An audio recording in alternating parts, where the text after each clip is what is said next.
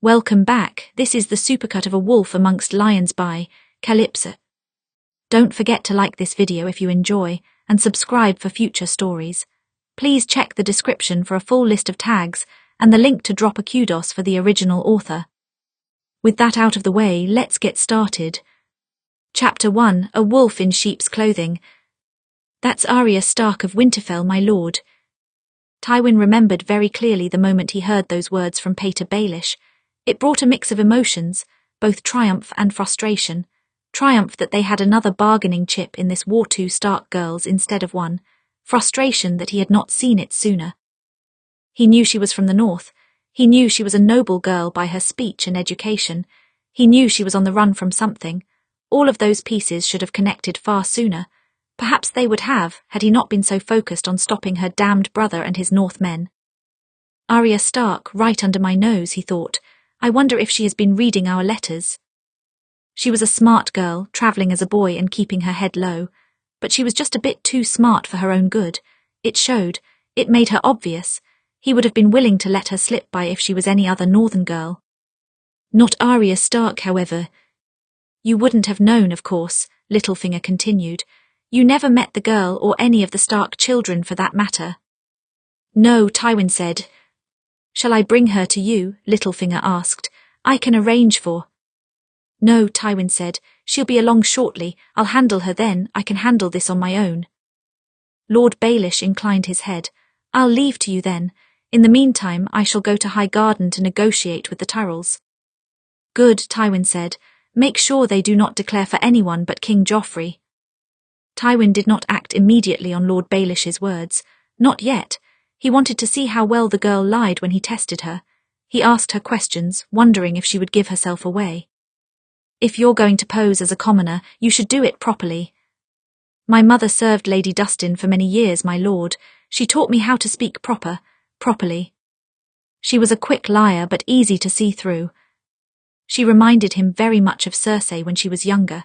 Daring and utterly disdainful of the role society laid out for her as a woman, yet as the daughter of a great noble house, there was very little that she could do. He let her play her game for a little longer, until the winds of war changed and it came time to move out again. When his generals left the room to prepare and Arya began to slip away, Tywin stopped her. Girl, come here a moment. Arya's mind was racing. Lord Tywin meant to ride out that night, and she had to find Jaqen before he did. If she could kill him, perhaps that would cripple the Lannister army in the fight against Robb. It was a good choice, she knew, the best possible choice for her third name. The Lord of House Lannister was surprising. She had heard many awful stories about him, and while he was certainly a man to be feared, she did not fear him as much as she should. She hated him, primarily for his name and for his campaign against her brother, but he had done little to wrong her personally. He was miles away when Joffrey took her father's head. His was a strange inclusion her list, because she did not yet have something to blame him for, but she would do it. She would find Jaqen and give him the name. Girl, come here a moment. Arya paused, fighting the urge to curse under her breath. She had to find Jaqen as soon as possible. Slowly she turned to face Tywin. Yes, my lord. Tywin motioned for her to sit across from him. It was clearly not a suggestion. Slowly, Arya moved toward the table, perching herself on the edge of her chair in case she needed to make an escape. He seemed to notice. Are you planning to run? Tywin tilted his head to the side. What do you think I am going to do with you? Arya shook her head. She didn't know, but something about this did not feel right. Do you mean to take me with you, as your cup-bearer? I do plan to take you with me, yes. Tywin held her gaze. What's your name, girl? You never said. The question threw Arya off guard. He had never asked and she thought he never would. She scrambled for an answer, saying the first name that came to mind. Jane, Poole, she managed. Tywin's mouth twitched. You seem uncertain of that. I'm not, Arya said firmly. It's Jane Poole. You're lying, Tywin said. Let's try once again. Tell me your name. Icy dread spread through Arya's chest and her hands shook. He looked at her with the eyes of a man who already knew the answer. Do you already know my name, my lord? She murmured. Yes, Tywin said. I do. I may not have known your face, but Lord Baelish did. You must have suspected he would. You got very tense around him. Arya swallowed a lump in her throat. Then she tried to bolt. He had predicted this. He stood at the same moment she did, holding her fast by her shoulders. She twisted and struggled in his grip, but it did not give. Her size worked against her here. He was much stronger than her. "Let me go," she demanded. "You know I'm not going to do that," Tywin said. Arya squirmed and tried to wiggle free, but his grip only tightened like a vice around her. "Settle yourself, Lady Arya. You'll never make it out of here without at least one of my soldiers catching you, and they might not treat you as kindly." Arya's heart beat a fast pace against her chest. She wanted to fight him off, to claw his eyes out. She wanted a wolf's form to break through her small human shape and rip out his throat, but caught in the lion's jaws, she felt more like a helpless girl. She stilled, drawing in a few deep breaths. He looked down at her. "Are you done?" Arya gave a small nod. Tywin kept his grip for a moment longer, then he let her go. "Good, sit." Arya sank slowly into her chair. "You've known since Littlefinger came." "Yes," Tywin said. "Then why didn't you mention it earlier?" she asked. "It was not necessary then," Tywin said, "and I wanted to see how well you would lie." Arya looked up at him. "How did I lie?" "Well enough," Tywin said, "for someone who comes from so honest a family." He tilted his head to the side. "You must hate me deeply. A wonder you did not poison my cup." "I hate your family," Arya agreed. "They killed my father." "King Joffrey did kill your father, yes," Tywin said. "It was a dreadfully stupid thing to do. Your father could have been the key to making peace with the North. I very much wish he was alive." "Not as much as I do," Arya murmured. Tywin observed her for a long moment. "No, not as much as you do." "I was there that day," Arya said. "Even after my father gave him his confession and said everything he wanted, he still took his head because the crowd wanted it." Her hands clenched into fists. "I would kill him if I could." "I imagine, but you can't," Tywin said. "Kings die all of the time," Arya said. "Everyone dies." "You should mind that tongue of yours," Tywin said. "Being so honest is what gets you Starks in trouble." "I'm already in trouble," Arya said. "You know my name. You won't give me a chance to escape." "I won't," Tywin agreed. "Will you send me back to King's Landing?" Arya asked. "I've thought about it," Tywin said. "I don't suppose it would be a pleasant experience for you, kept a captive in the Red Keep with your sister. Joffrey does despise you for that business with your wolf. I can't imagine he would treat you kindly. I don't think my daughter likes you very much either." "I don't like her," Arya muttered. "Yes, but she has more power in this situation, so how you feel doesn't matter," Tywin said. Arya shivered. Truthfully, the thought of returning to the Red Keep terrified her. What would they do to her there, now that her father was not around to protect her? Sansa was still alive. It amazed her that she had managed it this long. Arya wasn't sure how long she would last without wanting to throw herself from the tower. "I can offer you an alternative," Tywin said, "one that might be more favourable to you." Arya raised an eyebrow. "Will you let me go?" "Of course not, I'm not stupid, but I might need you as a bargaining chip on the battlefield. You could continue to pose as my nameless cup-bearer for a time. I won't let you out of my sight, and neither will my generals." He leaned forward.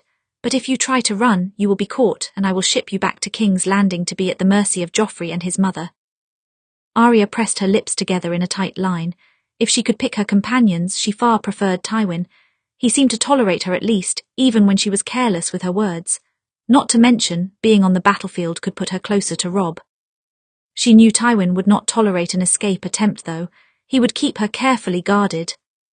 "Well," Tywin asked. Arya nodded once. "I will take your offer, my lord." Tywin nodded once, as if he expected this. "I don't imagine you have any possessions to gather." Arya shook her head. Everything had been taken from her long ago. Her sword, her family, now her freedom. She had nothing left but her own name. Even that seemed cursed. "Good," Tywin said. "We ride tonight." Chapter 2, A Bold Pawn. The girl changed everything about this war, though she did not even know it yet. Suddenly, Tywin had a second bargaining chip, one that no one else knew about. He could bring her out at any time, whenever it most suited his needs. She was a pawn on his board now, and he knew she must hate him for it. She would hate him more before this war ended, especially if he used her against her family. There was still the matter of Jaime, of course. He could not use the Stark daughters to sue for peace when the Starks had Jaime.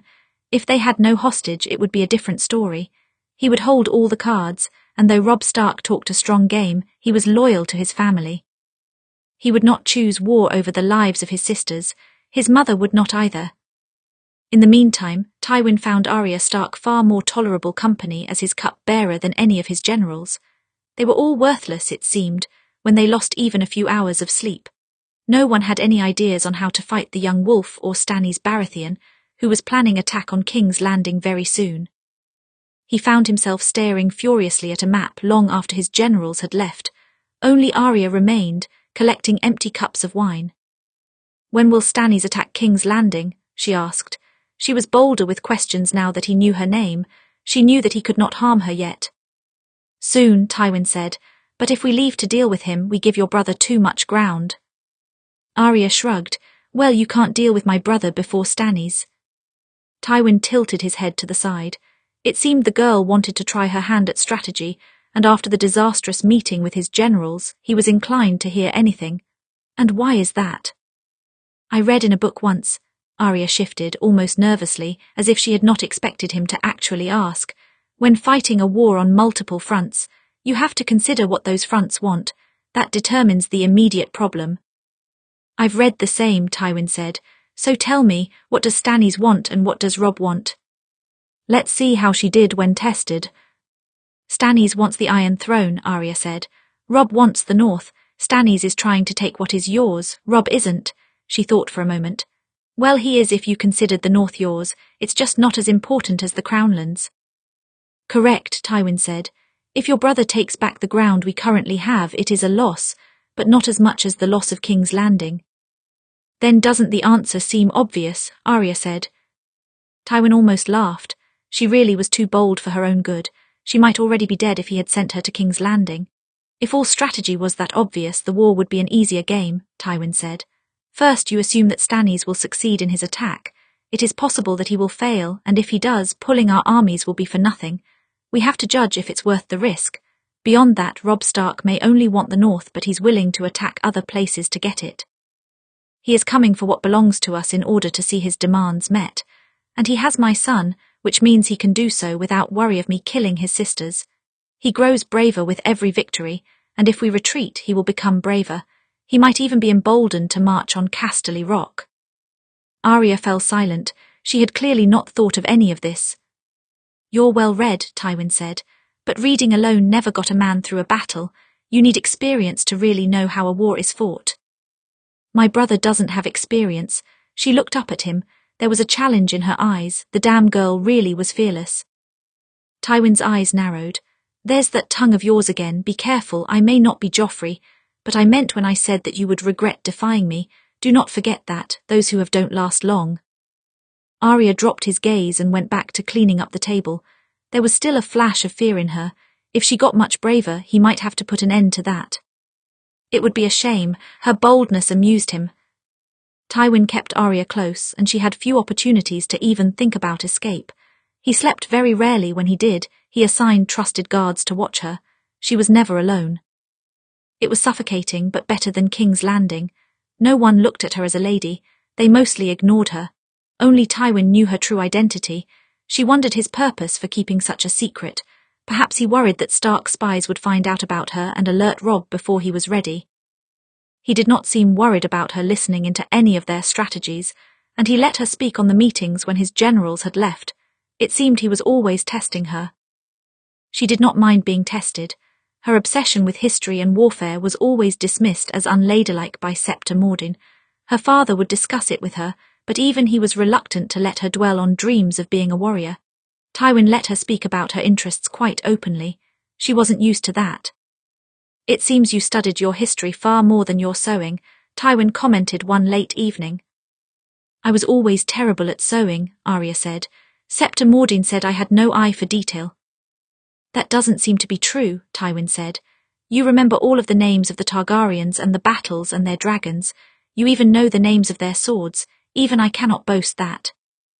"It was the wrong kind of detail for me to know," Arya said. "But yes, I remembered. I always wanted a dragon and a named sword." "Naturally you got neither," Tywin said. "That's not true," Arya said. "I had a sword with a name. My brother gave it to me, I called it needle. Tywin laughed once. His laughs always sounded harsh and joyless, like he hadn't practiced them enough. I thought you weren't good at sewing. Arya almost smiled in return. I was getting good with that needle. I had a teacher. Father called him a dancing master so that no one would know. Did he? Tywin said. Where is this needle of yours now? One of your men took it from me, Arya said.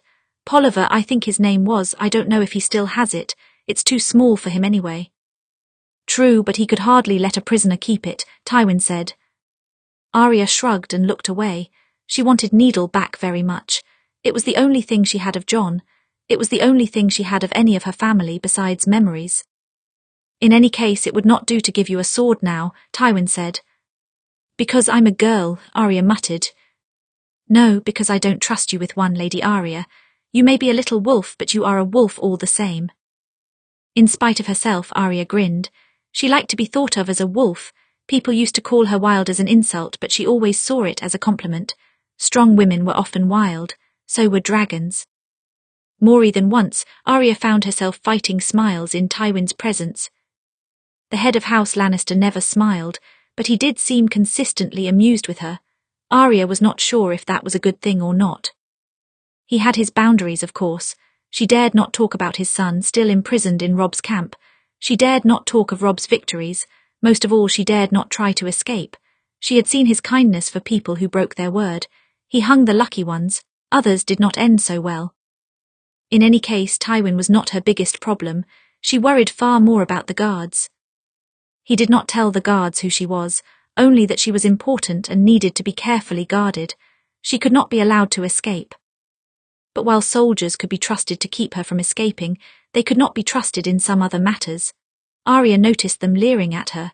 They had begun ever since they found out she was a girl. More than one asked if she was a woman grown. She did not reply. A man named Ryder was the very worst of them. He asked her all sorts of queries about who she was, but also far more invasive questions.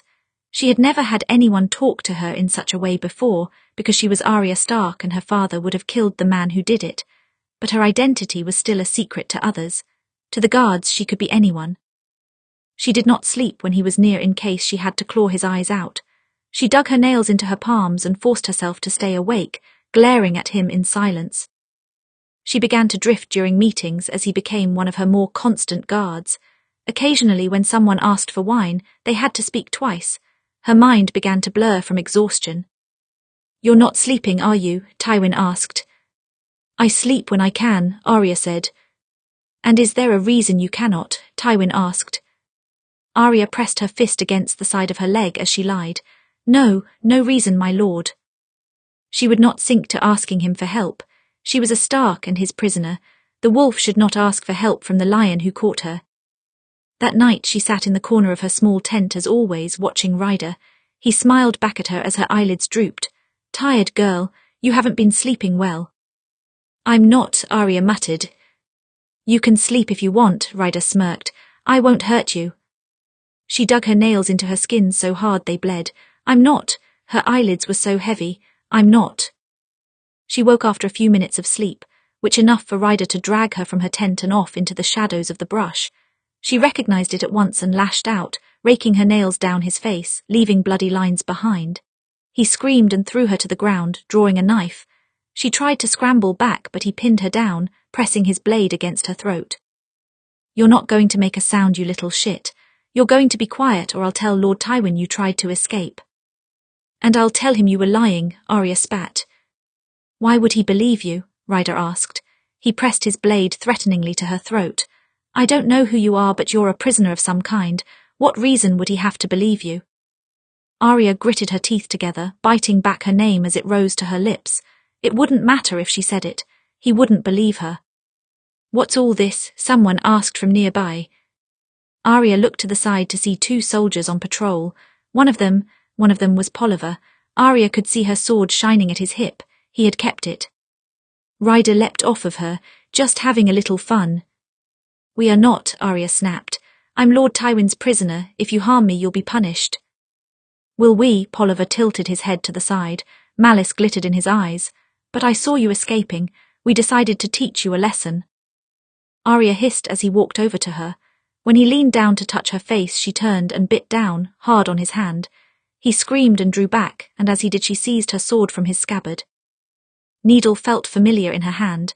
Though they had parted long ago, she remembered her grip, and she remembered her teacher's words. Every one of them. What do we say to the god of death? Not today. The other guard came at her from behind to grab her. She spun the sword and jammed it backward on instinct.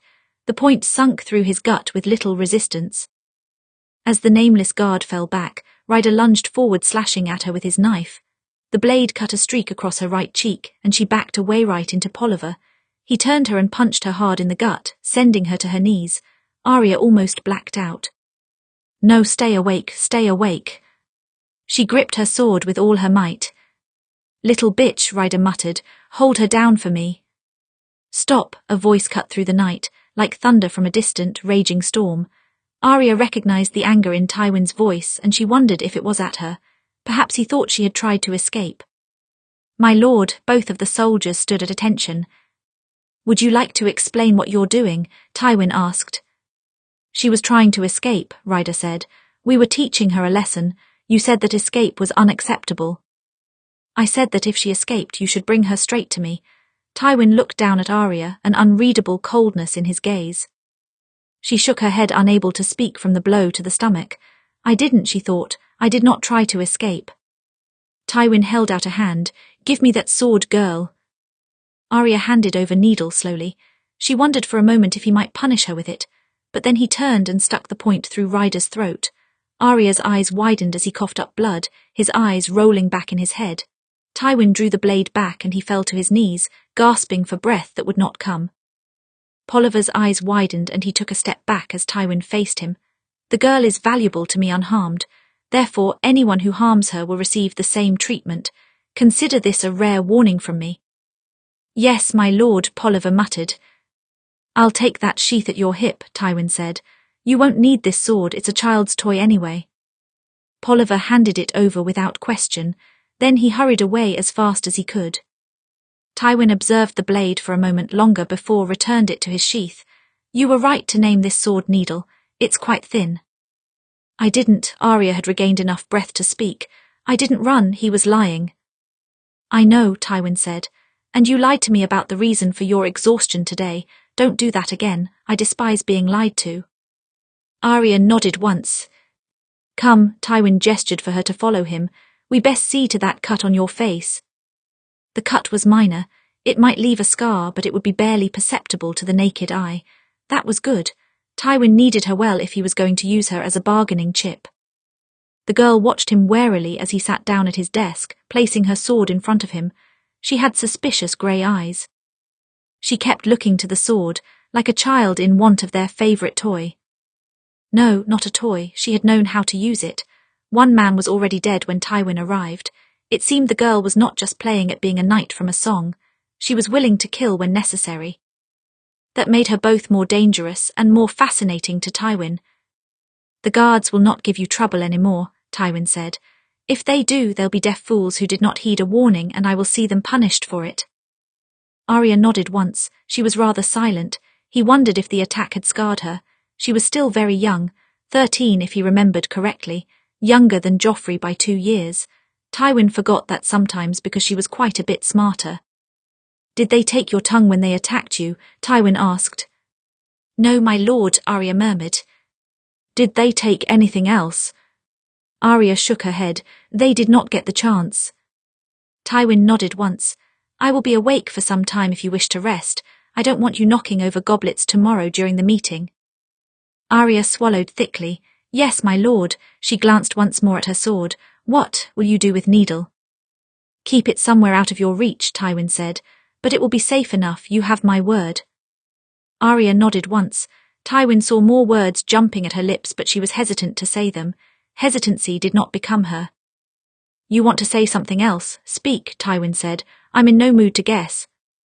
Arya looked away, down at her hands. Nothing, just, she released a breath. Thank you, my lord, for intervening. Ah, so that was it. Retorts and dangerous comments came so easily to her, but thanks stuck in her throat, like she had never tasted the words before. Tywin supposed it was not often a wolf had cause to thank a lion. particularly a captured wolf. "You do not need to thank me," he said. "You're too important for me to leave you to my men. They could have damaged you and my son could pay the price. Understand?" Arya nodded, seeming satisfied with that answer. It put her out of his debt. "Good," Tywin said. "Now sleep, I won't ask again." She obeyed, finding another corner of the tent where she could rest. Tywin kept an eye on her until her breathing steadied a clear sign that she had fallen asleep. Then he returned to his papers. This had been a very long war for both of them, and there was still a lot of war yet to come. Chapter 3: Turning Point. Lord Baelish turned out to be useful after all. His negotiations with House Tyrell, particularly with Lady Olenna and Lady Marjorie, earned the Lannisters the army they needed to crush Stannis from behind at the Battle of Blackwater. Meanwhile, Tywin could leave most of his army in the Riverlands to hold the line against the north. One threat was dealt with. The Baratheons were gone or scattered and the Tyrells brought to heel. It left them an opportunity to focus on the Starks. Arya Stark had clearly done the math on this fact. She looked more nervous of late as she listened to the battle meetings. He caught her glancing over her shoulder whenever she heard mention of her brother. There was a possibility that the war would turn, and Tywin imagined she was picturing the rest of her family's heads on spikes beside her father's. She had every right to be worried, because the Stark boy had recently made some very crucial missteps in this war. First, he had executed Richard Karstark for killing 2 young Lannister hostages. It was a proper punishment for disobeying orders, but it lost him a sizable house of allies. Second, he had married some low-born girl for love rather than keep his vow to Lord Frey. That was unexpectedly dishonourable of Robb Stark, though expectedly stupid of a 17-year-old boy. It gave Tywin satisfaction to see that the boy was not immune to incompetence. Walder Frey did not appreciate this slight, and was more than willing to speak with Tywin on the matter. Third, he had gone and given the Greyjoy ward power in his army, and the Greyjoy boy turned on him and joined his father in rebellion. Robb Stark's home was under attack, and his younger brothers held hostage. He was stupid to trust a Greyjoy in the first place.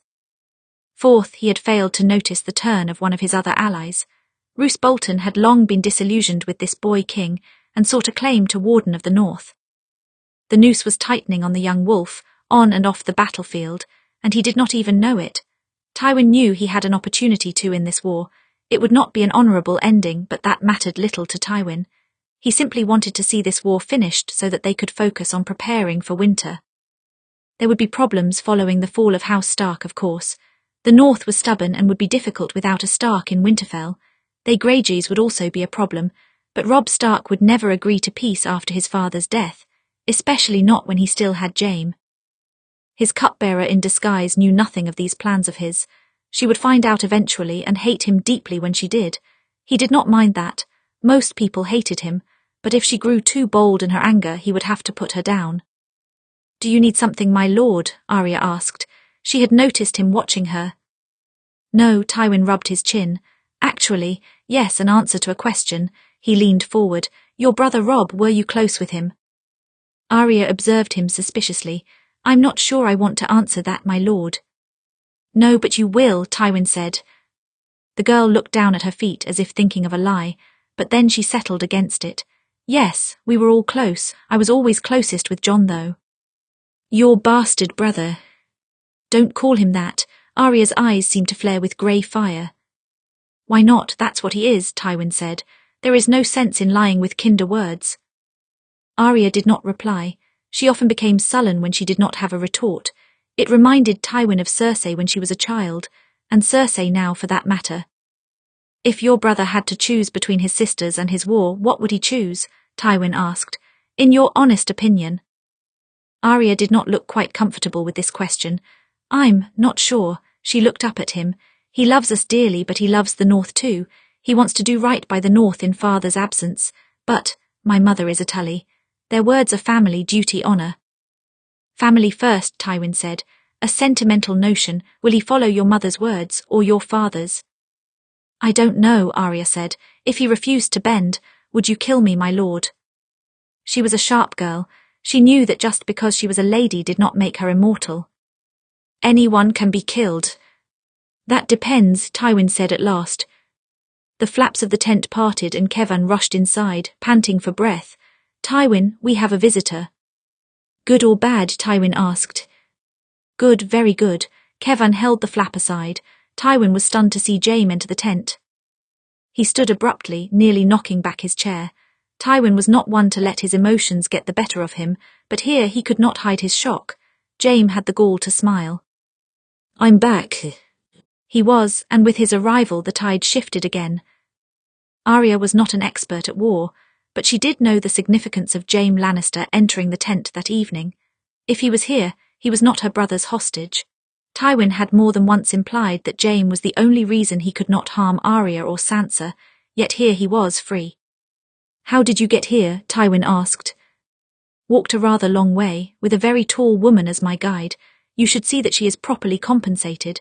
She did a fine job protecting me on the way. Jaime Lannister sat down in front of his father's desk.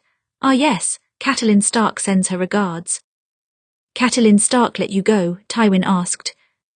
Yes, she wished for me to negotiate for the release of her daughters, Jaime said. I don't think her son would approve. Nonetheless, if we consider this an exchange of hostages, it would be in good faith to return at least one girl. Arya looked up, hardly daring to breathe. Return one girl. Could she truly return home? The thought made her whole body feel lighter. It would be, if we didn't still have a war to win, Tywin said. My willingness to release her daughters depends entirely on whether or not they will accept my peace terms. Releasing you was stupid. It's wonderful to see you two, father, Jaime said. I'm all right, by the way, unharmed, I'm sure you were wondering. Tywin gave Jaime a glare that would have shattered most people like glass, but Jaime was Tywin's son. He was invincible to such things. Funny, for as much as Tywin claimed to care for his son's well-being, he was awfully cold to him. Arya's father was never so cold to any of his children. As it happens, I was wondering, Tywin said. I've been doing my level best to win this war without provoking Robb Stark to harm you in any way. You've been an obstacle for many months now, so don't be smug with me. You're full of warm words as always, Jaime retorted. Warm words don't win wars. I hear they can be nice from family. If you want warmth, you're welcome to continue south to King's Landing. I still have work to do here. For a moment, a silence fell between them. Arya realized she had been completely still for the last minute, frozen in the middle of cleaning a goblet. Jaime seemed to notice, and she quickly went back to cleaning. Your cupbearer is rather attentive to our conversations, Jaime said. Have you considered he might be a spy? She is not a spy, Tywin said, seemingly glad for a change in topic. Come here, girl. Arya swallowed hard, cautiously approaching the table. She felt the Kingslayer watching her, as if trying to place her face. Jaime, this is Arya Stark of Winterfell, Tywin said. I believe you've met. Jaime's eyebrows shot up. 7 hells it is, I didn't recognize her. Arya cleared her throat. That's not surprising. We never spoke at Winterfell, my lord. No, I think I saw you running around with a helmet on in the courtyard once, Jaime said. Arya's mouth twitched. That does sound like me, sir. We have something in common, you and me, Jaime said. I was a hostage to your family and now you're a hostage to mine. But my mother wanted you to negotiate for my return, doesn't she? Arya said. Yes, Jaime glanced at Tywin, but you see who I'm negotiating with. Tywin did not take the bait of Jaime's comment, and he did not cut their conversation short either.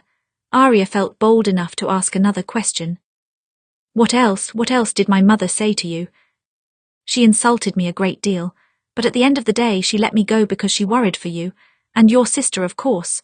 Jaime tilted his head to the side.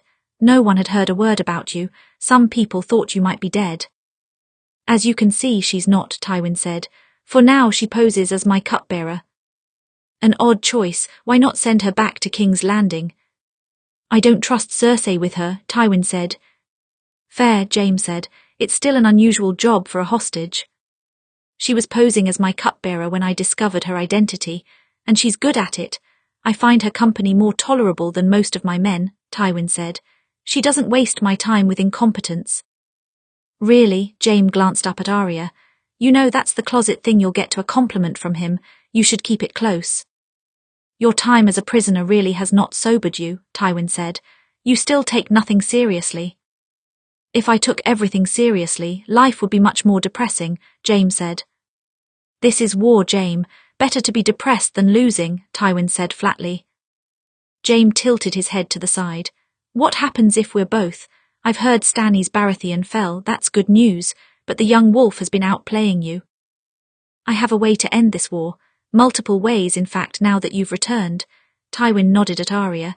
She has just become much more useful bargaining chip. Robb Stark no longer has anything he can use against me. Arya swallowed hard. It seemed she would no longer be a cup-bearer soon. In fact, depending on negotiations, she may not even be alive soon. Arya dared not ask about Tywin's ways to end the war for the rest of the day. She kept her head down and her tongue silent. It wasn't that she wasn't curious. She wanted to know more than anything, but she feared for the lives of her family. And for her own as well. He noticed her silence. Tywin Lannister was an observant man and he missed nothing. You're quiet today. I can see you turning over the future in your head. I'm not, Arya replied. I'm not thinking about anything. You're lying to me again. What did I say about lying to me? Arya looked up at him, not to do it. Good, I'm glad your memory is still sound. Tywin indicated the chair in front of his table. Sit. Arya slowly put down the pitcher and went to sit down. Her heart hammered against her rib cage. Foolishly, she had hoped he would forget all about her if she was just silent. She hoped she might turn into a shadow. Shadows did not have to face their fate. Ask the question you've been wondering, Tywin said. Arya bit her lip. How can you end this war? You said you have more than one way. I do, Tywin said. Is there a way that does not end with most of my family dead? Arya asked. She felt her hands shake as she asked the question. If he answered no, there was little she could do to stop him. Tywin was something like a storm, inevitable and merciless. Tywin observed her for a long moment, letting the question hang in the silence. Then he nodded once. Yes, there is a way. Arya released a breath. Of course, I don't know if your brother will take it. He has proven very stubborn, Tywin said.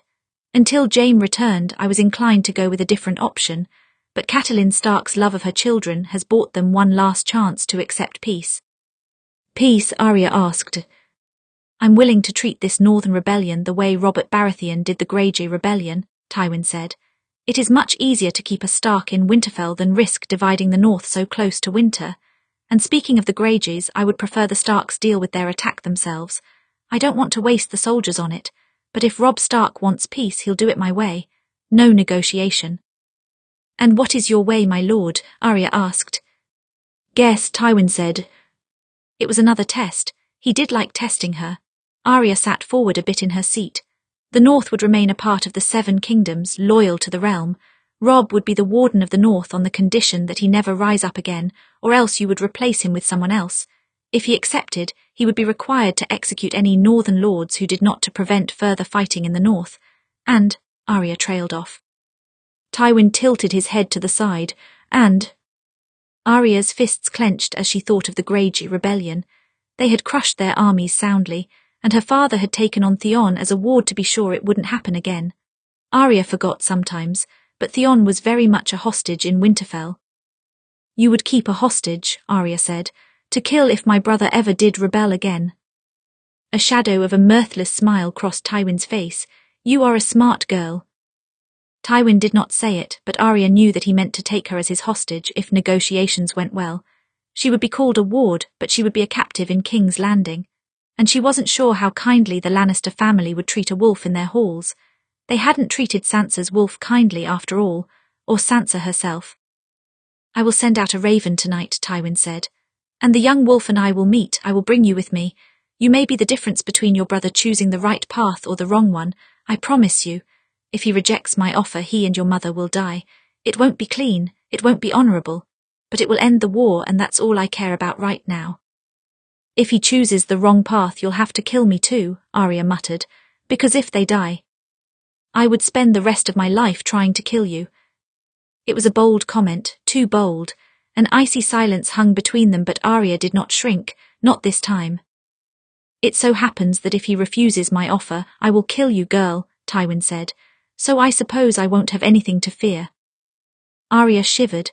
Of course, that was why Tywin would bring her with him to negotiate, so that he could use her death as a threat against Robb and her mother. If your brother had to choose between his sisters and his war, what would he choose? Arya still did not know the answer to that question. She raised her chin. I'm not afraid to die. Yes, you are, Tywin said. Everyone is afraid to die. Even if you weren't, you fear the death of your family. This is not just about you, it is about them as well. Think on that before we ride tomorrow. Arya hated him in that moment, the way he saw through her, the certainty of his words. She always wanted to be a hero in a story, utterly unafraid to die a glorious death in battle. Yet those were only stories. The heroes probably cried out in terror at the moment of their demise. And even her father had looked afraid before the end. Chapter 4: Family and Honour. Through letters, Tywin Lannister and Robb Stark agreed on terms of meeting. They agreed on how many men they would bring. They agreed on the place. Tywin sent spies to be sure he would not be tricked by the boy. Robb was far more willing to use tricks than his father in the field of battle. Tywin respected that to a point, but he would not fall for any more of his games. In this case, Robb Stark kept his word. From the hill, Tywin could see the few Stark tents pitched. It seemed to be the agreed-upon amount. Tywin had brought Jaime with him, mostly because he fully expected the Stark boy to lie and claim he had his son hostage still. Beyond that, he brought the best soldiers in his guard, and the girl. She sat on a horse between him and Jaime. Her face was vacant and calm, as if she was not worried at all about the discussion to come, but Tywin could see the pale white of her knuckles as she gripped her saddle. She was afraid, for her family and for herself. Tywin would not enjoy having to kill the girl if it came to that. He would do it himself, and he would make it clean and quick, but it would be a shame to lose her as his cup-bearer. Hopefully, the threat of losing a daughter would compel Catelyn Stark to see his side. In his mind, he already knew how some of this negotiation would go. They would call him dishonourable, as most Starks did, as if honour had any place at all in war, but in the end, if they were smart, they would accept his terms. Their lives, the survival of the Stark family, depended on this night. It was the first time Tywin had actually seen Robb Stark face to face. He looked more like his mother than his father, with hints of Tully red in his brown hair. He had the Stark eyes, though, the cold grey of the north. Tywin recognised those same eyes in Arya Stark. His expression was fierce when Tywin entered, but he remembered his courtesies. This was a truce, and there would be no blood shed in this tent. It would be a tremendous dishonour if there was, and no Stark would break such a vow. Tywin would if it suited him, so would the Freys and the Boltons. This meeting would determine if he needed their services. "I was surprised to receive your letter," Robb Stark said. "You know my terms. Unless you wish to accept them, there will not be peace." He took a hard stance to begin. It was smart and would intimidate most men. But Tywin Lannister was not most men. "I've read your terms. At one point perhaps you had the leverage to bargain for them. Now you do not." "We've won many victories against your armies," Robb said. "A few losses, but nothing compared to yours. Why shouldn't we keep fighting and winning?" "I suppose it depends on how much value you put on your sisters' lives," Tywin said. "You may have my sisters, but we have your son," Robb muttered. "So careful about making threats." There was the lie Tywin was waiting for. He spoke with such confidence that Tywin might have believed him if he did not know better. "Really? And where is it you are keeping my son?" "I wouldn't tell you that, Lannister," Robb said. "That's all right, you don't have to," Tywin said, "because you don't have my son." He glanced over his shoulder, and Jaime entered the tent, removing his helm. He looked more the part of Lannister now that he had cut his hair and shaved his beard. He was no longer ragged from his time as a prisoner, and he looked more than a little bit smug as he stared down the king in the north. "Hello again, Lord Stark." Robb glared at him, and Catelyn Stark gripped the edge of the table. "Did your son also mention that I was the one who sent him?" she asked. "Or did he break that vow?" "Always assuming the worst about me, aren't you?" Jaime asked. "Yes, as it happens, I did tell my father that you sent me and what you wanted in return." And Lady Stark looked to Tywin. She wanted her daughters very much. Her love of them had driven her to a tremendously stupid decision that worked very much in Tywin's favour. "And it is only because you returned my son that I offered this meeting," Tywin said, "to discuss the future of this war and your family in Westeros." "Don't pretend you hold the cards here, Lannister," Robb said. "We still have more victories." "Victories on the battlefield are not the only way to win wars," Tywin said. "I assure you that I know how to win wars without them. You've proven a capable commander, willing to take calculated risks. I respect your efforts on the battlefield, but I will not entertain them anymore." "If you can win the war, then why offer peace at all?" Robb asked. "I know your history, Lord Tywin. You've broken many people who defied you and your family, and you did so without mercy. If you wish to make peace with me, there must be a reason." "Of course there is," Tywin said. "Keeping a Stark in Winterfell is always preferable. If I place anyone else at that seat, it will split the North. I'll have to handle the Greyjoy rebellion on my own as well. I'll do it, but I prefer not to waste more Lannister lives on those tiresome fools. According to your own words, winter is coming, and I don't intend to fight the North in the cold." "Then perhaps you should give us our independence," Robb said, "and you won't have to do so." "How well do you think you'd do in independence?" Tywin said. "The North has grown dependent on resources from the South during winter over the many years belonging to the realm. Since you have been in war, you have not been able to gather as many crops before they turn. Without help from the crown, your people will starve. How will independence taste to them then?" "I don't claim it wouldn't be hard," Robb said, "but Northmen are hard people used to dealing with cold. We will make do." "Perhaps you will, and when the summer comes again, my armies will be stronger," Tywin said. "This is assuming I let you live until the summer, which I would not." "I cannot bend the knee to the boy who murdered my father. It is out of the question," Robb said. "Then let me give you a reason to bring it back into the question." Tywin stood, snapping his fingers at Jaime, who opened the tent flap again. Arya Stark stepped into the room. The effect was immediate. Catelyn stood abruptly and Robb Stark's mask dropped. He had hit a nerve with both of them, and thus it revealed their weakness. Now it was time to see how useful a pawn Arya Stark could be. It had been nearly a year since Arya had seen her mother, and she wanted nothing more than to run to her. The moment her mother stood, she stepped forward on instinct, but Tywin grasped the scruff of her tunic and forced her to his side. His hand was like a vice, and she could not hope to squirm away. "I will not be afraid," she told herself. "I will be strong." Yet her hands shook. "Arya," her mother's voice cracked, and tears rose to her blue eyes. But those tears burned like fire when she looked up at Tywin. "If you have harmed her—" "Calm yourself, Lady Stark. I haven't harmed her," Tywin said. "You can ask her yourself if you wish." Robb clenched the edge of the table hard, looking like he wanted to overturn it, but he stayed seated. "Arya, have you been mistreated at all?" "No," Arya replied. "I'm all right, promise." "There, you see," Tywin said. "You can't say the same of some of the Lannister hostages you took. Your men killed them." "And I punished them for it, as you might have heard," Robb said. "No, which is why I did not punish the girl in kind," Tywin said. "Now let us be clear, I hold every card. I have 2 Stark daughters, one in King's Landing and one here. I have a larger army now that we have allied with the Tyrells. I have more resources for when the winter comes. This is my last offer."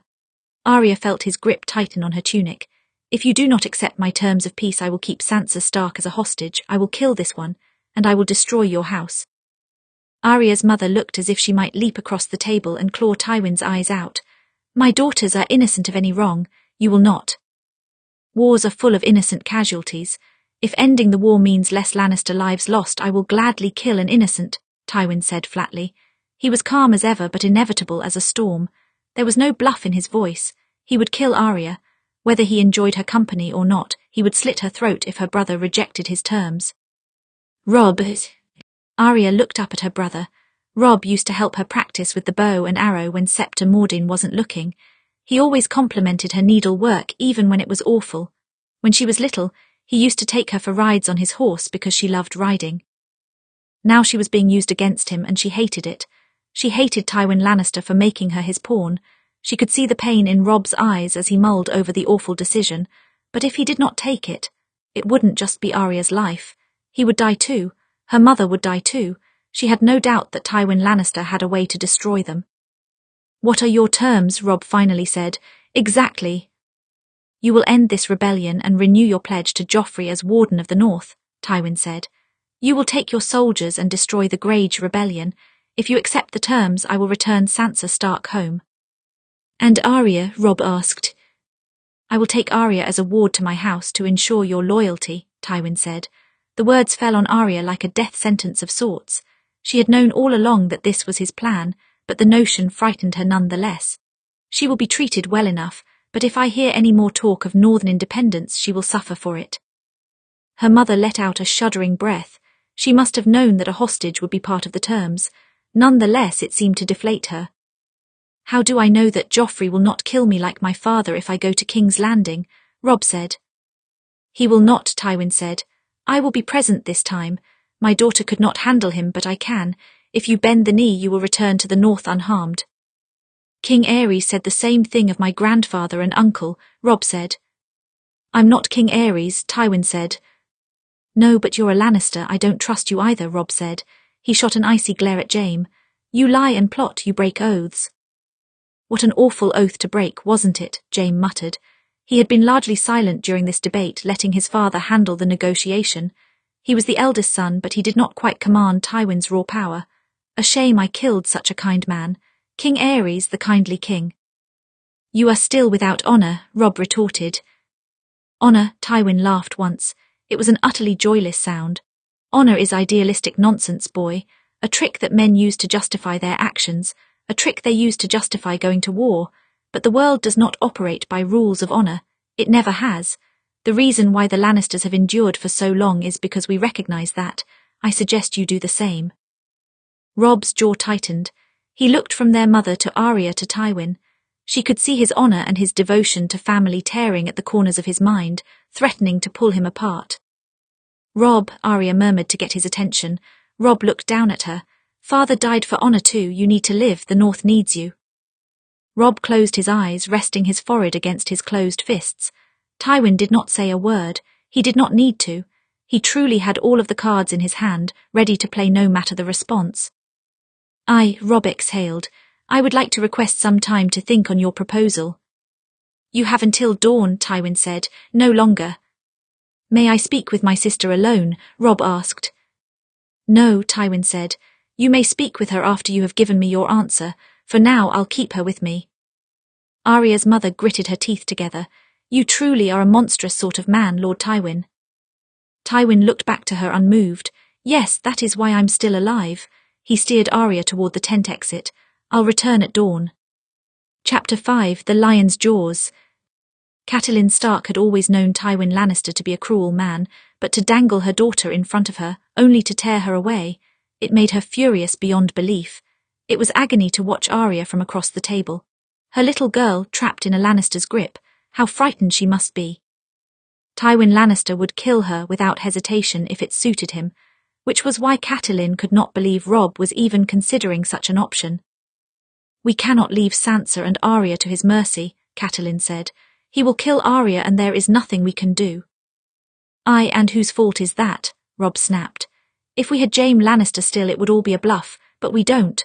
I have nothing to use against him. I don't even have those Lannister boys, not that he would trade for them. I was thinking of the girls, Catelyn murmured. You were thinking too hard of them. We could have gotten them back if we just kept winning, Robb said. At best, we will get Sansa back, but no matter what we choose, Arya suffers. She either dies or she becomes a damned hostage. I know that, Robb, Catelyn said. I heard his terms. You don't think I know what I've done? She shook her head. I was desperate.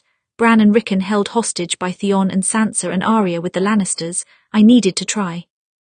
It didn't do much good, did it? Robb asked. It did something, Catelyn said. Tywin Lannister offered us peace. He would not have done so if I hadn't given him Jaime.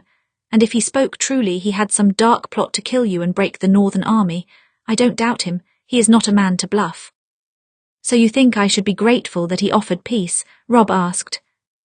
Yes, it is something he rarely does, Catelyn said. It's only your name that brought you this talk. He recognizes that it is easier to keep a Stark in Winterfell, especially with winter on its way. And keep a Stark in his halls to kill if we step out of line, Robb said. What happens if this is a trap? Perhaps it is, Catelyn said. Perhaps it's not. Are you willing to risk your sister's life for it?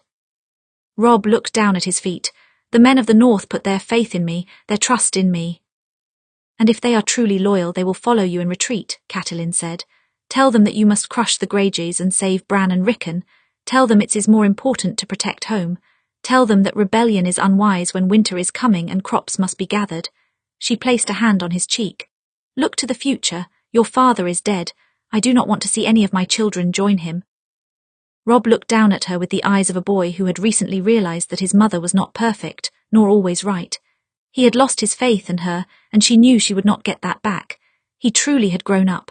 It was a painful thing for Catelyn to see, yet she was so proud of how far he had come. You promised me that we would kill them all one day, he said at last. One day we will, Catelyn vowed. But there is wisdom in patience, Robb, and revenge will never be worth more than family. You know your father would say the same. Father is not here, because of Joffrey, Robb said. What would he say if I bent the knee to him? What would he say if you allowed your sister to die? Catelyn asked. Robb fell silent. To that he did not seem to have an answer. The camp was quiet that night, and tense beyond belief. Only Jaime's father seemed calm as he sat at his desk, writing letters. It seemed Tywin often wrote letters these days, often with the purpose of starting and ending wars. He had such a reach over the kingdom that a single raven from him could alter the course of the country. Jaime could never imagine having that sort of power. His father wanted him to become the man he was born to be, but if that meant becoming like Tywin, he wasn't sure he could manage it. His father had 10 times his ambition and 10 times his ruthlessness. Jaime had no desire for power or Casterly Rock, but even though he had donned a white cloak, his father still considered him his heir. You're calm tonight, Jaime said. You don't seem worried about their decision. It doesn't matter either way, Tywin said. I will be able to end this war whether they accept my terms or not. One road is slightly cleaner, but I have a plan for both scenarios. Naturally, Jaime said, but I'm sure you have a preference. Tywin looked up at him. Why would I have a preference? His father's expression was stony and unreadable, to everyone except perhaps his children. Jaime had studied his father for a long time, and he knew the nearly imperceptible difference in his moods. Jaime shrugged. Why take Arya as a ward rather than Sansa? What do you mean? Tywin asked. If Robb Stark accepts peace, why take Arya as a ward? Sansa would technically be more valuable. She's the eldest Stark daughter, and she's already in King's Landing. From what I've seen, she seems much more docile than her younger sister, so why not keep her? I offered Sansa back to the Starks because she is more valuable. It makes them more likely to accept the offer, Tywin said. So you do have a preference, Jaime said. Tywin set down his pen, leaning back in his chair. What is the purpose of these questions, Jaime? Maybe I'm just trying to figure out how your mind works. You've always encouraged me to follow in your footsteps, Jaime said. Don't play games with me, Tywin said. Say what you mean or leave me be. Jaime held his gaze. You like that girl, Arya Stark, you don't want to kill her. He expected his father to deny it. But then Tywin was always a brutally honest sort of person, even with himself. No, I don't want to kill her, he said. But I will. I will do what needs to be done, whatever the Starks decide. What I think of the girl doesn't matter. Jaime exhaled. His father really never let weakness show. He wondered if Lord Tywin Lannister still experienced emotion like everyone else, or if his heart had turned into an empty husk from years without use. If you truly want to know how my mind works, then know this, Tywin said. It's never personal feelings or glory or goals that matter. It's about the family. It's about the Lannister name. If you want to truly serve the family, you must be willing to put aside every one of your selfish emotions. Jaime shook his head, a mirthless smile on his face. That's a nice idea, father. You should tell that to Tyrion. Tywin's gaze hardened, and in an instant Jaime knew he had overstepped. Get out now. Jaime did not protest. He wanted to escape the conversation anyway. It was true, his father wanted nothing more than to serve the family. Personal emotions didn't matter, he said. Personal wishes and grudges should be cast away. But those words didn't seem to matter when it came to his blind hatred of Tyrion. Tyrion would always be the breaking point for Lord Tywin Lannister's rationality. At least Tywin had a breaking point. That meant he was as human as everyone else. Arya felt smaller than usual sitting on the floor of her small tent. It was late, but she knew she would not sleep. She would spend the whole night waiting for the dawn, waiting for her brother's decision. She wondered, not for the first time, what it would be like to die. How much would it hurt and where would she go afterwards? Would the god of death be a man or a shadow? There is only one thing we say to the god of death, not today.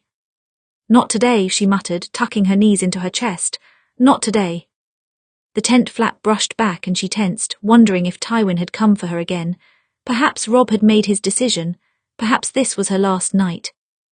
Instead, Jaime Lannister entered the tent. She started to rise, but he held out a hand. Don't get up. Arya swallowed hard, looking away.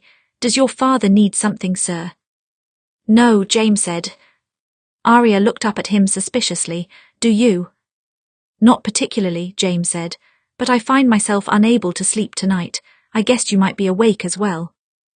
Of course I'm awake, Arya said indignantly. Why would I sleep if I could die tomorrow? Hence my guess, Jaime said. You shouldn't worry too much, my lady. I doubt your brother will sacrifice you for his war. He seems like a good lad. Robb is worth 10 of any of you, Arya said firmly. Fear of death made her bolder. Why should she fear speaking her mind when her throat could be cut tomorrow? Depends on what you count as worth. But yes, probably, Jaime tilted his head to the side. Do you speak so bluntly with my father? Yes, when I'm feeling brave, Arya said. Jaime laughed once, sitting down on the stool in front of her. I would call that brave or stupid. Most people wouldn't dare say a single word against him. It's a wonder he likes you so much. Arya's brow furrowed. He doesn't like me, I'm his hostage. His hostage whom he keeps as a cupbearer, Jaime said. If he didn't like you, he would have sent you off to King's Landing long ago. My father doesn't keep company with people he doesn't like. Arya did not reply. I know it's hard to tell, Jaime said. I'm not sure he remembers how to smile, and laughing. That's even rarer, it always sounds so forced. He leaned forward.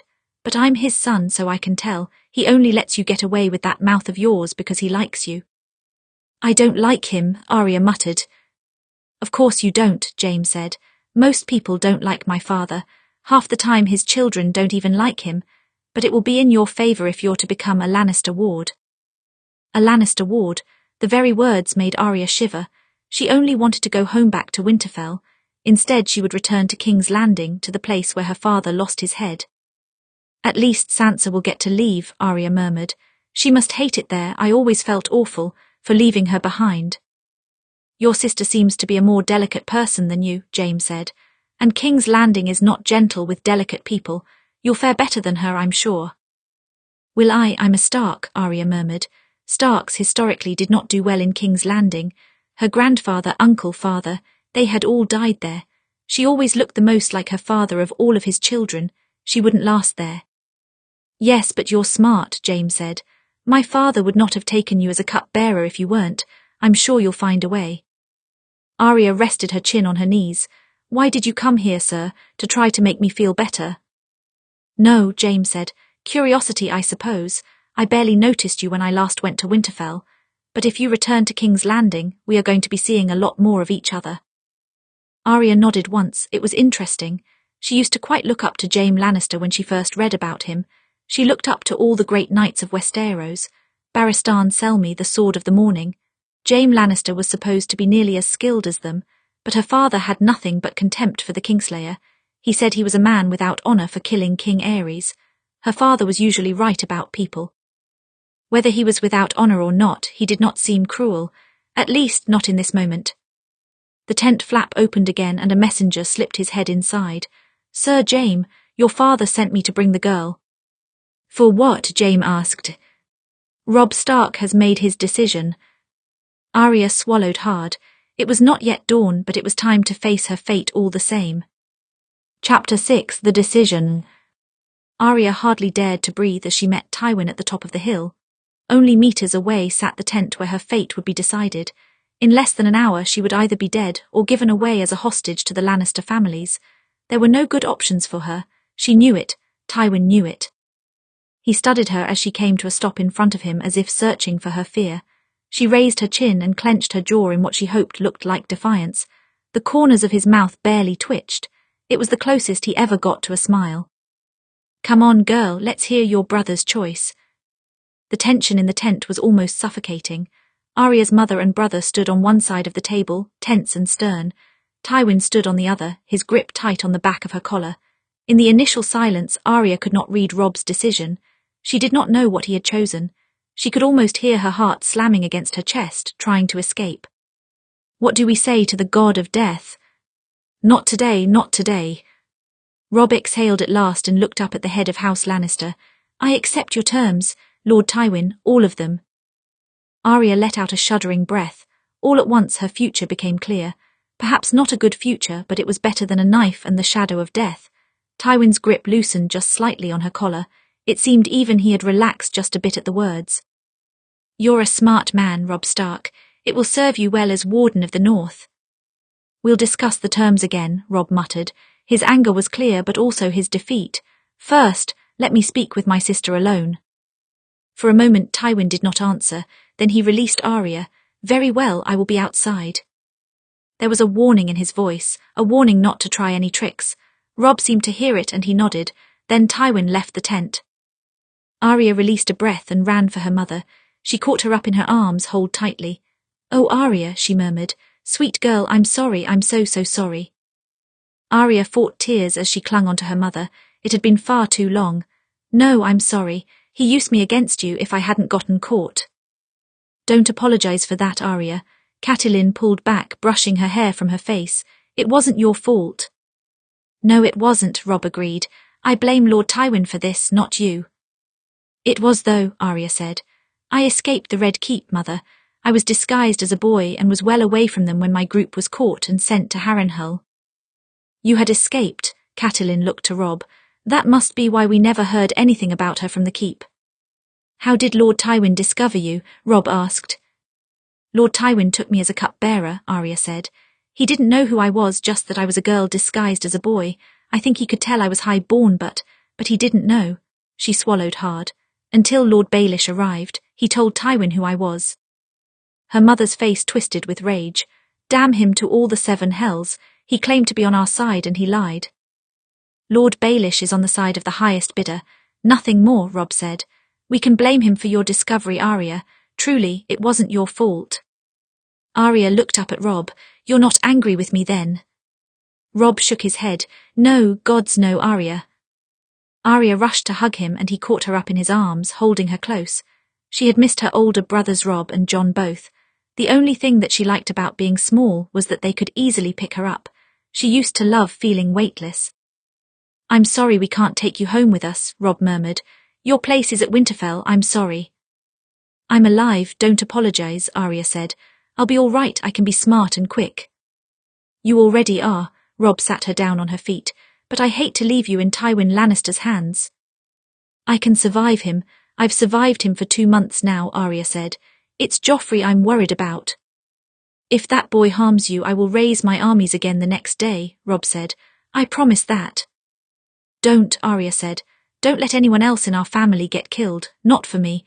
Besides, you need to save Bran and Rickon first. I'll be all right. Oh, Arya, her mother murmured. The heartbreak in her voice weighed heavy on Arya's shoulders. You've always been so fearless. You left the worrying to everyone else. Arya forced a smile. She did not say how afraid she truly was. She did not want to worry her mother anymore.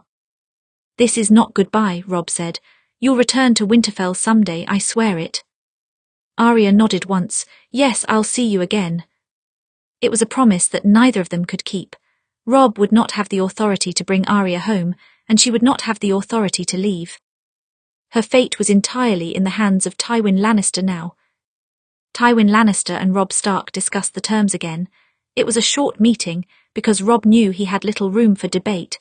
The only real question was the timeline of the terms. Robb Stark swore loyalty to the crown in that tent, but it would be some time before he made it to King's Landing to bend the knee. First, he would secure the north by crushing the Greyjoy rebellion. Once the Greyjoys were brought to heel, Tywin could install someone there without a tendency for stupid uprisings. He would kill all the Greyjoys. They had already had one chance for peace, and they had ignored it. Once the final rebellion was crushed, the War of 5 Kings would be at its end. Stannis on the run and Renly and Balon in the grave. Robb Stark would then ride to King's Landing to bend the knee to Joffrey officially. Meanwhile, the Lannister armies would return home. Tywin would take Arya Stark with him and send Sansa Stark back to the north. Robb would send trusted men to King's Landing to escort her. It had all worked out rather well, which was a welcome change from the past few months, and it cemented Tywin's legacy. He had ended many wars and rebellions in his lifetime. He crushed the Reynes and the Greyjoys. He helped Robert's rebellion to success and gave him that bloody Iron Throne. And now he ended the War of 5 Kings. History would remember the Lannister name as one of strength. The lords of the present would not feel the same. The Starks, the Greyjoys, the remaining rebel Baratheons, they would all hate him and curse his name. He was used to such things. What truly mattered was the bigger picture. Even if every soul on earth hated him, including his family and his children, it was the future that mattered.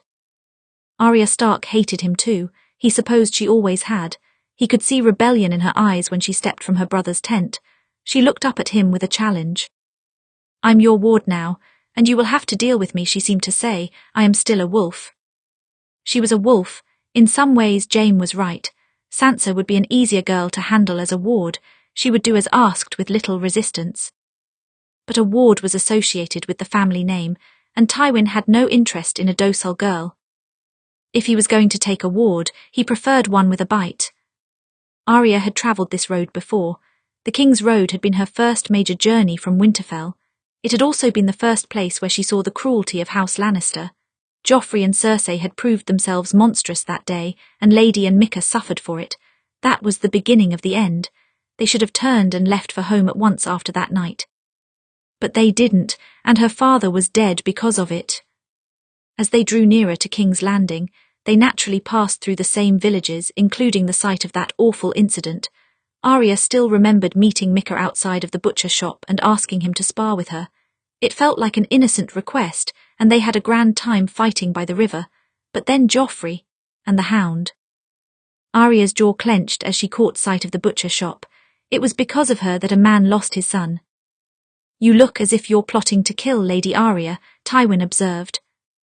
Arya sighed. Was there ever a moment when he didn't notice a shift in her expressions? Perhaps she was too easy to read.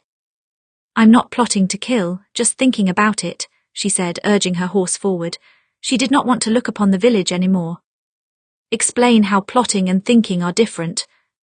"Plotting involves a plan, thinking is less solid." "Insightful of you," Tywin said dryly. "And what has you thinking of killing?"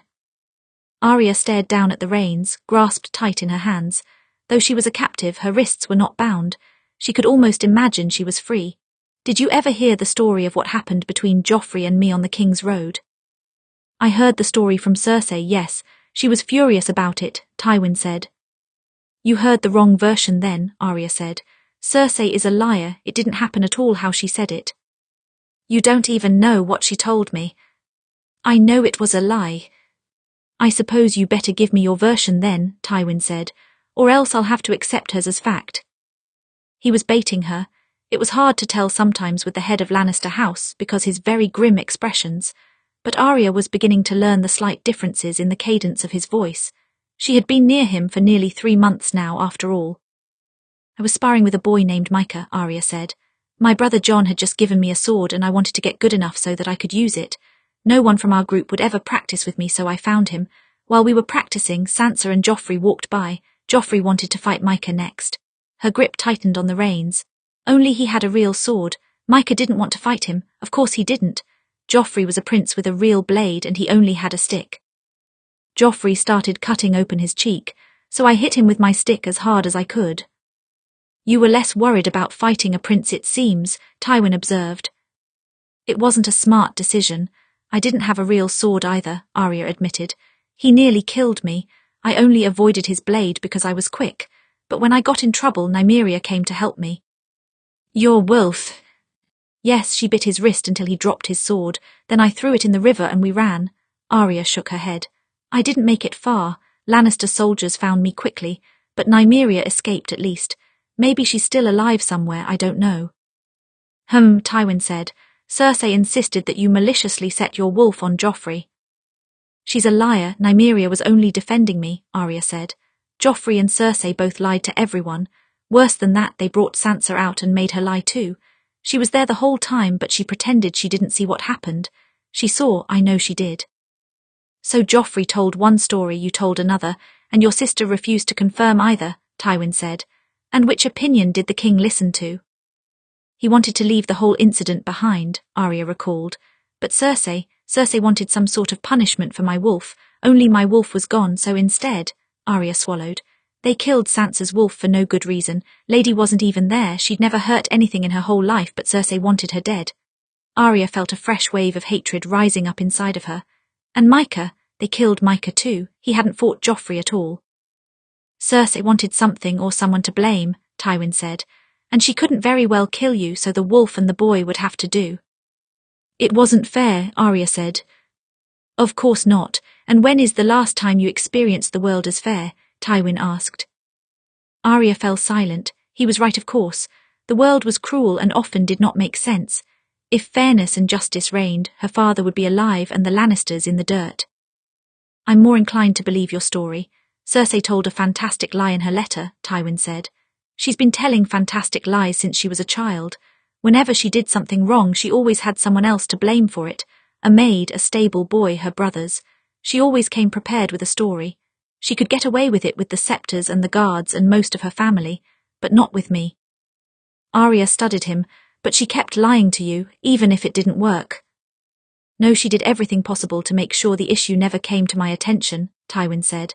I was Hand of the King at the time. I was trying to run a country. It was easy enough for her to convince others that I did not need to become involved. Every successful lie she told, the more overconfident she grew. He shrugged. Now she's a transparent liar, but she's powerful enough that no one can question it.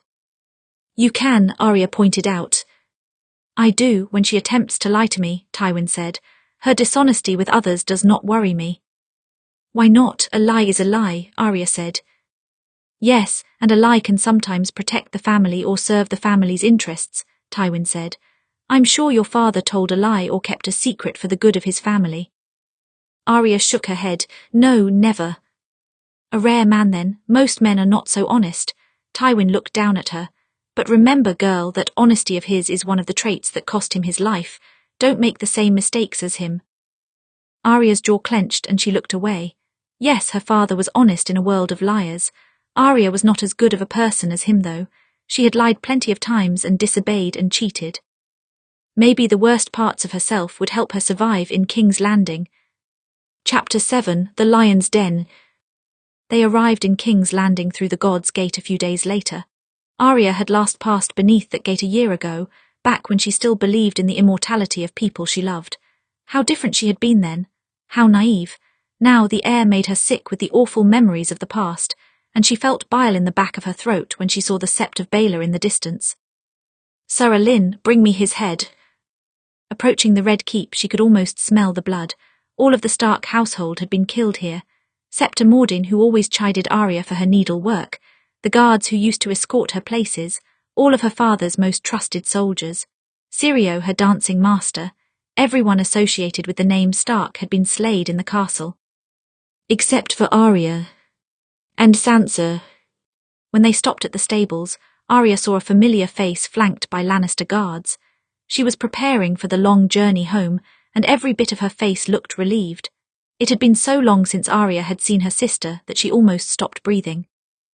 Sansa looked up and saw her. Arya, she murmured. No one could stop Arya from vaulting off of her horse and rushing toward her sister. She hugged her as tightly as she could. The last time they saw each other they had been fighting about something stupid. Arya would have deeply regretted it if they had never seen each other again. Sansa wrapped her arms around her, holding her close. Oh, Arya, it's good to see you. I thought you might be dead. I'm not, Arya pulled back at her. I'm all right. Between the two of us you were in more danger. Sansa gave her a small smile. Her smiles were sadder now, with none of their old optimistic brightness. In fact, Sansa's skin looked much paler and her body more deflated. She used to shine in the capital. Time and tragedy had sapped her strength. It's all right, you get to go home now, Arya murmured. I've seen Mother, she misses you. She'll be so glad to be with you again. I wish I could take you with me, Sansa murmured. I wish we could both go home. Arya's chest ached. Yes, she wished that too. It would be nice to have all of the family together again. I'll be all right. You will, Sansa pulled her into another hug, but this time she whispered in her ear. Be careful, Arya. Joffrey is worse than he ever was. I know you're fierce, but you must be careful and play their game. Otherwise you'll suffer. Arya swallowed hard. She could hardly imagine Joffrey worse, but she believed Sansa. Play their game. Keep your head down, don't act rashly, be a shadow. Sansa pulled back. Promise me. I promise, Arya murmured. Good, Sansa squeezed her shoulders. Lady Sansa, one of the guards, stepped up beside her. It took Arya a moment to see that it was not a man but a giant of a woman. Her eyes widened. We're ready to leave. Of course, Sansa murmured. Oh, Lady Brienne, this is my sister Arya. I'm not a lady, Brienne murmured. She gave Arya a bow. I'm pleased to meet you, Lady Arya. Mother sent her ahead to help guide me north, Sansa said. She doesn't trust the Lannister guards. She shouldn't, Arya looked up at Brienne. I've never seen a lady knight, I've only read about them. Brienne seemed taken aback by the admiration in her voice. Do you like reading about knights, Lady Arya? Arya's always talking about knights. She would be one if she had the chance, Sansa said. Perhaps one day you'll have that chance, Brienne smiled a bit. I apologize that we cannot take you with us, Lady Arya. Arya swallowed hard. Yes, she would like very much to go with them. Protect Sansa, I'll be fine here. Sansa gave her a sad smile. Goodbye, we'll see each other again. Then she turned away from Arya, stepping into the cart. Arya watched her sister leave, fighting the urge to jump in the back with her. She would not get far. She was a prisoner of this place now. She could only hope to follow in her sister's footsteps one day and make the long journey home. It's ridiculous, Cersei said. It's completely ridiculous. So you've said, Tywin said without looking up from his letters, 3 times now. Making peace with Robb Stark is borderline madness, Cersei said. He took up arms against the throne against your grandson, and you offered him a deal. You should have destroyed every single one of the Starks like you did the Rains, starting with that insufferable girl. Tywin exhaled. Cersei had been raving about this for what seemed like hours now. Recent events had made her more wild and paranoid than ever. He set down his quill. The North would have stopped their rebellion long ago if you had managed to control your son. You made everything much more difficult when you stood by and let Ned Stark die. I didn't expect him to. No, you didn't, but you should have, Tywin said. You love your children, but you are blind to their faults. You should have seen Joffrey's untamed cruelty a long time ago and learned how to manage it when he was still young. Now it's too late.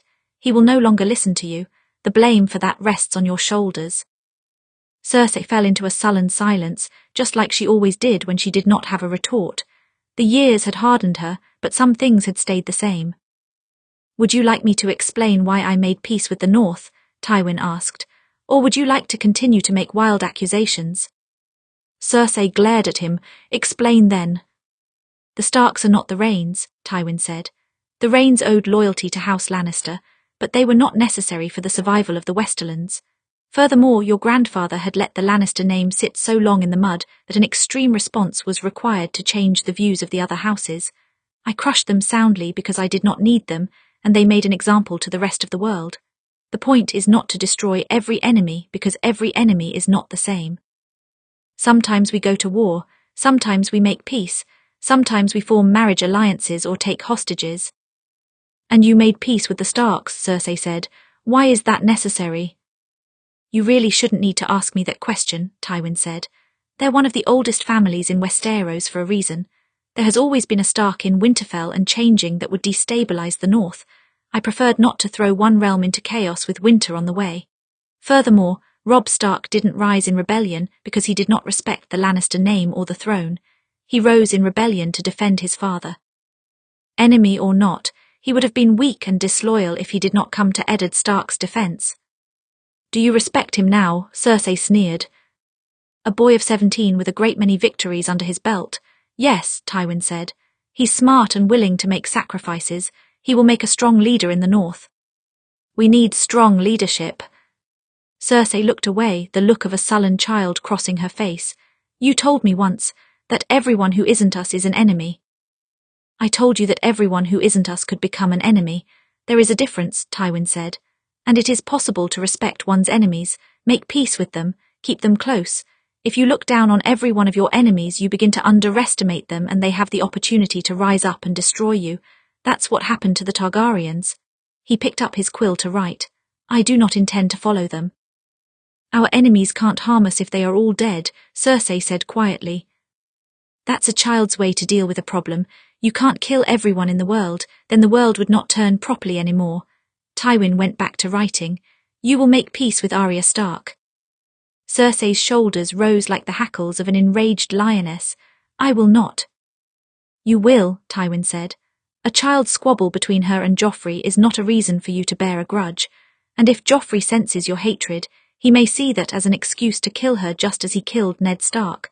I need her alive and unharmed, so you will do your part to see that happens. She's as wild as an actual wolf. You should have sent her back to the north and kept Sansa here, Cersei said. But I didn't, and my decision is not negotiable. Tywin looked up at her again. Make peace with the girl, make sure Joffrey understands her value, then you are both free to ignore her completely. Cersei gritted her teeth together and stood. As you say, father, then she swept from the room. She's going to cause trouble, Tywin thought as soon as she left. He set his quill down again, rubbing a hand over his face. If anyone was wild now, it was his daughter. She barely made an attempt to conceal her true feelings anymore. He was more concerned about controlling her than Arya Stark. Arya's room was smaller than most in King's Landing, but larger than her chambers at Winterfell. King's Landing had far more room to spare, it seemed, even for hostages. Arya hated the room. She hated the smell of this place. It was all perfumes just barely covering the stench of death and deceit. She hated the silk of the sheets too. Silk was such a useless sort of fabric. There was no security in it. In the north, nothing was made of silk. Sansa used to lament that fact, but Arya loved it. She always preferred leather and fur and wool. She wondered if they would dress her in King's Landing garb as well. She would not like that at all. Arya paced around her room, looking for something she could use as a weapon, a knife perhaps. She did not know what she would do with a weapon, but it would be good to have just in case. She could not find anything sharp, however, only a hairbrush on the dresser, and she wasn't sure it was heavy enough to beat someone with. Arya's shoulders sagged and she looked up at her reflection in the mirror. She was annoyed that she did not look stronger, more fearless. She wanted to be a wolf, but she could see the fear in her own eyes. It would not do to be afraid. She had to be strong in this place to survive. She straightened her back and raised her chin, looking defiantly at her own reflection. The door creaked open behind her, and she saw a flash of blonde hair. Arya spun around as the Queen Regent herself entered the room. Her grip tightened on the hair brush. It was the only thing she had. Play their game, Sansa's words flashed through her head. Otherwise you'll suffer. Your Grace, Arya forced the words from her lips. They tasted bitter. I was not expecting you. Clearly, Cersei said. Courtesies don't sit right on your lips, do they, Lady Arya? No, Your Grace. Septa Mordine always said the same, Arya replied. What brings you here? Cersei smiled. It was perhaps the least convincing expression Arya had ever seen. Perhaps I wanted to welcome you back to King's Landing and make sure you were comfortable.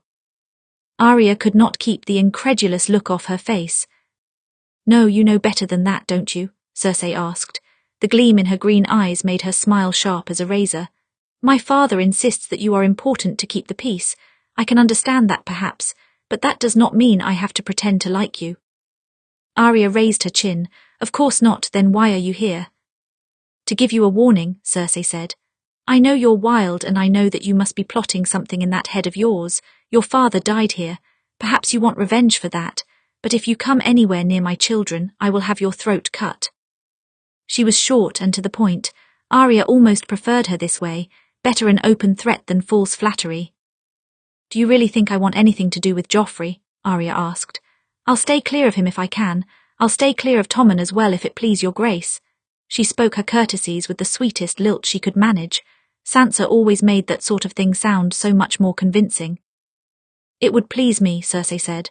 I would do anything to protect my family, Lady Arya, even the most distasteful acts. Your father tested me once. I don't recommend you make the same mistakes. I won't, Arya said.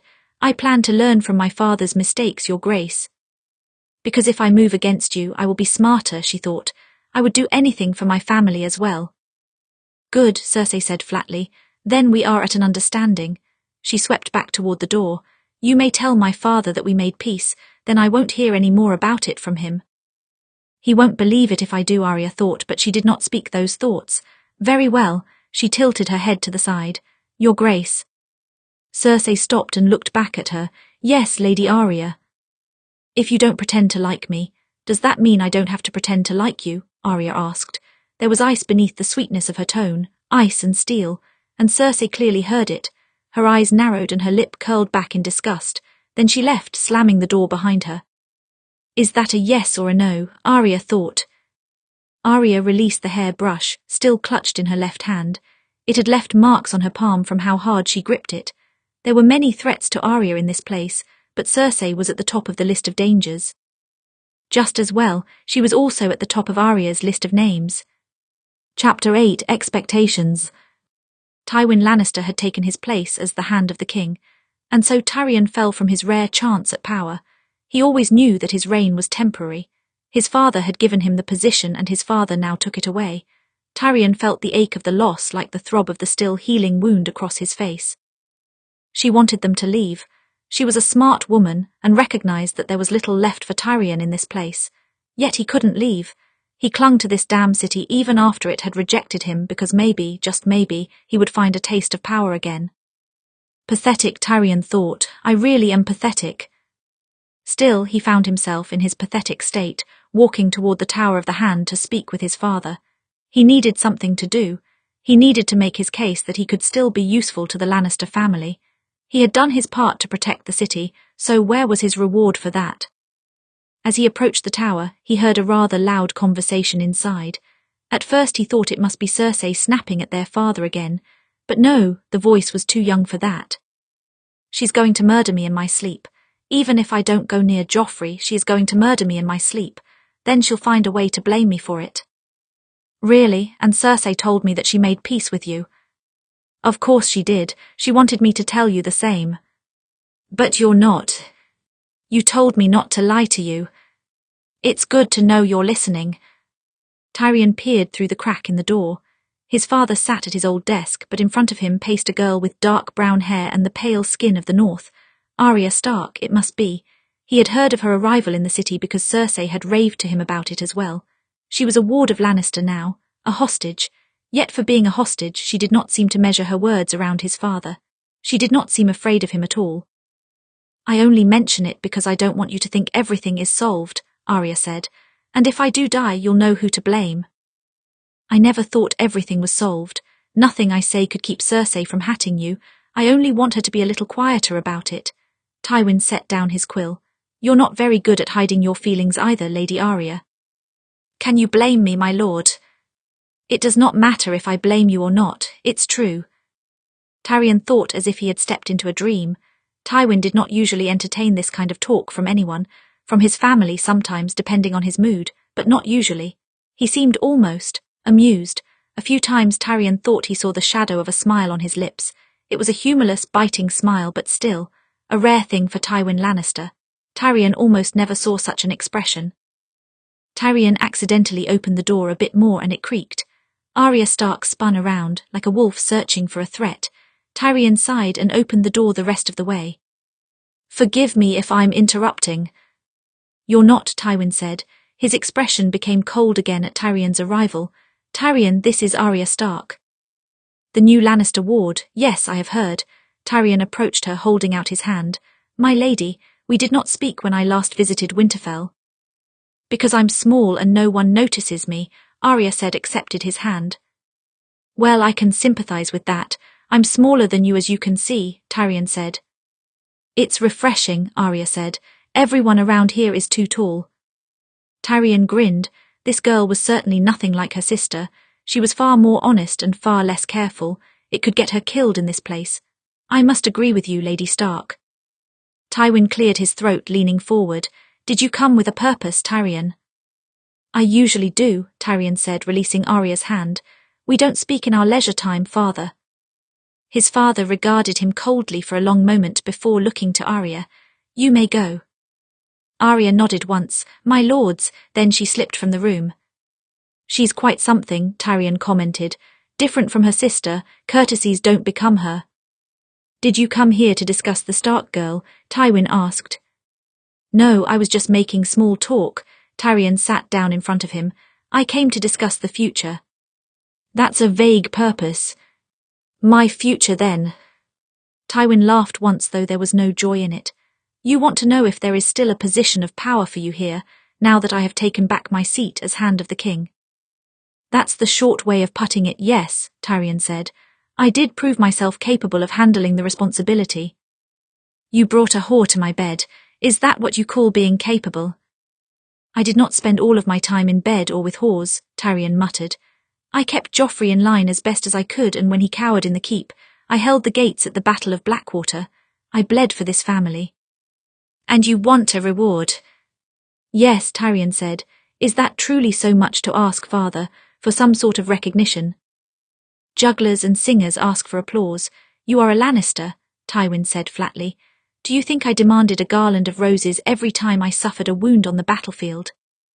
Tyrion clenched his jaw. No, his father did not ever seem to have any need for the recognition of others, but he did not know what it was like to be looked down upon every single day. People respected him. Tyrion would not need rewards either if he was simply respected. I have 7 kingdoms to rule now, Tywin said. You may have bled for this family, but you would have died had the Tyrells not arrived at my orders. While you were whoring and playing at power, I made peace with the North, crushed Stanny's armies, and now the Greyjoys are on the run. The War of 5 Kings is over. Were we having a competition? Forgive me, I would have brought more of my accomplishments, Tyrion said, staring at his hands.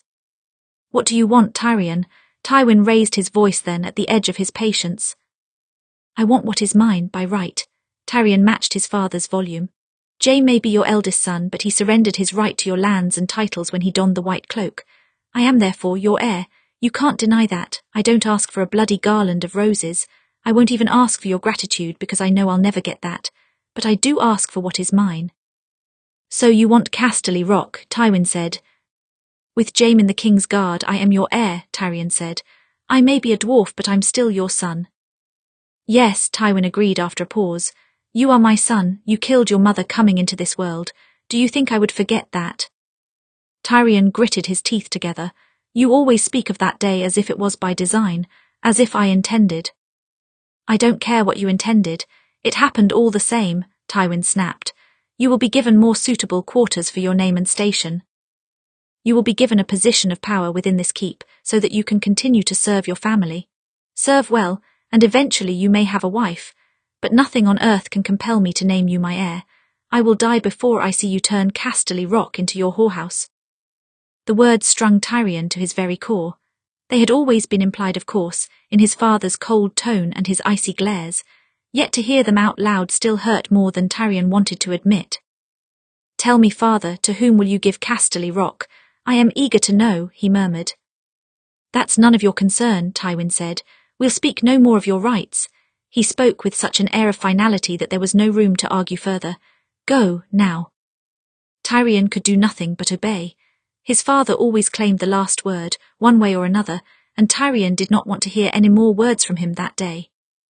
Even when everything else seemed relatively hopeless, Tyrion could still count on Jaime. Having his brother back at the keep, safe and sound, was a bright spot to his loss of power. Of everyone in his family, Jaime was the only one who truly liked him. His father and sister had rejected him long ago, but Jaime taught him to ride and how to speak with charm. It was a relief to see him again. His time as a northern prisoner had clearly weakened him. He was thinner and paler, with some scars lingering on his face, but he was still Jaime with his usual easy smiles. He needed a few of those after his conversation with their father. So, how did it go? Jaime asked. About how you'd expect, Tyrion said. That bad? Jaime poured them both wine and handed him a cup. Tyrion drained it in a few gulps and he raised an eyebrow. Worse. Always worse. Tyrion handed his cup to Jaime to be filled again. He wanted to drink his weight in wine. Even with the white cloak on, he still seems to think of you as his heir. I don't want the rock, Jaime said. I would much prefer you have it. Don't tell our Lord Father, then he might hate you as much as me, Tyrion said. Well, not quite. Perhaps we should employ the new ward to talk to him for us for now on, Jaime said. He doesn't seem to mind when she argues. Tyrion leaned forward. So you noticed it too? Am I blind and deaf? Of course I noticed it. Jaime shook his head. I've witnessed a few of their conversations, and he kept her as his cup-bearer for a few months before the war ended. Clearly he enjoys the girl. But why? Tyrion said. We simply must figure out her secrets. Jaime grinned, hopping to learn from her. Why not? Tyrion said. I'll take whatever help I can get at this point. Tyrion clasped his wine glass in both hands. Let us think, what does she have in common with people that father likes? First we have to identify who father likes, Jaime said. True, a difficult task. Tyrion tapped the rim of his cup as he thought. Uncle Kevan. Yes, he likes Kevan, Jaime said. Aunt Jenna too. He always allowed her to talk back to him. I think he likes our aunt better than any of our uncles, in fact. He likes all of his siblings well enough, though few of their spouses, Tyrion acknowledged. What do they all have in common? Jaime asked. Well, they are family, Tyrion said. I suppose they're not afraid of our father, they grew up with him. Maybe that makes it more difficult to fear someone. I don't fear Cersei for that very reason. Really, I fear her sometimes, Jaime said mildly. Tyrion tilted his head to the side. Is she not happy to see you returned? Happy, maybe, but also drunk and very angry. Jaime glanced down at Tyrion's nearly empty cup of wine. You both drink too much these days. Tell her that she's reminding you of me. Maybe she'll stop. Tyrion finished the wine and went to pour more. Back to the matter in question. Our aunt and uncles are different from Lady Arya as they are siblings. This is true, so who else does he like? Jaime asked. Well, you and Cersei, of course, Tyrion said. It does not seem like that sometimes, Jaime said. If you could hear the difference in how he spoke to us, you would know it, Tyrion said. You're the golden son, Jaime. You can get away with nearly anything and you'll still be the favourite. He smiled ruefully. Even if he does get angry. He's certainly shouted at me much louder than he has shouted at Arya Stark, Jaime said. Because he cares, perhaps. Yes, he has high expectations of you. Tyrion snapped his fingers. Maybe that's it. What? Jaime asked. High expectations. Our Lord Father may love you and Cersei, but he has dreadfully high expectations for both of you. No offence, but you constantly fall short, Tyrion said. He has high expectations for many people. But not for the Stark girl, Jaime said. No, Tyrion said. He had no expectations for her from the beginning. It makes it very easy for her to exceed them. Perhaps that is the key, Jaime said. But then, Father always had low expectations for you as well. Tyrion smiled bitterly. I'm a special case, Jaime. He hates me so much that even if I rose above his standards he would never admit it. He raised his glass. So there's no hope for me. Jaime plucked the glass from his hand before he could take a drink and set it out of his reach. You've had enough. I don't think so. I'd like a lot more, Tyrion said. To hell with what Father thinks of you, Jaime said. The way I hear it, you did save this city. You did a respectable job of handling Joffrey as well. Whether Father acknowledges or not, this city owes you their lives. Isn't that enough for you to know? Was it enough for you to know, Tyrion murmured, when they called you Kingslayer? Jaime looked down at the table with a heavy sigh. Well, it helped at least. Tyrion stood in his chair, leaning forward and plucking his cup back from Jaime. Cheers, he raised his glass, to impossible expectations. Jaime half smiled and tapped his cup against Tyrion's. Let's see how long the Stark girl can exceed them. Chapter 9, The Brothers Lannister. While Arya was a hostage, she was allowed a certain amount of freedom. She did not have a guard standing over her at every hour of the day, for instance. They guarded her door at night, but left her be otherwise. She had asked Tywin why this was shortly after her arrival. Why am I not under constant watch? Would you like to be? No, that's not what I mean. What if I tried to escape? Tywin had gotten an almost amused gleam in his eye at this. And put your family in danger. Would you really do such a thing, Lady Stark? Arya understood the message loud and clear. She was here to keep her family in line, but Tywin also meant to use them to keep her in line. If she did escape, he might decide to strike first before the North could rise up again. She would never give him an excuse to do that, so she would stay within the castle walls. Besides her nighttime guards, she had a handmaid named She. She was pretty and her accent hinted that she came from across the narrow sea. She had served Sansa during her stay at King's Landing. At first Arya did not trust her. She thought she must be a spy from the Queen, designated to keep an eye on any Stark girl within the keep. Sansa was gone and now her assignment was Arya. But she was too free with her words to be one of Cersei's spies. Cersei would only employ those who acted like perfect ladies, but she spoke her mind. Your hair is too short for me to do anything, she said, short like a boy's. Then don't do anything to it, Arya said. I can brush it myself, you know. Then what work would I have to do? She asked, picking up the brush and combing through Arya's tangles. She winced. Will you grow it out? I expect they'll want me to. Who's they? The Lannisters, Arya said. I'm a ward of their house. I'm sure they'll want me to play a little lady. Your sister had to do the same, she acknowledged. Sansa doesn't have to play at being a perfect lady. She is, Arya protested. She's a lady maybe, but it's hard to be perfect in a place where your family died. She raked her brush through a particularly difficult tangle and Arya winced. Your sister had a difficult time here. Arya glanced down from her reflection in the mirror, feeling a rush of guilt. Of course, Sansa had a difficult time here. Lady or not, she must have wanted to claw the king's eyes out or throttled Cersei with her bare hands. She's better at pretending, she said at last. I've never been very good at it. Then learn, she said. She could learn to play the role with practice, but that did not mean she had to be totally docile. In her visit to the Chamber of the Hand, Arya made note of Tywin's many boxes and knew, in her heart, that Needle must be somewhere inside. She memorized the times in which he went to the small council meetings with his guards. She memorized the opportunities when the Chamber of the Hand was left open. He never left anything sensitive lying about. He finished his letters when he began writing them and sent them off shortly afterwards. It was not his letters that she wanted anyway, but a possession of hers that he kept safely tucked away somewhere. In the short window of time she had, she searched the boxes. When she found nothing, she was always careful to put everything back exactly the way she found it. Until one day she clasped Needle's hilt in her hand again. She let out a breath of relief and drew her sword from the trunk. Then she carefully shifted the other belongings to make sure everything looked organized again. She scurried down the hall with Needle stuffed down the back of her dress. She would have to find her own hiding place for her sword, but at least she could have it near. To hold Jon's gift to her again, it made her feel just a little closer to home. Arya could not hide Needle in her own room. That would be too obvious a place, and she could not deny having stolen it then. Besides, her room was no place to practice swordplay. It was far too small to really drill without knocking into furniture, and she could not very well carry her sword with her every day when she practiced. Fortunately, she knew of a place where few people went. That was why her father had chosen it for her dancing lessons, so that no one would know. Arya retraced the familiar halls back to the place where Syrio used to teach her. This room was large and empty, open to the air. There were gaps in the stone, just large enough to fit Needle. She could cover the gap with some of the old crates that had been rotting in the corner for ages. Then when she needed to practice, she could always find her sword. Arya stepped carefully across the stone floor, turning Needle in hand. If she closed her eyes, she could imagine Syrio standing before her, chiding her for her lack of practice. You must practice every day or your body forgets.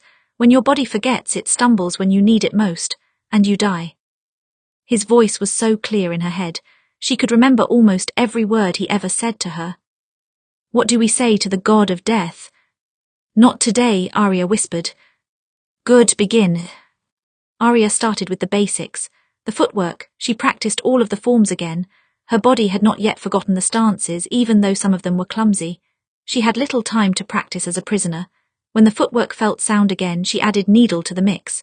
She lunged and stabbed, then retreated. She blocked one strike, then a second. She imagined she was fighting Meryn Trant, the man who had killed Syrio. She was back in this room on that day, but this time she did not run. She fought with Syrio and beat the soldiers back. Not today, not today. She stabbed out at another opponent, then spun around. Her blade clanged off of another sword, a real sword with a real owner. Sir Jaime Lannister smirked down at her. Should you have a sword, Lady Arya? Arya paled and stepped back a few feet, hiding Needle behind her back as if he hadn't already seen it. It's mine. I didn't steal it. I believe you. You're clearly familiar with the weapon, Jaime said, but it must have been taken from you when you were caught. Arya swallowed hard. Please, don't tell your father. Jaime nodded knowingly. So you stole it back from him? I didn't steal. It is mine. Yours or not, he's going to notice eventually. Then let him find out eventually and not now. Jaime laughed once. Laughter came easier to him than it did to his father. What do you want with a sword, my lady? Planning to skewer someone with it? No, that would be stupid, Arya said. Everyone would know it was me. She lifted her chin. I wanted to practice again. It's been too long since I practiced. I see, Jaime circled around her, turning his sword in hand. And what would you do with all of this practice? Do you plan to become a knight?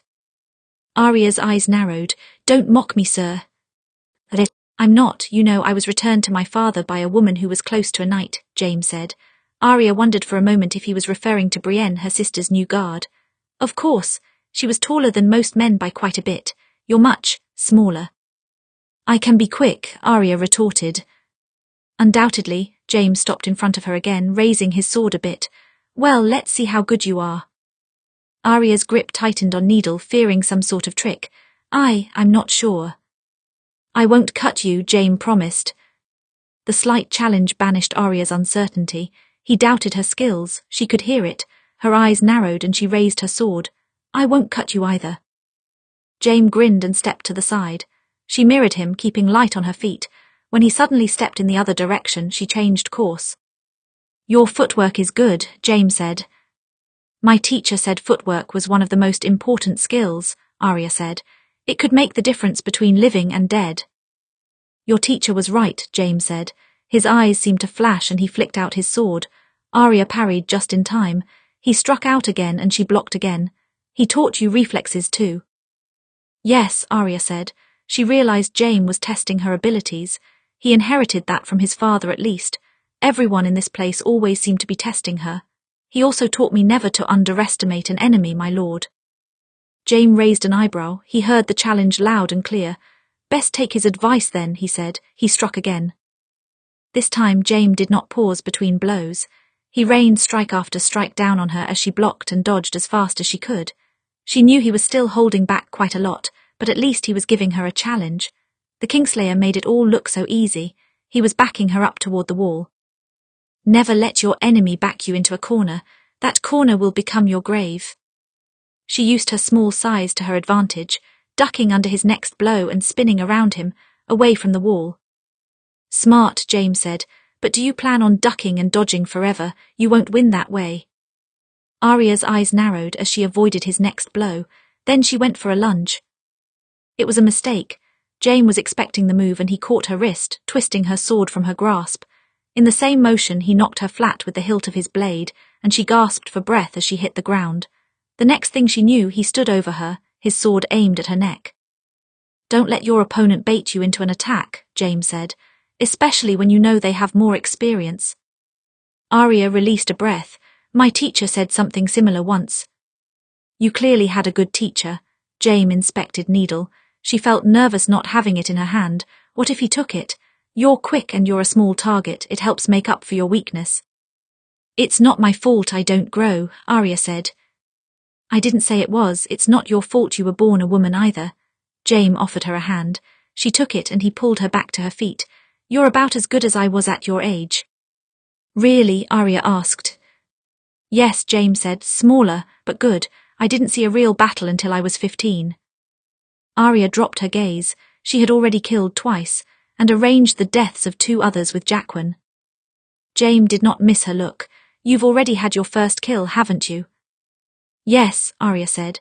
A boy who wanted to turn me in when I first escaped from the keep, and a soldier who tried to take advantage of me while I was cupbearer to your father. Well, Jaime offered her back Needle. Being willing to kill is half of the game of fighting. If you're not willing to take a life, your opponent will take yours. Simple as that. Arya gratefully took her sword. He wasn't going to keep it then. She worried he might take it back to his father. How did you find me here today, sir? Oh, I wasn't looking for you, Jaime said. Actually, I was looking for somewhere quiet to practice. My skills have gotten rusty since I spent so long as your brother's prisoner. I didn't want to practice for everyone to see, so I came here. You don't seem rusty, Arya said. Jaime smirked. That's because I'm very good. Even out of practice, I'm better than most men. At my best, there are only a few men in the 7 kingdoms who can match me. My teacher said arrogance is a costly flaw in battle, Arya said. It's not costly if it's true, Jaime paced around her, flipping his sword in hand a few times. You know, your father could nearly match me. He killed Sir Arthur Dane. He was very good. He didn't like you, Arya said. Jaime smiled bitterly, slicing twice at the air. The sword seemed to weigh nothing in his hand. It was like an extension of his arm. Arya had always wanted to see Jaime Lannister fight up close when she was younger. She wanted to watch all of the great swordsmen of Westeros in battle. No, Lord Eddard made that very clear. He said you were a man without honour. So have many others. That is why so many call me Kingslayer. I didn't understand it, Arya admitted. Jaime stopped in the mid-swing, glancing over his shoulder. What didn't you understand? In the war, my father was fighting against the Mad King. He wanted to kill him for hurting our family. That's why the war started, Arya said. But he said he did not like you because you killed the Mad King. It never made sense to me. He said I was too young to understand. Jaime lowered his sword slowly. And how did your father explain it to you? He said you made a vow, Arya said. A holy vow to protect the king, which meant that was your duty no matter what, even if the king was mad. A man who breaks a vow cannot be trusted. That does sound like him, Jaime said. Tell me, Lady Arya, were you in the city when your father was killed? Arya swallowed hard. Memories of that day welled up inside of her, burning through her chest. She was there and remembered every detail of the sept, of the mob, of Joffrey screaming for her father's death. Bring me his head. Yes, she said at last. I was watching from the statue of Baelor, hiding amongst the mob. It must have been an awful day for you, Jaime said. Imagine for a moment you were standing on that platform with your father. What would you have done if the king gave you the executioner's sword and bid you to bring him your father's head? Arya bared her teeth at the mere suggestion. I would have killed the king instead, in an instant. What if you made a holy vow to do as the king said? Jaime asked. To protect the king, would that have made a difference? No, Arya muttered. If anyone had asked me to kill my father, I would have cut them down, vow or no vow. Jaime smiled bitterly. Then I suppose in my position, you would have made the same choice, then without another word. He turned and left her there. Arya watched him go, confused by his response. Her father had said nothing of why Jaime killed the king. She assumed that he just didn't like Aerys and decided he did not want to serve him anymore. Had the Mad King threatened his father? Had he asked Jaime to kill him? She shook her head. It really didn't matter why Jaime Lannister killed the Mad King. Her father was a good judge of people. If he said Jaime was dishonourable, then he was. After all, he was a Lannister. She could not allow weakness around him or anyone else. She would learn from her father's mistakes. Arya continued to accidentally run into Jaime over those next few months, sometimes in the halls and sometimes when she was practicing. When she did, it was hard not to speak to him. Her hatred of his family name mixed with her childhood fascination with great warriors, and her desire to learn from someone so gifted at swordplay. He did not discourage her practices, and in fact seemed intrigued by her dedication. Sometimes he sparred with her to test her out. Try as she might, she could not hate him. The same could be said for his younger brother Tyrion. The dwarf always made conversation with her when they happened to cross paths, always with a friendly smile on his face. Lady Stark, I see that you're still alive. My father has not bored you to death yet. He offered to teach her how to play Cyvasse, a game popular Dawn, in order to keep her entertained. He said it grew boring only playing against Bran, his sellsword for hire, who often travelled with him. Arya turned down the invitation the first time, but she longed for something else to fill her days, and she accepted his second offer. Better to know all the Lannisters well if I want to survive, Arya told herself. Cyvasse was a game of strategy, a game of calculated risks and great rewards. One had to be smart in how they placed their pieces and be willing to make smart sacrifices if they wanted to win. It was something like a game of war but without the real bloodshed. Arya found it very stimulating and frustrating at the same time. Stimulating because she loved strategy, frustrating because Tyrion beat her every game. You are improving greatly, Lady Stark, Tyrion said after her latest defeat. The matches last much longer now. Arya sighed, plucking one of the extra pieces from the box. It was a king piece with a cracked crown. She wondered why he even kept the extra piece when it was damaged. I still lose, just more slowly. Because you need more practice. Be patient, Tyrion grinned. I expected you to be quite terrible at this game, but you're already exceeding my expectations. Arya glared at him. And why did you expect me to be terrible? Why, because you're a Stark. Starks are a straightforward lot and candid people do not do well at this game. Arya's eyes narrowed. My brother was beating your father quite soundly in battle until your father used me against him. Tyrion raised his wine glass. Very true, I think I like this new generation of Starks. Why, we're the enemies of your family, Arya pointed out. Well, I only faced the Starks in the field once and I was knocked out for much of it, Tyrion said. In any case, we're at peace now. We're not technically enemies, and I like anyone who can show up my father every once in a while. Arya studied Tyrion. You don't like your father, do you? No, and he doesn't like me, you've probably noticed. He's very honest about it, Tyrion said. Lord Tywin does not seem to like anyone, but yes, I have noticed. Arya observed him carefully. Why does he hate me so much? Tyrion finished for her. I'm a big disappointment, you see. I'm a dwarf. That's quite a crime in the noble family of Lannister. To make matters worse, my mother died bringing me into this world.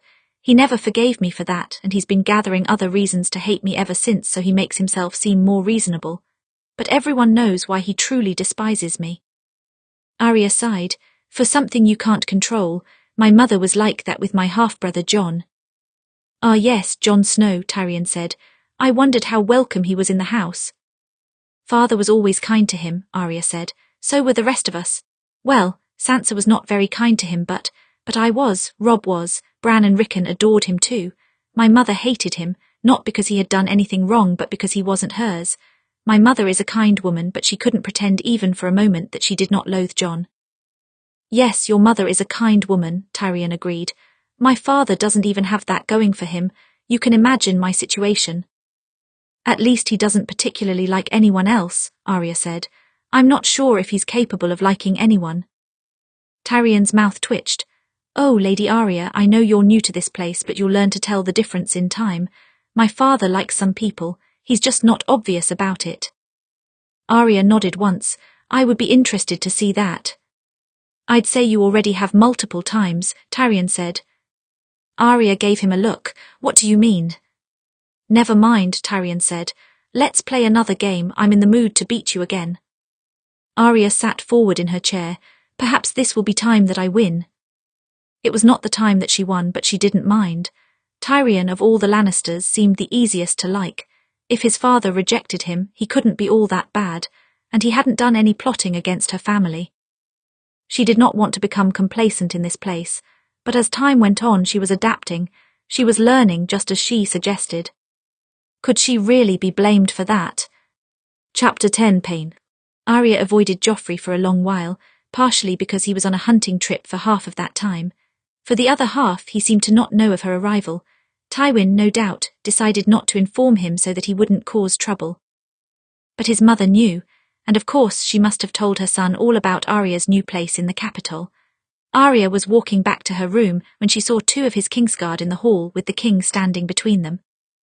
It had been a year since Arya had last seen Joffrey. He looked the same as ever, though perhaps a bit taller. He still had the same cruel green eyes and the same vicious sneer. The last time she saw him, he was giving the order to remove her father's head. Joffrey's lips curled back into an awful smile when he saw her. Lady Arya, it is you. He took a step forward. I hardly believed it when I heard you had been brought to the keep. Arya took a step back. Yes, your grace. She forced the title out past gritted teeth. Rage made her almost dizzy, but she knew better than to lash out. Not here, it would only get her killed. I'm a ward to the Lannister family now. To keep your traitor brother in line, I've heard. Joffrey kept moving toward her. Arya was torn between lunging at him, fleeing, or standing her ground. She chose standing her ground, though she swayed on the spot. I don't know why my grandfather didn't kill you as punishment. Why keep you here? It's not as if you're useful.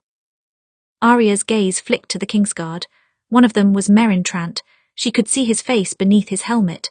Two of them in their strong armor would be able to overpower her easily. I'm a hostage, your grace. I hear those are very useful. Sometimes yes, Joffrey said, but we don't need peace with the Northerners. We should have taken all of their heads before we allowed peace. And how did you propose to get all of their heads? Arya asked. Your grace. I wouldn't discuss my plans with you, Joffrey said indignantly, but I think a good start would be sending them your head, payment for all of the men they killed. Arya lifted her chin. Your grandfather brought me back for a reason. He's your hand of the king, isn't he? I don't think he would advise you to kill me. No, Joffrey looked down at her. She hated how much taller he stood. But I can hurt you. He glanced back at his Kingsguard. Sir Meryn, Sir Barrows. The Kingsguard came at her. Arya had exactly one weapon, a fork she had kept from her lunch and slid up her sleeve. It was not enough to defend herself, but she would not go down easily. Sir Barrows reached for her and she ducked under his arm, only to stumble into Meryn. He seized her arms and lifted her off the ground, as if to throw her. It was a mistake. She wrapped her legs around his waist to steady herself and knocked of his helmet. She drove the fork into his cheek and snapped her teeth down on his ear, biting as hard as she could. He screamed, and his grip tightened so much that Arya thought he might crush her arms, but she did not give. She kept biting and tearing the fork through his flesh until he smacked her upside the head, tearing her loose. She slammed to the ground, gasping for breath. His ear fell from her mouth and rolled across the ground. "You little bitch," Meryn snapped. She barely heard him. Her ears were ringing from the blow. "She's wild as a wolf," Joffrey cried out. She hadn't even attacked him and he sounded afraid. "Show her a lion's strength." A boot took her in the stomach, then the ribs. Arya heard an audible crack and pain flashed through her body. She screamed before she could stop herself. 7 hells, had Sansa endured such abuse? Had they hurt her like this? She would kill them if they had hit her even once. If she survived, her vision blurred as the pain began to fog her brain. Moving hurt, breathing hurt. She could not fight if she could not breathe. She could not survive either. Jaime only happened to be passing by. He was on his way to speak to Tyrion about something. He could not remember what it was later. It must have been some trivial annoyance. But when he passed down the hall, he heard a cry of pain. Though he had long ago abandoned his honor, the knight in him still went toward the sound on instinct. Someone was in agony, and someone else was laughing about it. Joffrey, Jaime thought. Of course it's Joffrey. He has such a love of watching other creatures in pain. It would likely be better not to intervene. He should leave Joffrey to his toys. He would check the situation and move on, nothing more. But when Jaime rounded the corner, he saw Arya Stark crumbled on the floor, curled into a ball to defend her body from the boots of the 2 Kingsguards standing over her. But the next kick from Meryn Trant sent her sprawling on her back, gasping for air. Joffrey laughed again. 7 hells, Jaime stalked forward. The boy was going to hurl them right back into the war with the North. That's enough. "Uncle," Joffrey said, "I'm teaching the girl a small lesson." "Really?" Jaime stopped just behind her. "What is that lesson exactly? That a 13-year-old girl can't win in a fight against 2 fully armored knights?" He glanced at Meryn. He had a nasty gash in his face and was missing most of his right ear. It seems she did better than expected. "We do as the king commands," Meryn protested. "That's right you do, don't you?" Jaime said. "I heard you did as the king commanded when he ordered you to beat Sansa Stark too, because the king isn't very good at handling hostages." Joffrey's face twisted in rage. "You don't speak to me like that, uncle. I am your king." "Yes, your grace you are," Jaime said. "You should start acting more like one." Joffrey seemed bewildered by Jaime's words as he knelt beside Arya Stark. One of her eyes was blackened, but the other cracked open. She was still conscious. "Apologies, Lady Stark," Jaime said. "We should get you to a maester." "I'm not done with her yet," Joffrey said. "Yes, you are," Jaime said. "Sir Meryn, Sir Barrows," Joffrey said. Both Kingsguard took a step toward Jaime and he drew his sword. "Come closer and I'll cut through both of you," Jaime promised. "It's our duty to protect and obey the king," Meryn Trant spat. "Maybe you forgot that while you were a prisoner, Kingslayer." Jaime tilted his head to the side. "Well, I didn't forget my sword play while I was a prisoner, and that means I could very easily kill both of you. It would leave the king without 2 of his guards. That would not be protecting him, would it?" The 2 men stilled. They knew better than to fight with Jaime. With Barristan Selmy gone, Jaime was the best swordsman in the keep. When the knights did not advance, Jaime sheathed his sword again and bent to pick up Arya Stark. Thankfully, she was small and easy to carry. "Sir Jaime," she croaked out. Her voice was dangerously weak. "Stay awake if you would, Lady Stark," Jaime murmured. "The Maester will take care of you." "And my father will take care of them," he thought. Lord Tywin would not be happy about this development in the least. Tyrion had witnessed his father's anger on multiple occasions. Quite often, Tyrion himself was the cause of it, but he had to admit it was a bit cathartic to see Joffrey on the receiving end of Tywin's rage. "Attacking Arya Stark was stupid," Tywin said coldly. "Nearly as stupid as chopping off Ned Stark's head. Apparently you did not learn your lesson from that incident." "The Starks are all traitors," Joffrey said. "I took Ned Stark's head because he said I was not a king. Robb Stark claimed the same and you offered peace." "Peace is much less expensive than war, your grace," Tywin said. "Shall I have Lord Baelish explain the numbers to you?" Lord Baelish looked like he would really rather not explain any of that. All of the small council was keeping quiet, not wanting to stand in the middle of this fight between the king and his hand. Even Cersei looked hesitant when she spoke. That girl is wild, she murmured. I'm sure Joffrey was only defending himself. He was not, Tywin said flatly. That's the same weak lie you used the first time they fought. I don't need a reason, Joffrey said. She's our hostage. And her well-being is what keeps us from restarting another pointless war with the North right on the edge of winter, Tywin snapped. The volume of his voice seemed to shrink Joffrey for a moment. Tyrion hid a smile behind his hand. Yes, he did enjoy watching this. Your Grace, Varys said carefully. If I may, Robb Stark has sworn allegiance to you and will ride south soon to swear it before the throne in the sight of gods and men. Since they have surrendered, mercy seems a wise course of action. I am merciful if I don't execute every one of the Northmen for treason, Joffrey spat. You would be ruling over cold Grave then, Tyrion pointed out. Not very lively subjects. That is my right, I am the king, Joffrey declared. Any man who must say I am the king is no true king. Tywin stood from his seat. He was quite a bit taller than Joffrey and the boy seemed to notice it, gripping his mother's chair for support. If your enemies defy you, destroy them, but if they kneel, you must help them to their feet. Otherwise, no man will ever kneel to you. King Aerys never understood that, but you must if you want your line to survive. Joffrey bristled at this. Is that a threat? It is advice, Your Grace. Tywin seemed to add the title almost as an afterthought. I am your hand, I advise you, I suggest that you listen. Why should I? Joffrey asked. Wise men listen, especially to the men who won their war for them. You didn't win, you made peace. Joffrey spat the word as if it tasted sour. My father won the real war. He killed Prince Rhaegar. He took the Iron Throne while you hid under Casterly Rock. A deep silence fell over the room. Pycelle gripped the edge of the table and Varys and Littlefinger exchanged shocked glances. Cersei stared intently at her hands, as if wishing there was a wine glass in them. Tyrion very nearly started laughing, but he forced it down. That was not a wise thing to say to his father. It was technically true, but it wasn't wise. Tywin regarded Joffrey coldly. In the endless quiet, the boy king squirmed nervously, unable to hold his gaze. He raised his chin in a weak attempt to seem stronger, but everyone could see his fear.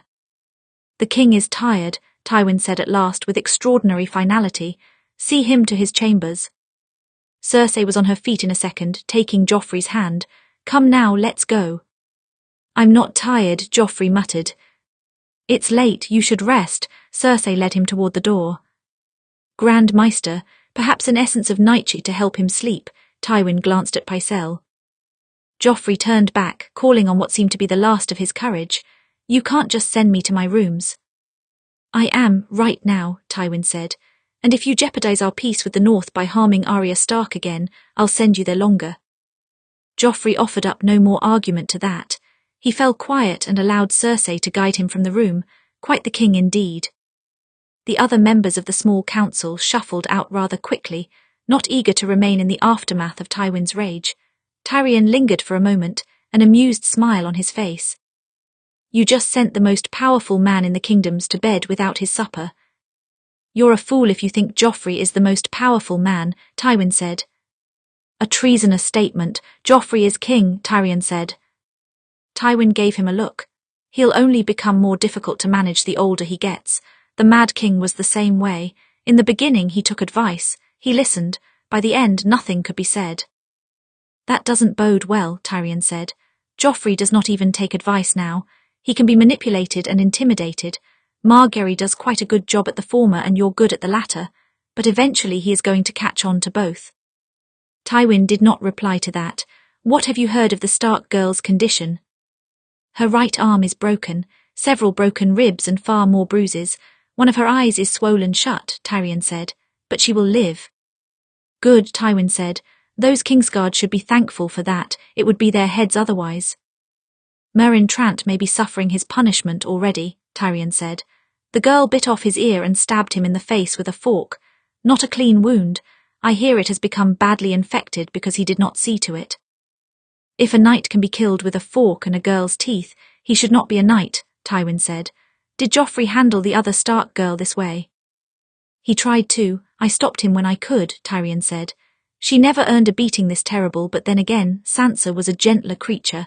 I have no doubt Arya Stark fought back. She has her father's foolish bravery as well as his look. Tywin tapped his fingers against the table. We'll have to cure her of that. Cure her of his look? I don't think that's possible, Tyrion said. Do you ever stop trying to be clever? Tywin said. No, do you? Tyrion asked. Tywin regarded him coldly. Keep an eye on the girl, Tyrion, and make sure word of this does not reach her brother until she is recovered. I am not going to fall back into war with the North this close to the winter. If you were able to manage Joffrey before, you should be able to keep him and the Stark girl away from each other now. Tyrion nodded. He knew their discussion was at its end. Part of him had wished that his father had never returned. Then he might have continued to be Hand of the King forever. But on the other hand, now it was Tywin's job to manage Joffrey, and he might find it was not so easy. The boy was afraid of him for now. That was what gave him an edge. It wouldn't last forever. When Joffrey got stupid enough, who knew what kind of madness he would reign on the 7 kingdoms? Chapter 11, Healing and Letters. Arya faded in and out of consciousness for the first few days, though she would much rather be asleep. Being awake meant pain every time she even breathed. She would rather be lost in her dreams. She had many strange dreams. In one she found herself racing through the forest at top speed. All around her wolves howled. She was running with them and they followed her as if they belonged to her pack. Perhaps they did. She was running on all fours, powerful, unstoppable. She could have fought anything and won in that moment. Give me a name, Jaqen Hagar's voice echoed from some distant place, and the man will do the rest. She lunged at a deer and crushed its neck in her strong jaws. The blood tasted warm on her tongue. She found herself at Winterfell in the crypts, staring up at a statue of her father. When she stumbled from the darkness and up to the surface, the snow had fallen deeper than she had ever seen. Flayed men hung between 2 towers. They all looked down at her with vacant eyes. She found herself back at Harrenhal, surrounded by death. Bodies scattered the courtyard, all with different sigils on their armour. Wolves, lions, stags. Ravens looked down from the battlements, and high above she heard the beat of great wings. She found herself at the Sept of Baelor, surrounded by the mob. Only this time she was standing on the platform beside her father. Joffrey held a sword out to her, her father's sword. Bring me his head. She gripped the great sword, drawing in painful breaths, and turned to face her father. He looked up at her as she raised the sword. The crowd called for blood. Arya woke with a painful gasp. Everything hurt, but this time she felt as if she were awake for good. She gritted her teeth and rested her head back against the pillow. I'm alive at least. Pain means I am alive. Lady Stark, are you awake for good this time? Arya glanced to the side to see Tyrion sitting in the corner of her room. He was reading a very large book. I think so, Arya said. Have you been watching me? Yes, orders from my father. In case anyone comes to finish you, I'll be here to fight them off. I'm very fearsome in a battle, you see. That's a lie, said another voice. Arya saw a man leaning against the wall. She had seen him with Lord Tyrion before, Sir Bronn of the Blackwater. He pays me to do the fighting. Tyrion smiled dryly. Have you met Sir Bronn? In passing, Arya managed. Is he a sellsword? An anointed knight now, Bronn smirked. Notice the Sir in front of my name. You don't dress like a knight, Arya said. Aye, and I don't die like one either. Let's hope so anyway. Tyrion looked back at Arya. How are you feeling? Terrible, Arya said. That's to be expected after you fought with 2 Kingsguard. Tyrion snapped his book closed. Fought, it wasn't much of a fight, Arya said. They attacked me and I only got a few hits before I fell. She swallowed hard. Has Joffrey been saying I attacked him first? I didn't, it's a lie. That would be stupid, yes. Tyrion hopped off of his chair. And you are not stupid, never fear, Lady Stark. Joffrey did not claim you attacked him. Rather, he tried to say it was his right to abuse you. That explanation did not go over well with my father. Robb did say that if I was harmed, he would raise his armies again, Arya said. My father won't let news of this incident reach your brother if he can help it, Tyrion said. But his rage was quite the spectacle. You should have seen Joffrey quaking in his boots. I would have liked to see that. Arya forced a pained smile. Joffrey is afraid of Lord Tywin, isn't he? Everyone in the 7 kingdoms is afraid of my father, Tyrion said. Including the king. My father will be able to control him as long as that remains the case. Joffrey won't come after you for some time, not until he gets brave again. I may not survive the next time he gets brave, Arya said. I only survived this time because... She trailed off. How did she survive? She remembered the pain mostly. Then the pain had stopped. Come closer and I'll cut through both of you. Sir Jaime, she remembered. Your brother stopped them, didn't he? Yes, Tyrion said.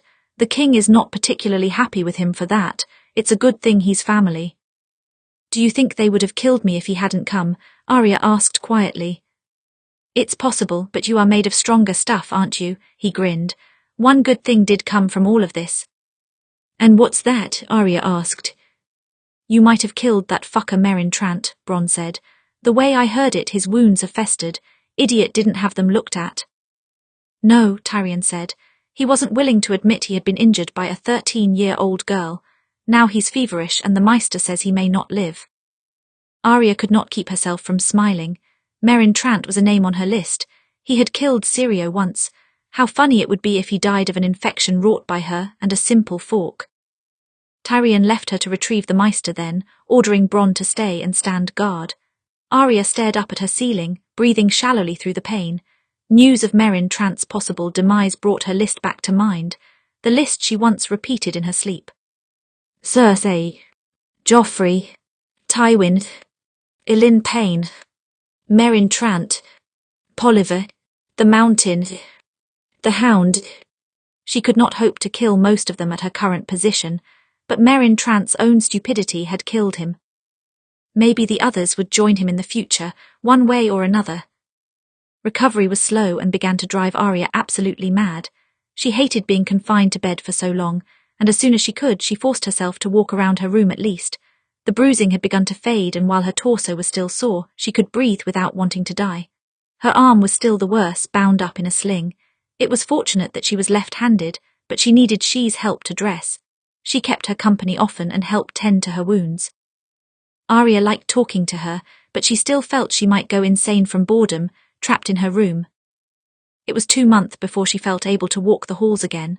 Her arm would be fully healed in another few months according to Grand Maester Pycelle, and he insisted there would be no lasting damage. It was a clean break. The pain, at least, had abated. There was a persistent tingling in Arya's fingers, but that was meant to fade in time. Unfortunately, she now had 2 Lannister guards flanking her wherever she walked. For protection, according to Tyrion, but she did not like them watching her. She wasn't able to do anything without them coming along, which meant she could not escape to practice with Needle.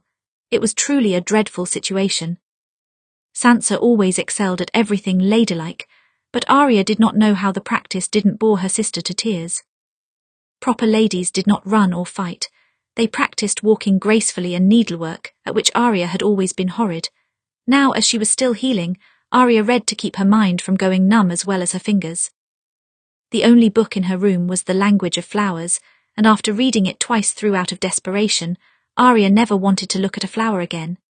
In the confines of her room, she once grew so bored that she balanced the book on top of her head to see how long she could keep it from falling. She was doing just that when Tyrion entered the room to check on her progress. He was accompanied by a boy this time, just barely old enough to be a man. She had seen him before too. He was Lord Tyrion's squire. Both of the men gave her an odd look. Trying to absorb the words through the top of your skull, Lady Arya. She is practicing, she said, so that she can walk like a lady. Do ladies walk around with books on their heads? Tyrion asked. No, I'm just trying to entertain myself. Arya let the book slide off of her head. I've read this volume twice now. It's not even interesting. I am so bored I've considered jumping off the balcony. I recommend against that, Tyrion said. The Language of Flowers, that does sound like a dry read. Did you know that if you combine certain flowers together, they're supposed to mean something? Arya sighed. Why not just say what you mean? Why do you have to use flowers? I've heard some women find it romantic, Tyrion said. What do you think, Lady She? I agree with Lady Arya. Men should say what they mean, she said. An interesting perspective. What say you, Podrick? The boy flushed. Well, I'm not sure. I don't think I know enough of flowers to say, my lord. He glanced at Arya. I'm sure Lady Stark is right, though. You see, Arya slapped the book down on her bed. Please, you have to bring me some other books. It's the only thing I can do until I'm recovered. I have many books, fortunately, Tyrion said. What do you enjoy reading, Lady Arya? I enjoy books about the Targaryen conquests, Arya said. And the Dance of Dragons. That's always exciting. If you have anything on the wars of the past, I'm sure I'll enjoy it. Interesting. Did your father let you read those? Tyrion inquired. It was the only way he could get me to read, Arya said. I wouldn't learn with books that didn't interest me. Tyrion's mouth quirked. Well, as it so happens, I have many books that should suit your interests. I pulled several volumes while preparing for the Battle of the Blackwater. Good, bring me as many as you can carry, Arya said. The reading helped. It kept her mind off of the pain of healing and allowed her to drift away from the Red Keep, back to the battles of old. It was an age of heroes and dragons, a time that seemed rather like a fantasy to her now. How she would have loved to be a Targaryen princess, astride a dragon, wielding a Valyrian steel sword. Who would dare to challenge her then? At some point, Tyrion also brought her pen and paper, though not only for her leisure. My father wishes for you to write a letter to your brother, Tyrion said, assuring him that you are well. Of course he does, Arya said. Would you like to dictate the exact words I should write? No, Tyrion said. Robb won't believe the letter if we do. Suppose I write the truth then. What will you do then? Arya asked. Tyrion raised an eyebrow. Do you want your brother to return to war, Lady Arya? Arya sighed, running her fingers over the paper. No, she did not want that. She did not want any more Northmen to die because of her. I'll write the letter. It took her the next hour to figure out exactly what she wanted to say. By the end, she had pennied a letter that Tyrion deemed suitable enough. Dear Robb, Lord Tywin insists that I write to assure you that I am not dead, which I suppose you have already guessed, considering that this is my handwriting. I hope this reaches you and that the Greyjoys are not giving you too much trouble. Please write when Bran and Rickon are safe and Winterfell retaken. Tell Mother and Sansa that I miss them. I miss you all. Until we meet again. Arya Stark. She was reminded of the vast space between her and Winterfell as she wrote the letter, and it nearly reduced her to tears. She held them back. Crying only made the pain worse, and she did not want any Lannister to see her tears, not even Tyrion. As her condition improved, she took more walks, though always accompanied by her new Lannister guards. They did not speak to her, and she did not speak to them. She went out to the gardens for fresh air, and to spot some of the damn flowers she spent too much time reading about. It was not the same as practicing with Needle, and she missed the solitude, but at least she felt alive once again. It was on the way back from one of her walks that she crossed paths again with Jaime Lannister. In fact, she very nearly collided with him when she turned a corner. My apologies, Lady Stark, Jaime looked her over. You're up and about again. Yes, Arya said. Grand Maester Pycelle says there should be no lasting damage. That's good to hear. Fortunate that they broke your right arm instead of your left. It shouldn't affect your practice near as much. Funny enough, I haven't gotten much time to practice. Arya glanced meaningfully at her two guards. Jaime's mouth twitched. No, I suppose not. He gave her a nod. Perhaps when you're fully recovered, excuse me. He circled past her to continue on his way. She cursed herself twice before turning around to call after him. Sir Jaime. He stopped, glancing over his shoulder. Yes, Lady Arya. Thank you, Arya said. For your help, it's possible that I owe you my life. It's possible, Jaime agreed. Think nothing of it. You do not owe me anything. Even if you did, there's nothing in the Stark words about paying debts. With that he turned and continued on his way. I wish you a full recovery. Arya exhaled. She did not want to owe the Lannisters anything, not a single one of them. Lannisters collected on debts as much as they paid them. Even if Jaime claimed that she did not owe him, she felt the debt. I'll have to save his life one day, she thought. Then perhaps I can call the debt paid. 6 months after her injury, when her ribs had long healed and her arm was finally freed of its sling, Tywin Lannister called her to the Tower of the Hand. He was writing letters, as usual. Arya had never known a lord to write quite as much as her captor. Usually they left that to the Maesters. He did not look up as she entered. He kept on scribbling, leaving her hovering in the centre of the room. She made an effort to stand absolutely still. Tywin had a way of making people feel nervous in his presence, and though Arya was not immune to it, she did not want to admit weakness by fidgeting. She imagined she was completing one of Sirio's exercises. Stand absolutely still for as long as you can. This brings focus. Calm. If you cannot be calm in the stillness, in the silence, then your weakness will be more obvious. At last Lord Tywin looked up. I see your injuries have healed. I would not have been able to climb the stairs if they weren't, my lord, Arya said. No, likely not. Tywin glanced at her guards. Leave us. They both nodded, silent as ever, and left the room. She exhaled. Are they really necessary? I'd think your past several months of recovery would make that answer obvious, Tywin said. They're for your protection. I don't feel protected, I feel watched, Arya said. With them always around I can't. She stopped herself. Move as freely. You mean you can't practice with your sword which you stole back from me? Tywin said, almost casually.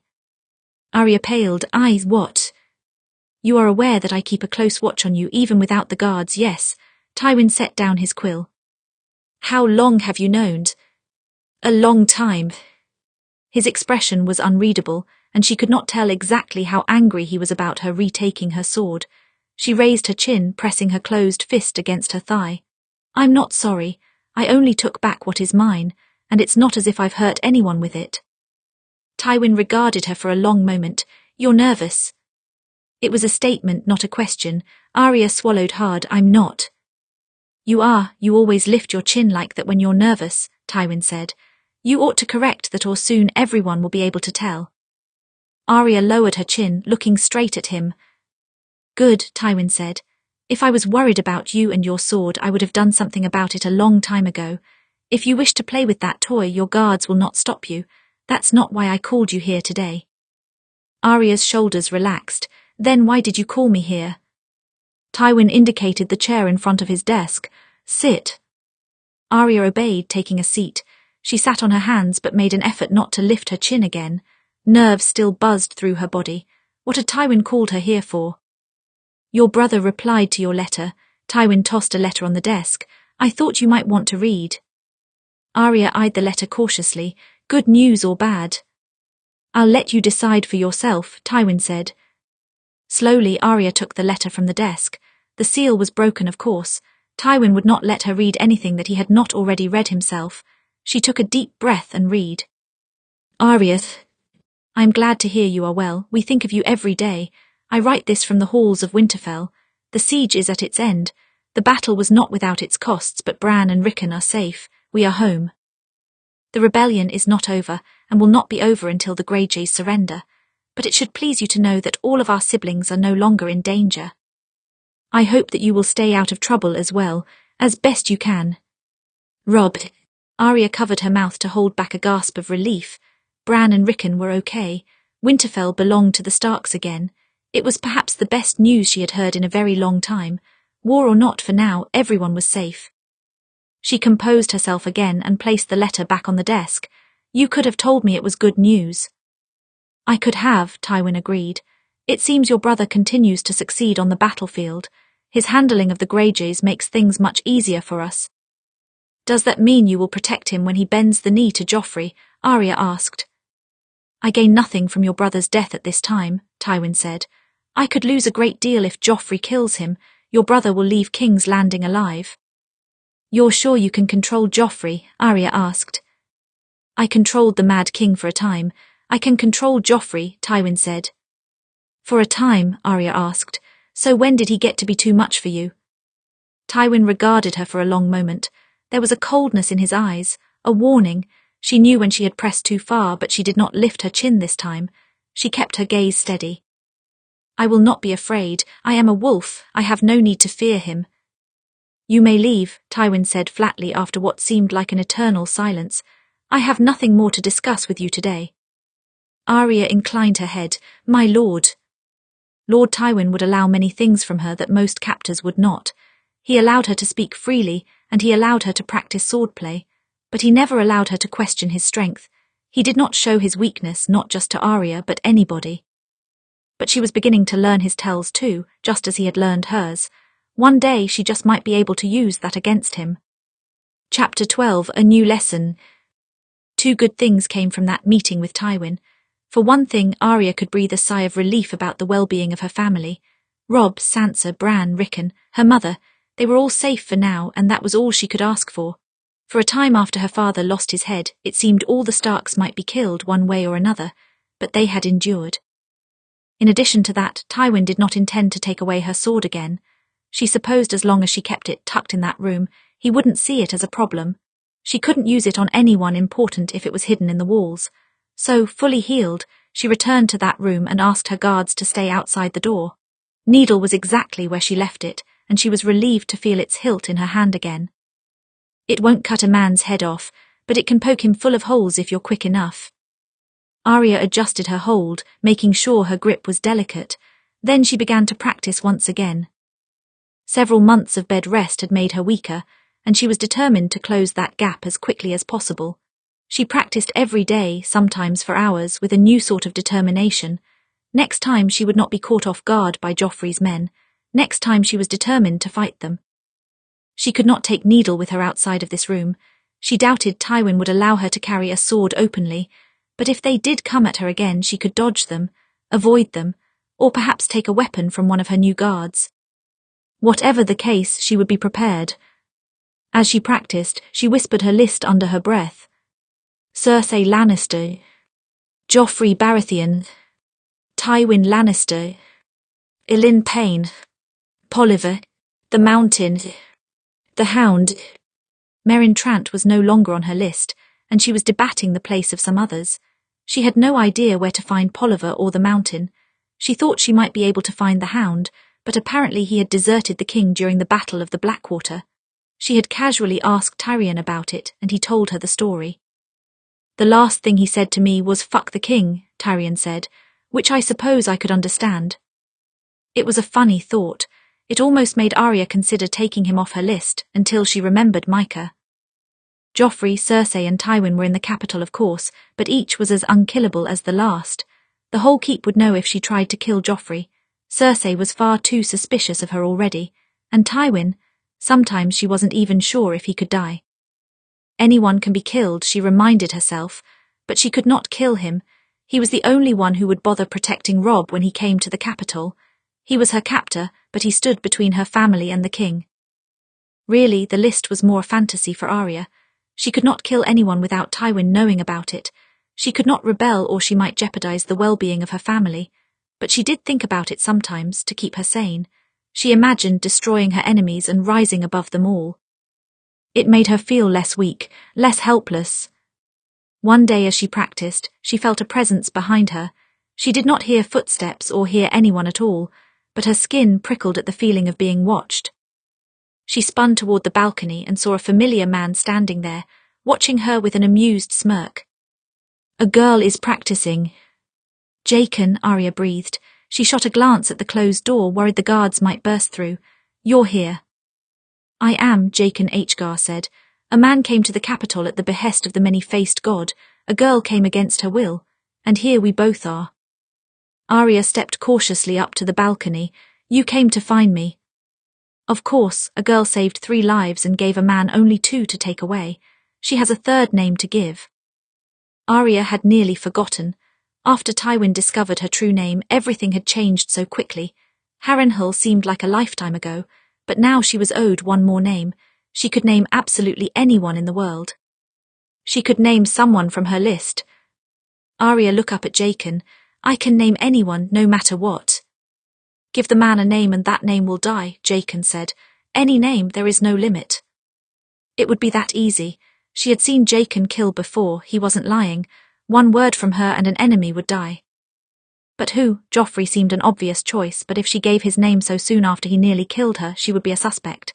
Cersei was just as dangerous as Joffrey and maybe safer to kill. Lord Tywin, she could not kill him yet or she might doom Robb. Who did she choose? "How long will you be in the capital?" Arya asked. "For a time," Jaqen said. "There is always much work to be done here." "Then may I have time to think?" Arya asked. "There are several names I could give, I don't know which one yet." Jaqen inclined his head. "When a girl wishes to find me again, she will find me here on this balcony."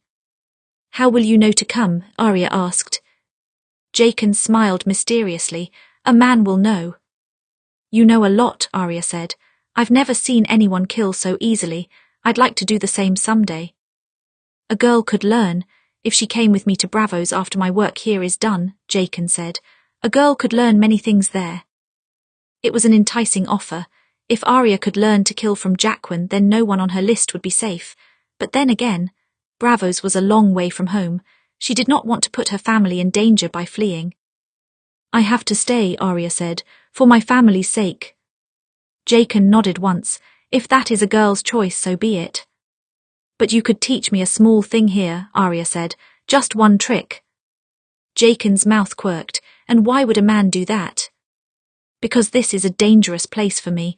I've already almost been killed once," Arya said. "If I die, I cannot give you a third name." "You could become the third name," Jaqen pointed out. Arya crossed her arms. "That wasn't the deal." Jaqen inclined his head. "No, it was not." He thought for a moment, then drew a knife from his belt. It was smaller than a dagger and had a very thin hilt. He took her hand in his, pressing the hilt into her left hand. Arya watched as he maneuvered her fingers into a particular hold. Then he stepped back and nodded at the wall. "A girl can do the rest." Arya stared at the wall for a moment, confused. "What do you mean, She turned to look back for Jaqen, but he had already gone. Arya cursed twice under her breath. Of course he wouldn't really teach her. What did he want her to practice? Stabbing, slashing. She looked at the wall, trying to find the answer. Then she noticed the stack of wooden crates. That's what he had indicated. She glanced down at the knife in her hand, then back to the crates. She shifted her right foot back slightly, squared her shoulders, and then threw. The knife stuck in the tallest crate with a quiver. Arya grinned. She could not carry Needle with her, but she could carry a knife up her sleeve with little trouble. If she could master the throw, then she could kill an enemy at a distance. Even the helmets of King's Guard had gaps for a thin blade like this. Arya moved forward and pried her new knife from the crates. Then she returned to her original place, adjusted her grip and threw again. It struck the wood far to the left of her first mark. She retrieved the blade and tried again, and again, and again. By the end of the afternoon, the crates were full of holes. Jaime had only just returned from war when his father bid him leave for it again. The Starks were dealing with the Greyjoy rebellion. The Tyrells had been brought to heel with Margaery's engagement to Joffrey, and Stanny's army was crushed at the Battle of Blackwater. But Robert's younger brother was still a problem. Some of his forces had survived, and as long as Stannis himself lived, he would be the greatest threat to Joffrey's throne. Technically speaking, he was the true heir. But to admit that would be to admit Joffrey's true parentage, and that would not bode well for Jaime, Cersei, or any of their children. So Tywin had instructed Jaime to deal with the issue. He had not intentions of leaving one of the 5 kings to wander around until he could regain his armies. Stannis was one man he could never bargain into submission. He had to go. It wouldn't take many men. Dragonstone would be well fortified but not well guarded. So many soldiers had died in the Battle of Blackwater, and many more had scattered in the aftermath, abandoning Stannis for greener pastures. They had no fleet. They had no hope of winning.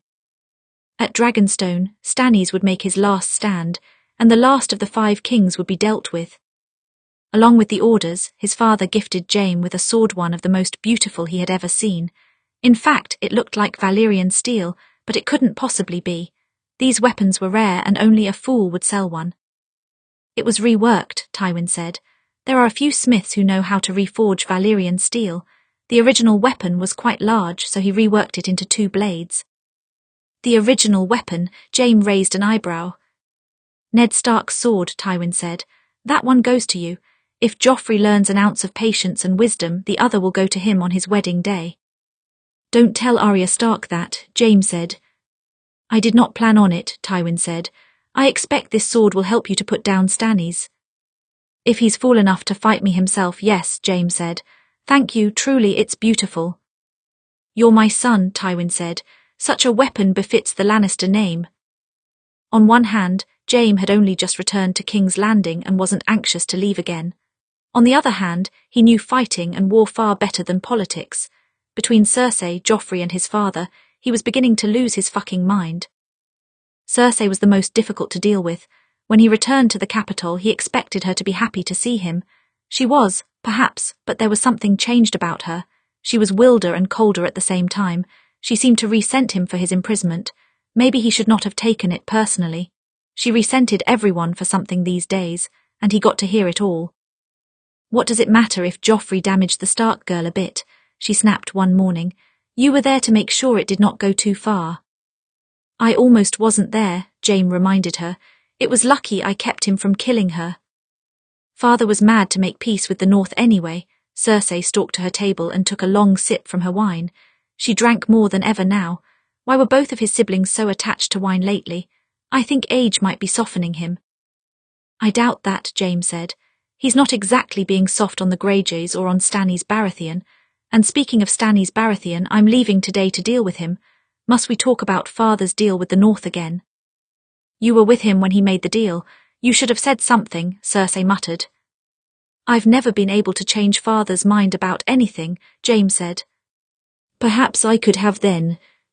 You've never been able to change Father's mind about anything. What are you talking about? I would. If I was born in a man's body, I would be taken as seriously as you. Cersei glared at him over her shoulder. Jaime exhaled, moving toward her with careful steps. Cersei, please, why are we talking about this?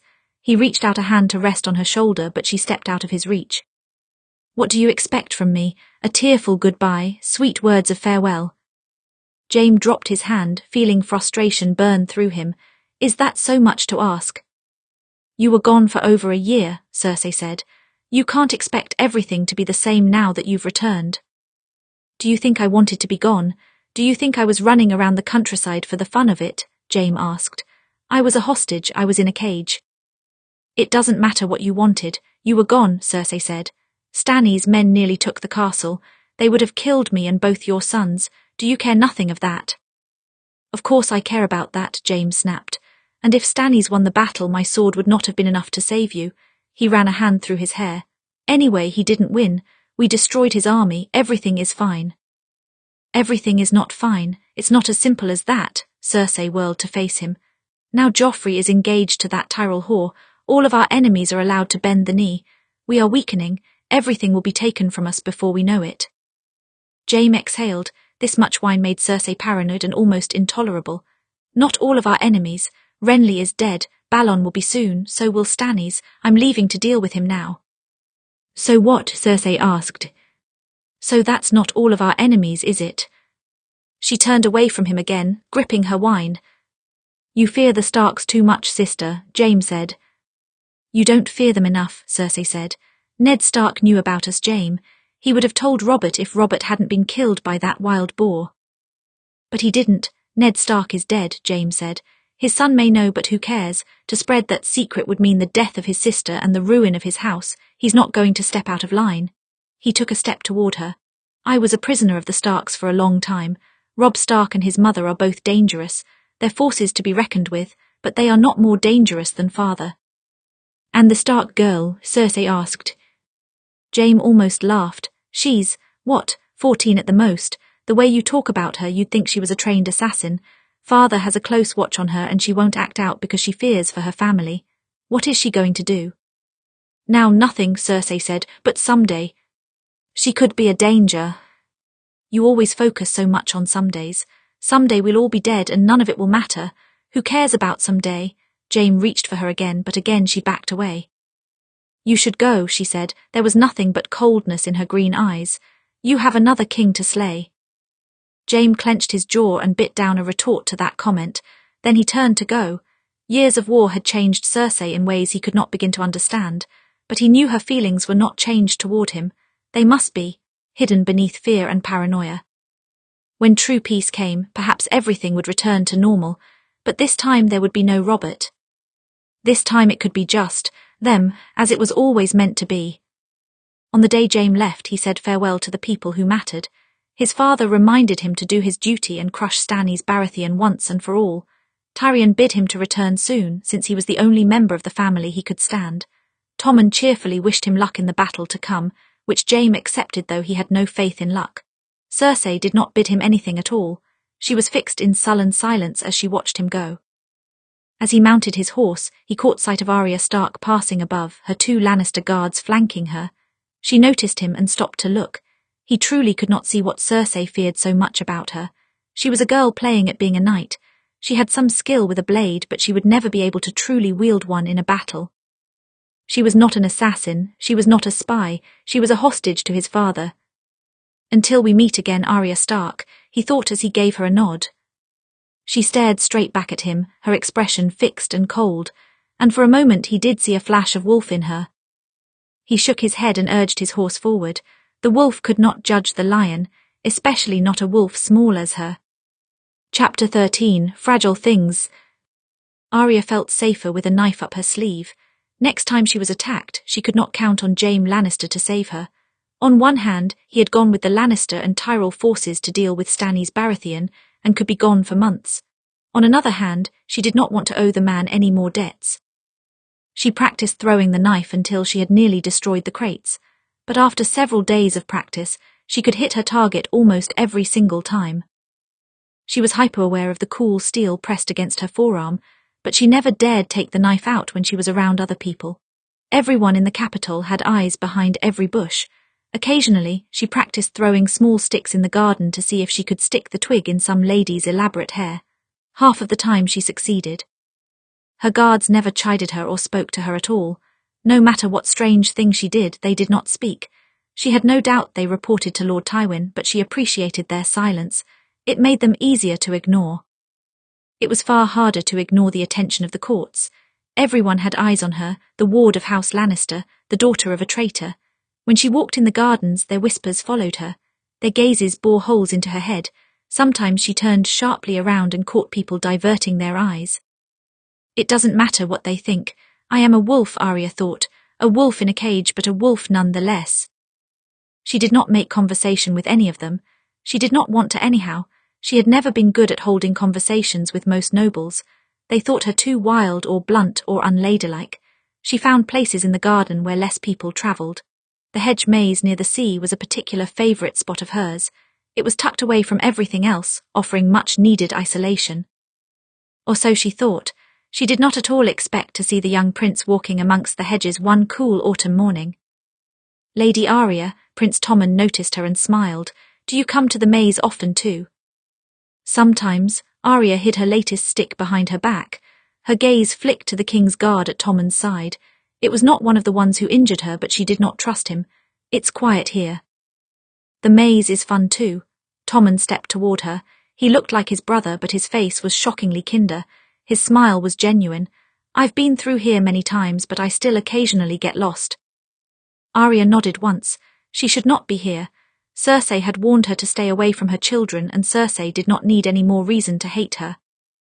Is something wrong, Lady Arya? Tommen asked. He tilted his head to the side. Do you wish to be alone? I'm sorry if I interrupted you. It's not that, Arya said. I mean, I do wish. No, you didn't interrupt me, my prince. I'm just not sure what your mother would think of you talking with the daughter of a traitor. Well, you're the Lannister ward now, aren't you? Tommen asked. I'm sure mother won't mind. She will, Arya said. She doesn't like me, neither does your brother, I mean, the king. I heard that you were badly injured because my brother. I apologize for that. Tommen gave her a little bow. Arya almost laughed. How did this boy come from Cersei, and how had he not absorbed any of Joffrey's cruelty? What were you doing with that stick? Arya clasped her hands tighter behind her back. What stick? The one behind your back. Arya dropped the stick. There's nothing behind my back. Because you dropped it. Tommen took a step forward. Come on, what were you doing? Arya sighed. Just a few tricks really, simple tricks. What's the point? Tommen said. Self-defense. You can defend yourself with a stick. No, usually it would be a knife. Arya winced as she said it. She did not need Tommen running back to his mother to say he found her practicing knife tricks. But, only if absolutely necessary, of course, a lady should be able to defend herself if someone else isn't there. Oh, Tommen nodded. It's because you were attacked. You're afraid to be attacked again. Arya let out a breath. Yes, that's it. I suppose that makes sense, Tommen said. Though you have 2 Lannister guards to protect you, I don't think you have anything to fear, my lady. It never hurts to be careful, Arya said through a forced smile. If Tommen sensed her discomfort, he didn't show it. His expression was so open, like a puppy.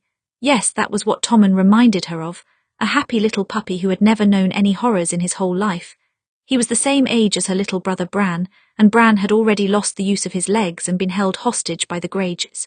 Tommen had never been in danger once. Looking at his face, she could not resent him for it. She wished she could wash the blood and death from her memory. Will you show me, Tommen asked, a few tricks? Arya glanced again at his king's guard. The man would undoubtedly report to the Queen Regent. Would it be better to refuse a prince's offer or show him his she played with knives?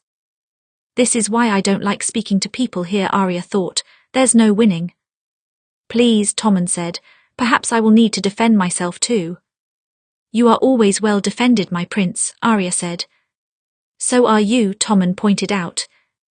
Arya sighed and picked up her stick again, holding it her hand. You see, if you keep a relaxed grip like this, it's easier to change your grip when you have to. She demonstrated, twirling the stick between her fingers with practiced ease. Like this. Tommen's eyes widened. Oh, you're good, it looks so easy. He picked up a stick and tried to imitate her, but it quickly slipped through his fingers. It's not though, is it? No, it takes practice, Arya said. And it all depends on the size and weight of the knife, but it helps to keep your fingers nimble. Tommen tried to mimic her again, his brow furrowed. Once again the stick slipped from his fingers. Your grip is too tight, Arya said. But shouldn't that keep the stick from falling? Tommen asked. No, Arya said. The knife can't move well when you do that. Oh, Tommen looked up at her. You sound like you know a lot about knives. I thought girls weren't supposed to be fighters. Arya felt an age-old defensiveness rise up from within her. That's nonsense. There have been plenty of women warriors. Targaryen women rode dragons. Aegon's sister Visenya, she wielded a sword called Dark Sister. She was a fearsome fighter. I suppose we did learn about her in my lessons, Tommen said. I just don't see many women fighting now. He clasped his arms behind his back. Would you be a warrior someday, Lady Arya? Maybe, Arya said, though she knew the true answer. I already am a warrior. I will be a great one someday. I will see all of my enemies bleed. But Tommen was not one of those enemies. He was a boy with a rather unfortunate brother and mother. He did not seem to inherit any of their malice over his years. Talking to him, Arya missed Bran and Rickon, who used to follow her around all day asking questions. Would you like to wander the maze with me, Lady Arya? Tommen asked. I think it would be fun. Stay away from my children, Cersei had said, but Arya was feeling rather spiteful that morning. I would like that, Prince Tommen, Arya replied. Dragonstone was an impressive castle, notoriously impregnable simply because it was on an island. It could only be attacked from the sea, and the sight of the approaching fleet would give the soldiers inside plenty of time to prepare for the assault. The Targaryens did know how to build castles, and this one was no different. A small force could hold it against a much larger army. The most patient option would be to wait and starve them out. But after a year as a hostage and several months after that of being treated like a failure, Jaime did not care about the patient options. He did not care about the honourable options either. He would take Dragonstone within the fortnight.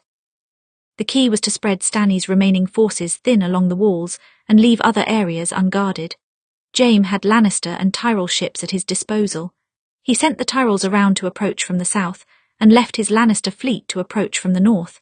That left the east and western sides of the castle very sparsely defended. They approached as if they meant to starve them out.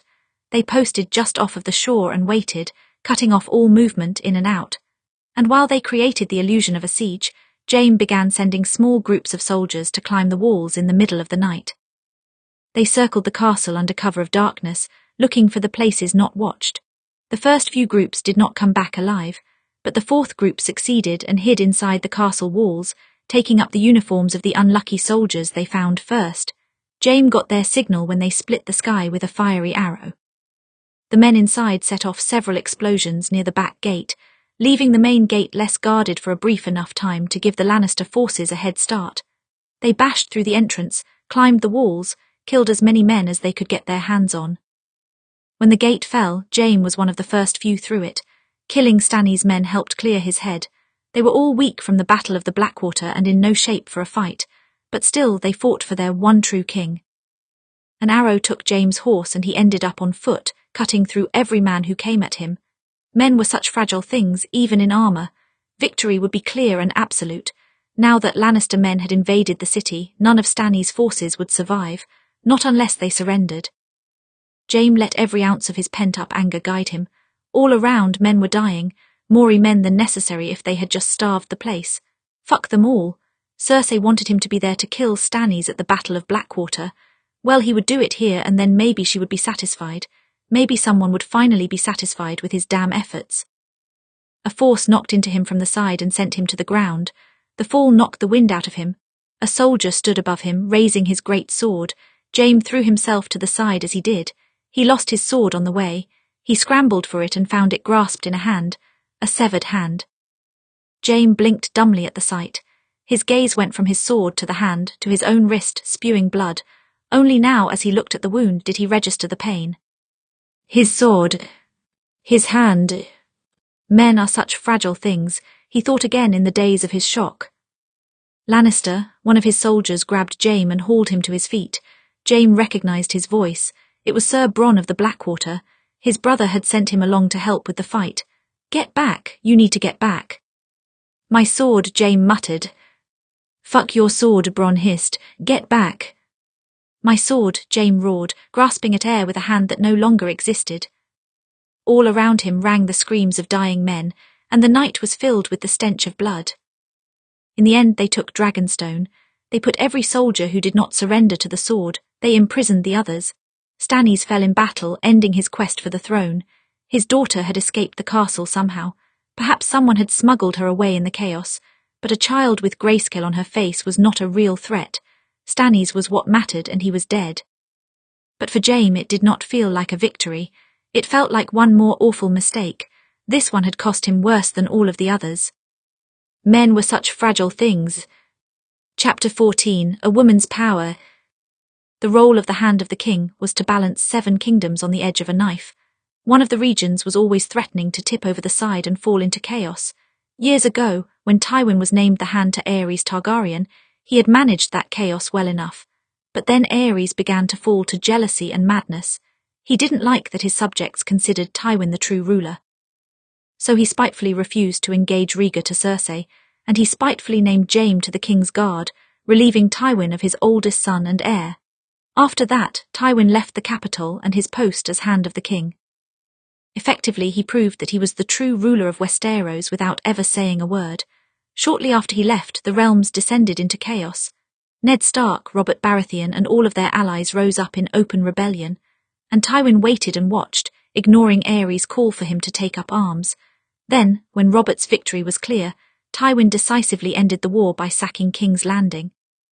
He did terrible things to ensure Robert's total victory and to prove his loyalty to the new crown. He did the dirty work so that Robert could play the hero. And then he offered up his daughter for marriage, an alliance to secure his family in this new age. Tywin had a dark reputation as a man without any honour, but he did know how to bring about peace in the 7 kingdoms. The most effective tools were wisdom, violence, and marriage. He aligned the Lannisters and the Baratheons with Cersei and Robert's marriage.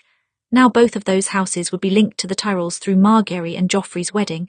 It was not a guarantee of peace, but it did help considerably. So now he faced the question of what to do with Arya Stark. As the second daughter of House Stark, she was a valuable hostage, but she could also bind the Starks to the crown. In light of the current peace, there was no need to rush an engagement. She was still a child, but if the North ever did rise up again, her sons would be potential heirs to Winterfell. Arya Stark would not enter willingly into any engagement. It had been over a year since Tywin had first met her, and he could easily tell that by now, even though marriage had never been discussed, but he could at least find her a match she could tolerate. Tommen was a possibility. He was around her age and not yet promised to anyone. Once Stannis was dealt with and Tommen came of age, he would inherit Storm's End. It was a better match than most second daughters could hope for, especially the daughter of a recently rebelling family. Not that Arya Stark would care about whether or not it was a good match, but at the very least, she seemed to like Tommen well enough to hold a conversation with him, or so her guards had reported. Cersei would be absolutely furious at the notion. Her rage would cause a headache for all involved, and she might try to have the Stark girl killed. That was the main problem. Tywin could bring peace to the 7 kingdoms several times over, but sometimes managing his family was the most difficult task of all. For now, he would not tell Cersei. Better to wait for that, but he did call Arya Stark to the next morning to inform her. You want to betroth me to Tommen? She looked absolutely shocked by this idea. Tywin wondered if she had been willfully ignoring the possibility of marriage for as long as possible. I'm not certain yet, Tywin said. It would tie the Starks to the Baratheons. It's as good a match as you can hope for. I haven't hoped for any match, Arya said. I don't want to marry. I suppose you hope to remain unwed for your whole life then? Tywin raised an eyebrow. Yes, she said. What's so strange about that? It's not strange to hope, but it is impossible for a lady from your family, Tywin said. You're my ward, which means it falls to me to make a match for you. Arya's expression was sullen like a child's, but then she still was a child who would not come of age for another few years. She still had childish notions about the future. I suppose I am a hostage. I should have expected you to use me to make connections, Arya said flatly. Tywin's mouth twitched, amused. It's not because you're a hostage, it's because you're a lady. Your father would have forced you into a match too, to some northern lord maybe. That's what all fathers do for their daughters. They find them husbands. Arya glared up at him. My father knew I did not want to marry. I'm sure your whole family knew.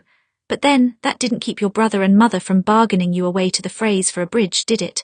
Tywin asked. Arya stared at him. What do you mean? When your brother needed to cross the bridge at the Twins, he sent your mother to barter for passage, Tywin said. Walder Frey wanted to marry you to one of his sons. Your mother agreed. Your brother accepted. She looked stricken by this news. For a bridge. It was an important bridge, Tywin said. That's how the world works, Lady Arya.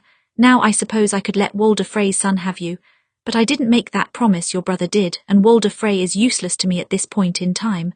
Binding the Starks to the Crown's family, that's very useful. And I don't get any say, Arya muttered. Not with you and not with my family. No, Tywin agreed. That doesn't seem fair. The world isn't fair. That's what people always say when they don't want to bother changing things. Arya glared up at him. Her tongue was still sharp as steel. You can argue if you want, Tywin said.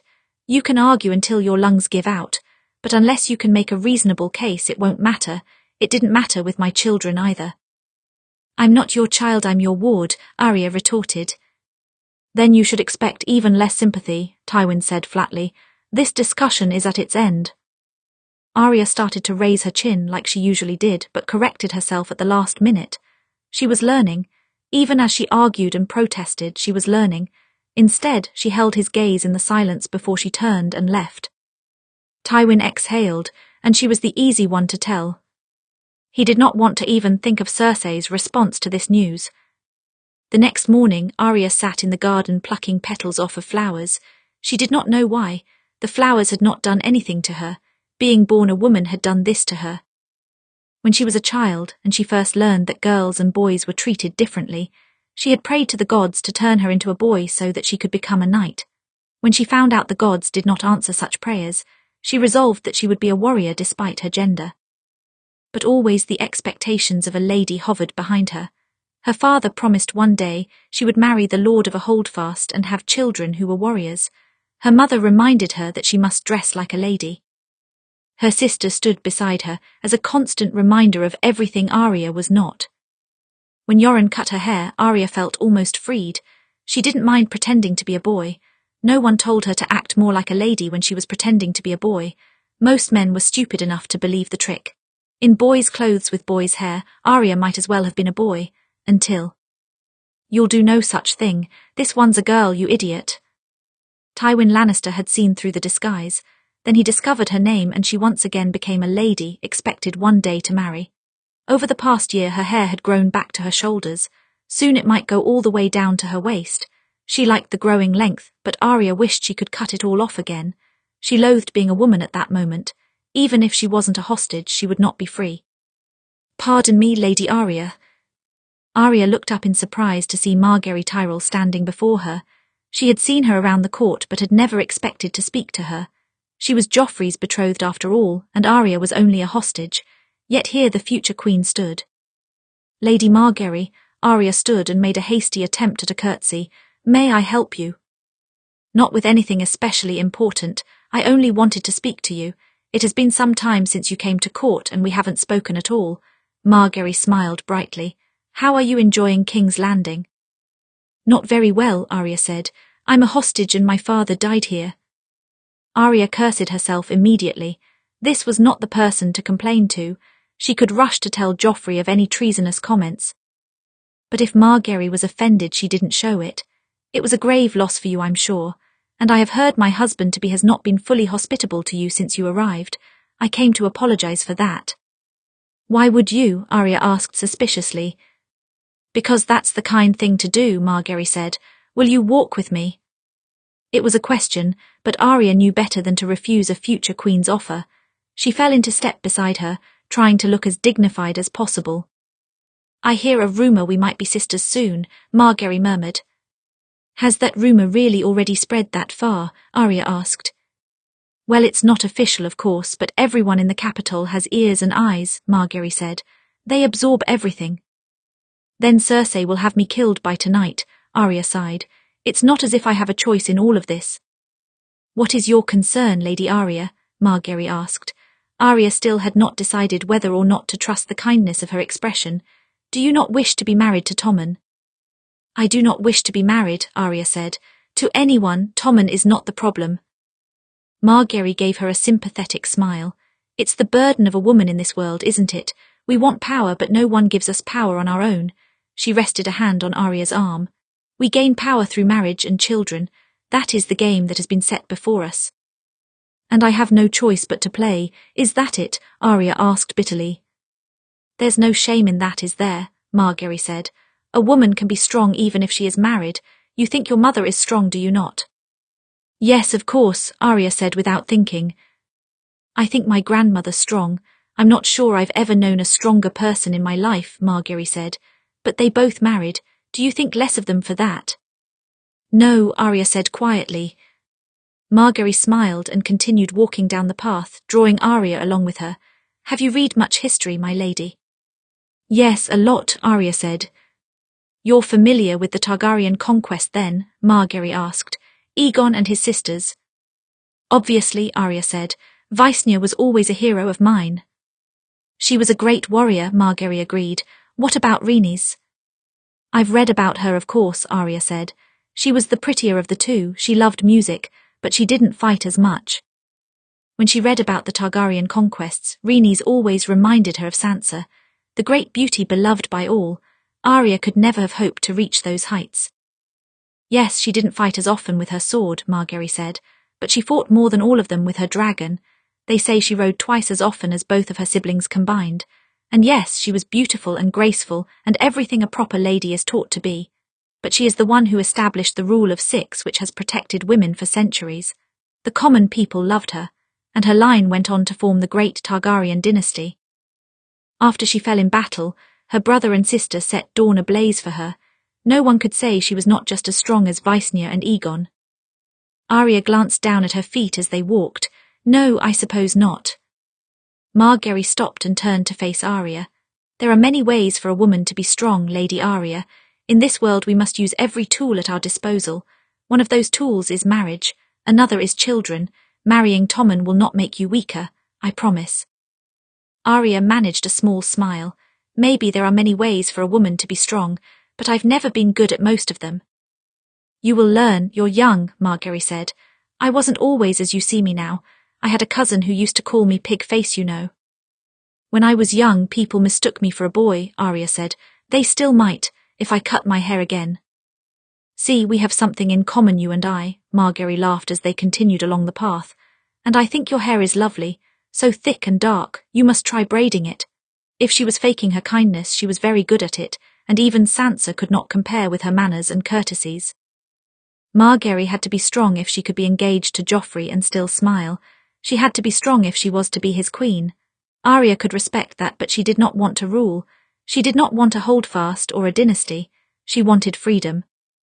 For a woman, that seemed even more elusive than power.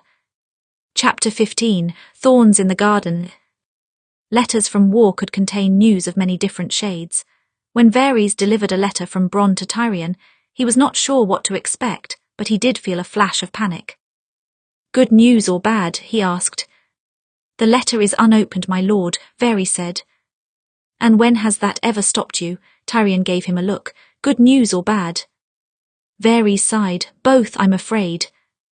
Tyrion nodded once and split the seal with his thumb. He read the contents as quickly as he could, only taking in a few of the words. Dragonstone had fallen, Stannis was dead, and Jaime was alive, but... Tyrion crumpled the letter in his hand. Fuck me, why didn't the idiot just starve them out? A question you'll have to ask Sir Jaime when he returns, Varys said. I don't think he'll want to talk about the battle when he returns, and I'm not cruel enough to bring it up. Fuck, Tyrion paced over to the window. Father is going to be furious. And worried perhaps for his eldest son's well-being. He'll be furious because he's worried, Tyrion said. All emotions make my father angry because he doesn't like feeling them. Don't you know that by now? I do, which is why I leave it to you to deliver the news, Varys said. You honour me, Tyrion murmured. Damn it all to hell. Jaime could have been patient and starved Stannis out with little trouble, but he had decided to play the daring knight again, the hero desperate to prove himself. In the process, he had lost more than ever. Jaime was not Jaime without a sword. Without his right hand, how would he begin to wield one? Tywin was in the middle of conversation with Cersei when Tyrion climbed the steps. He could hear her raging from a ways off. Lovely, that would put his father in a better mood. Engage that wolf bitch to Tommen. I will never let that happen, Cersei snarled. Marrying the Tyrell whore to Joffrey is bad enough, and now Arya Stark. So you hate Margaery Tyrell now too, Tywin responded flatly. Is there anyone in the 7 kingdoms you don't loathe? I love my children, that's enough. Then I suppose it will be difficult to find them any match that will meet your expectations. So his father was plotting to marry Arya to Tommen. It could be a strategically smart match, but Cersei would never accept it. Not that her acceptance would matter to their father in the least. He never cared much for the personal feelings of his children. Tyrion listened to the arguing for a few more seconds before he steeled himself and pushed through the door. Oh, hello, he said, pretending to be surprised to see Cersei, as if the whole castle could not hear her for miles. Am I interrupting something? You are not. Cersei was leaving, Tywin said, returning to his desk. His jaw was tight, not a good sign. Tyrion had learned to pick up the small tells in his father's expressions since his face almost never moved. I won't forget this, Cersei vowed, and I'll stop it, I promise you. You can promise no such thing, Tywin said. If I will it to happen, then it will happen. Cersei gritted her teeth and stalked from the room. You must derive great pleasure from getting the last word, Tyrion commented. What do you want? I'm not in the mood for any of your games, Tywin said. Nor am I, Tyrion dropped a letter on his desk. I received this today. It's news from Dragonstone. I received word from Dragonstone already. Stannis is dead and the day was won, Tywin said. That's not all of the news, Tyrion said. Read. Tywin studied him for a moment before he took the letter. Tyrion paced away from the desk so that he did not have to watch his father's face. He heard his anger well enough when he slammed the letter back down. That fool, he could have starved Stannis out of that damn place within 6 months if he was patient for once in his life. Why in the 7 hells did he decide to take it? Did he learn nothing from Robb Stark? Tyrion didn't have an answer, and he knew better than to say something clever. Really, he just wanted a large cup of wine. Jaime crippled, Cersei drunk and half mad. And you, Tywin trailed off. He had already listed his disappointments with Tyrion 100 times over. And me, Tyrion agreed, turning around to face his father. It's true. Cersei is as dependent on wine as Robert Baratheon once was. She grows more paranoid by the day for reasons none of us can really guess. And I know I'm an eternal disappointment to you no matter what. He exhaled. Don't give up on Jaime just yet. He only lost one hand, he has another. Jaime never wanted to learn anything he did not have a natural gift for, Tywin said. The slightest frustration with reading and he folded. He only practiced so much with swords because he was a natural. It was easy for him, now it's not. Jaime reads well enough now, Tyrion said. You made him practice. He complained often about it even years after you stopped. I'm the hand of a volatile king. I don't have time to treat him like a child, Tywin said. I don't have time to force any of you to take this family seriously, to put the Lannister name over your personal feelings and desires, but I will preserve this family name in spite of all of you. You against the world then, is it? Tyrion gave him a bitter smirk and a bow. I wish you the best of luck. Arya tried to listen to Margaery, and she tried to focus on the positives of her possible marriage to Tommen. To begin, he was not Joffrey. That was an enormous mark in his favour. Secondly, he was not several decades older than her. Arya heard many horror stories about girls as young as Sansa being wed to 70 or 80-year-old men. Thirdly, he was kind enough. She could never picture Tommen lashing out at her in anger or trying to beat her, not that she would let him if he tried. Fourthly, he would be easy enough to manipulate. In King's Landing, there were puppets and puppeteers, those who arranged the board and those who moved about as pawns. It all seemed like a game of who could collect the most strings to pull. People like Tywin, Littlefinger and Cersei had many strings to pull. Others, like Tyrion, moved in the middle. Arya had been brought to King's Landing as one of Tywin's puppets to move where he pleased, but she did not want to be trapped in strings forever. If she wanted to rise above, she would have to play the game. Perhaps she could use Tommen for that. Perhaps if he inherited land away from the capital, she could escape the grip of the Lannisters. She would have more freedom then. She tried to look on the bright side. She tried to look at things from Margaery's perspective, but every time she did, her own thoughts interrupted her. A good marriage could take you away from the capital. But why should I have to leave as someone's wife? You can only be free if you have power. Why must it be that way? Why can't I change the rules? With freedom you could fight as you wish. I will fight no matter what. She spent more time with Tommen when they encountered each other in the garden. She made sure that their guards were always around though. Sir Osric seemed to work more for Tommen than for Joffrey, so she did not feel in danger of him, and at least with some guards around, she did not have to fear from Cersei. Arya made a game of avoiding the Queen Regent. She kept her door and window locked up tight at night. She stayed away from the rooms she often frequented. She asked Tyrion to warn her if Cersei was going to be nearby any of Arya's usual spots. Tyrion was all too happy to help her with this game. She only saw Cersei at court, which she was required to attend as the Lannister ward. Arya hated court because she always appeared in uncomfortable dresses, with sleeves that swallowed her arms and hems that tripped her if she was not careful. But Cersei's glare burning a hole into the back of head did not help either. If it makes you feel better, Margaery said one day, she spends just as much time glaring at me as she does at you. It doesn't, Arya replied. She has enough poison for 2 cups. Cersei only got Arya alone once, just before court when not everyone had yet settled in the room. She gripped her arm so hard it left a bruise for a few days after. Do not forget what you are, Lady Stark. You're the daughter of a traitor and you will not wed my son, Cersei said through a forced smile. I'll make sure of it. Please do, Arya replied in as sweet a voice as she could muster. I don't want to marry your son. If you can convince Lord Tywin otherwise, I would be glad to hear it. That seemed to make her just as angry. There was nothing she could do to please Cersei, but she did not wish to please her. Time at court did give Arya a chance to observe the people who pulled the strings in King's Landing. First there was Varys, known as the Spider. He hadn't spoken to Arya, but Tyrion seemed to know him well, or well enough. Most people didn't truly know the Master of Whispers. Secrecy came with his job description. He won't be your friend, Tyrion said, but he won't work against you either. I think he actually rather liked your father for his principles if nothing else. He hoped that your father might be sent to the wall rather than executed. I hoped for the same, Arya murmured. Then was Grand Maester Pycelle, who had tended to Arya's wounds. He must have been a gifted maester if he had lasted so long in King's Landing, but he seemed like an old, senile fool. Tyrion warned her that he was not as senile as he let on, and not to trust him. He leaks information often to my sister.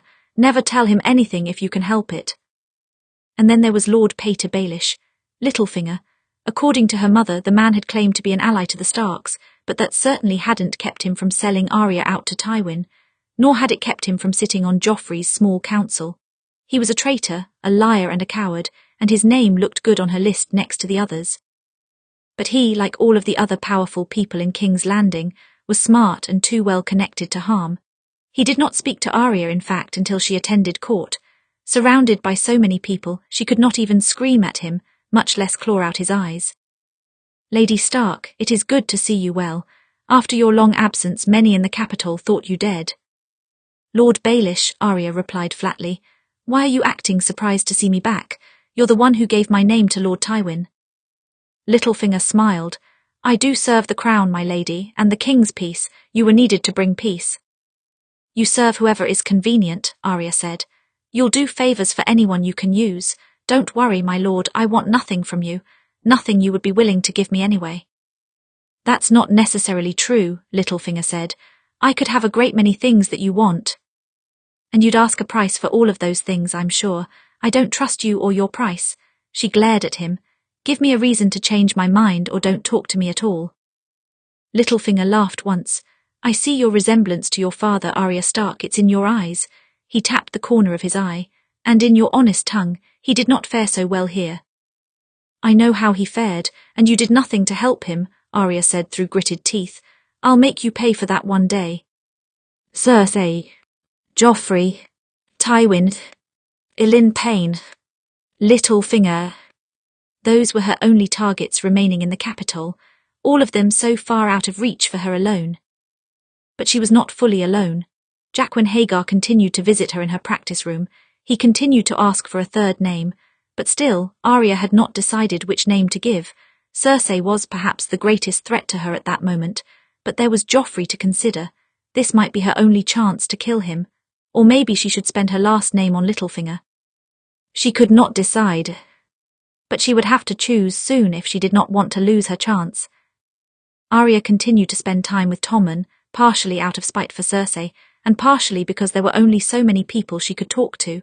She enjoyed Lord Tyrion, but he was often otherwise engaged. Lady Margaery was the same, but she could not afford to talk too much with Arya, lest she anger her future husband. She did not see Lord Tywin unless he had something important to tell her.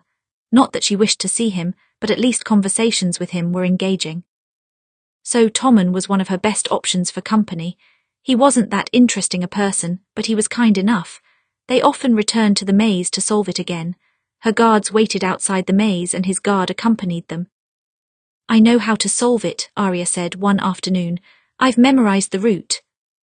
That's not the fun of it, Tommen said. You're supposed to let yourself get lost then find a way out. That doesn't seem like a good strategy at all. Why must everything be about strategy? Tommen asked. Arya sighed and looked up at the clouds. Orange and pink had begun to cut across the blue of the sky. The days were getting shorter as winter approached, but she did love the long shadows of the early evening. Then the shadows behind them moved. Several months on the run had made Arya hyper-aware of her surroundings. She tensed at even the sight of a rabbit flashing through the brush. But this was not a rabbit. This was a man who slipped from a dead end in the maze and lunged for them. Metal flashed in the dim light. Arya whipped around to intercept the blade, knocking Tommen to the ground as she did. It sank into her right shoulder nearly up to the hilt, and she let out a cry of pain. But she did not let it slow her. There was no time. She slipped the knife from her sleeve into her left hand and slashed upward. Her blade cut through the assassin's eye, and he stumbled back, releasing the knife. Seconds later, Tommen's guard drove his sword through his back. Lady Arya, Tommen scrambled to his feet. Are you hurt? Arya swayed on the spot, forcing herself to breathe. I'm fine, it's just my shoulder. Lady Stark, one of her guards, appeared at her side, placing a hand on her uninjured shoulder. It was one of the first times she had heard him speak. We should get you to a Maester. Why would someone try to assassinate her? Tommen asked. Any number of reasons, the Kingsguard muttered. But that assassin wasn't targeting Arya Stark. He was targeting you, my prince. Tommen paled, as if for the first time he realized that he could be killed. Me. He was right, Arya realized. A practiced assassin would have stabbed her in the heart, but she was not the target. When she reacted, she intercepted a strike meant for Tommen's chest. Someone had tried to assassinate the prince. Chapter 16, Suspicions. Tywin examined the blade. It was slim and well made. Foreign. No Westerosi blacksmith would make a knife like this. Where in the seven hells had the girl gotten it from? A fork, he understood, but this. He watched it hold steady on his finger, perfectly balanced, and just beyond the blade the girl watched him. Her shoulder was bound and her arm in a sling from the knife wound, though Pycelle insisted there would be no permanent damage. Whatever the case, the pain did not seem to bother her, not nearly as much as his silence did. Silence was the easiest way to stir most people into nervousness, and Arya Stark was no exception. She was better at hiding it than most. She didn't fidget or look away. She had stopped lifting her chin so much, and she kept her gaze steady. But there was anxious intensity in her eyes and a tension in her jaw. At last Tywin lowered the knife. Where did you get this? I found it, Arya replied. She wasn't lying, but she wasn't telling the whole truth either. Did you plan on using it on someone else? He asked. Only in an emergency. And what qualifies as an emergency in your mind? An almost smug gleam passed through her eyes, saving the prince's life. Tywin exhaled. She really was too smart for her own good, and her instincts had saved Tommen. This is a distinctive blade, very thin. I'm sure it makes a unique wound. He looked up at her. If you were to kill someone important with it, your guilt would be obvious. Yes, Arya murmured. So don't kill someone important. He flipped the knife in his hand and handed it back to her. She looked up at him in surprise. My lord. You'll just find another weapon if I take this from you, Tywin said. I prefer to know what you have. Her mouth twitched into a smile and she accepted the blade. Thank you. He nodded once and stood, packing over to the window. How is your shoulder? Doesn't hurt as much as the broken arm did, Arya said. I still have my left hand. Everyone keeps injuring the wrong part of me. Or the right part from your perspective, Tywin said. That almost sounded like a joke, Lord Tywin, Arya said. He glanced back at her. It's a good thing you know better than that. Yes, I do. She turned her gaze back to her knife. The blade spun between her practiced fingers in a blur. She handled it like an expert, like someone who had been training very hard to kill someone. How many hours a day did she devote to fighting, he wondered. It had saved Tommen, perhaps, but it could kill others who Tywin needed alive. Lady Arya, he said at last. She looked up from her blade. I'm not a fool, he said. I know you don't practice with your blades for self-defense alone. There are multiple members of my family you want dead, including me. Then why give me the knife? Arya asked. Because sometimes you kill the right people, Tywin said. But whoever you kill, I will find out, and I will deal with you accordingly. Arya lifted her chin then. She hadn't broken herself completely of that tell yet. I might not use this knife. It doesn't matter if you use that knife or your sword or any other weapon, Tywin said. I'll know from looking at your face. I can always tell when you're hiding something. She glared at him then. He had seen that sullen look many times before, on Arya and on Cersei when she was a child. How would Cersei handle Arya's heroic rescue of her son? When Arya did not retort, Tywin knew he had won the argument. For now, he paced back to the door. Rest and recover, Lady Arya. You're of more use to me when you're unwounded. Arya's shoulder wound was minor compared to her injuries a few months previous. The blade had not hit anything important. It would leave only a small scar behind once it had healed. Most importantly, Tommen was safe and his assassin killed. He thanked her profusely all the way back to the castle, fretting over her wound. He apologized to her too, for dragging her into such an awful mess. Arya could not imagine how he came from the Lannister family. He was far too kind. And his life could still be in danger. Arya guessed the assassin had not acted on his own. Someone must have paid him. But why? Trying to kill the king, she understood, but why would someone try to assassinate the prince? Arya was contemplating this very question when a knock came at her door. She quickly checked to make sure her knife was up her sleeve. It was. Come in. Cersei Lannister glided through the door. Arya internally cursed a few times before she dipped into a curtsy. Your Grace, I'm surprised to see you here. Are you? Cersei asked.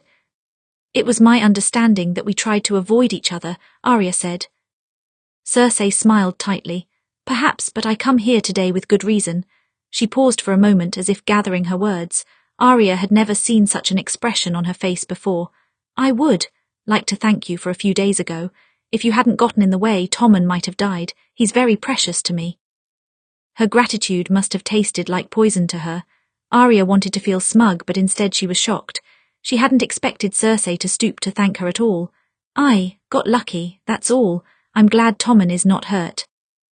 Cersei tilted her head to the side. I'm not sure you did get lucky, Lady Arya. You have quick reflexes, and the wounds on the body. Sir Osric stabbed the assassin through the back, but you cut through his eye, didn't you? Do you carry a knife? Arya studied her. Why are you asking? Because young ladies usually don't, Cersei said. Young ladies aren't usually beaten half to death by 2 knights. Arya slid her knife from her sleeve and placed it on the table between them. There was no point in hiding it. It made her look more suspicious. Your father already gave me permission to carry it. You can take it from me, but I will find another one. I'm not interested in being helpless again. Cersei smiled and picked up the knife. You misunderstand me, Lady Arya. I'm not going to take your knife, of course not. If you used it on anyone important, everyone would know and you would be executed. My father knows that. That's why he let you keep the little blade." Cersei handed the knife back to her. "If you are to marry Tommen, there might be other attempts on his life. Perhaps you'll need this knife again." Cautiously, Arya took the knife back and slipped it back up her sleeve. "Yes, Your Grace." Cersei folded her hands into her sleeves, packing to the other side of the room. She looked up as if inspecting the quality of the walls. "You must hate Joffrey terribly, perhaps even worse than you hate me. The fury is so clear in your eyes every time we see each other, and I've watched you in the throne room burning holes into the king with your glares. But Tommen has always been such a sweet thing. The kind of boy who rescued stray cats and tried to raise them on his own." "He seems very kind," Arya said. "It's not an act, he is," Cersei said. "I wonder if you've thought about it. Vengeance.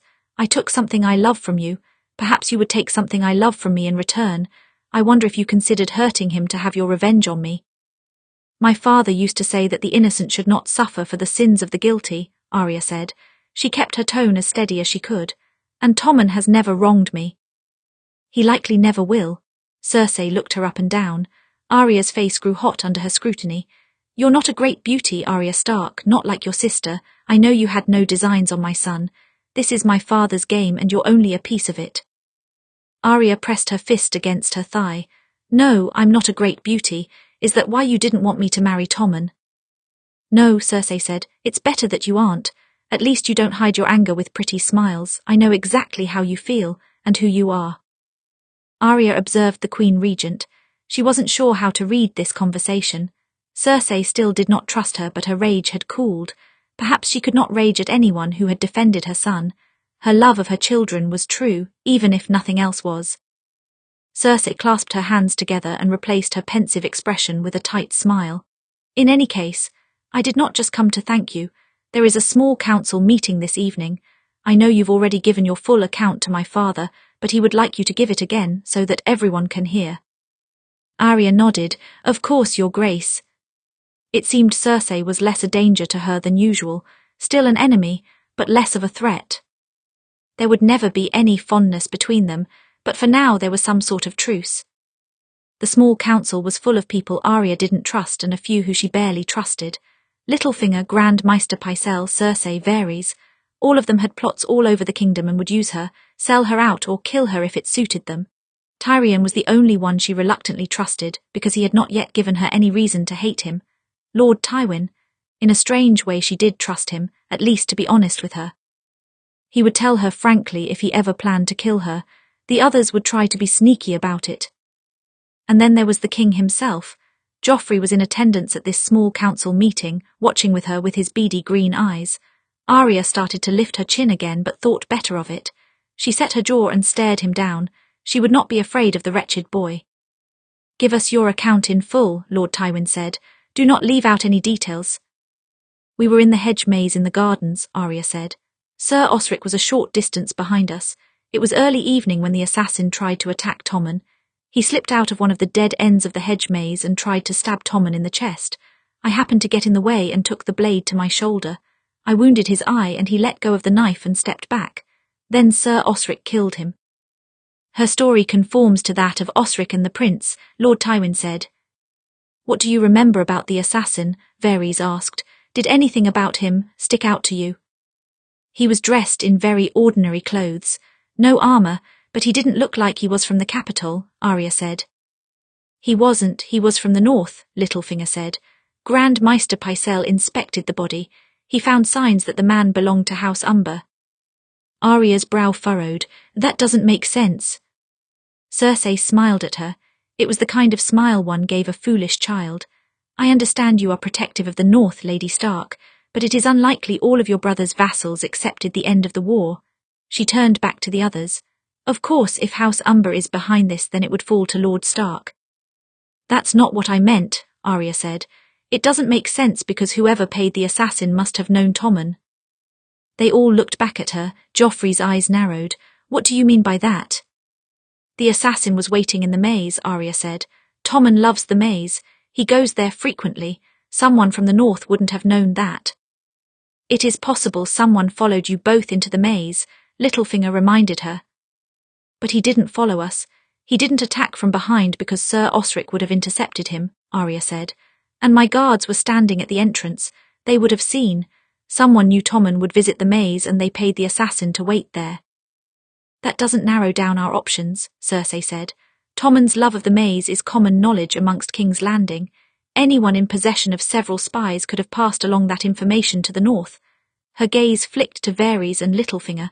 Neither of them rose to the bait. But why would an assassin carry any sign of the house that sent them? Arya asked. That's just stupid. It may have been a mistake. The sigil was very small, engraved on the pommel of a dagger, not the one he used in the attack, Littlefinger said. It might not be a mistake, Tyrion said. I've been the victim of this kind of trick. Someone armed an assassin with a dagger they claimed was mine, and sent that assassin to kill Bran Stark a few years ago. Bran, Arya's eyes widened. Why would someone try to kill him? He was paralyzed. I'm not sure, since I wasn't the culprit, Tyrion said. The assassin failed, of course. But then Catelyn Stark arrested me, my Lord Father raised an army, and the Starks and Lannisters started a war. Someone may be using this mistake to start a war anew. It is shocking how many people hate peace, Varys commented. He glanced at Littlefinger as is he meant the comment for him. Littlefinger did not respond. Cersei laughed once. That's a far-fetched idea. It's just as likely that some people in the north are angry that they did not gain the independence they desired, or that they want revenge for Ned Stark. Arya tried not to bristle at the suggestion. The north doesn't deal in assassins, that's not our way. Cersei opened her mouth to respond, but Joffrey held up a hand. It's too soon to know for certain. We will have to investigate further before we know if the north is truly to blame. Perhaps the knife is a coincidence, but who knows? He looked up at Arya. But we are grateful for your testimony, Lady Arya. Joffrey's words set off immediate warning bells in Arya's mind. This is wrong, she thought. He is being too reasonable. This is very wrong. It was much more like Joffrey to jump to blind accusations. He did prefer war to peace after all, but he was showing caution. Was Tywin truly getting to him, or was this some sort of trick? Whatever the case. She could feel her nerves buzzing as the meeting ended and the small council filed from the room. Once they had all left, Arya turned to go as well, but Lord Tywin stopped her. Not you. Arya paused and turned back to face the hand of the king. Joffrey was acting strangely tonight. Did you notice? I notice he's trying harder to play at being king, Tywin said. It's possible I scared him several months ago after he almost killed you. There's a reason he hasn't tried that again. I didn't like it. I felt more in danger than ever, Arya said. That's because you know he's only pretending while I'm in the room, Tywin said. You were right about the assassin. Someone is trying to start another war, and it was someone who knew Tommen's habits well enough to give the assassin the perfect place to strike. There are plenty of people who don't support peace with the North, Arya said, but some of those people would never put Tommen in danger. Correct, Cersei has nothing to do with this, Tywin said. However, if our culprit is looking to start a war, you are an obvious target, be careful. Arya lifted her chin. I'm not afraid. Tywin raised an eyebrow. Damn, Arya exhaled and lowered her head again. I've been getting better about that. I've noticed, Tywin said. Regardless, you would be a fool not to be afraid. Arya nodded once. Already this place had nearly killed her twice. She hadn't even been in King's Landing a year yet. How many more attempts on her life would she have to survive? You keep that knife on you at all times, don't you? Tywin asked. Yes, Arya murmured. She could feel the cool metal against her forearm. Good, Tywin said. You may need it again soon. Chapter 17, Honour and Loss. Returning to King's Landing, Jaime felt like a ghost in his own body. He drifted through the gates on his horse. He drifted through the halls. He drifted all the way to his father's tower. He did not want to see his father at all. He already knew what he would say, and he could feel his disappointment palpably throughout the Red Keep. When Jaime had a squire send a letter to his father about the victory, he had not told him about his hand. But he would know by now. Everyone in the keep probably knew by now. Still, he climbed the steps to the tower, and resigned himself once again to being a terrible disappointment. Sir Bronn had recovered his sword from the battlefield, at least, so Jaime had not lost that precious gift. But what did it matter any more? He couldn't wield it. It was little more than decoration at his hip. If he couldn't fight, he might as well be dead. His father was alone in the tower when he arrived, writing again. How many letters did he write a day? Jaime wondered. And how nice must it feel to still have a right hand with which to write? His father looked up. For a long while he didn't say anything. He didn't need to. Jaime felt the weight of his expectations crushing him down with a single stare. He gritted his teeth. How his wrist throbbed. You look ill, Tywin said at last. Did the Maester on the battlefield see to your wound properly? Jaime nodded once. Cut off the rot, burned out the infection. It's just fine, other than the hand being gone. Tywin set down his quill. Jaime. Don't say it, Jaime muttered.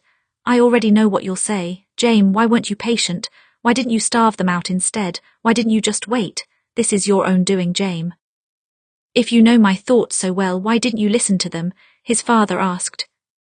I don't know the reason for half the things I do. I just do them, Jaime shook his head. Does it matter anymore? It's done. Yes it is, Stannis is dead. Your hand is gone, Tywin said. Stannis dead, Jaime repeated. Do you think they'll put that in the book? Perhaps Kingslayer won't be the last line anymore.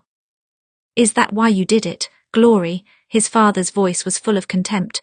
Did you want to redeem your honor? My honor is beyond repair. We both know that, Jaime hissed. No, I didn't do it for glory. I don't care about glory. Then what do you care about? Tywin snapped as he stood. Anything, not the family, clearly.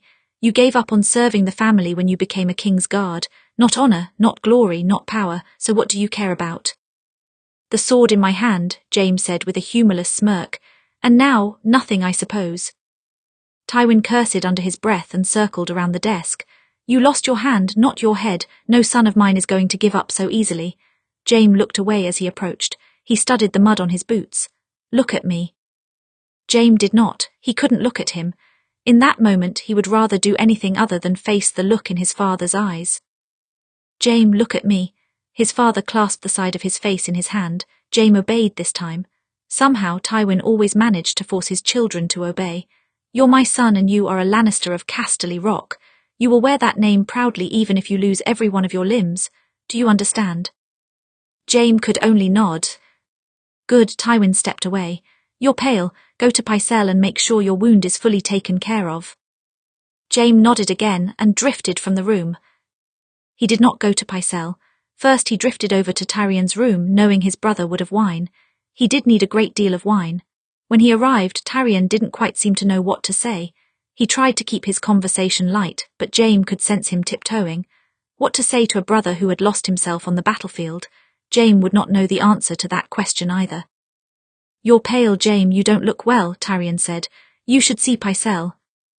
Jaime promised to do so. He let himself drink until his head was fuzzy. Then he drifted away from Tyrion too. He did not go to see Pycelle. He drifted toward Cersei next. Not to Cersei, just toward her. He passed back and forth in front of her door several times but never managed to go inside. The disappointment in her eyes might have utterly broken him. He could not take any of her anger today. His shoulders could not bear the weight of it. Between his father's disappointment and his brother's awkward silence, it was too much, all too much. Instead he found himself drifting to a different part of the castle, into a large room open to the air. Arya Stark's practice room. The Stark girl was there. He knew because her 2 guards stood outside the door. They did not attempt to stop him as he wandered through. She was practicing with that tiny little sword of hers. She lunged forward, then retreated again, fighting off an invisible enemy. Her right arm was in a sling, but it didn't seem to bother her. She was left-handed after all. How Jaime envied her for that in that moment. She noticed him out of the corner of her eye and spun around to face him.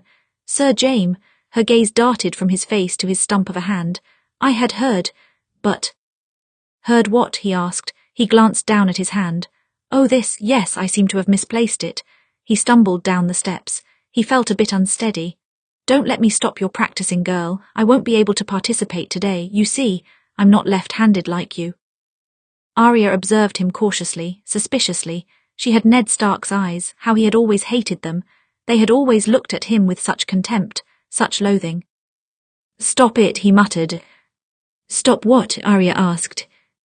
Looking at me with your father's eyes. Stop, Jaime leaned back against the wall. He looked at me with those eyes on the day he found me in the throne room with the Mad King's corpse. Kingslayer he called me, Oathbreaker, and then everyone was calling me that like it was my damn name. Jaime laughed once. The Mad King killed his brother and father, burned his father alive and let his brother choke himself to death trying to save him, but he hated me for killing that king. It didn't make sense. He tilted his head to the side. Does it make sense to you? My father was a good man, Arya said flatly. She was defensive of Ned Stark. Of course he would expect that. He was a just man. He judged people according to the law, not according to what he felt. Jaime laughed. Ah yes, honourable Ned Stark, so fucking honourable. Tell me, if your father was in my place, what might he have done? He leaned forward. What if he was the one standing next to the Mad King when his own father sacked the city? What if the Mad King told him to bring his father's head? Would honourable Ned Stark have obeyed that order? The Stark girl did not reply. She clutched her tiny sword in her hand as if Jaime might lunge at her. As if he could. He could barely keep his feet at the moment. The wine, perhaps. Maybe he would have, Jaime said.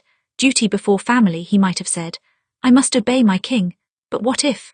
What if the king turned to his pyromancer and ordered him to set the whole city ablaze with wildfire? You see, the Mad King had set up caches of wildfire all over the city. Enough to destroy the whole of King's Landing and every living soul inside. What if the king ordered the pyromancer to set those stores of wildfire ablaze to kill every man, woman and child in King's Landing? Would your father have stood faithful by his post? He glared at the girl. She had not said a word. She just stared at him, stricken by the question. Would he have let that many people die, in service to his king? Would that have been honourable? Is that what happened? She asked at last. Her voice was soft, tentative. The Mad King tried to burn down the city. Oh yes, the Mad King loved watching things burn. He would have laughed at the sight of it. He always laughed when his enemies melted away. Jaime smiled mirthlessly. I'm not really sure what your father would have done, but I know what I did. I killed the pyromancer before he could make the door. And then I drove my sword as deep as I could through Aerys' back. I don't think he expected to die. He didn't even cry out in pain. He just kept chanting, burn them all, burn them all. Burn them all, Jaime practically growled the words. Well, I slit his throat to shut him up. If you killed the king to save King's Landing, why didn't you tell my father that? Arya asked. He would have understood. Would he? Jaime asked. I don't think so. Ned Stark judged me guilty the moment he found me in that throne room.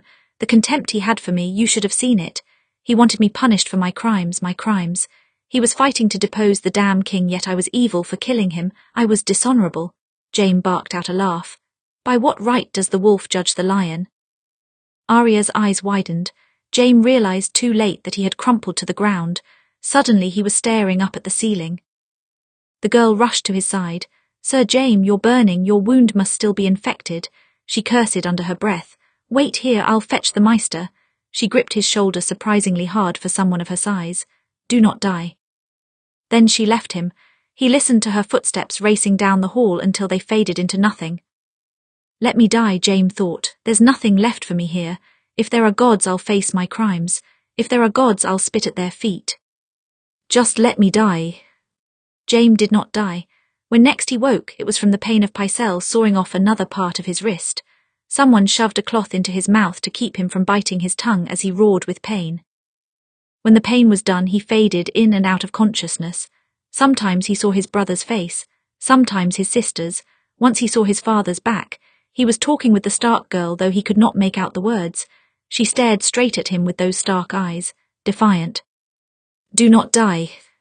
Her words seemed to have cursed him, because though he wanted to die, he could not. Instead he passed in and out of fitful dreams. He dreamed of battle. He dreamed of a cage. He dreamed of Robb Stark's great direwolf snapping at his throat. He dreamed of shoving Bran Stark out of the window, only to have the boy pull his hand off as he fell. He dreamed of the Iron Throne with the Mad King sitting upon it. Burn them all, he screamed. Burn them all. Jaime went to silence him, but he had no sword and no hand to wield it. The fire erupted through the hall, breaking apart the stone. He watched the Mad King's flesh melt off his face, and still he laughed. The throne room fell away, leaving Jaime alone. The sky above him swarmed with dragons. When he woke for the final time, after his fever broke, his father stood in the corner of the room looking down at him. Are you truly awake now? He asked. Jaime nodded once. Good, Tywin said. Never endanger your life like that again. It was an order. His father was fond of giving orders, but Jaime did not have the energy to argue with him or even speak. He could only nod again. Arya Stark, it seemed, had cursed him to live a little longer. Chapter 18, Debts. Before he left to fight Stannis, Jaime Lannister had insisted that Arya did not owe him anything for saving her life. He said that the Stark words had nothing to do with paying debts, but family words meant nothing, and Arya still felt the burden of owing him. When he stumbled into the room that day, swaying like a drunken man and hissing words like a wounded cat, she got her chance. She ran for the Maester. She instructed her guards to carry Jaime and follow her. She watched as Pycelle cut away the rotting parts of his wrist and treated the infection. If he lives, this will pay my debt, Arya thought. If he dies, I will owe a dead man. Arya's ears still rang with the story he had told her, the story of the day that made him the Kingslayer. She wondered at first if he was telling the truth, but what reason would he have had to lie? He was delirious with fever. If Jaime Lannister had saved King's Landing, why did her father hate him so much? It wasn't honourable to let 500,000 people die for a cruel king. It wasn't honourable to let one innocent die for a cruel king. Arya did not know why she lingered in the room as Pycelle tended to Jaime. Maybe she wanted to make sure he would live before she left.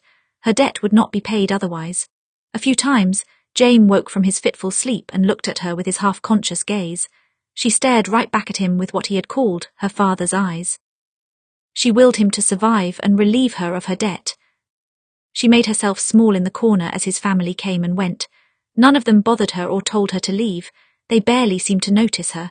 How strange it was to see the Lannisters worrying over Jaime as the Starks had once worried over Bran.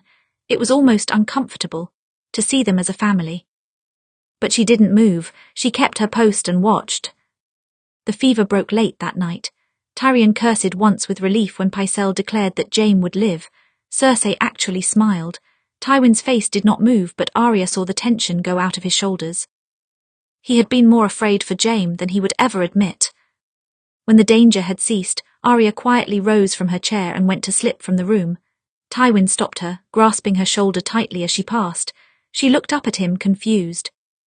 "You'll have my thanks, Lady Arya," he murmured, so quietly that no one else could hear. "I am in your debt."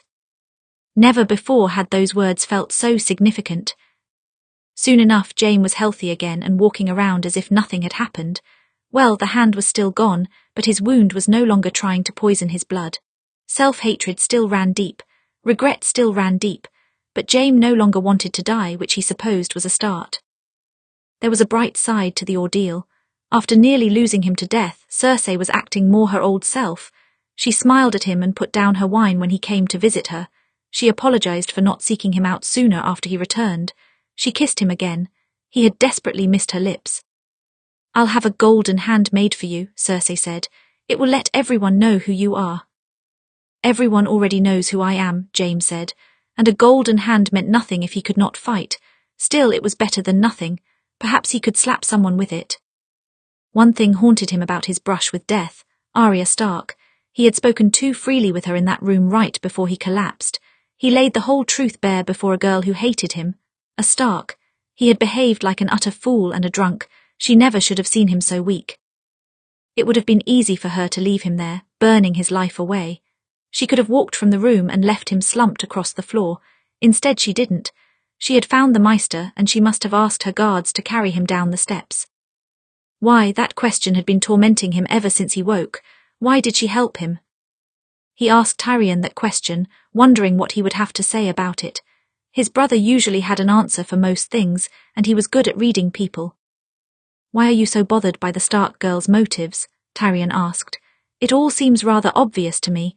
You saved her from Joffrey and she saved you from your own stupidity, a paid debt." "No, it's not a debt," Jaime said. "She doesn't truly owe our family anything because she's a hostage. She shouldn't feel indebted, and she could have left me so easily." Tyrion sighed. "Father and Cersei are giving you such a cynical worldview lately, brother." Jaime gave him a look. "You have a cynical worldview too." "Well, yes," Tyrion agreed, "but Arya Stark doesn't, not quite. Part of her still believes in the honour her father fought for." "So why save a notoriously dishonourable Lannister?" Jaime asked. Tyrion swirled his wine in his cup. "Did you hear about what happened with Tommen while you were away?" "Cersei said he was almost assassinated," Jaime said. "Yes, and the Stark girl saved him. That's why she's injured again. She took a knife to the shoulder. She didn't think about saving Tommen, she just did. No calculations, no grand plan. Do you know why? Jaime shrugged. I assume you are going to tell me. Because Arya Stark instinctively helps people in trouble, Tyrion said. The world hasn't beaten that out of her yet. Jaime stared down at his stump of a wrist. Once upon a time he had been the same way. He wanted to protect the innocent. He wanted to save people. His desire to be a knight was wrapped up in the misconception that all knights were heroes. Then serving King Aerys, he had no choice but to smother that instinct. The Mad King killed the innocent for fun, and there was nothing Jaime could do to help any of them. None of the other knights helped either. They watched, they waited, they did nothing. Give her time, Jaime said at last. A little longer in this place, and she'll learn to be as terrible as the rest of us. Still, he knew he had to thank her for what he did, and perhaps apologize for being so open. He made his way back to her usual practice room to find her. She was there, of course. She was always there, sparring. Today she noticed him as soon as he entered the room. She lowered her sword, lifting her chin. Sir Jaime. Lady Arya, he inclined his head. Is your invisible opponent giving you trouble? He was in the beginning, but I got the better of him, she replied. Naturally, Jaime rubbed his forearm just above his stump. He hated this. He hated having to ask forgiveness for such a stupid moment of weakness. Why didn't he keep his mouth shut? I came today because, well, I'd like to apologize. I don't quite remember everything I said to you a few days ago, but I know I said too much. Was it the truth? Arya asked. Jaime nodded once. Then don't apologize, Arya said. If anything, you should apologize for not seeing to that wound sooner. You caused a lot of trouble. I excel at that, Jaime said. At the time I wished you left me to die. Why would I do that? You didn't leave me to Joffrey. Arya sheathed her sword and hid it in the stones again. Don't Lannisters have words about paying debts? You're not a Lannister. I'm your family's ward. Perhaps I'm trying to blend in, Arya said. Besides, my father believed in paying debts too. That's what justice is, right? Jaime studied her. In a sense, I suppose it is. He took a step back toward the door. I'll leave you to your practicing. I only came by to apologize. You could stay and practice, Arya said. Jaime blinked. Did she mean that as a joke? Her expression looked sincere. I'm afraid I won't be much good at that anymore. I have something for that. Arya crossed the room. Really, are you hiding a spare hand in here? Jaime asked. No, but I found these. Arya picked 2 wooden practice swords up from the wall. They're extras that my teacher and I used to use while sparring. And what am I to do with a stick? Jaime asked. Practice. Arya tossed him the sword. His fingers fumbled and it clattered to the floor. She smirked a bit. Next time you will catch it. This is ridiculous, Jaime said. I've fought with my right hand my whole life. Training my left hand will be like starting from scratch. Then you best get started, Arya said. You said you're nothing without swordplay, then fight for it. I have. She circled around him. Every day of my life I fought to wield a sword. They kept taking my sticks away from me and giving them to my brothers instead. They told me I was a lady and I could never be a knight. But you, they put a sword in your hand as soon as you could walk. And now I've lost that hand. Jaime glared at her. You have another one. I fight with my left hand. Why can't you fight with yours? Arya held his gaze, a challenge in her eyes. You're just worried that if you try again you'll fail, scared you'll be beat by a girl. Jaime gave a mirthless laugh. Anyone ever tell you not to play with a lion's tail? This lion only has 1 paw, and he just told me that he's too scared to fight. Why shouldn't I? Arya asked. She lunged forward and gave him a smack on the arm, then another. Pick up the sword, sir, fight me. If you're as good as everyone says you would try again. Jaime let out a half snarl and seized the tip of her sword when she swung at him once more. His grip was weak, but she let him have it, bending instead to pick up the sword he had dropped. Good, you're holding a weapon, that's a start. Arya extended hers. Now fight me. Jaime shook his head. Why do you care if I do? I don't know, Arya said. I just do. It's depressing seeing you wander about the keep. She swallowed hard. You saved my life, let me help you keep yours. Jaime laughed once. What an interesting girl. Debts, it seemed, were important to her, even if they were owed to a man her father despised, to a Lannister. A one-handed man against a girl, what fools we'll look like. Then we'll be fools. Arya gestured for him to come at her. Come at me, or I'll start hitting you again. Jaime sighed. The girl was 1 part mad and 2 parts stubborn. She would not be refused. Very well, Lady Stark. Then he lunged at her. Their wooden blades met with a sharp clack that echoed through the room. Arya Stark's guards made regular reports to Tywin and only Tywin. He picked them specifically because they did not speak to anyone else. They only spoke to Arya herself if absolutely necessary. The Stark girl needed such guards because there were plenty of untrustworthy people who might try pay off less loyal men. Godric Swift was one of the grandsons of House Swift. Harry's Hill was a bastard of House Crakehall. Neither had any chance at inheritance, and they had both entered the service of House Lannister earlier. They had passed many tests of silence and loyalty. Twice, men had tried to buy their silence or their words, and both times they had reported the treachery to Lord Tywin. They would both die before they ever betrayed Tywin's confidence. He was not merciful to those who did. That night it was Hill who reported to Tywin, while Swift remained at his post. Hill told him about Jaime's visit with the Stark girl. "I think he meant to give her his thanks and be on his way," Hill said, "but then she forced him to practice with her. He stayed there for a good while." Tywin raised an eyebrow. "Forced?" "She kept hitting him with a practice sword until he picked one up, my lord." Hill shrugged. "Eventually he did. I think he was too annoyed to argue." "How long did he stay?" "The better part of 2 hours. He cursed quite often," Hill said. "A few times he tried to put down the sword and she started hitting him again." Tywin very nearly smiled at that image, but he stopped himself.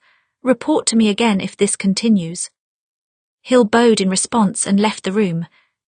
Tywin sat back in his chair, rubbing his jaw. When he chose to take Arya as his hostage rather than Sansa, he knew it was out of some personal preference. He enjoyed the Stark girl. She was interesting, but since she arrived, she was doing a great deal to justify his decision. In the past month she had saved Tommen and his son, and now she was forcing Jaime to practice by the sheer force of her stubbornness. Perhaps she was trying to gain favour to ensure that her brother would survive King's Landing. Perhaps she felt indebted to Jaime for standing between her and the King's guards. Perhaps she just wanted someone to practice with her, and Jaime was a means to that end. Even more unlikely, perhaps she did not have an ulterior motive. She was a strange girl. On some level she was willing to kill. She was willing to rip her enemies apart if only she had the tools to do so. And yet at the same time she had learned from her father growing up. She had learned from her father's honour. That part of her did not allow her to leave a man for dead. But the honour her father believed in was an illusion, and no one in this place operated by those principles. If Arya Stark ever lost faith in that imaginary concept, she would become as dangerous any other. She could be a great threat to his family, or a great asset, only time would tell. Chapter 19, An Arrow in the Dark. Once Arya had been a student of Syrio Fall, the first sword of Bravos, back when she liked the idea of fighting but did not know anything about it. Now, a few years later, she found herself in the peculiar position of being a teacher. As irritated as Jaime acted after Arya released him from their first practice session, he returned the next day. And the next. And the next. He always claimed that he found life around the castle dull and that he had only come to pass the time.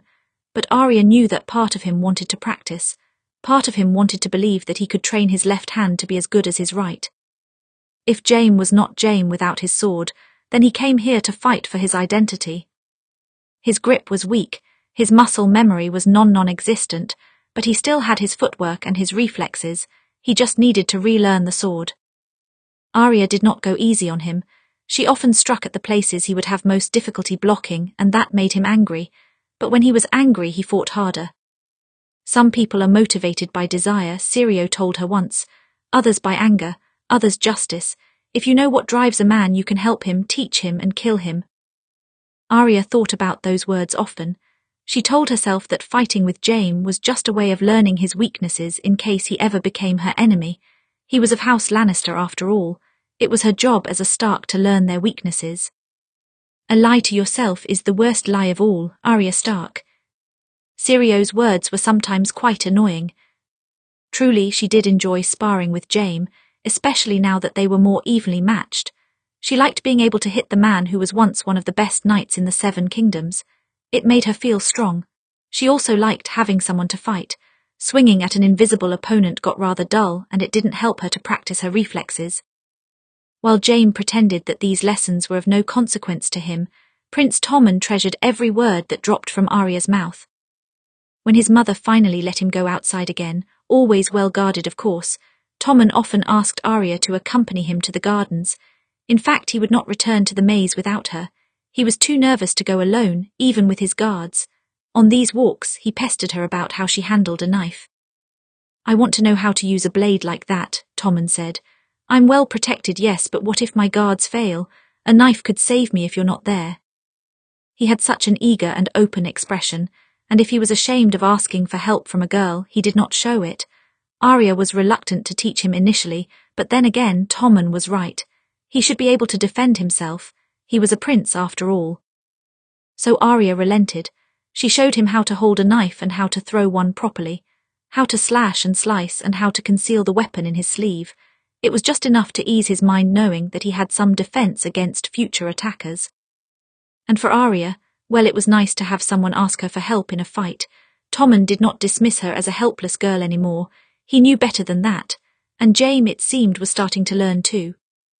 "You've improved since I last fought you," Jaime commented one day, "or maybe I'm just that much worse." "I practice as much as I can," Arya said.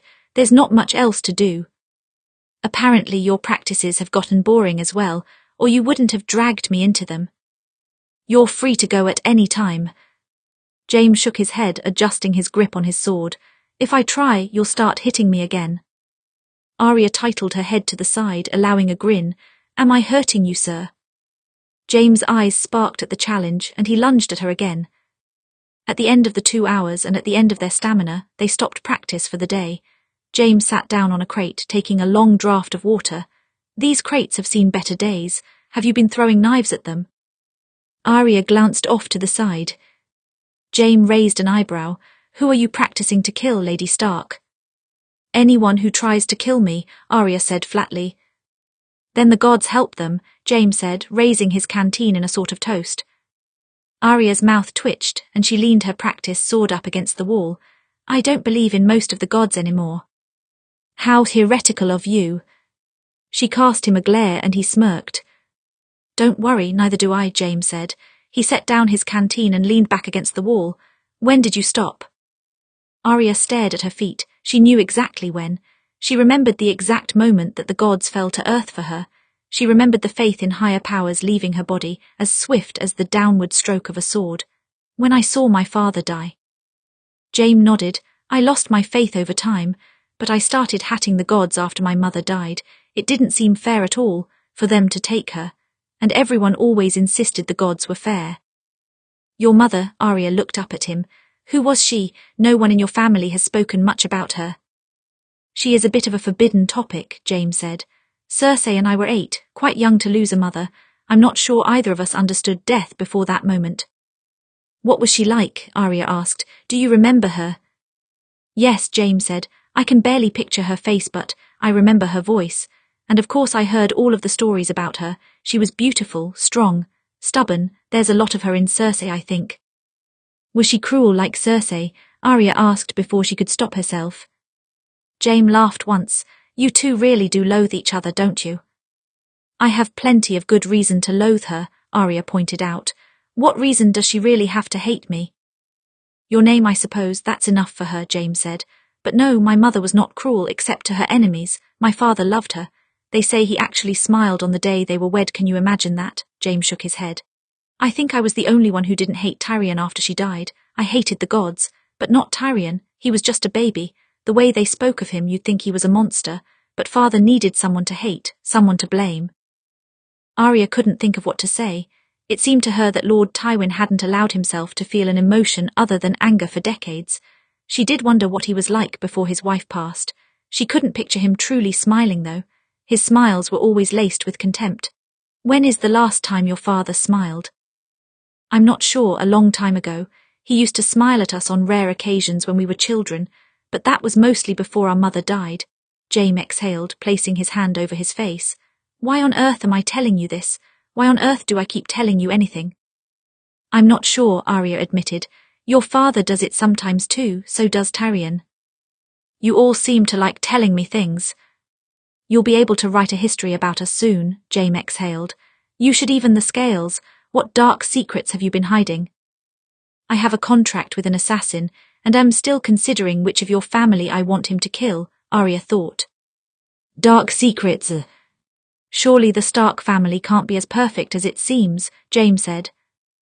Arya shrugged. We didn't have dark secrets. My parents loved each other well, especially considering they barely knew each other when they married. My siblings and I all got along. Well, I fought with Sansa sometimes, a lot of the time, but it was the kind of fighting all siblings do. She perched on another one of the crates, tucking one knee up to her chest. My mother always hated my half-brother Jon, but the rest of us liked him. Everyone in our household was kind to us. We were happy. Jaime let out a small groan. 7 hells. What? Arya shot him a look. You all really were a picture-perfect little family, Jaime said. Everyone getting along, no blood feuds of any kind. It's not that strange, Arya said. It is, it's very strange, Jaime said. Arya rolled her eyes.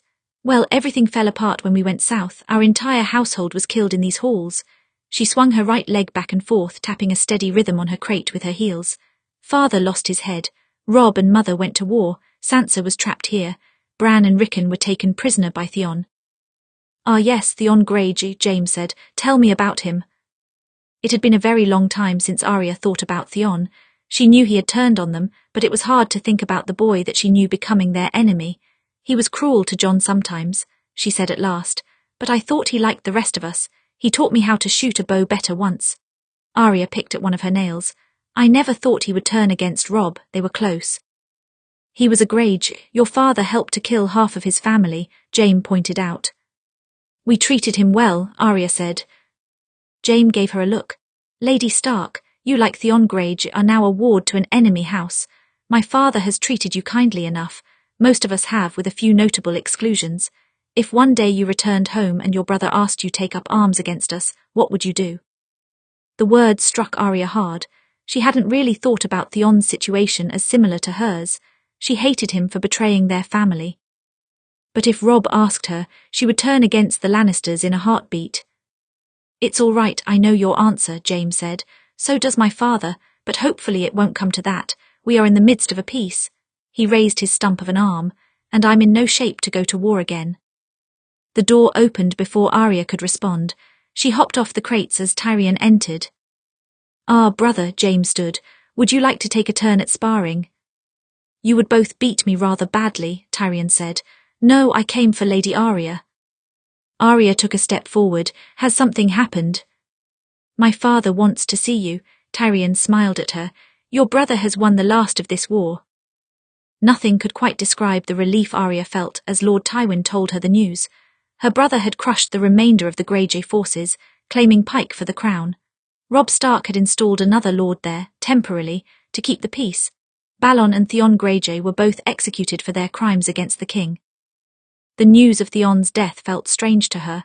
He was a traitor after all and had put her little brothers in danger, but she still remembered him as the Theon she left in Winterfell. She was glad at his death, but it was a bitter sort of gladness. Most importantly, Robb was alive and would soon ride south. She would get to see him again. Westeros will never worry about another Greyjoy rebellion after this one, Tywin said. Their fleets are scattered and burned, and the Greyjoy line ended with Theon. My tolerance for the Iron Islanders was at its end. How soon will Robb be here? Arya asked. Within the week, I'm sure. Tywin started toward the table to pour himself a goblet of wine. Arya stopped him. Let me, I have experience as a cupbearer, she said. Tywin's mouth twitched. It was his version of a laugh. Pour yourself a goblet too. I don't like the taste, Arya admitted. That's because the North has terrible wine. Try some again, Tywin said. It's bad manners to refuse a lord's offer. Arya inclined her head and poured herself a cup as well. She handed Tywin his goblet and raised her own. To peace. Tywin raised his cup. For now. Arya sipped at her cup. It was better than the wine they had in Winterfell, but still had a bitter aftertaste. You don't think the peace will last? It never does for very long. I've seen several rebellions in my lifetime. There's always another, Tywin said. Some people like war because it creates opportunities for them, opportunities to grab at more power. Sometimes they justify their causes, of course. Stannis claimed the throne was his right. Renly claimed he would be a good king for the people. Balon and your brother wanted independence. but it's all just pretty words for the same thing: power. Arya did not like her brother being lumped in with those other kings, but she knew better than to argue. Some wars are fought for just causes. Causes can be just, Tywin said. Men rarely are, remember that. Have you known any men who were just? Arya asked. Not entirely. I don't think it's possible, Tywin said. Maybe it's not possible to be completely just, Arya said, but my father was mostly just, and he wasn't hungry for power. He could have taken the throne if he wanted to, but he didn't. No, Tywin agreed. He gave the throne to Robert Baratheon instead, and Robert Baratheon was a terrible king. Was that just of your father to give the realms to his friend, or should he have taken the throne knowing he could rule better? That's not fair, Arya protested. How could my father have known he would be a bad king? He grew up with Robert, thought of him as a brother. I'm sure he suspected Robert was not suited for the throne. Maybe he didn't think he could rule better, Arya said. He never even expected to be Lord of Winterfell. His older brother Brandon was supposed to have that, before he died. I heard my father say to my mother once when I wasn't supposed to be listening that he was only ever trained to follow his brother's lead. He didn't want to do anything else. True enough, Tywin said. There are some men more confident as followers than leaders. They have no ambition. My brother is like that. You filled his cup before, do you remember? Lord Kevan, Arya recalled. He seems like a good man. He is, Tywin said. He's loyal and he's a kinder man than I am. I imagine he's disagreed with me a number of times. But he almost never questioned me. I can trust him because he has no designs on power. He sipped his wine. Unfortunately, neither does Jaime. Arya's brow furrowed. Jaime. Tywin nodded once. You mentioned before that your father could have taken the Iron Throne. My son could have done the same. Before your father ever walked into that room, it was just Jaime, the throne, and the corpse of the Mad King. He could have declared himself king and my soldiers would have supported him. We were there long before the Baratheon and Stark men arrived. He leaned back against his desk. But he didn't. I don't believe he even thought about it. Arya stared thoughtfully down at her wine. What a different world they might live in now if Jaime had the same lust for power as the other Lannisters. Do you wish he did? No, Tywin said. It may have created more trouble than it was worth. Robert and your father would have fought it. Did you ever wish you could be king? Arya looked up at him. He studied her for a moment. I don't need a crown to give me power, Lady Arya. The crown is really just another trick, the same as just causes. I suppose nothing is real then, Arya said a bit snidely. That's a question for the philosophers, Tywin said. For a moment a silence fell between them. Arya traced her thumb along the rim of her cup. It was made of gold, typical of a Lannister. Can you promise that Robb will leave this city alive? I already told you I would gain nothing from his death, Tywin said. I haven't lied to you yet. You can't blame me for fearing for him, Arya said. He's my brother. I know, Tywin said. Considering the debt I owe you for saving my son, letting your brother die would be a poor way to repay it. Arya's mouth twitched. How does it feel being in debt so someone? Careful now, girl, Tywin replied, but she could tell by his tone that the question had not truly angered him. I can't promise any absolutes. I don't control every piece in this city. But I can promise you that Joffrey fears me, and so long as I am in the city, he won't go against my wishes. Arya nodded once. She believed him. But ever since her father was beheaded, there was a persistent voice in her head whispering in warning, your whole family will join him someday, and you will be left alone. The Greyjoy line was finished. Several other houses had died out in this war, and if Robb had not agreed to peace terms, the Stark name might have joined them. Arya was all too aware of the fragility of names and families now. Her family had survived for now, but for how long? Tywin finished his wine and circled around his desk to flip through some papers. Speaking of my son, how is his training coming along? Arya stilled. My lord. Well, you seem to have designated yourself Jaime's teacher. Tywin glanced up at her. You're followed at all hours by 2 guards that belong to me. Don't act surprised when I know how you spend your time. Arya set down her wine. People who give up easily irritate me. I was only trying to. Tywin held up a hand. Don't explain, there's no need. I'm pleased that someone is forcing Jaime to practice. Arya's eyebrows shot up. You are. I don't have time to force him. You might as well, Tywin said. He seems to listen to you. Only after I hit him a few times. Arya muttered under her breath. Tywin heard her and smiled as he looked back down at his papers. Arya blinked hard. It was a genuine smile, small and gone in a few seconds, but without any of its usual contempt. She wondered if he had even realized he had done it. I must be seeing things, she thought. I should leave before I see anything else strange. She started to turn toward the door. My lord, if there's nothing else. The words died on Arya's lips, because as she turned, the door had opened, and in stepped a man armed with a crossbow. A crossbow aimed directly at Tywin Lannister. Chapter 20, Panic. The next moment happened in slow motion. Arya registered the assassin, and she registered his target at the exact same moment. She went instinctively for her knife, hurling it at the assassin's head at the same time he fired off the bolt. She struck him directly at his temple, and he collapsed in a heap on the ground. Arya's whole body buzzed with panic as she turned to look at Tywin. He was sitting in his chair. The bolt had struck his shoulder, not his heart. He must have moved out of the way in time. He gritted his teeth together, gripping the bolt tight in his hand. Poison. With a grunt, he ripped the bolt from his shoulder. They coated the tip with poison. 7 hells, Arya thought. It occurred to her in that moment that if she did nothing, Tywin Lannister, her captor, and one of the names on her list, would die. It was a startling thought, considering he always seemed so invincible. This was an opportunity she might never have again. The same thing must have occurred to him. He met her gaze for a split second, and she saw that he understood. For once his life was in her hands. She thought about it. For a long moment she thought about turning and walking out of the room. But then reality set in again. If she let him die, then Robb would never leave the city alive. She wouldn't last long either. Joffrey's fear of Tywin was one of the things that protected her. No, he had to live a bit longer. What do I do? Arya asked. Tywin nodded at the cabinets on the other side of the room. There's a vial in there, small, transparent. The liquid inside is clear. Arya rushed to the cabinets and held up the first bottle that matched the description. This one. No, smaller. She found another. This one. Yes. What is it? Bring it here. Arya obeyed, handing him the vial. His wound oozing blood, but it wasn't as visible past the red of his doublet. He took the vial and downed the whole thing. It will slow the progress of the poison long enough to get a real antidote, he muttered. But it busy me minimal time. I need the Grand Meister. I'll find him. Arya rushed to open the door. When she did, she saw the bodies of her 2 guards sprawled across the steps. She choked down bile and stepped back into the room. Right, she should have expected that. New plan, my guards are dead. If you stay here, someone else will kill you before the poison does. She pried her knife from the assassin's skull. Can you walk? For now, Tywin forced himself to his feet. Then we'll both go to the Meister. Arya adjusted her grip on the knife. And if there are any other assassins coming, we will probably both die. She took a deep breath.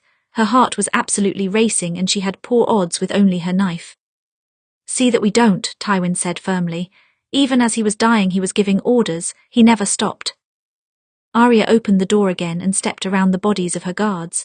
Lord Tywin walked unsteadily just behind her, placing his hand on the wall to keep himself upright. She advanced quickly down the stairs, checking for any other assassins. She flinched at the twitch of every shadow. At the foot of the tower, the door opened and a shadow entered. Arya recognized the same clothes on this man as the assassin upstairs. Maybe it was coincidence. Maybe it wasn't. She didn't have time to think about it. She launched herself down several steps and drove her small blade into his throat. Blood sprayed across her face. I will not be afraid. I am a wolf. She looked back to make sure Tywin was still behind her. He had reached the foot of the stairs, though he was leaned almost fully against the wall. She could see sweat starting to bead his forehead and his shoulders shaking with the effort of breathing. If he falls, I'll never get him up again, Arya thought. I'm too small for that. Instead, she hurried to his side, and he grasped tightly onto her shoulder for support, giving her a single nod. They hurried on from the tower and toward the Grand Meister's quarters. Late at night in the keep, no one else was around, almost as if everyone had been cleared from the area beforehand. Perhaps the mastermind had paid off any of the usual guards so that they wouldn't interfere. The mastermind had not expected Arya to be a problem. Rapid footsteps rose behind them, and Arya glanced over her shoulder in time to see a third man charging. She shoved Lord Tywin out of the way, and the assailant's knife passed between them. Fluid as water, quick as a shadow, Arya found her footing again and slashed out at the assassin with her blade. This one was faster than the others, though. He dodged and countered with a jab of his own. Arya very narrowly dodged the blade. It will be coated in poison too, she thought. I can't let it touch me. The blade whistled dangerously close to her cheek, so close that she thought it must have cut a strand of her hair. What do we say to the god of death?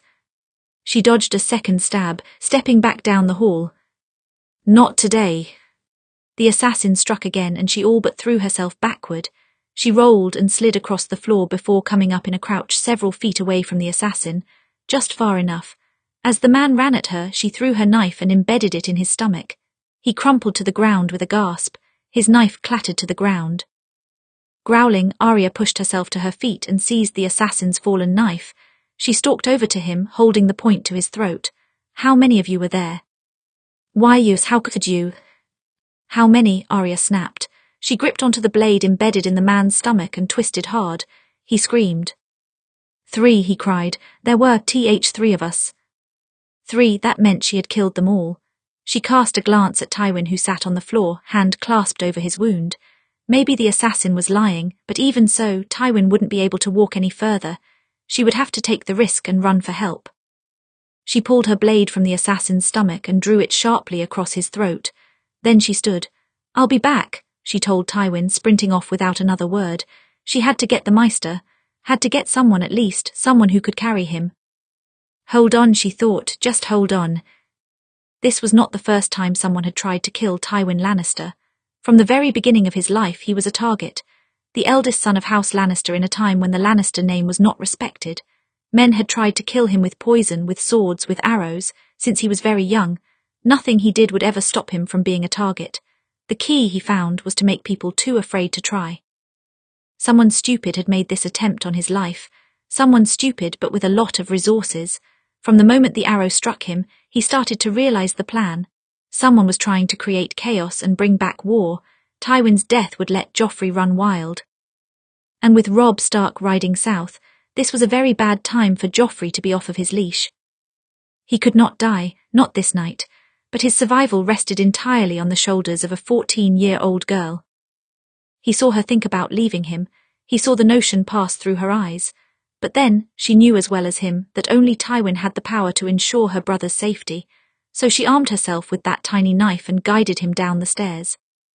He could feel the poison taking slow effect. His body felt heavy, his head dizzy. Breathing was difficult. He would not be able to fight anyone off in this state. If there were any other assassins, it would be up to Arya Stark to deal with them. Shockingly, she did. Tywin knew, of course, that she practiced swordplay, that she carried a knife up her sleeve, but he had never seen her use either until that night. Panic transformed her into something almost inhuman, quick, feral, vicious. With her brother's life on the line, she did not hesitate to kill. Cersei described her as wild as a wolf. Only now did Tywin actually believe her. The poison set in further. He could not focus on the Stark girl as he slid down the wall, pressing a hand over his wound. It was a trial to stay awake. The third assassin screamed in pain. How many? The girl snarled. Tywin stared up at the ceiling. He couldn't die tonight, but he wondered for a moment if he would. Men didn't get to choose when they died. No one did. If men could stop death, then Johanna would still be with him. I must be close to end if I'm thinking of her, Tywin thought. He tried not to remember her, even all of these years later. It was too painful. Somewhere he heard the girl speak again. I'll be back. He heard her footsteps echoing down the hall until they faded into nothing. They may have killed me this time. He struggled to draw breath. He dug his thumb into his wound to try to keep himself awake. Johanna. He got the sense that if he closed his eyes he would see her again, see her face. He still remembered her face so clearly even after so many years. It was tempting, so many years of trying to hold up the world. It was so tempting to rest. Footsteps returned, more of them this time and heavier. Tywin wondered if someone had come to finish him. Instead he heard his son's voice.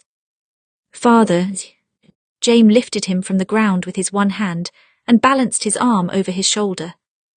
Hold on, Pycelle is close. Tywin blinked twice. Arya Stark was at his other side, digging her nails into his other arm. Her wolf's eyes blazed with silver fire. Do not die, she ordered. That was the last thing he heard before he lost consciousness. The situation was bad but not hopeless. Now that Tywin had received the proper antidote, Pycelle assured Jaime that his father had a chance to live, and an equal chance to die. It was more uncertainty than Jaime was comfortable with, but there was hope. For every night his father survived, his odds would improve. But even in the best-case scenario, he would be confined to rest for several days. That would leave him vulnerable. He needed to be guarded well every day by men that they could trust. It was a fucking mess. This could not have happened at a worse time. Robb Stark was days away. What was to stop Joffrey from murdering him in the throne room, in the same place the King Aerys murdered his uncle and grandfather? Arya Stark had clearly considered this because she refused to leave the room. There was still blood flecked across her face and clothing. She had killed 3 assassins, she said, 3 men with a tiny knife. She must have caught them all by surprise. A 14-year-old girl from a noble house was not supposed to be a threat. By the time they realized she was one, well, it was too late. She sat in the corner, wide-eyed, still clutching her tiny weapon, watching his father twist and turn in his bed, waiting to see if her efforts would be for nothing. Jaime exhaled and crossed to her. Lady Stark. She didn't look at him. Arya, he said, a bit louder this time. She looked up at him, blinking, as if she just realized he was there. Are you injured at all? Jaime asked. She shook her head. Good, Jaime said. You should get some sleep then. You've done all you can here. I'm not particularly tired, Arya said. I'll stay. For what reason? Are you going to will him to stay alive? You of all people should know that doesn't work, Jaime said. Arya didn't reply. When he looked closely, he saw that she was trembling. He'd seen these same symptoms in young men after their first battle. Tonight may have been the girl's first true fight to the death. She had won, but her body had not yet calmed down from the experience. She was still waiting for another assassin to jump from the shadows. Arya, Jaime rested a hand on her shoulder. She flinched at the touch. He's only here because of you, but you can't make him live. He has to, Arya said. If he doesn't, then Robb. Jaime exhaled. It might not come to that. Can you promise? Arya glared up at him. Can you promise me my brother's life? Jaime didn't answer. Of course he couldn't. He was a one-handed man and a king's guard. The king was both his nephew and son. He could not stand against him if he chose to kill Robb. Instead of offering false promises, Jaime pulled out a handkerchief and handed it to her. You should see to the blood on your face. That's not going to save my brother either, she muttered. No, but I don't recommend walking blood splattered through the keep, Jaime said. Arya accepted the handkerchief slowly, dabbing at her face. She seemed almost surprised by the amount of red that stained the white. Jaime opened his mouth to say something else, but at that moment the door opened. Petter Baelish stepped through with a bow. Sir, my lady, how is Lord Tywin? Not good, Jaime said, but not dead. That is a relief, Littlefinger said. I just came from examining the bodies of the assassins. I thought you might want information. Obviously, Jaime said. They likely came from the same place as our first assassin, Littlefinger said. No sign of umber this time, but they did have other similarities in their dress. I think we are dealing with the same culprit. He glanced at Arya. The same saviour too, apparently. The assassins should learn to stop attacking when you're around, shouldn't they, Lady Stark? She did not respond. She glared daggers through the man. Of course, Littlefinger had betrayed the Stark house before and had betrayed her to his father. Jaime imagined that she rather hated him. Do you have any idea of that culprit? Jaime asked. At the moment, the most likely suspect is the North, though it's likely they had help from a spy in King's Landing, Littlefinger said. We best be wary of our friends in this time. Should I be wary of you, Lord Baelish? Jaime asked. Littlefinger smirked. I do recommend it, but I assure you I am loyal to King Joffrey. You're not really loyal to anyone, but you're loyal to those who give you power. I suppose the king did give you a holdfast. Jaime ran a hand through his hair. The North didn't do this, Arya murmured from behind him. She was studying her small blade. It's too obvious, they would have hidden it better. Not everyone is as bright as you, Lady Arya. People make mistakes, Littlefinger turned back to Jaime. It's too soon to know for certain. We will have to investigate further before we know if the North is truly to blame. Perhaps the knife is a coincidence. Who knows? You should know, Jaime said. We employ you to know things, so find out. Of course, Littlefinger gave a small bow and started toward the door. Lord Baelish, Arya said softly. Jaime turned back to look at her. She had the strangest look on her face, like she had just remembered something very important. Yes, Lady Stark, Littlefinger asked. Who do you think the culprit will target next? She asked. They must have other assassins here. Who is the next target? It's impossible to say, Baelish said. There are many worthy targets, but both of their attempts thus far have been unsuccessful. They might leave. I wonder why they haven't attacked the king, Arya said. If the North is behind this, and they wanted revenge, Joffrey is the one who killed my father. Why go after his brother and his hand? I'm not sure of their goal. Perhaps they are lashing out blindly. Perhaps Joffrey is too well guarded. I will find out. He inclined his head. Excuse me. Jaime's brow furrowed and he looked back to Arya. What was that about? Nothing, she stood abruptly. I should go. Jaime blinked. You wouldn't move and now you're in a rush. What changed? Maybe I'm just listening to you. Arya strode past him. Jaime caught her arm and pulled her back. Lady Arya, are you planning to do anything stupid?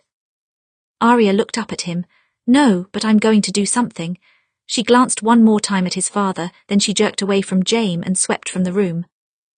Jaime exhaled, packing to the other side of the room. His father had gone still again, but he was still breathing, for now at least. You have to live, Jaime murmured as he looked down at him. We all despise you sometimes, most times actually, but things always seem to fall apart when you're not around. His father did not reply, and Jaime was left in the silence of uncertainty. When Arya was still Lord Tywin's cupbearer, Pater Baelish had come to Harrenhal to speak of strategy. He had something then that Arya had remembered a year later. In my experience, chaos is an opportunity. Lord Baelish was a man who came from a very small house in the Riverlands. He should have had no hope at real power, but since the war he had become the lord of a holdfast, negotiated the Lannister alliance with the Tyrells. He knew how to use a war to elevate his position, because money and silver-tongued men were vital in war. But they weren't in a war anymore.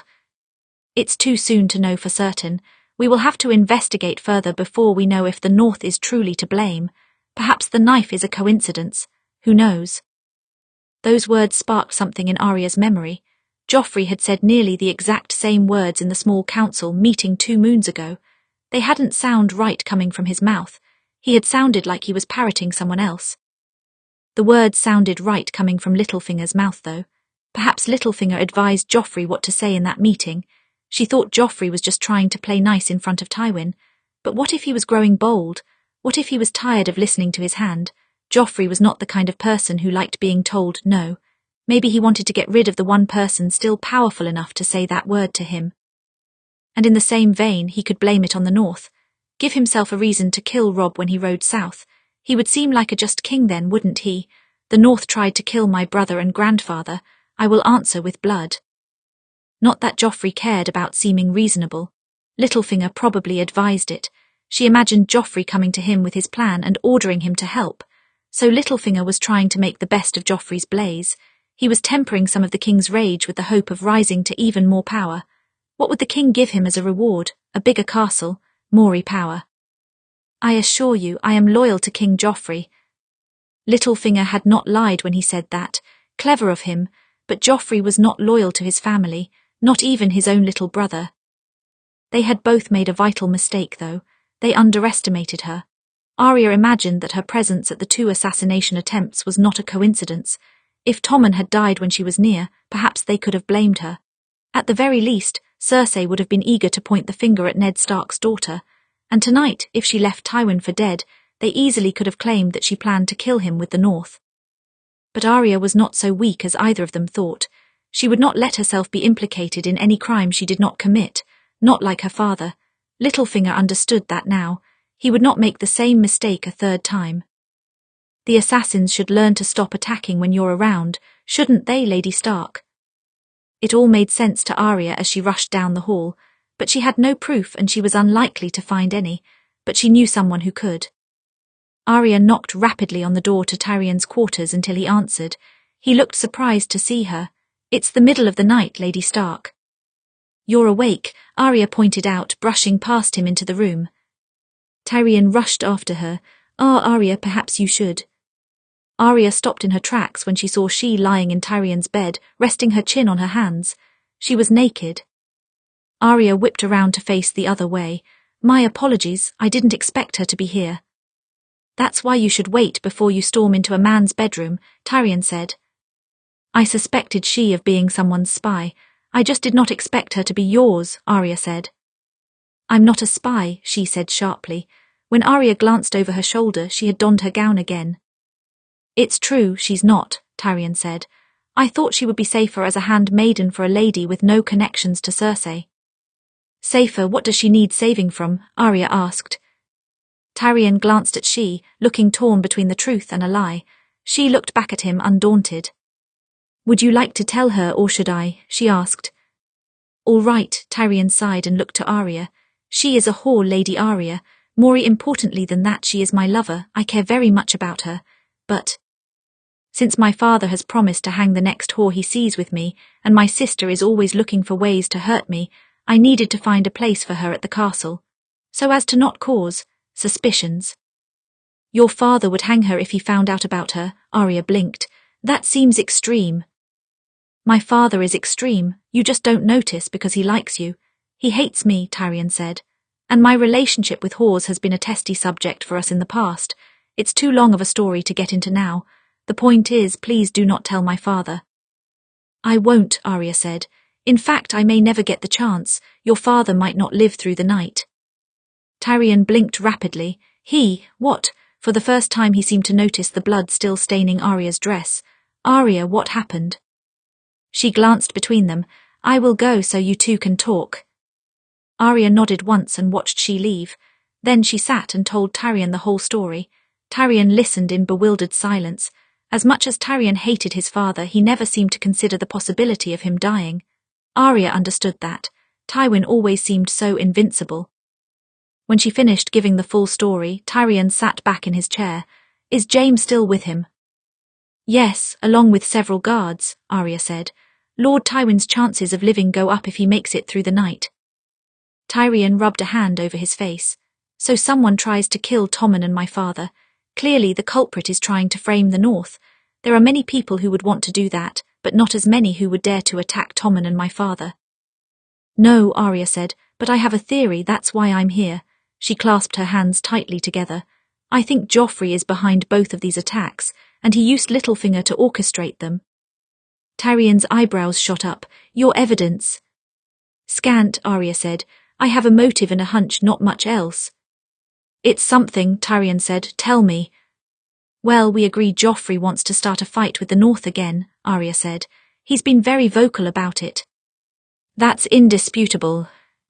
And we know that your father is one of the few people who stands up to him, Arya said, which Joffrey doesn't like. Also indisputable, Tyrion pointed out. He's afraid of him, but even father knew it wouldn't last forever. Joffrey doesn't like being afraid. So that is plausible, Arya said. But would Joffrey go so far as to kill his brother?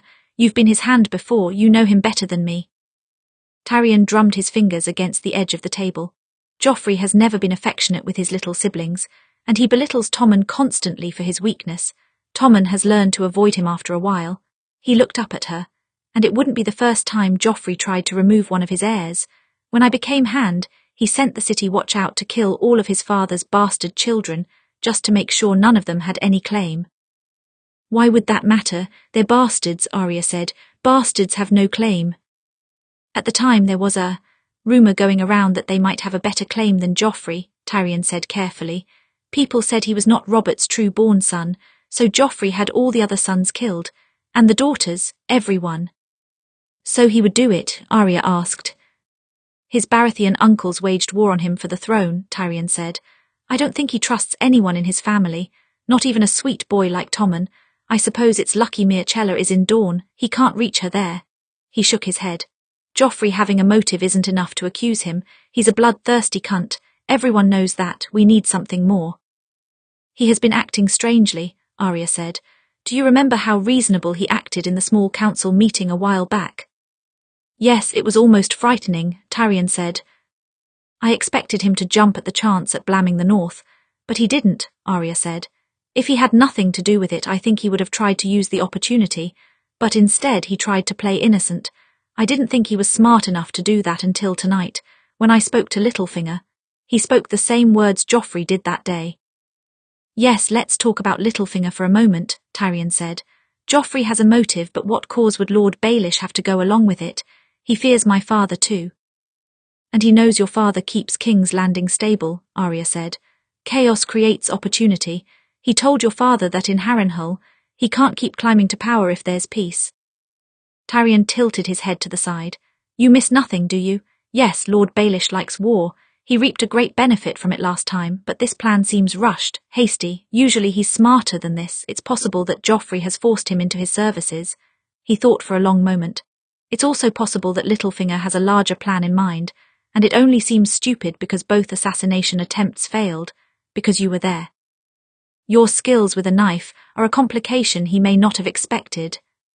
So you think it's plausible? Arya asked. Yes, Tyrion said, but we need evidence.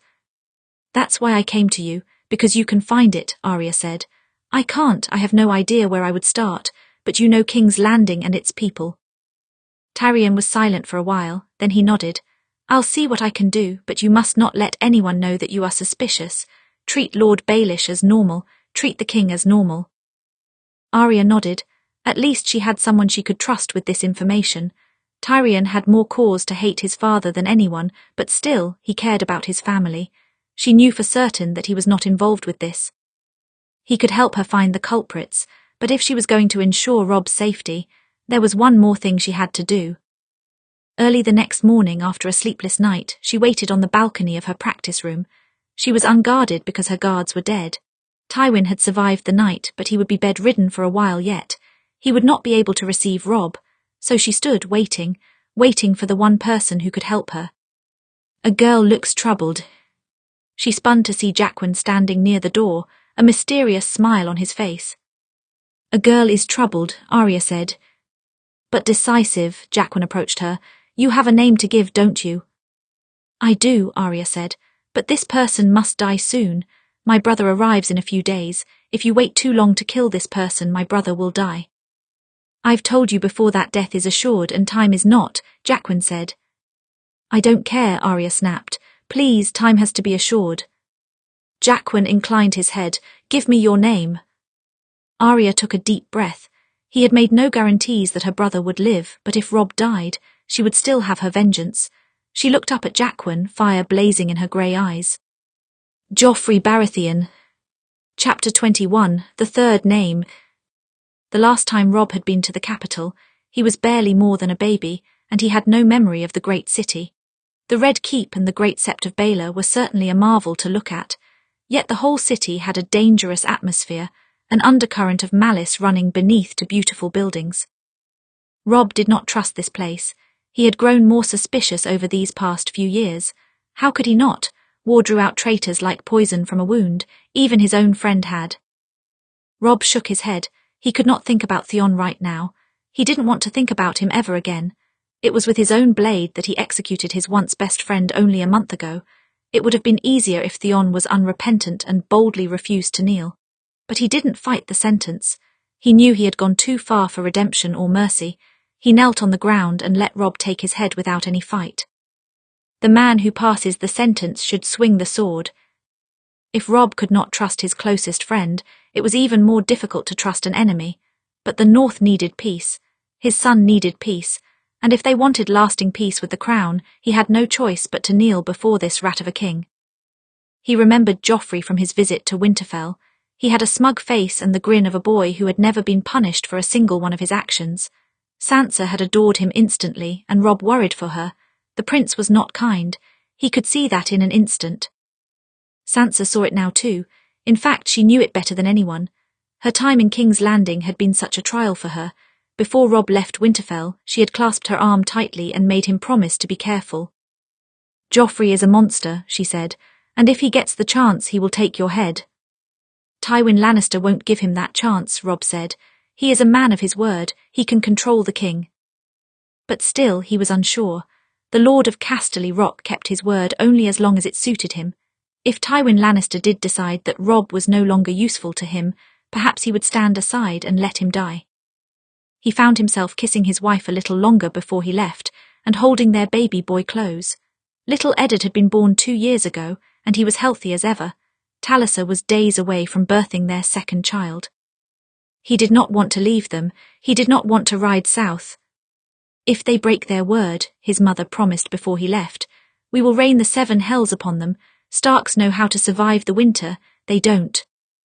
No, the Lannisters did not know the winter. Tywin had admitted that himself. He would avoid a conflict if he could, at least Robb hoped. They passed through the God's Gate early that morning and made their way up toward the keep.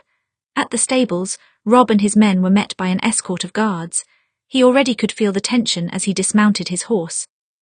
"The king has prepared rooms for you all," the man at the front said.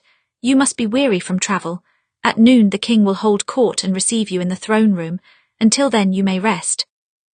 "You are most kind," Robb said. Already something seemed wrong. He would expect the hand of the king to greet them, since this was such an important day. "We've ridden long and hard to meet with his grace." The man inclined his head. "This way."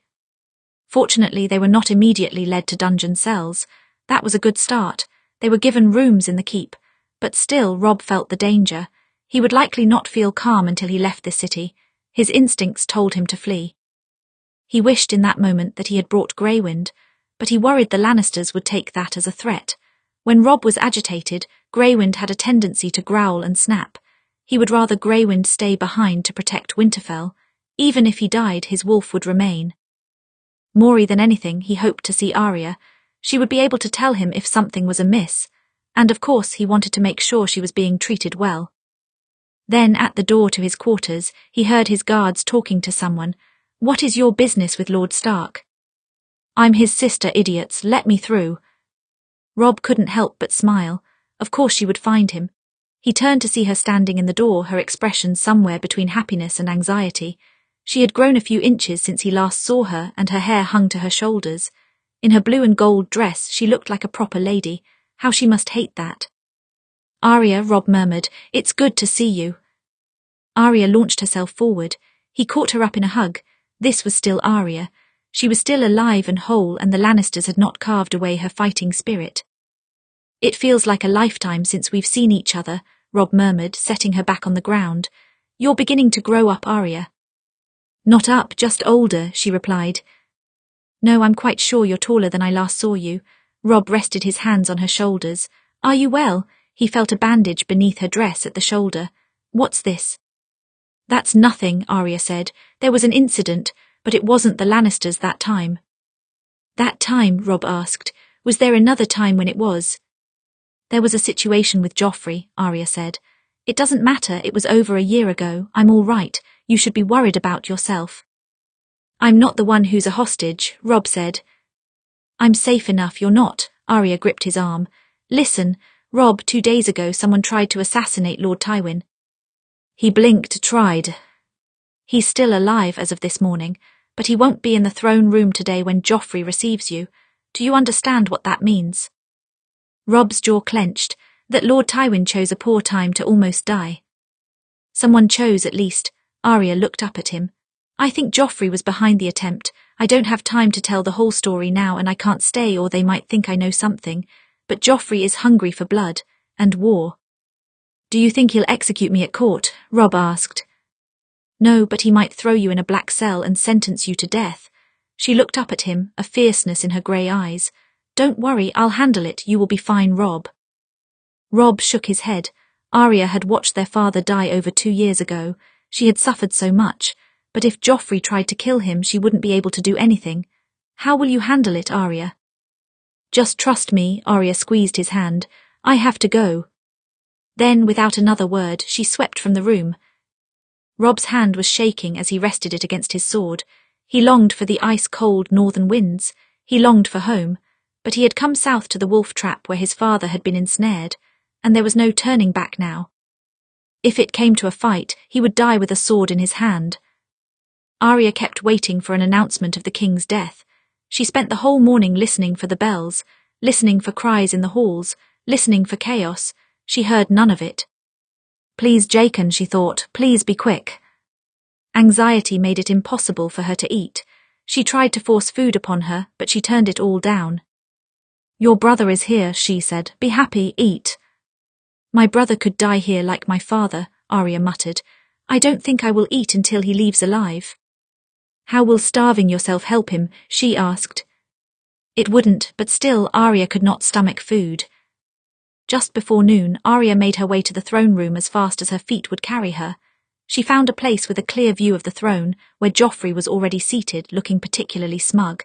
He was still alive and vicious, his malicious green eyes trained on Robb. Her brother stood in the centre of the court, surrounded by his men, but his men would not be enough to defend him against the king's guard or the Lannister men stationed around the throne room. There were more than usual. Arya could see it. Amongst the many nobles who had crowded inside, just as many soldiers stood, all with swords.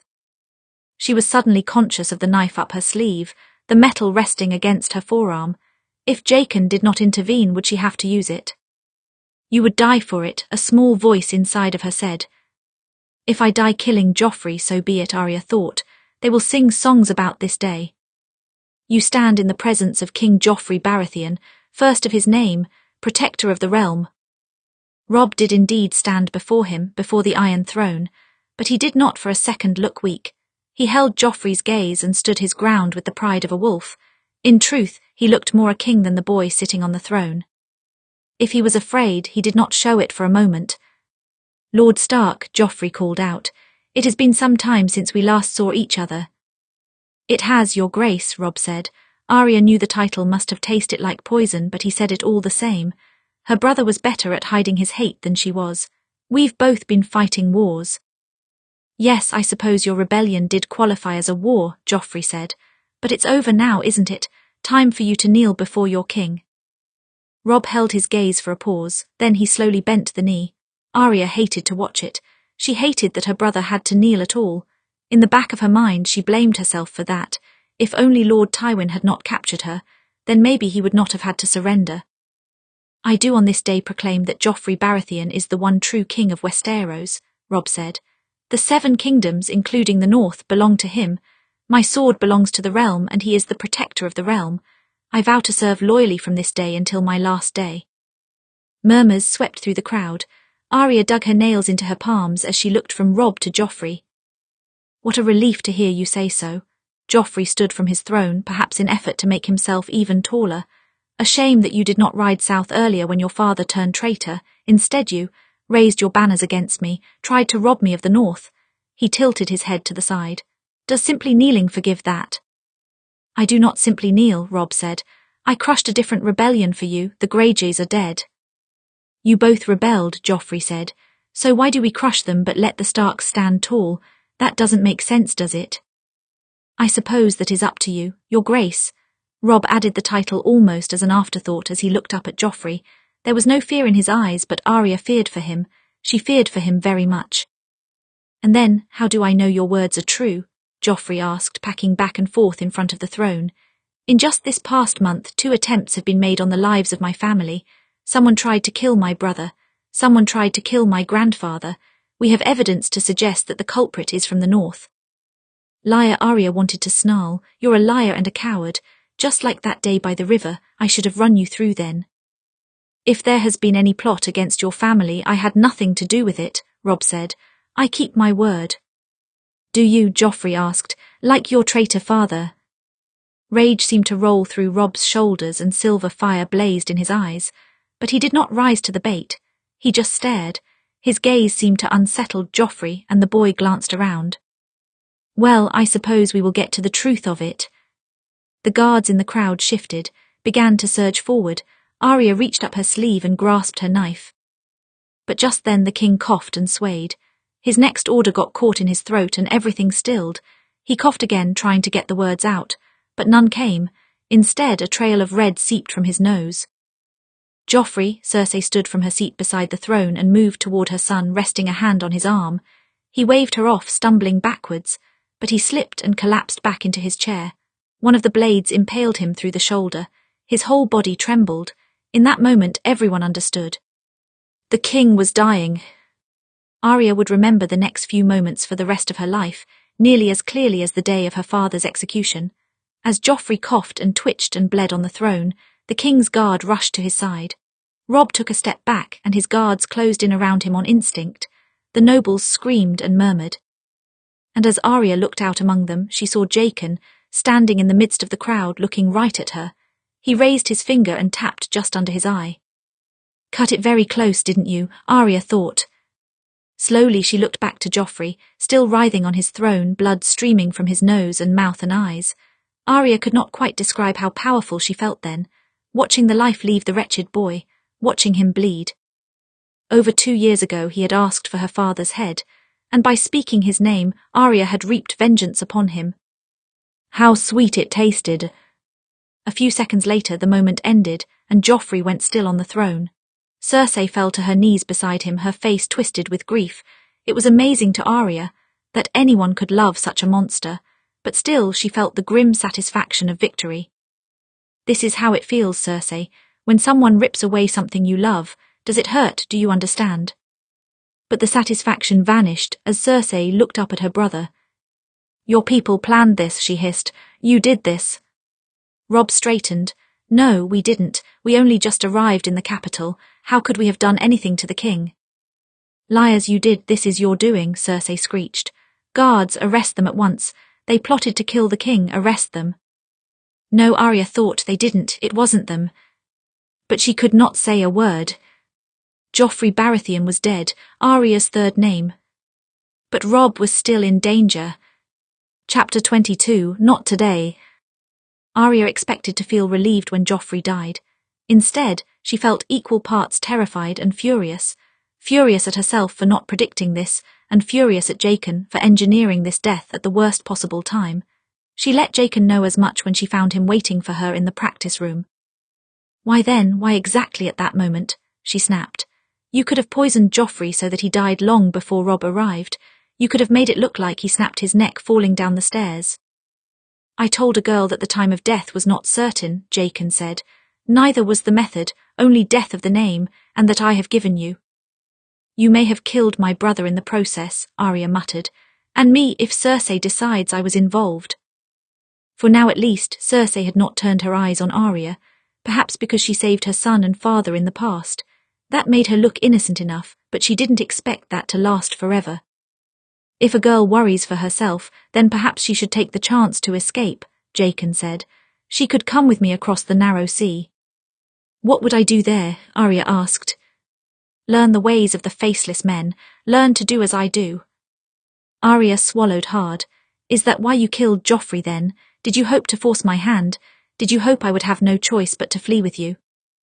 "A man does not hope. A man simply does as the many-faced God bids, and perhaps the many-faced God sees potential in you." That was an interesting thought indeed.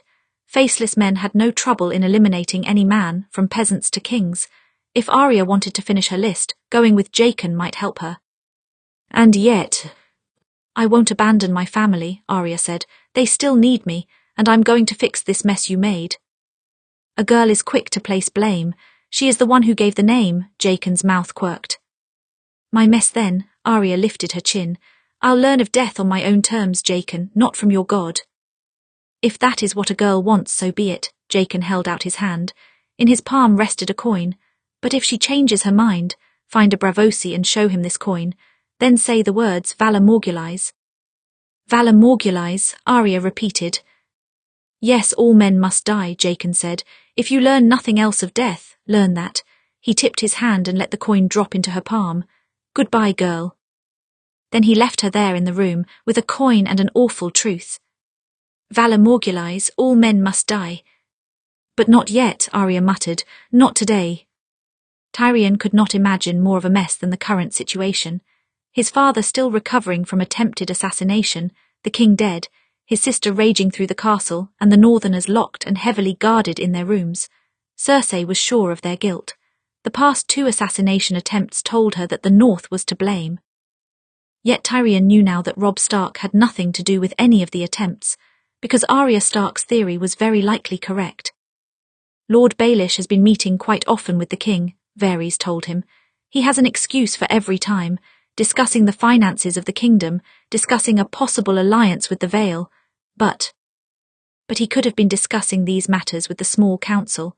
Or my father, who wields the real power in this keep, Tyrion said. Joffrey doesn't have a mind for strategy, he has a mind for violence, but he knew he needed someone subtle to help him kill my father, so he reached out to Littlefinger. Littlefinger does share his taste for chaos, Varys said. There is nothing linking Littlefinger to the assassins or the poison. He has been very careful, it's still only a theory. He shrugged. But it is a theory I like. The Stark girl is proving to be rather shrewd. More shrewd than her father, certainly, Tyrion said. What do you think Lord Stark would say if he could see his daughter now? I don't pretend to know the thoughts of a dead man, Varys said. You pretend to know the thoughts of all living men, why not dead ones? Tyrion asked. Varys' mouth twitched. Lord Eddard Stark would fear greatly for his daughter, not for her life though, he'd fear your father's impact on her. Tyrion exhaled. That's fair, I fear that too. Arya already had a wolfish ruthlessness to her. He saw it in her eyes when she had glared at the king or stared down his father or even during a game of Cyvasse. But it was wild, untamed. If his father managed to teach her true control, if she combined her tenacity with his mind, she would be damn unstoppable. The poison used to kill Joffrey was different, so I doubt Littlefinger was the culprit, Varys continued. He would have used the same poison to cast blame on the Northerners. Besides, this was a slow-acting poison. It must have been served to Joffrey a day before his death. Lord Stark and his men had not arrived yet. No, the first 2 assassination attempts are different from the third, Tyrion said, which is troubling. That means there's some other unknown murderer running about. He looked up at Varys. I'd hoped your little birds would have seen something. Alas, they have not. This assassination was far more efficient than most, clearly carried out by a professional, Varys said. I will keep my many ears open though. Good, Tyrion said. Cersei will want to blame someone for Joffrey's death. Right now the North is the easy target. If we manage to convince her that Robb Stark had nothing to do with this, well, she'll find another target. Maybe the Stark girl, maybe me. It depends on how she's feeling that day. It would be nice if we had the true assassin to blame. King's Landing truly was an awful sort of place. Not a few months went by without someone trying to kill someone else. The Starks, the Lannisters, the Baratheons, the Targaryens. Not a single one of the great families had good luck in this god-forsaken place. Tyrion resented his father for shoving him out of power, but the mere fact that Tyrion was still alive, with only a scar on his face, that was something to celebrate. 2 days after the death of the king, Tyrion came to Arya with 2 pieces of good news. Grand Maester Pycelle says my father's survival is a near certainty now. He's woken up more than once, and Varys believes your theory holds some water, he reported. However, there is no evidence. Lord Baelish is too careful to leave traces of that. Of course not, Arya muttered. It's not enough that Varys believes me. We need proof to convince Cersei that Robb is not to blame. True, even then she may choose not to hear us, Tyrion said. I'm not sure who she hates more. You, Arya said. She did hate me more, but then I saved Tommen. True, the point is, Cersei won't listen to reason from us. But she will listen to your father, Arya said, if we can convince him of my theory. Correct, Tyrion said. Even he will require some kind of proof. He does not want to fall back into war with the North, but he can't be seen releasing a traitor to the crown either. That will make him look weak. Arya swallowed hard, packing back and forth as she tried to think of some sort of solution. Could she forge proof? No, she had no idea how to go about that, but maybe. What if Littlefinger confessed? Arya asked. Tyrion gave her a look. That would never happen. Put Littlefinger on trial and he'll lie better than any man. You're right, Arya said, so he can't know he's on trial. Tyrion titled his head to the side. You have some kind of scheme in mind, don't you, Lady Arya? A scheme and a gamble, Arya said, but it's something. Tywin had not expected to wake. In the twist of feverish dreams, he thought he was already dead and plunging toward the 7 hells. He had accepted that, and yet the pain of the poison burning through his body kept him on the edge of life. He waited for it to kill him at last. It never did. His dreams were full of faces long dead and rotting in the ground, the Reynes and the Tarbecks who he had crushed for their disloyalty to the House of Lannister. Aerys, his close friend turned mad enemy, who his son had run through with his sword. Robert Baratheon, who had taken the throne as a heroic warrior king and died from his own stupidity. He had started the war on a noble cause, but he didn't have any complaints about the children Tywin's men had slaughtered. It was all perfectly fine with him that they had died and eased his rise to power, so long as someone else had played the villain. Ned Stark, who had cemented the War of the Five Kings with his death. How the Honourable Lord Stark had always hated Tywin. He believed in honour to the very end, in a meaningless set of principles that men used to make themselves feel decent, and hated Tywin because he understood how the world really worked. Tywin's father, Tytos Lannister, the Laughing Lion, he had believed in the good of people, which was almost worse than believing in honour. People had used him his whole life, and he laughed through it all as if it meant nothing. Tywin had cleaned up every bit of damage he wrought with ruthless efficiency. He had hated that smile of his at times, and missed it at others. Johanna, seven hells, how he had always tried not to think of her, but in the grips of fever, how could he not? He distrusted laughter and smiling, yet she seemed to force it from him with her wit. She was the one weakness he ever allowed himself, and he suffered for that, because the gods, if they existed, could sniff out weakness like the sharpest of hounds. It seemed impossible that Tywin had lasted this long, surviving past every one of his old friends, and past so many of his enemies. The Targaryens, the Baratheons, the Greyjoys, the Reynes, the Tarbecks. How many more houses could he possibly outlast before something killed him? It would not have surprised him if he did not wake up. And yet he did. The first time he woke, he was barely aware of anything around him. Grand Maester Pycelle was speaking to him, but he didn't hear a word of it. The second time he woke, he was more lucid. He recalled Pycelle explaining to him that his chances were improving every day. The third time he woke, Jaime was sitting beside him, telling him that the king was dead, killed by poison. Cersei had locked up Robb Stark and the men who had come with him. "You're gone for a week and the world seems to fall apart," Jaime said. "If we can't find someone else to blame, there's no way we'll avoid war with the North." No, one way or another, someone was always trying to pick a fight. That was how men were. His father never saw it, never wanted to. It was up to Tywin to see the truth and clean up for the mess of fools. The fourth time he woke, he forced himself to stand and dress, because remaining in bed for one moment longer was an intolerable idea to him. He had just finished with the final buttons on his tunic when Tyrion entered. "Should you be walking?" he asked. "The danger is gone, so yes, I assume so," Tywin said. "Good," Tyrion said. "Come with me then." Tywin's eyes narrowed. "Where?" Tyrion sighed. "I know it's very difficult for you, but just this once, trust me, you won't regret it." Trust, Tywin didn't trust anyone, but he would rather follow his disappointment of a son than stay in this room any longer. "Fine then." Arya waited in her practice room, her hands shaking and her heart ramming against her chest. She was waiting for a visitor who might not come, and in the silence she rehearsed her lies over and over again in her head. Arya Stark was not a liar by nature. Her father had taught her honesty, so she did not lie about her feelings or her thoughts. Sometimes she lied about her actions, but only when she feared getting caught. Today she had to lie many times, and she had to make a trained liar believe them. The behind her opened, and she whirled around as Lord Baelish entered. She let her nerves carry her over to him. "Lord Baelish, you came." She glanced over his shoulder at the door. "Did anyone see you?" "It is likely," Lord Baelish said. "This place is not as secret as you think. Many people know you come here." Arya bit at the inside of her cheek, trying to look nervous. Really, she did not have to act. "You needn't worry. No one is listening to us right now," Lord Baelish said. "Check in the hall if you'd like." "I don't need to." Arya swept past him and closed the door. "I won't bother with small talk, Lord Baelish. My brother is imprisoned and I need your help to set him free." Lord Baelish raised an eyebrow. "Do you? And why would I help you with that? He is Cersei's #1 suspect for all of these assassinations that have been happening." "But you know he didn't do it," Arya said. "Do I?" "Yes," Arya said, "because you're the one who arranged them." Littlefinger's eyes narrowed only slightly and she hurried on. "Don't worry, I haven't mentioned it to anyone. It's not that I really mind that you try to kill Lord Tywin, or that you killed the king. I hated Joffrey and Lord Tywin is my captor. Since he is still recovering, this may be my only chance to escape this city." Littlefinger observed her. "Escape?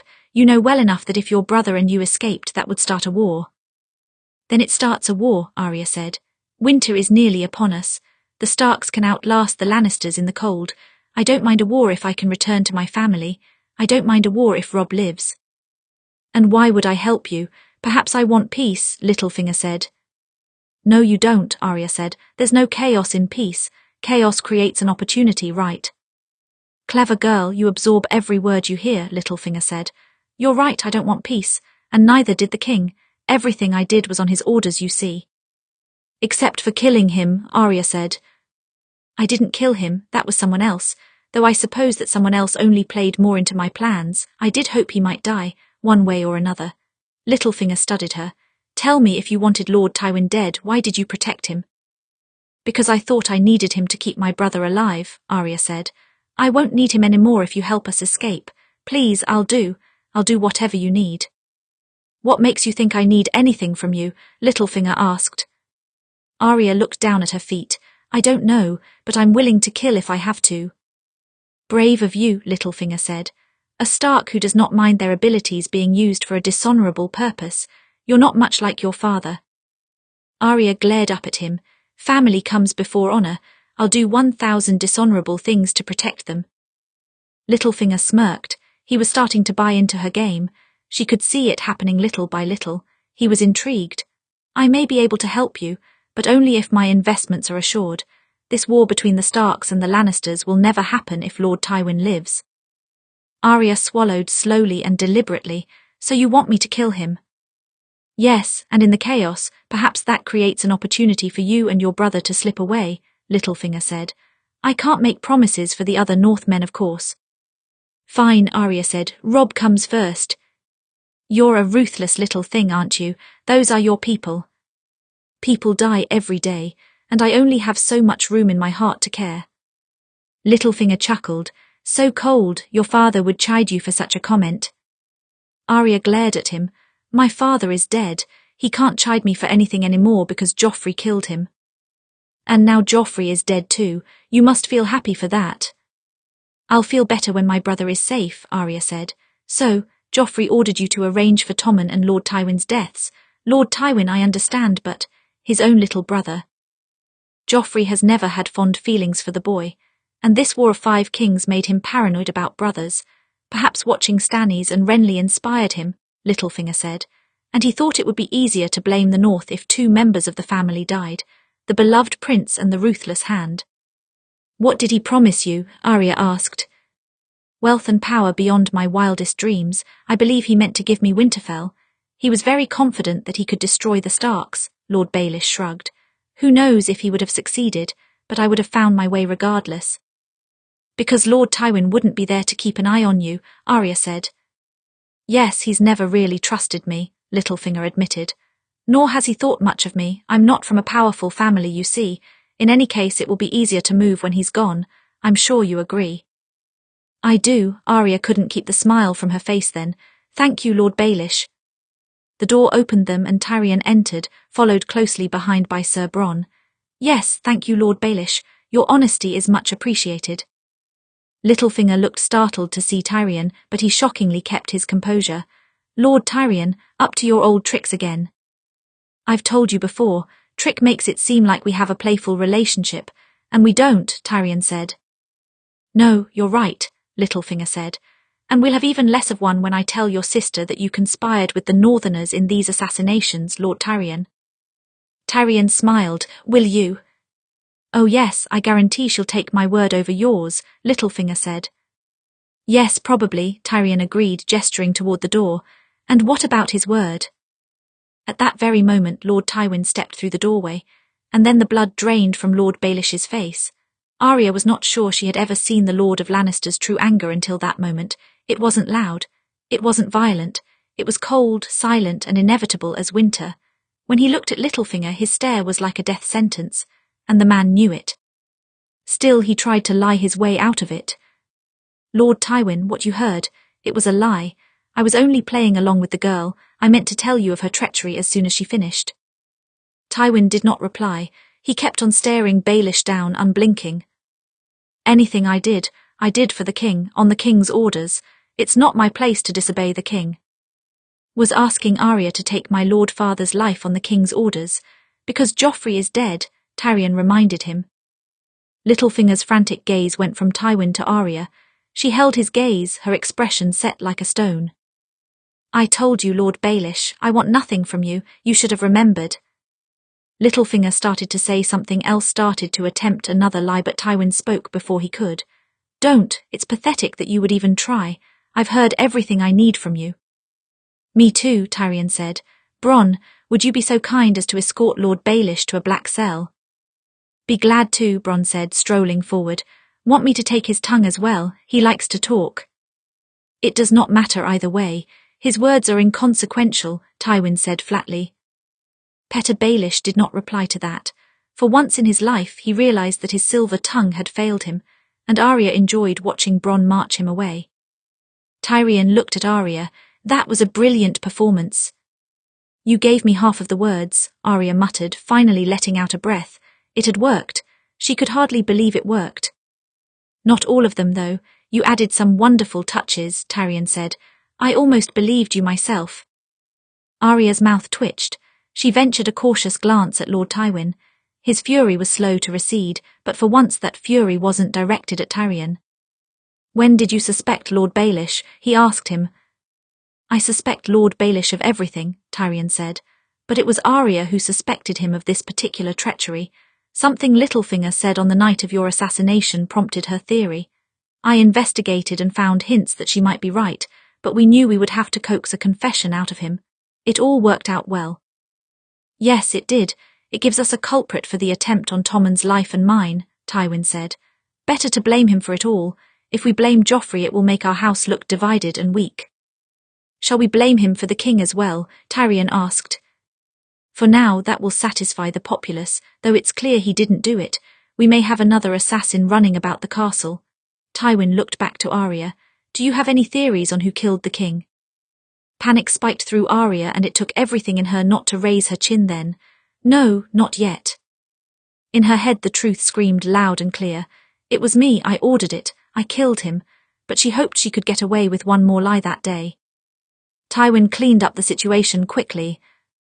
He pulled Cersei back from the ledge of fury and presented her with the real culprit for the first 2 assassinations. Even she could not refute the confession, but the idea that Joffrey had tried to kill Tommen seemed to shatter something inside of her. He was always so difficult, so impulsive, cruel, she muttered. But Tommen, why Tommen? Tommen never did a single thing to him in his life. No, but he was his heir, Tywin said, and Joffrey did not want any competition for the throne. Grief over Joffrey's death and rage that he had tried to kill her youngest son seemed to conflict. But still, Cersei was determined to find Joffrey's true murderer. For now it was easiest to place the blame on Littlefinger, but they knew well enough it wasn't him, and Cersei would not rest until she found the actual culprit. I'll find who did it. Whatever Joffrey did, he was king. Whoever killed him must pay the price. I'll find them. As a mother, that's your right. I won't stand in your way. Once Cersei's rage was redirected from the Northmen, Tywin had them released at once. They had only been imprisoned for a few days, not enough time to start a war. Robb would be able to prevent the conflict with a single raven, and he did. At Tommen's coronation, he swore loyalty to the new king, and this time there were no foolish attempts to start a war. Tommen was gracious and kind, as a king should be. He apologized for how Robb Stark was treated, and Robb seemed more than willing to accept.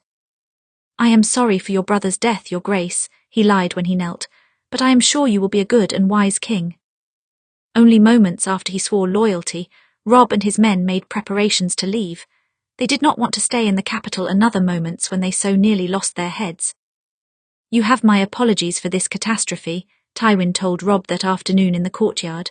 The young wolf was quick to saddle his horse. I'm afraid someone was hopping to start the war anew. It seems you don't have as much control over this place as you thought, Robb said flatly.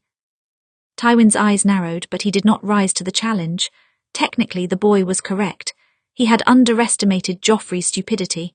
The matter is handled now, and you are free to go home. Your loyalty is to Tommen from this day forward. I expect that you prefer him as a king to Joffrey. Is that a trick question? Robb asked.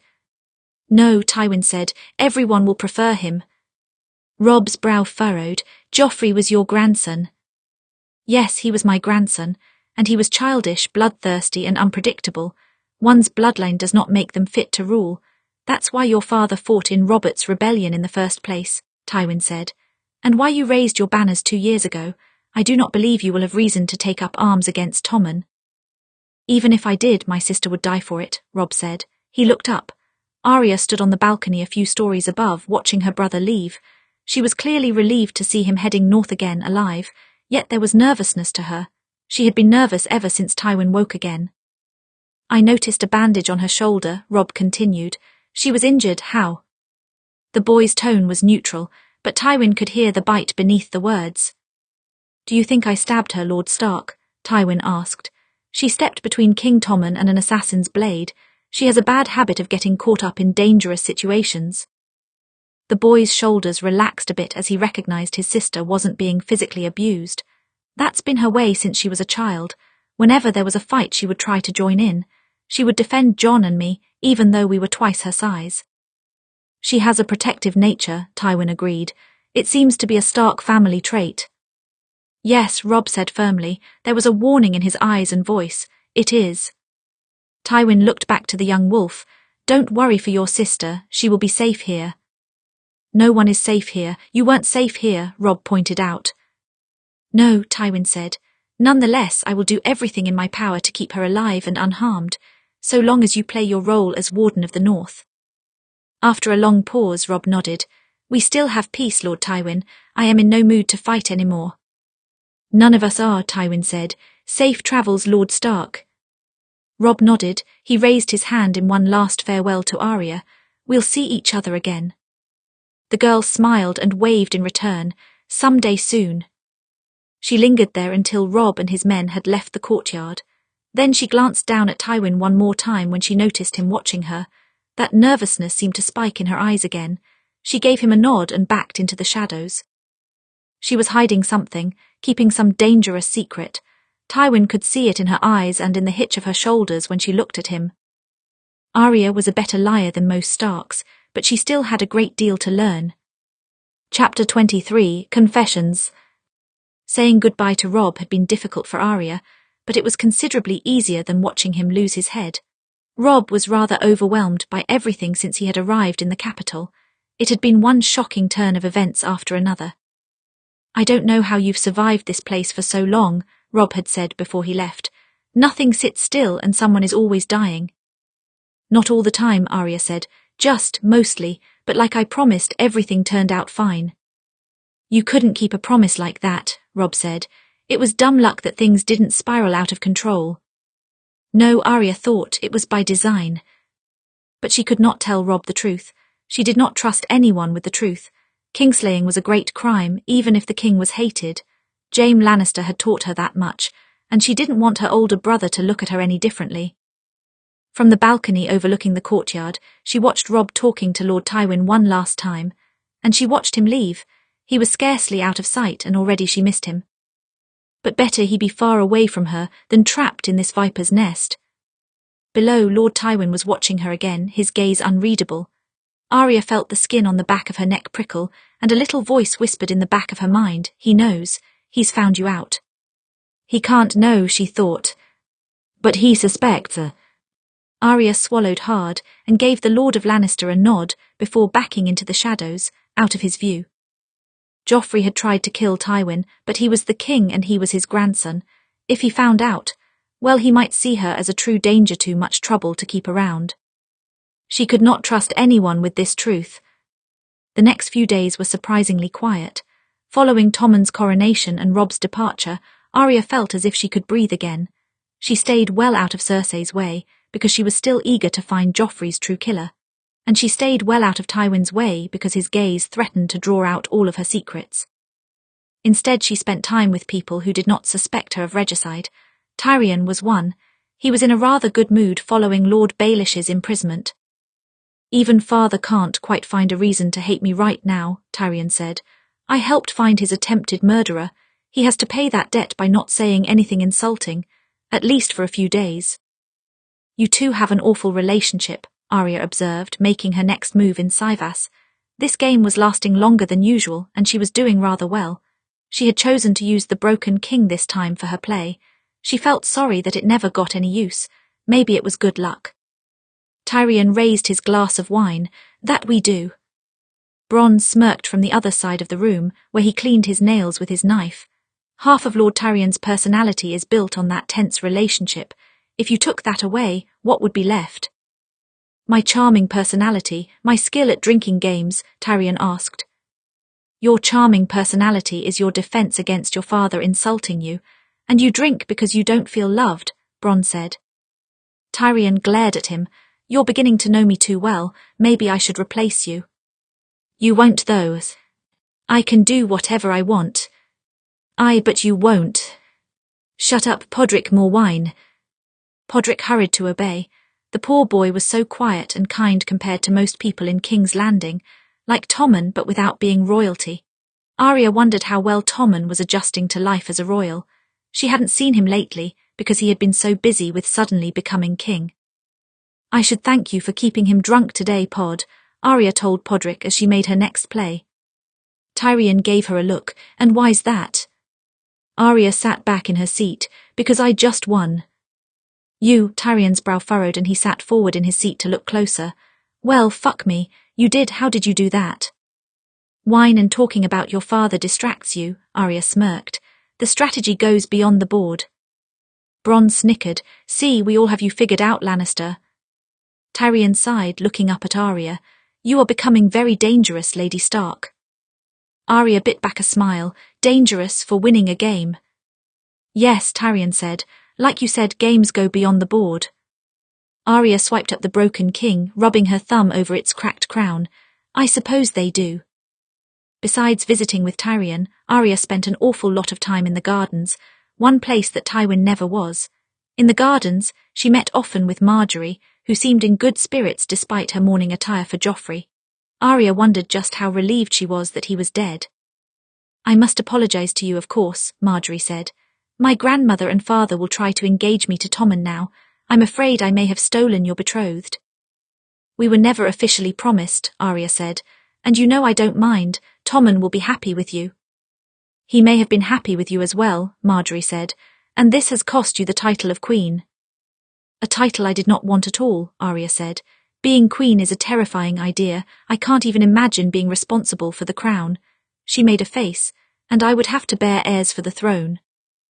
Margaery laughed. That's true, I will have many responsibilities, but I've been training for them my whole life. She patted Arya's arm. I'm sure you will find another good match. Lord Tywin will find one, you mean, Arya sighed. I won't have a choice in the matter. Margaery gave her a sympathetic smile. Well, I doubt he will give you to someone awful. Why wouldn't he? Arya asked. He was willing to marry you to his grandson. That was a very good match. He won't toss you away just anywhere. That was likely true, but for now, Arya preferred to revel in being unengaged, and she was more worried about Tywin discovering her hand in Joffrey's death than giving it away in marriage. It was in those days after that Margaery introduced her to her grandmother, Olenna Tyrell of Highgarden. She had come to the capital to help plan the wedding of Margaery and Joffrey, and would now stay to change that wedding to Margaery and Tommen. They called her the Queen of Thorns, and after knowing the old woman for only a minute, she saw that she had earned her title. By the way Cersei talked of you, I thought you would be half a wolf, foaming at the mouth and screeching for blood, Olenna Tyrell said. But you clean up well enough, don't you? And you're a tiny thing. Just because I'm tiny doesn't mean I'm not a wolf, Arya responded automatically. Olenna smirked. Well, you have a tongue on you at any rate. A wonder that Lord Tywin has allowed that. Arya held her gaze. I don't need to be allowed to do anything. Oh, you do. You're a ward and a hostage for House Lannister, Olenna said, which means somehow that old lion must not mind your sharp edges. Arya did not know how to retort to that. Of course, if Tywin did not like her behaviour, he could have ended it quickly. Her practices with Needle, her retorts, her honesty. He let her keep all of them. She might not ever fully understand why. Well, you don't quite look comfortable in a dress, Olenna continued, but you'll grow up to be a beauty. Arya's brow furrowed at that. I don't think that's true. Are you accusing me of lying, girl? Olenna tilted her head to the side. Plenty of young ladies your age look like boys in the wrong clothes, but a few years can make a great deal of difference. She went back to her food. Have you bled yet? Arya felt the heat rise to her cheeks. No one had ever asked that question of her. She knew Moon's blood was the sign of becoming a woman, Part of her hoped it would never come. "Grandmother, don't interrogate the girl," Margaery said with a little laugh. "I'm not interrogating, I'm asking." Olenna glanced up at Arya. "Well." "No," Arya murmured. Olenna seemed unbothered by this. "Once you do, your body will change a great deal more. Your dresses will begin to flatter you if you choose the right ones. Margaery should be able to help you." "I would be honoured to help," Margaery said. "I think you would look quite good in blue, Lady Arya, blue and green perhaps." She glanced at her grandmother. "She has the right colour for Highgarden, don't you think?" "Yes, yes," Olenna said, "a budding flower." Arya had never been compared to a flower in her life. It was always Sansa whose good looks and grace were praised. She could never imagine being a true beauty. Then again, Lady Olenna did not seem like one to lie. She enjoyed the company of the Queen of Thorns and of Margaery. The royal wedding was only a fortnight off, and it seemed the whole of the court was eager to move on from the war and Joffrey. They wanted to embrace this new Kinder King, Tommen Baratheon, the boy who wouldn't order the murder of Barbies who shared his blood. Arya met with that Kinder King a week after her coronation. He was walking through the garden, flanked by 2 King's Guard. When he noticed Arya, he smiled. The expression seemed more strained than usual. "Lady Arya, it's been too long since we've seen each other." "It's a busy time for you, Your Grace." She was quick to curtsy. "I have not yet congratulated you on your coronation, my apologies." "Not much to congratulate, I didn't earn it. I only have the crown because my brother died," Tommen murmured. Arya bit the inside of her cheek. Yes, and she had killed that brother to make it happen. Tommen could never know the role that she played in all of this. "I'd like to speak to Lady Arya alone," Tommen told his Kingsguard, "just for a short while." "Your mother instructed us not to leave you unattended," Sir Osric said. "I won't be long. Besides, Lady Arya has defended me against attackers before." Tommen raised an eyebrow. "Do you still have your knife?" "I always do," Arya said. "Then I have nothing to fear." Tommen looked back to his Kingsguard. "Watch me at a distance if it pleases you." The guards nodded and continued on their way. When they were gone, Tommen exhaled. "I am glad to see you again, my lady. I missed our walks through the garden. Things were much simpler then." "I don't think anything has been simple in my life for a while, Your Grace," Arya said. "But yes, you're right." She tilted her head to the side, studying him. He seemed to have aged since she last saw him. "Are you all right?" Tommen shook his head once. "This crown, it doesn't fit me. It was made for my brother originally. They're still working on a new crown, a proper one for a boy with a smaller head." He twisted one of his rings around his finger. "I was never supposed to wear any crown. I never hoped to be king. I never wanted it." "I know," Arya murmured. Tommen, like her, did not have ambition for the crown, but she would not be made to wear one. He had no choice. "So why?" Tommen looked up at the sky. "Why do you think my brother tried to kill me?" Arya didn't reply. She didn't know what to say. "I wasn't aware they told you." "Mother didn't want to," Tommen said, "but grandfather insisted on being honest with me. He said that kings often have to face difficult truths. They face the truth and they use wisdom to deal with it. But how can I deal with it if I can't understand why? I didn't want to take his crown, so why did he?" "Because your brother was cruel," Arya muttered. "That's why. He was cruel and he wanted another war to keep him entertained, and you were a means to an end." She looked up at Tommen. "It's not a nice why, but it is the truth." "See, you're better at dealing with difficult truths than I am." Tommen's mouth twitched. "I think you would have made a good queen." Arya shook her head once. "No, Lady Margaery will do a better job than I, Prince Tommen. A queen needs to be well loved. I'm not good at making people love me." Tommen scuffed his boot against the ground. "Maybe, maybe not, but it's more important to rule well than to be loved, and I don't know how to rule well. I'm not prepared for this. I can't." Arya's eyes narrowed. "Don't say another word, Your Grace, not one more word." But Tommen looked like he was on the edge of despair, and she did not like it. Arya reached out and jabbed him hard in the shoulder. "Hey, look at me." He did, surprised that she had pushed him at all. It was perhaps not a smart idea, but she didn't want to see him spiral into uncertainty. It doesn't matter if you're unprepared. It doesn't matter if you're weak or stupid or anything else. You'll be a better king than your brother because you give half a damn about other people. There's no possible way you can do worse than him. He caused the War of the 5 Kings. He was a vicious, awful person. You can punish me for saying it, Your Grace, but it's true. I'm not going to punish you, Tommen said, bewildered. Good, Arya's fists clenched. Don't punish yourself either.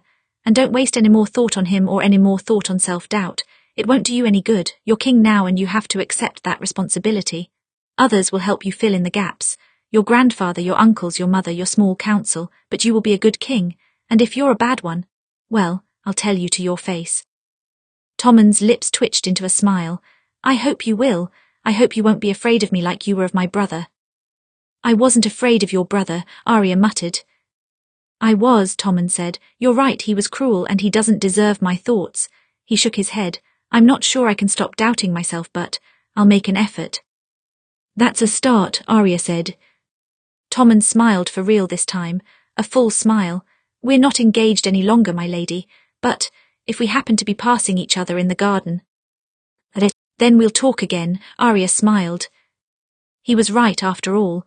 It was simpler back then, walking through the maze, before the mysterious assassination attempts, the plotting for war. Before Arya had killed a king.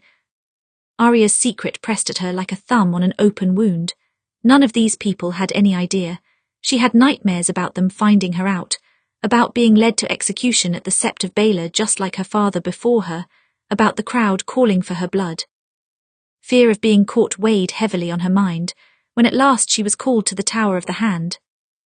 As she climbed the steps, she tried to assure herself that Tywin didn't know. He could be calling her to see him for any number of reasons. After all, if he suspected her, he would have confronted her earlier. Still, her nails dug into the palm of her hand as she stood before him. Your brother has returned safely to Winterfell. Tywin looked up from his letters. For now, the peace continues. For now, Arya agreed. Her voice was soft to her own ears. There should be fewer assassinations in the coming months, Tywin said. You should enjoy that. You always seem to be around when they happen. Arya shrugged. It's my bad luck. Bad luck for the assassins, perhaps. Rather good luck for their targets, Tywin said. Unfortunately, our problems are not over yet. If Joffrey was responsible for the attempt on Tommen's life and my life, then someone else was responsible for his poisoning. At least one would assume. He sipped his wine, watching her carefully the whole time. His gaze was unreadable, but it made her skin feel as if it was burning. We don't know if this new assassin was after Joffrey alone, or if he has other targets. Still, Arya tried to keep her face as impassive as possible. Do we have any leads? No, Cersei is still investigating as one would expect. She is distraught. Arya knew that much. Cersei was wailing in the throne room when her son fell. As awful as he was her son. Arya had erased him simply by saying his name. And you, Arya asked, he was your grandson. Yes, and he tried to have me killed, Tywin said. He would have tried again had he lived. He tried to kill his own brother too, to make sure he had no competing heirs. He tried to recklessly start another war because he thought he would be fun. He shook his head. It does not bother me that he is gone. It bothers me that we don't know who did it or how they did it. Arya clasped her hands tightly together, so tightly that her knuckles went pale. Do you think the investigation will discover anything? Perhaps. Tywin tilted his head to the side. Does that make you nervous? Arya shook her head. No. Then is there another reason you've been acting like a frightened cat since Joffrey died? I'm not acting like a frightened cat. I'm not nervous, Arya snapped. Tywin was unmoved by her protests. You were much better at lying to Lord Baelish. I'm not, it's not that. Panic started to press at Arya's throat. Perhaps Lord Tywin did not mind seeing Joffrey go, but still, if he knew that Arya had been the cause, he might try her for the crime all the same. It was treason to kill a king. I'm not lying. Tywin indicated the chair in front of his desk. Sit down. I don't want to, Arya said. It wasn't a request. Sit now. Arya swallowed hard and obeyed, perching at the edge of the seat. This felt familiar to her, like the day he first discovered her name, only this was far more serious. Tell me the truth from the beginning. From the beginning, Arya rubbed her palms together. The beginning was such a long time ago, almost 3 years. She had been the Lannister ward for such a long time now. The beginning was painful and distant. Before I became your cupbearer, I was travelling with a group bound for the Wall, Arya said at last. There were 3 men in a cage there. When we were captured by the Mountain's men, they set fire to a lot of the area, and the men in the cage were trapped. I handed them an axe and left. One of them found me later at Harrenhal. He had joined the Lannister soldiers. He said that since I had saved 3 lives, the many-faced god required 3 in exchange. I could give him any 3 names, and he would kill them. That was the deal. Arya looked up at Tywin.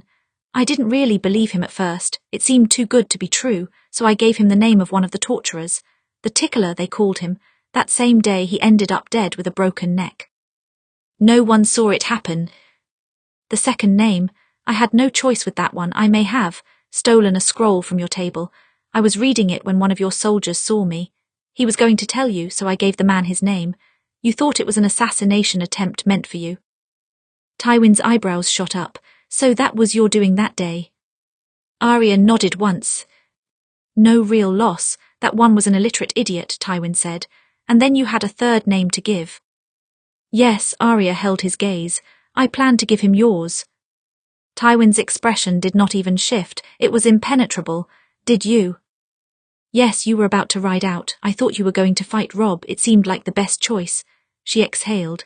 But then you found out who I was and I never got the chance. I never spent that third name. That is fortunate for me, Tywin acknowledged. I assume you're about to tell me where you did spend it.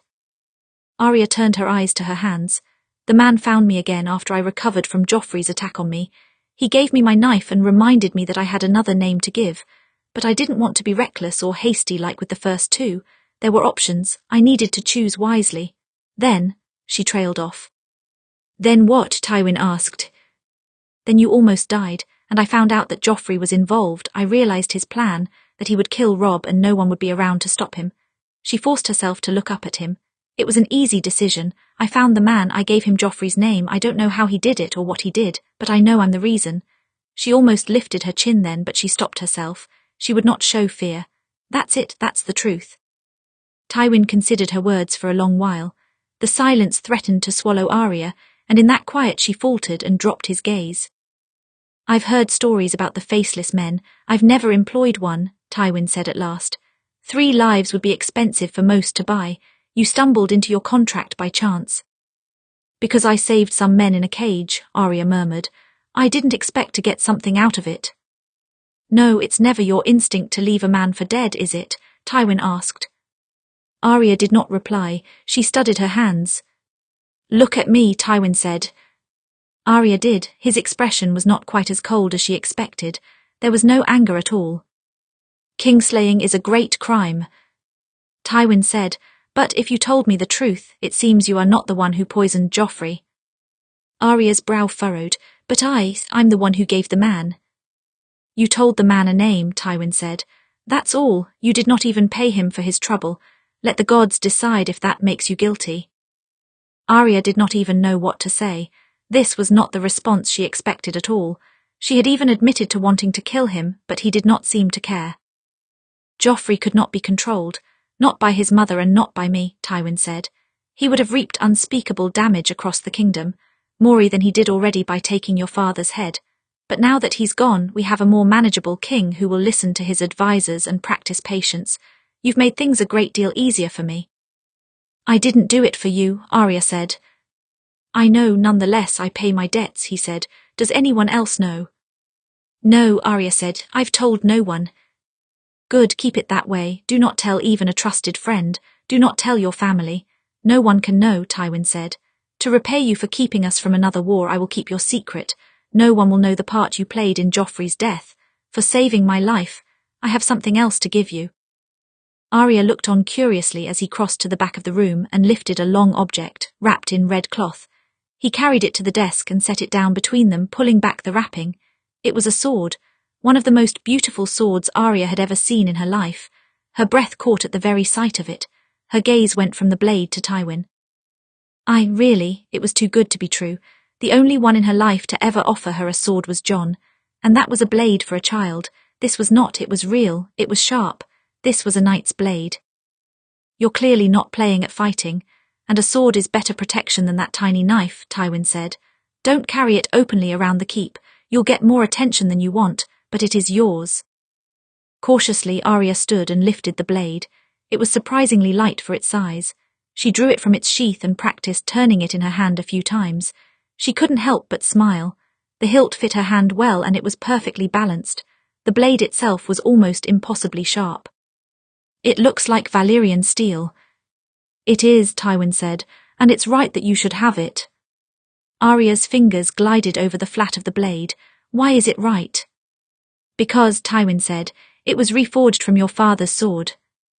Arya's eyes widened and she looked up at him. "My father's sword." "The original weapon was too large for most men to wield comfortably. You would not have been able to lift it," Tywin said.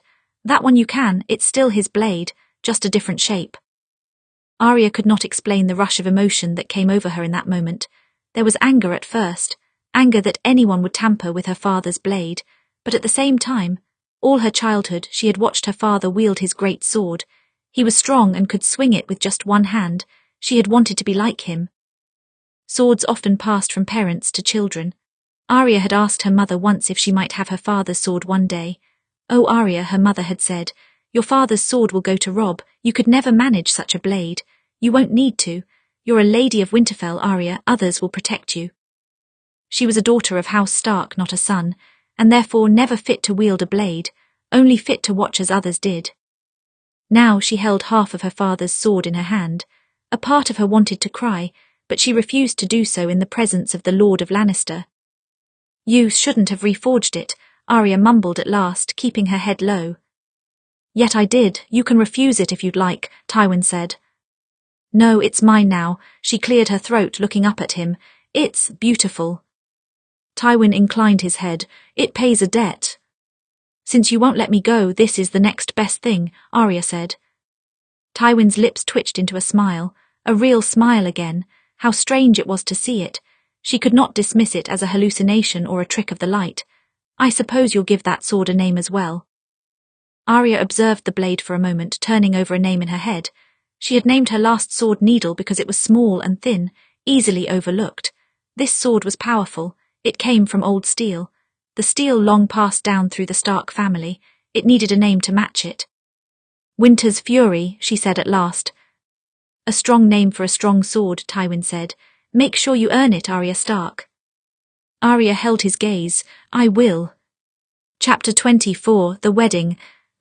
After a long war and the death of a monarch, a lavish wedding was just the thing to distract the populace at large. The crown had to at least appear in control, and nothing said control like a royal wedding. To the outside world, it showed that King's Landing was still strong and ready to move on from the catastrophe of the past few years. And technically speaking they were. The Lannisters, with the help of the Tyrells and the Starks, had managed to quell every stupid rebellion in the country. Traitors had been dealt with, and they now had far better king on the throne. Tywin Lannister never relaxed, but he had fewer things to worry about that day, at least. The Tyrell alliance with the crown gave the crown a sound financial future. It meant paying off the Iron Bank in time. It meant peace during the rapidly approaching winter. The wedding itself was excessive. That had been Olenna Tyrell's doing. She insisted that for the wedding to be a proper distraction, it had to be lavish, the kind of event for the common folk to sing about. The Queen of Thorns was paying her share, so Tywin did not press the issue, but he personally did not see the point of such extravagance. In the garden, where the guests congregated after the ceremony, tables stretched far back past the hedges and food piled high on every surface. The feasting had gone on since this morning, and it was a wonder anyone could still eat. Those in attendance were lords and ladies from every one of the 7 kingdoms. There were a few notable exceptions. None of the North had attended. After the incident a month ago, they had all had enough of the capital. Tywin didn't take it as an insult. The North had more preparations to make for winter than anyone, and the war had left their country in tatters. Dorne had not attended either, which Tywin knew was meant as an insult. While Tyrion had smoothed things over slightly when he shipped Myrcella off to the southern country, the Dornish had no love of him since the sack of King's Landing. They weren't preparing for war, at least. Tywin would deal with Prince Dornan at a later date. Tywin stayed close to the main table for much the feast, mainly to assist Tommen. The boy did not know half of the people who came to wish him well. He was too young, and this was all overwhelming to him. His new wife, Margaery, handled the proceedings like she was born to it, not one hair or smile out of place. She would be the kind of queen beloved by the people, and that might help Tommen to become a beloved king. "I told you a grand wedding was the way to go," Olenna said from his right. Told me I never said you were right, Tywin said. No, you didn't, but I am. Everyone is having a delightful time, Olenna said. It's as if the war and death of these past few years has been utterly erased. Covered up at the very least, Tywin said. It's still excessive. Some would call it fun, Olenna said. Have you tried it? Fun? You would think your brush with death would leave you more open to enjoying something. Tywin gave her a look. We don't all have time for frivolities. Well, congratulations, this is a wedding, a whole day set aside for frivolities. Some would call a wedding an important political event. Gods, you are such a bore, Olenna sighed, looking out amongst the crowd. Speaking of weddings with a political purpose, when do you plan on marrying off your ward? Tywin followed her gaze and found her watching Arya. She was circling the edge of the gardens, looking like she would rather sneak off through the hedges. She was also the subject of some attention today, simply because she was a Stark. He couldn't imagine she was enjoying it in the least. I don't suppose it's your concern, is it? He replied. Tommen was a suitable match before he became king, but Arya wouldn't want to be queen, would she? And you need our alliance more than you need the Starks. Olenna shrugged. So what to do with her now? You seem like you're about to get to the point, Tywin said. You should consider engaging her to Laura's, Olenna said. A second son for a second daughter, it seems a worthy match. He is young and one of the most eligible men in the Seven Kingdoms. And interested in eligible men if rumours are correct, Tywin said. They are, Olenna said. But he will do his duty, make no mistake. The girl isn't particularly interested in marriage in the first place. I don't think she would mind a husband who is not interested in her. Perhaps not, Tywin said, but handing control of the Starks over to you is a poor political move. Do you not trust us, Lord Tywin?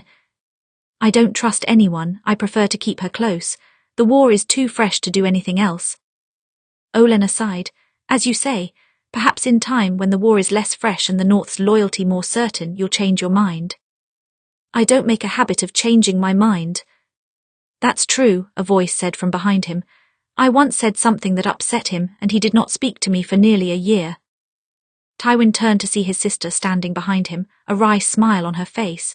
It had been some years since he had seen Jenna, since before the war started, longer than that even. They had only grown more distant with every passing year as they both changed and aged, but beyond that distance she was the same woman he remembered. Don't look so surprised, Tywin. It's my great-nephew's wedding. I wouldn't miss it, Jenna said. You weren't here this morning. I thought you might have, Tywin said. We had some dreadful delays on the road, trouble with the carriage and the Brotherhood. Not to worry, all dealt with, Jenna said. I do apologise for the late arrival. I hope the king won't be offended. I'll leave that to him to decide, Tywin said. Jenna glanced at Olenna. See how cold he is to me, Lady Tyrell, even after all of these years. She clasped both of Tywin's hands in her own. Come, brother, at least pretend to be glad to see me. Tywin's mouth barely twitched. In truth, he was glad to see her. Jenna was family. Even when they fought, he couldn't dismiss their shared blood. She was his only sister. You haven't changed. You're lying. I've gotten fatter and you know it. Jenna looked back to Olenna. I hope you don't mind if I steal my brother for a moment. Be my guest, Lady Jenna. Olenna inclined her head and glided back to her seat. Come, Tywin, Jenna looped her arm around his. Let's enjoy this wedding you paid for. One thing Jenna always excelled at was talking. She could talk for many hours if no one interjected. Most people dismissed it as womanly gossip, but rarely did Jenna talk about unimportant matters. She talked about people, yes, because she knew them. She had a way of seeing right into a man's soul, then laying his every flaw out for the world to see. Sometimes this was quite useful to Tywin, especially when he needed to exploit a flaw. All and all, most of the lords and ladies here seem quite relieved to be away from war, Jenna said, but it's a bit of a different story in the Riverlands. Really? Tywin asked. You may recall setting a fair amount of it on fire, Jenna said. I recall everything I did, Tywin said. It was war. Yes, war, and it leaves unhappy people, but they aren't truly your concern. She looked up at him. You should be worried about the phrase, though. My father-in-law and his many, many sons are displeased. They hoped to own the Riverlands after the war, but you did not give it to them. There wasn't a need any more, Tywin said. Making peace with the North also made peace with the Tullys. If I gave the Riverlands to the Freys, then the countryside would have been in an uproar, and the Riverlands' banner men would have realized the Freys' treachery. Their planned treachery anyway, Jenna said. I don't disagree with you, nonetheless be careful, Walder Frey is a vengeful man. The Freys are too weak to rebel against the crown, Tywin said, especially with the Tyrells on our side. I'm not sure, Jenna said. He has enough sons to make his own army, she sighed. He truly is the worst sort of person. He does fear you. You made him turn white when you were just a child, but don't underestimate him. Tywin nodded once. I won't. If you ever need to smooth things over with him, you could give him your ward I've heard so much about, Jenna continued. He wanted her to marry one of his grandsons. It could keep him from getting uppity in the future. I won't throw a valuable Stark hostage to Walder Frey, Tywin said. I'd much rather go to war with him. Jenna smirked. So it's true, you are fond of this girl. Tywin gave her a look and she held up her hands in defense. Jaime said it first, Tywin. You don't think I talk to my nephew? If you talk to him, convince him to give up on the King's Guard. That's much more useful than you gossiping about the Stark girl, Tywin said. Yes, isn't that her over there? Jenna asked. Arya was indeed standing in the shadows at the other end of the path, avoiding the crowds. You should call her over, I'd like to meet her. Tywin sighed. When he caught Arya's eye, he waved her over. She seemed almost relieved to see him, though he supposed he was one of the few faces she knew in this crowd. Enjoying the wedding, Lady Arya? He asked. Yes, except for this party is too long, and people keep trying to talk to me, Arya said.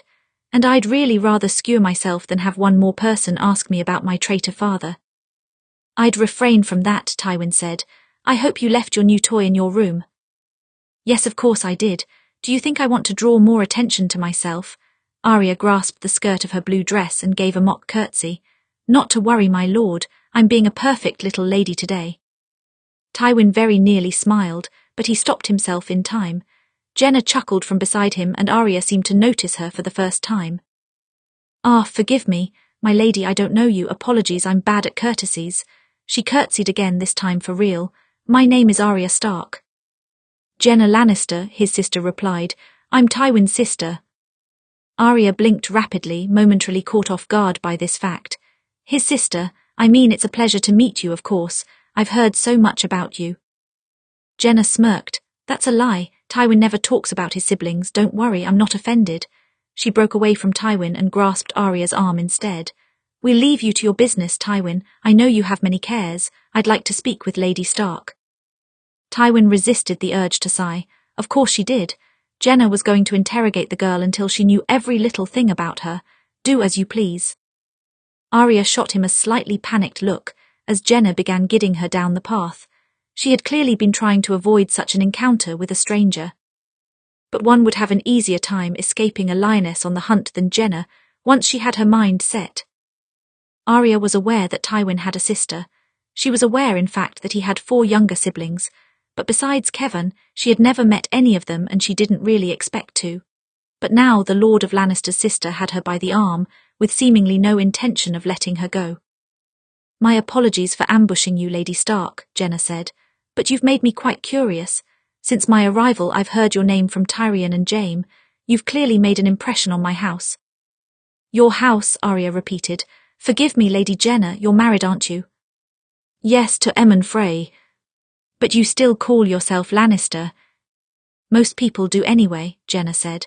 When I was first married, everyone called me Frey, but when you get older you don't have to care about such customs anymore, and my husband is too witless and weak to enforce the name. Arya smiled a bit. Lannister is a stronger name than Frey. Yes, Maury respected, Maury feared. Tywin saw to that, Jenna said. It wasn't always that way, though. My father was a kindly man but rather weak-willed. No one respected him. They laughed behind his back, did not pay their debts. Now no one would imagine slighting the Lannisters. Just the sound of the rains of Castamere is enough to make men quake in their boots. Arya studied Jenna. She seemed to like to talk, and there were few people who knew Lord Tywin better. She wondered how many questions about him his sister might answer if she asked. Was he always as he is now? Arya ventured cautiously. Was he always so? Cold, dreary, Jenna shook her head. No, but he was always rather intimidating, even as a child. He was the only one who would stand up for our father. Even father wouldn't do it. And he stood up for the rest of us too. She smiled. You see, when I was 7 years old, my father agreed to betroth me to my current husband, Emmon. Emmon was not even Walder Frey's heir. It was an insulting sort of match, but father was eager to please and agreed to it. He announced it at a great feast, with all of the lords of the Westerlands there to hear it. I was terrified by the whole idea. Tywin was furious. He stood and declared the match unsuitable, right in front of Walder Frey, a boy of 10 years old. I saw Walder Frey go white as a sheet. You can't imagine the commotion he caused that day. Gemma sighed. Well, he couldn't break up the match then, too young, but he grew into that tenacity of his. Now the 7 kingdoms live in fear of him. You don't, Arya pointed out. Jenna sighed and guided Arya to sit on a stone bench in the rose garden. Oh, I fear him, child, make no mistake. I love him dearly, but I fear the man he has become. The best parts of him died a long time ago. With his wife, Arya asked. Jenna raised an eyebrow. Forgive me, I shouldn't ask. No, but you already have. I like people who ask questions, Jenna said. Yes, Joanna took the better parts of Tywin with her when she died. I was at Casterly Rock in the aftermath and I saw how it changed him. Grief did not suit him at all. She glanced at Arya. That's why we're so distant, you see. I saw too much of his weakness that day and Tywin likes to pretend he has none. He would be angry at you for telling me this then, Arya pointed out. Jenna smiled, looking rather pleased with herself. Yes, he would. She turned toward Arya. But tell me, Lady Arya, I want to know your story. I've given you plenty on my brother. I want to know something about you. I'm sure you've heard a lot about me, Arya said.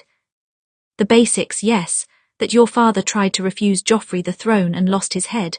That your brother went to war for him. That Tywin used you to help end that war, Jenna said. But how did you fall into my brother's hands exactly?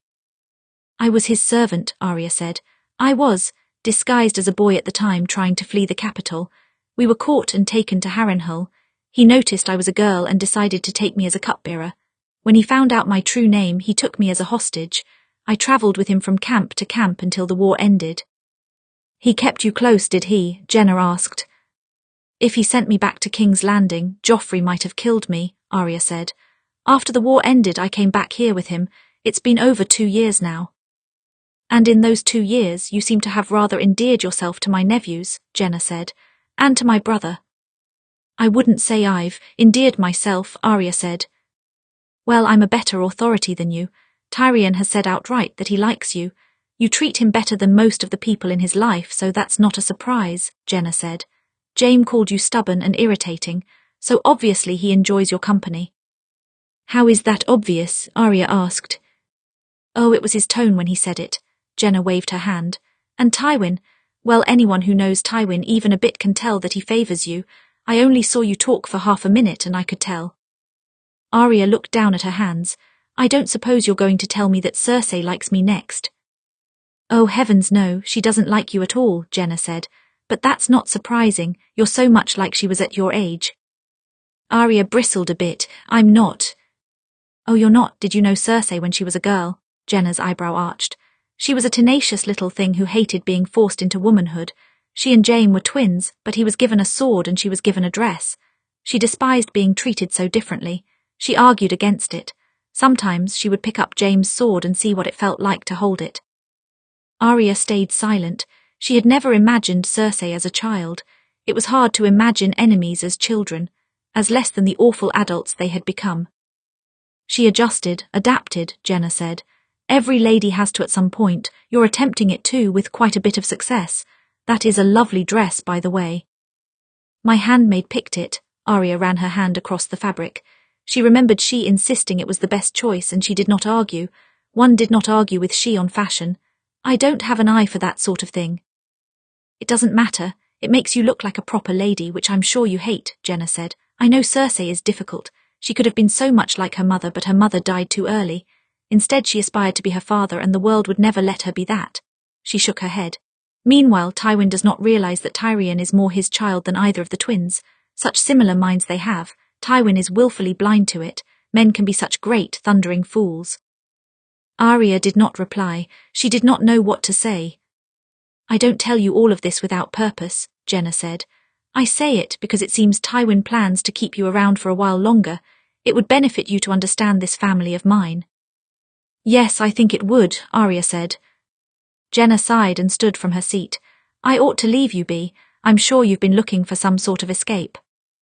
No, my lady, I've enjoyed speaking with you. It has been enlightening, Arya said. Good, Jenna looked down at her. One last thing, Lady Arya, my brother, how often have you seen him smile? Arya blinked in surprise. Smile? Yes, I'm just curious. Arya rubbed her palms together. Lord Tywin doesn't smile often. Often, Jenna asked. That implies that he does at all. I've seen him smile twice now, Arya admitted. Like I said, not often. Jenna shook her head. Ah, Lady Arya, for Tywin that's frightfully often indeed. Jaime was used to standing as a bodyguard during grand occasions such as this one. He had been doing so since he was 16 years old. As a king's guard, it was his job to do as the king needed, and at a wedding it was his job to watch for someone slipping poison into the wine. He ran his left hand across the hilt of his sword. It still felt strange to grasp his weapon with the wrong hand, but his grip was stronger now and surer. He could at least hold his own in a fight against an average swordsman. His practices with Arya Stark had allowed that. Slowly but surely, he was rebuilding his muscle memory. In addition, he now had a golden hand to replace his old one. Cersei had gifted it to him before the wedding. It was a heavy thing and perhaps a bit ostentatious, but if someone came at him, he could smack them rather hard with it. It was a bright day outside, and the sunlight sparkled along the metallic surface. This hand truly did scream Lannister, the family that shits gold. So you did regrow your hand, a voice said from his right. He turned to see Arya standing beside him, a little smirk on her face. Yes, I did, Jaime said. The Lannisters are never for want of gold. Be careful, though. If you touch it, it might turn you to gold as well. Arya reached out and tapped the hand with her finger. No, I suppose I'm immune, that's a shame. I'd like to become a statue right now to escape this party. You'd make a wonderful addition to the garden, Jaime said. She actually did look something like a lady that day. Her hair had grown past her shoulders and was nicely braided by her handmaiden, and the blue dress suited her. Starks did like blue, but it was stitched with a golden pattern at the sleeves, as if to remind the world that she belonged to the Lannister family. You know, this could have been your wedding. Thank the gods it's not, Arya said. It's not that I don't like the king. Actually, he's very kind and I enjoy his company, but I cannot even imagine standing in Lady Margaery's place. She nodded at the main table. Look at her, perfectly happy, perfectly graceful. I could never be that charming. You're charming enough to make my father like you, Jaime thought. It takes practice, I hear, just like swordplay. He looked down at her. Speaking of which, I have not seen you practicing lately, Lady Stark.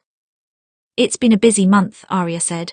I'll return to it. I need to practice wielding a different kind of sword.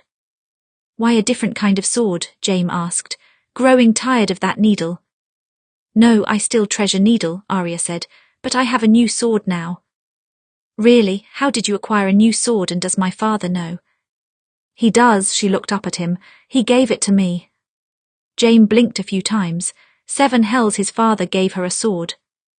But of course I'm more used to stabbing with a thin blade, Arya continued on as if she had not said anything astonishing at all.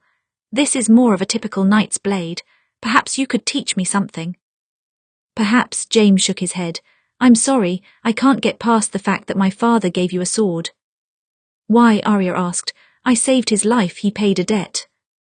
With a sword. What's this about a sword? Tyrion asked, joining into the conversation. He was in good spirits and likely on his 4th cup of wine. Father gave her a sword, Jaime said. Why are you surprised? Tyrion asked. That was only a matter of time. She killed 3 assassins with a tiny knife. Next time he'll want her to have a better weapon. Yes, in case there are 5 assassins, Arya pointed out. She looked just a bit too smug. Or 7, Tyrion said. Let's not underestimate your abilities, Lady Arya. You're right, 7, I can take 7. Jaime exhaled. Apparently Tyrion had fully accepted that Arya had found a ridiculous amount of favour with their father. He didn't even seem fazed by it anymore. Anyhow, my lady, I saw you speaking with Aunt Jenna earlier, Tyrion continued on. Tell me, did she learn your whole life story or just most of it? She asked me some questions, Arya admitted. I like her though, she's not as afraid of your father as most. Yes, she has that rare distinction. I do believe she's his favourite sibling, Tyrion said. Or is it Uncle Kevin? Well, it's one of those two. His relationship with Uncle Tyget and Tyrion has always been a bit more unstable.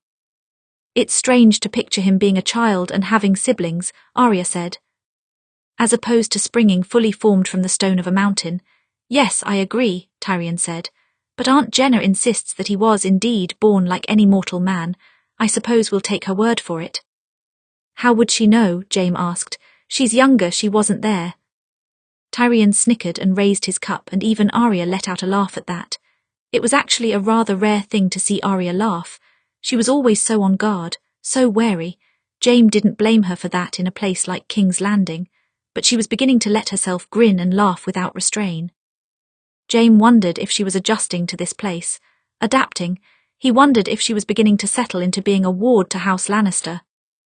But then, as if sensing both Arya and Tyrion's happiness, Cersei swept in to put an end to it. She was dressed in Lannister red and gold today, with magnificent jewellery and hair fitting the mother of the king. It was the first time she had abandoned black mourning attire. This was a happy occasion after all, but she had smiled very little at this wedding. It's nice that you can all be so happy, Cersei said flatly, but you're distracting Jaime. He should be protecting the king from harm. The king is fine, Jaime said. I'm keeping a close watch, I promise. Were you keeping a close watch on the day Joffrey died? Cersei retorted. Jaime bit back a reply. It wasn't wise to antagonize her right now, but Tyrion was so drunk to realize that. Please, Cersei, Tommen is getting married. I know you're losing your queenly status, but do try to be happy, Tyrion said. My eldest son died a month ago. Why would I be happy? Because your eldest son tried to kill your youngest, Tyrion suggested. Cersei glared at him, fire flaring in her green eyes. Don't speak those words freely out here, not when others can hear them. You're the only one who doesn't want to hear them, Tyrion said. It conflicts, doesn't it? You hate anyone who hurts your children, but one child tried to kill the other. What do you do? Tyrion, Jaime rested a hand on his shoulder. He was speaking truth, but this was not the place to speak it.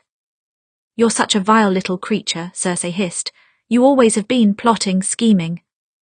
Those are the same thing. And so funny, Cersei said. Well, keep making your jokes. You won't get to make them forever. That sounds suspiciously like a threat, Tyrion said. Jaime squeezed his shoulder in warning and he sighed. But this is a wedding, we should make peace. Tyrion extended his cup. Here, you need it more than I. I don't trust anything from you, Cersei said. I assure you I've just drunk from this cup. It's not poison, sweet sister. Cersei's whole face froze in anger for a moment. Then she smacked the cup from Tyrion's hand, sending it spinning across the ground. The red stained the stones. Without another word, she stalked off. Tyrion rubbed his fingers together. I admit that was bad wording. Oh, do you? Jaime shot him a glare. She's still mourning, Tyrion. I know you two hate each other, but couldn't you be gentler? Tyrion shrugged once. You should be careful, Arya said quietly. Oddly enough, she had watched the whole scene in complete silence. Arya was not usually one to be silent in Cersei's company. Cersei is still looking for someone to blame for Joffrey's death. What if she blames you? I'll correctly say that I didn't do it, Tyrion said. Jaime's jaw clenched. Tyrion should know better than anyone that the truth didn't stop Cersei. If she could still love Joffrey after what he did, it meant she was an expert at deluding herself. If she got it into her head that Tyrion killed her son, no one would be able to stop her, not even with truth. Chapter 25, The Scapegoat. Cersei's mind was threatening to unravel. She could feel it fraying at the edges. If someone merely found the right piece to pull, she would lose all semblance of her fragile control. This was a day that mothers were supposed to smile, to see their son married to a girl from a good family, but the girl was a manipulative little witch with her claws already deep inside Tommen. Her son was too young and kind to truly understand the weight of that crown, and this wedding came too soon after a funeral. It felt sometimes as if she was the only one who remembered Joffrey's death. The realm was eager to forget it, but she remembered how he felt, writhing in her arms, the life leaving him in painful gasps. She would remember that day for the rest of her life, as clear as the day of his birth. She had spent all day in the Sept morning after the Silent Sisters prepared Joffrey's body. She cried until her tears had run dry, and then she just stared into space. Quiet, bitterly numb, no one else cared for Joffrey enough to mourn him, not like her. And then, in the midst of her grief, her father had to tell her the awful truth, that Joffrey had tried to kill him. Worse still, he had tried to kill Tommen. Cersei had always known Joffrey was a monster who she was cursed to love absolutely, but she never expected his viciousness to extend to his sweet brother. It was too much to mourn, too much to take in, too much to just sweep under the rug. Yet at the wedding, everyone else was happy to forget about their last king. It was suffocating for Cersei. She wanted to scream at the top of her lungs. She wanted to strangle every man, woman and child who laughed. She wanted to rip through the whole of the proceedings until only she and Tommen were left. She had to escape the party or she might lose her control. So she found the hedge maze, Tommen's favourite place, the spot where he had almost died. Gold will be their crowns and gold their shrouds. How the words of that witch cursed her. All of her life she had feared for her children, knowing they would die. She tried to tell herself that the prophecy was nonsense, but what if?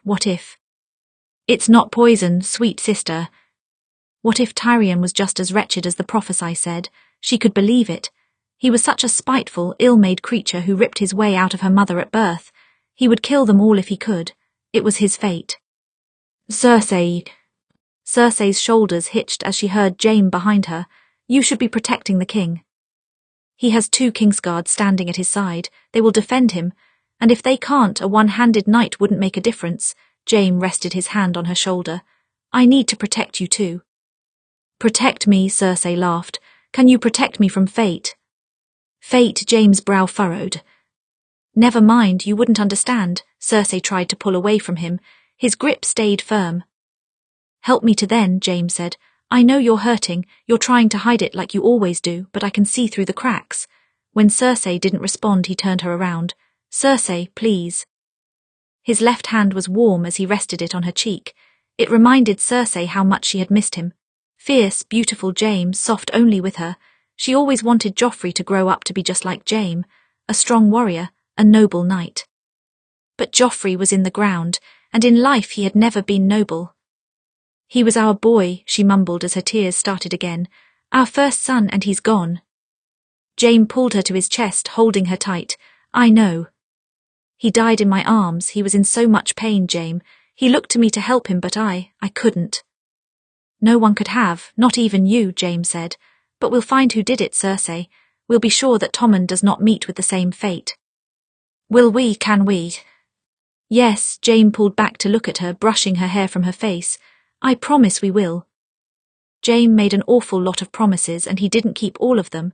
Sometimes his vows contradicted each other and he had to choose, but he meant them all in the moment. She leaned up, risking a kiss there in the midst of the maze. He kissed her back like a man dying of thirst.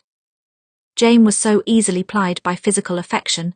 He was weak to it like many men. He would do anything for her if she simply gave him a kiss or something more. And she needed her brother. From a young age they had given him a sword and her a dress. She needed him for his sword.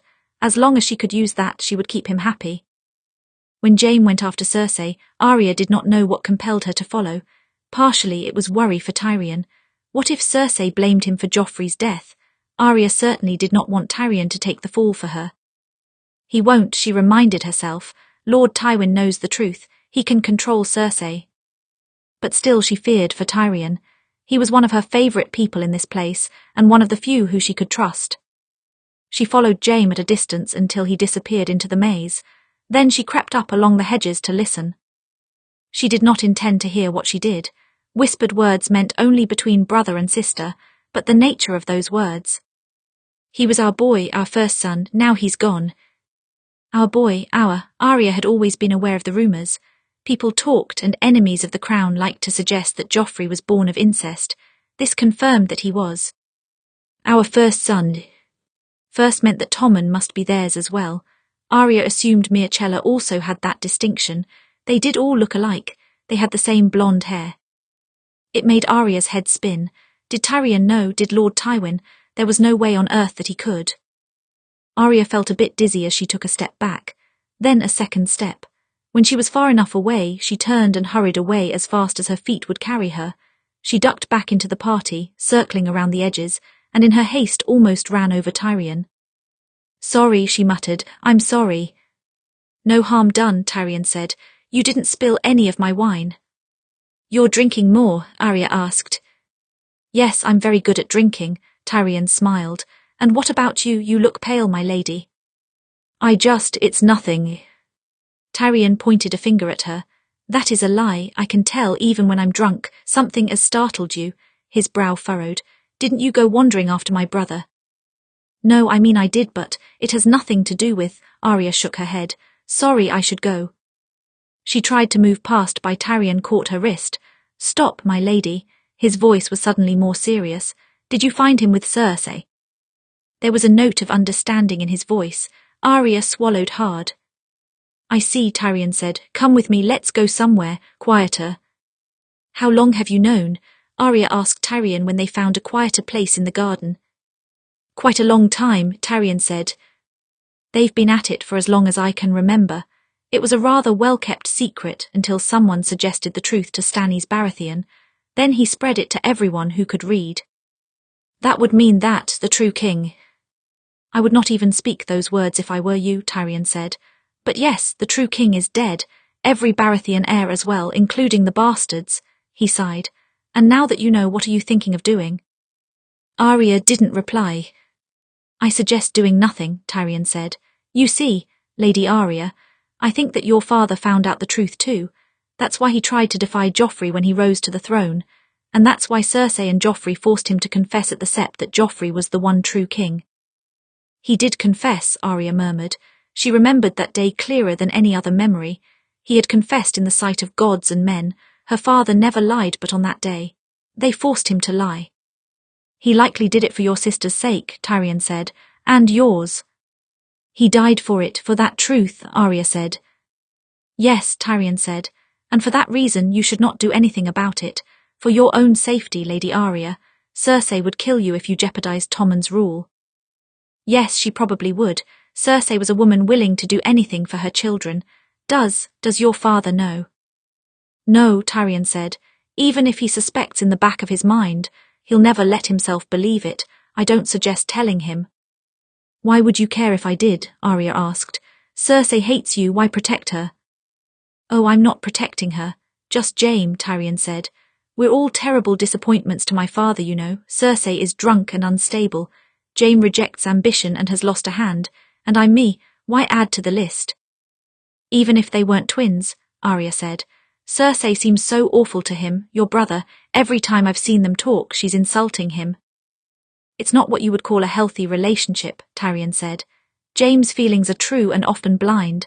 I'm not sure Cersei's feelings are. She loves her children, no one else.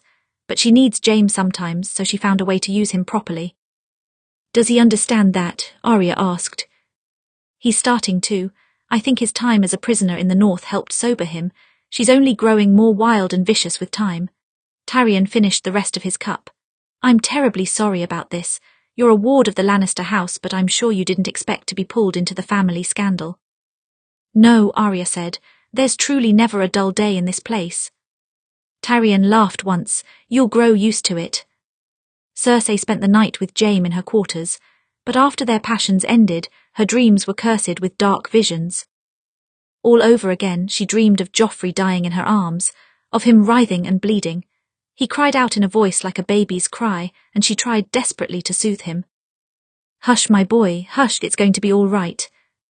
In the crypt, she saw his golden shroud and recalled again the woman's words.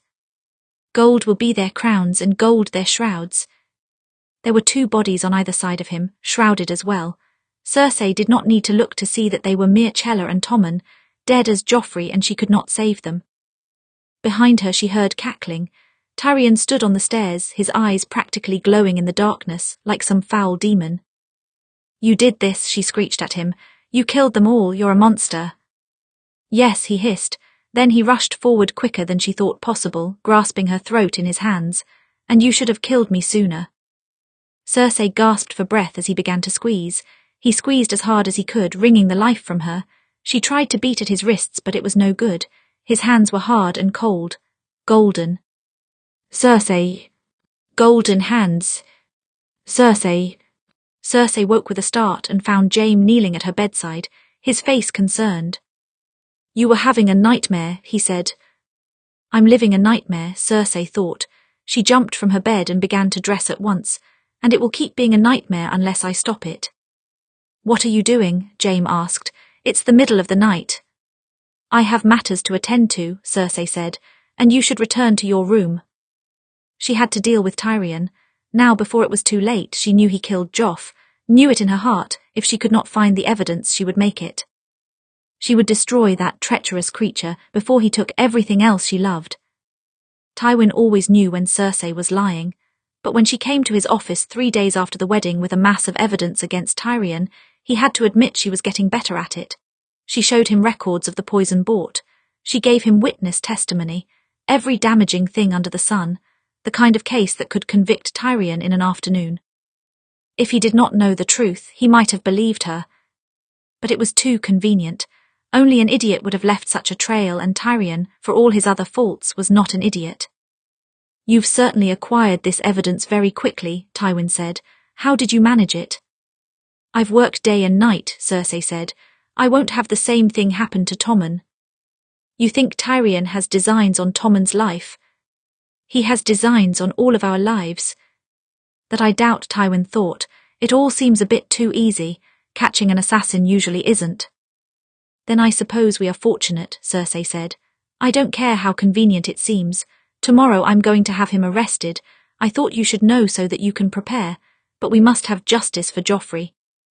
Cersei, if you have a different culprit, then I would be glad to hear it, Cersei muttered. Tywin did not reply. He did have a culprit. A person he knew with absolute certainty was behind Joffrey's death, but he would not give her name to Cersei. Cersei looked triumphant at this. You've always hated him, father. Just think of this as your chance, a chance to let him die without guilt. You've wanted that for a long time. Tywin's expression hardened. Don't presume to tell me what I've wanted, and don't presume that guilt has ever kept me from doing what is necessary. He is the lowest of the Lannisters, but he's still a Lannister. That is why he's still alive. He killed your grandson, Cersei said. You preach so often about legacy. Tyrion set that legacy on fire. This is what he deserves. Joffrey wasn't my legacy, Tywin thought. That mad boy was a plague on my legacy. You have a right to ask for a trial, Tywin said. You have a right to build a case and call witnesses. But if you came here asking for my blessing to cause chaos in our family, you don't have it. Cersei's face faltered for a moment. She liked to pretend that she was untouchable, but the child in her had always sought Tywin's approval. For a moment, she seemed to stumble for a retort before she lifted her chin. I don't need your blessing, I need justice. With that, she took her evidence and stalked from the room. Tywin sat back in his seat, rubbing a hand over his face. In truth, a trial for regicide was an ideal way to rid himself of Tyrion. If he was convicted and executed, people would see that as justice. But Tywin had already made his decision about Tyrion's life a long time ago. When he held his twisted form, staring out over the rocky beaches of Casterly Rock, and thought of placing him at the mercy of the ocean, he thought of letting the tide wash the mistake that killed his wife away. But he didn't. He brought him up all the same. Though he hated him, he let him live. And though Tyrion disgraced the Lannister name with his whoring and drinking and jokes, he was not without his worth. He had controlled Joffrey better than his mother had, and he had helped bring Lord Baelish's treachery into the light. He was still a Lannister, and Tywin's son, and if he did not kill him on that wretched night so many years ago, he did not intend to let Cersei kill him now. But he could use this situation to his advantage. It was never good news when Tyrion's father called him to the Tower of the Hand, but this late at night made Tyrion especially nervous. Perhaps his father had finally decided to kill him. No, Tyrion thought, I've done nothing recently to provoke him. There must be something else. But what required discussion so late at night? For once Tywin was not sitting at his desk when Tyrion arrived, nor was he writing letters. He was standing by the window, staring out into the black of the night. His face was more serious than usual. You called me here, Tyrion asked cautiously. Yes, Tywin said. Your sister is building a very strong case against you. She plans to blame you for Joffrey's murder. His father was always so blunt. He never danced around the subject in the least. Well, Tyrion swallowed hard. I can't say I'm surprised. Do you think it will move her if I say I didn't do it? Tywin glanced at him. Her evidence is convincing. It would leave you soundly guilty if she put you on trial. How much did she pay for this imaginary evidence, I wonder? Tyrion asked. It must cost quite a lot to create something from nothing. Tyrion, this isn't a time to be glib, Tywin looked at him.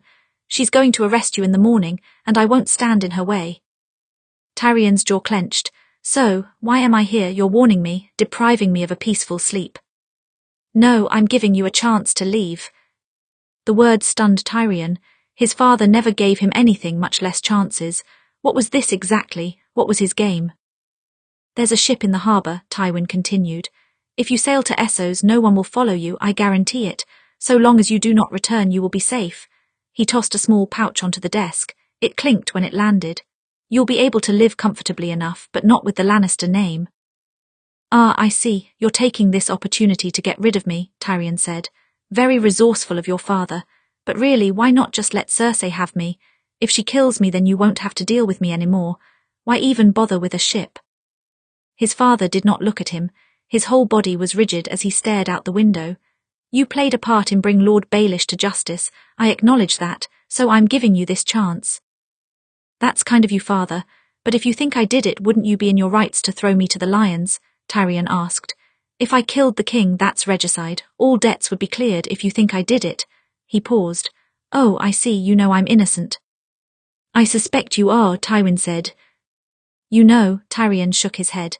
But you won't vouch for me, you're incapable of that. I'm surprised you could give any credit to me regarding Lord Baelish. Why not give all the credit to? He trailed off as it dawned on him.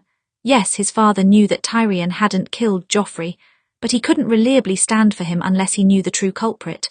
But the true culprit. Arya, Tyrion said. She's the one behind it, isn't she? Tywin looked down at him disdainfully. It was all the answer Tyrion needed. Of course, Cersei has built a convincing case.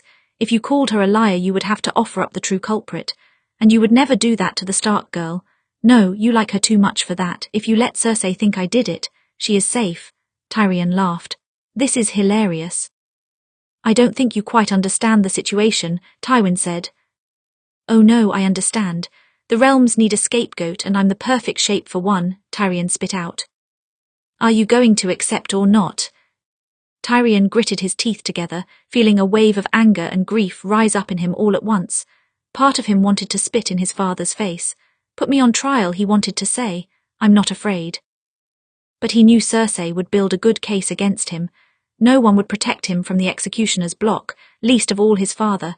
This was Tywin Lannister's last act of mercy. Tyrion swiped the bag of gold off of the table. His father looked away from him again, as if he had already dismissed him in his mind. I suppose this is goodbye, Tyrion said, backing up toward the door. The gold clinked in his bag. It was only a small piece of what his father was paying him to leave. He would get what he wanted now. He would never have to look at Tyrion again. A wonder he didn't let Cersei kill him. I can't say I'll miss you very much. Tywin didn't reply. He seemed to be glaring at the window instead. Perhaps the glass had displeased him as well. Tyrion sighed and pocketed the money. You've placed so much on the Stark girl now. He looked up at him with a mirthless smile. I do hope she doesn't disappoint you like the rest of us. His father looked at him then, and Tyrion could see in a moment of satisfaction that he had caught the immovable Lord of Casterly Rock off guard. He gave a little bow and left before he could respond. He would not give Tywin Lannister the last word, not this time. Chapter 26, 2 Lions, 1 Stone. It was just past midnight when Arya heard a knock on her door. Knowing better than to trust any visitor at such an hour, she drew her sword and stood ready in the centre of the room. Who is it? Tyrion. Oh, Arya lowered the blade. Come in. Tyrion entered slowly, a box in his hands. He glanced up at her sword. Planning to kill me, Lady Stark. You could have been an assassin, Arya pointed out. An assassin who knocks, Tyrion shook his head. Is that the sword my father gave you? Oh yes, Arya smiled and sheathed the blade again. It's beautiful, isn't it? Yes, Tyrion murmured. Quite beautiful, Valyrian steel, isn't it? It is, Arya's brow furrowed. Tyrion did not seem quite himself. In fact, he looked exhausted. Are you well, Lord Tyrion? No, not very, Tyrion said. I won't be in the capital a while. Urgent business across the narrow sea, but I thought I might say goodbye before I go. "Oh, when will you be back?" Arya asked. "I'm not sure," Tyrion said. "Well, it will be much more boring without you around," Arya said. "So try to come back as soon as you can. Who else will I play Syvas with?" "Ah yes, Syvas," Tyrion set down the box on the table. "Actually I thought I'd leave my board with you so that you can keep practicing. Jaime has little patience for the game, but perhaps you can convince him to play. You're good at convincing him to do things." Tyrion forced a smile. It seemed much sadder than usual. "Oh, and, speaking of Jaime, will you give him this? It's a letter meant for his eyes only." Arya raised an eyebrow. "Then why not give it to him yourself?" "He might be with Cersei," Tyrion said. "I'd rather avoid that encounter, you understand." Arya certainly did. She nodded once. "I'll give it to him." "Thank you," Tyrion said. He started to go, but he stopped in the doorway. "Arya, you're a very kind person, do you know that?" Arya blinked in surprise. "What?" "You're kind," Tyrion repeated. "Not sweet, not gentle. In fact, I would call you fiercer than most people I've met, but you are kind." Arya swallowed thickly. "Where is this coming from, Lord Tyrion?" "I just wanted to tell you before I go, because your form of aggressive compassion has had a rather good influence on some of my family, myself included," Tyrion said. "Don't let my father convince you that it's weakness. It's not." Arya had no idea what to say. She had never been called kind before in her life. That was a word for gentle ladies. She had been called stubborn, selfish, wild, and every word in between, but never kind. "I'm just talking," Tyrion smiled at her again. "Good luck, Arya, and farewell." He closed the door behind him before Arya could return the sentiment. The words caught in her throat. Slowly, she turned and wandered over to the table. She clicked open the box that Tyrion had opened many times between them. All of the pieces were there, including that extra broken king which never had a place. She picked up the king and ran her finger along its cracked crown. Tyrion will be back, she told herself. He's only going away for a short time. He'll return. But she didn't believe her own thoughts. This felt like an awfully permanent goodbye, and Arya did not like it one bit. Jaime had hoped that things might finally go back to normal following the wedding. Cersei had become suddenly affectionate toward him again, and with Tommen as king, he did not have to worry about Joffrey's vicious whims causing damage. But then Tyrion vanished from the city, and Jaime discovered that Cersei planned to have him arrested for Joffrey's death that very morning on the basis of evidence that she quite suddenly acquired. Jaime did not even know how to process all of this information as his father informed them that Tyrion had fled the city. Cersei was in a rage, his father was stoic as ever, and Jaime felt as if he was floating out of his own body. Why wasn't anything ever peaceful for 2 seconds with this family? And why was Tyrion always getting the blame for everything? Tyrion did not kill Joffrey. He couldn't have. Tyrion wasn't a murderer, no matter how Cersei saw him. "We must send people out at once," Cersei said. "This is proof of his guilt. He ran from his fate. He ran from justice. Well, he won't get far, I'll find him." "No, he won't get far," Tywin said. "Leave him to me. There are only so many places he can hide." Jaime shook his head. "This is madness. Tyrion didn't kill Joffrey." "Please, Jaime, don't be so blind," Cersei said. "You've never seen what he truly is. He's a monstrous, murderous creature. You show him compassion, but he would kill you too if you got the chance." "The only one who is blind here is you," Jaime spit out. "You've only ever seen what you wanted to with Tyrion, always blamed him for what he didn't do. Sometimes you blamed him for your own crimes and then justified it to yourself later. Well, I'm not going to be a part of it. Tyrion is not and never has been the monster of your nightmares." Fury rose in Cersei, making her look rather like a dragon about to spit fire. "He killed Joffrey." "He didn't." "Quiet," Tywin ordered. The volume of his voice rendered everyone silent. "We don't know if Tyrion killed Joffrey, so we will find him and bring him back and find the truth of it." He glanced at Cersei. "You will leave the matter to me, that's final." Cersei's jaw clenched and she dipped into a quick curtsy. "As you say, father." Then, with one last glare at Jaime, she swept from the room. "This is ridiculous," Jaime muttered when the door had closed. "You know Tyrion wouldn't poison Joffrey, that's not like him." "No, but running does make him look guilty," Tywin said. "I don't think he did it, but I will send people out for him nonetheless."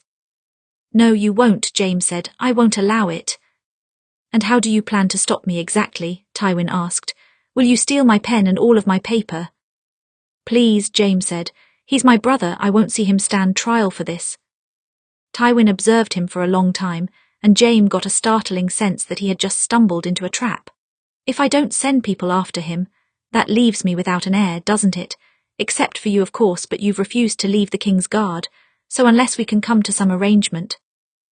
Jaime laughed. Oh, this works out perfectly for you, doesn't it? 2 lions with 1 stone. You can use Tyrion to blackmail me and get rid of him all at once. You never fail to take advantage of a family tragedy. Tywin was unmoved. It's your duty to the family, Jaime. You're my eldest son. And now that you have lost a hand, serving in the King's Guard is not really appropriate. There is a precedent to remove a King's Guard from his post. So you'll have me break another vow. Didn't you say your honour was beyond repair? Jaime glared at him. And if I did leave the King's Guard, what next? I suppose you already have a wedding planned for me. Jaime's tone still did not ruffle Tywin in the least. He was watching him as if he was a petulant child. That look was enough to make Jaime's blood boil. When you have left the King's Guard and taken your place as my heir, you will marry Arya Stark. The command hit him like a punch to the gut. 7 hells, how long had his father been plotting this? She's a child, father. Yes, and you'll marry her when she comes of age, Tywin said. The match will join the Stark and Lannister houses more permanently, ensuring that we keep our alliance for many years to come. Jaime jerked his fingers through his hair. Does she know about this yet, or were you leaving it to me to tell her? You may tell her, if you agree to it, Tywin said, picking up his quill and dipping it in ink. If you don't, then I will have no choice but to send people after Tyrion. Jaime laughed once. This truly did work out perfectly for you, didn't it? Joffrey dies and Cersei blames Tyrion. You have an opportunity to get rid of him, make me your heir and gain Arya Stark as a daughter. Everything works out exactly as you want it. Tywin's expression was cold. Do you agree or not? Yes, I agree, Jaime muttered. Put down your damn pen, I agree. His father had won. He had played them all into the perfect corner, just as he always did, and not one of them could do anything about it. Jaime did not believe in the gods, but even they were more easily moved than Tywin Lannister. There were 2 people Jaime had to tell about the new engagement, and Arya Stark was far and away the easier of the 2. He did not even want to think about telling Cersei. She was already erratic, but this might send her over the edge completely. He didn't know how to talk to her anymore. Arya might try to stab him, but he could handle that, probably. He found her in her room, surprisingly enough. She was standing in the centre, turning a sword in her hand. It was a gorgeous blade. In fact, it appeared to be Valyrian steel. He gave her the other half of her father's sword, Jaime realised. The half meant for Joffrey. Gods, he really has put his hopes on her.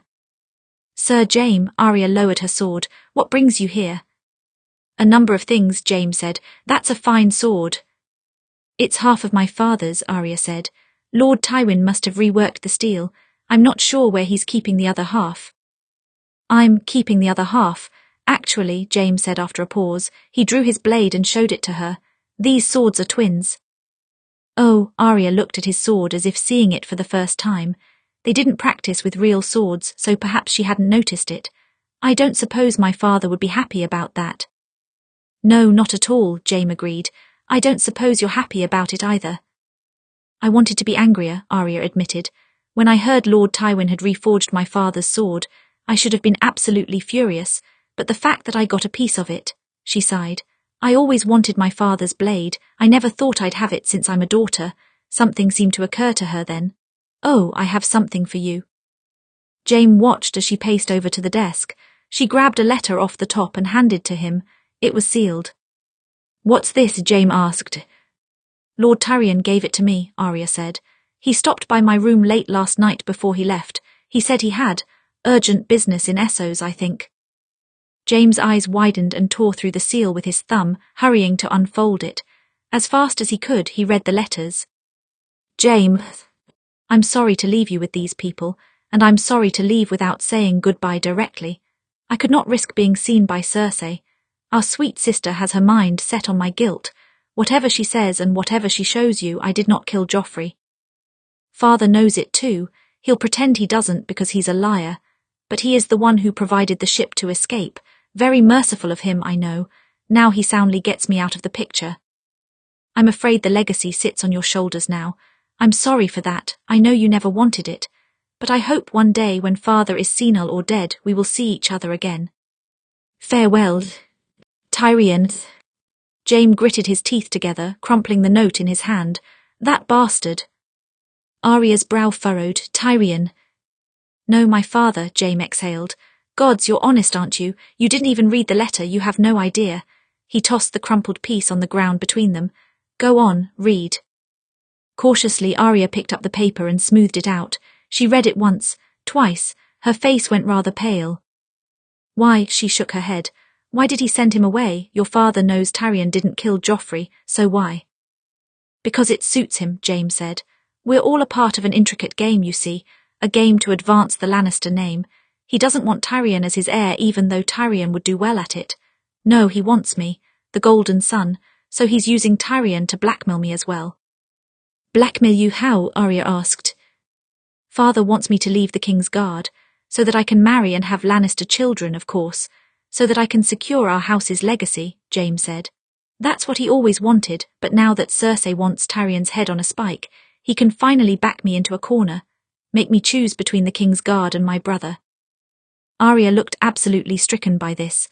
Of course she did, she quite liked Tyrion, but he hadn't even told her the worst of it yet, the poor girl. I'm sorry that you're part of the wretched game too, Jaime said. Truly, no one enjoys being a part of my father's schemes, but now you're at the centre of one.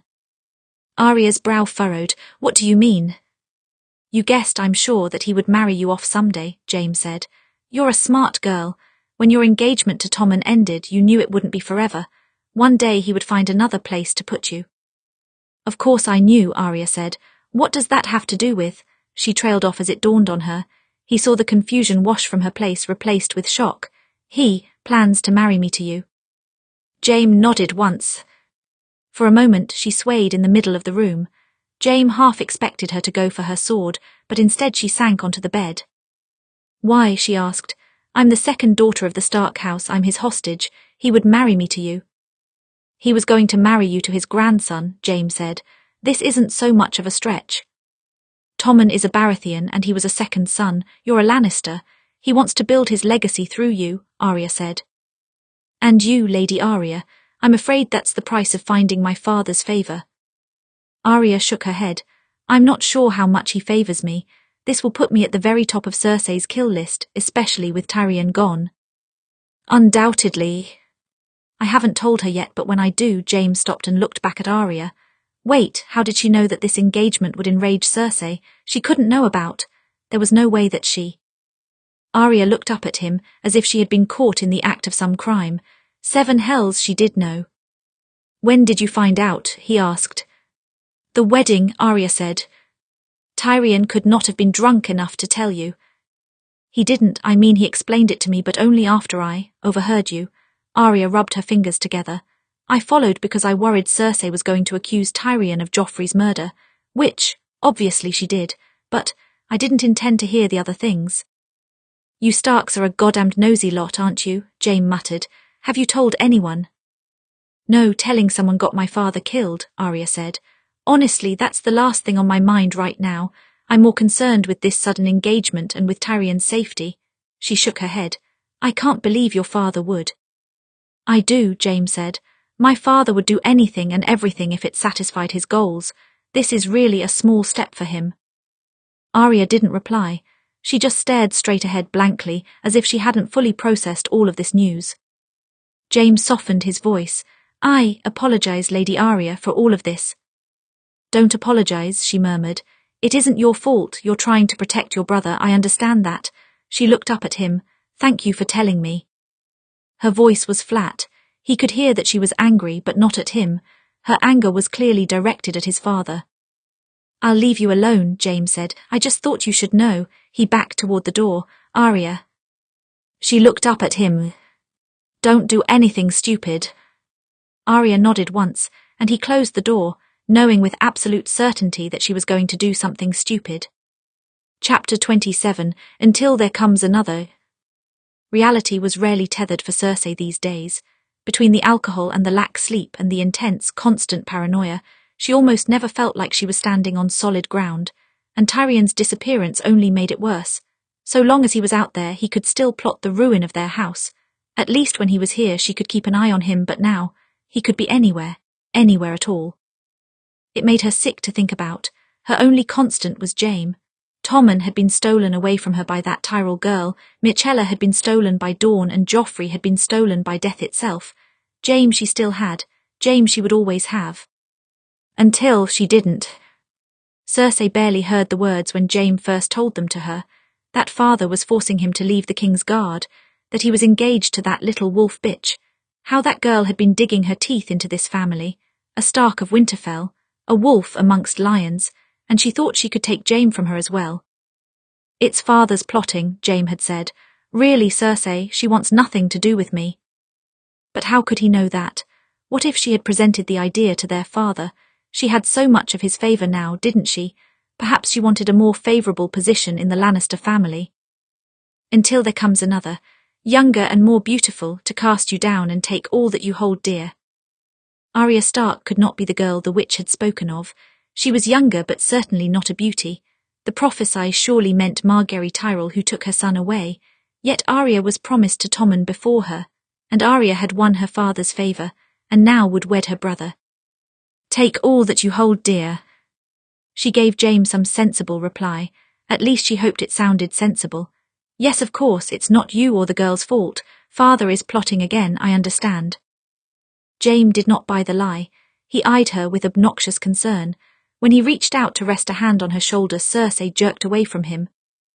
I said I understand, leave me. He did with little argument. There was fear in his eyes. He had feared her for some time, for the woman she had become.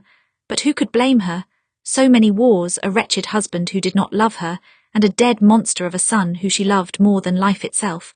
She had paid too high a price for being a woman in this world. Once Jaime had gone, Cersei wandered from her room. She did not know where she was going, to yell at her father perhaps, but what could she yell at him for? He did not know how she truly felt about Jaime. He should though, or he is willfully blind, Cersei thought. She drifted in the general direction of the Hand's Tower, her mind twisting and turning with wine and the witch's prophecy. But as she walked down the steps leading toward the west wing of the castle, she crossed paths with Arya Stark.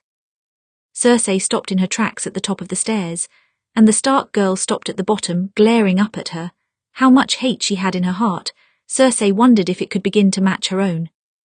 Lady Stark, she said softly. Lady Lannister, Arya replied curtly. She started up the steps as if she meant to ignore her, but Cersei would not allow that. Wait a moment, I have a question, she said. Arya paused mid-step right beside Cersei. She did not look at her, only stared ahead like she wanted nothing more than to keep walking. Yes. Are you satisfied? Cersei asked. Now that you've ensnared my brother and my father, are you happy? Have you had your revenge? Arya's jaw clenched. I haven't ensnared anybody, and I do not want to marry your brother. That's a weak lie. I know your game, Cersei spit. I don't play that kind of game.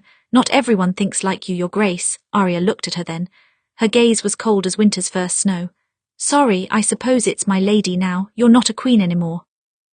The words hit Cersei hard. The wolf bitch started up the stairs again, but Cersei drew her hand back to smack her. As her hand flew, Arya's eyes seemed to flare with grey fire. She caught her wrist in an iron grip. Do not touch me, she said flatly. 2 steps above Cersei on the stairs, the Stark girl now loomed over her. How dare you, Cersei spit. You forget who you are. I don't, I am Arya Stark of Winterfell, and you are Cersei Lannister of Casterly Rock, Arya replied. You are just a lady like me now, you are not a queen, you have no crown, and if you try to strike me again I will strike you back harder. Cersei stared at her with wide eyes. Now she knew who Arya reminded her of, she saw it blazing in her grey eyes. Lyanna Stark, the same woman who Rhaegar Targaryen had chosen, the same woman who Robert Baratheon, her husband, cried out for in their marriage bed. She looked just like her. Until there comes another, younger and more beautiful, to cast you down and take all that you hold dear. Gods, why were Starks such a plague upon her? Cersei drew away from Arya Stark, jerking her hand back. She turned and stumbled away down the hall. She would have to find some other way to deal with Arya Stark. Poison would be the ideal method. She had proven herself too resistant to a violent assassination, though perhaps she could make her death look like an accident. Her father could hardly blame her for an accident. The North might blame them, but what did she care? Fuck the Northmen, they could hold them off easily. She rounded the corner and nearly ran right into someone's chest. She felt hands on her shoulders, steadying her. Cersei, get out of my way, she muttered. Cersei, the voice said again, more firmly this time. She looked up to see her father looking down at her. What a stern face he had. It reminded her of when she was a child and he caught her in the midst of a lie. Yes, father, Cersei managed. She could barely look him in the eye, she was so damn drunk. Tywin studied her for a long time. His gaze went from cold to almost, tired, exhausted even. Come with me, he said at last. It was cold at the docks, close to freezing in fact, but Cersei did not mind the bite of the wind. These days she rarely felt anything at all because her mind was so soaked in wine. It was nice to feel pain, a physical pain to distract from the aching of her heart. She leaned against the wall of the walkway overlooking the docks, gripping the stone edge with her hands. Her father was watching her. He had not said anything since they arrived, and the silence was beginning to eat at her soul. I'm fine, Cersei said at last. If Jaime told you anything, he is mistaken and overreacting. Jaime hasn't told me anything, Tywin said. Then why am I here? Because I have my own eyes and ears. Tywin glanced at her. How drunk are you? Don't try to lie. Cersei glared down at her hands. Very. That's not specific. You didn't ask for specific. Cersei said petulantly, and it's not as if I remember how much wine I've drunk. I can barely tell you the time of day. Tywin did not reply. Go on, lecture me. Tell me that this is not any way for a lady of House Lannister to behave. Remind me that my actions reflect on you. She laughed once. You're fond of your lectures. I think it gives you great joy to tell someone that they're wrong, that you know better than they do. It gives me no joy at all to have this conversation with you, Tywin said. This is not a lecture. My words won't do you any good now. This is a goodbye. Cersei managed to turn her head enough to look at him.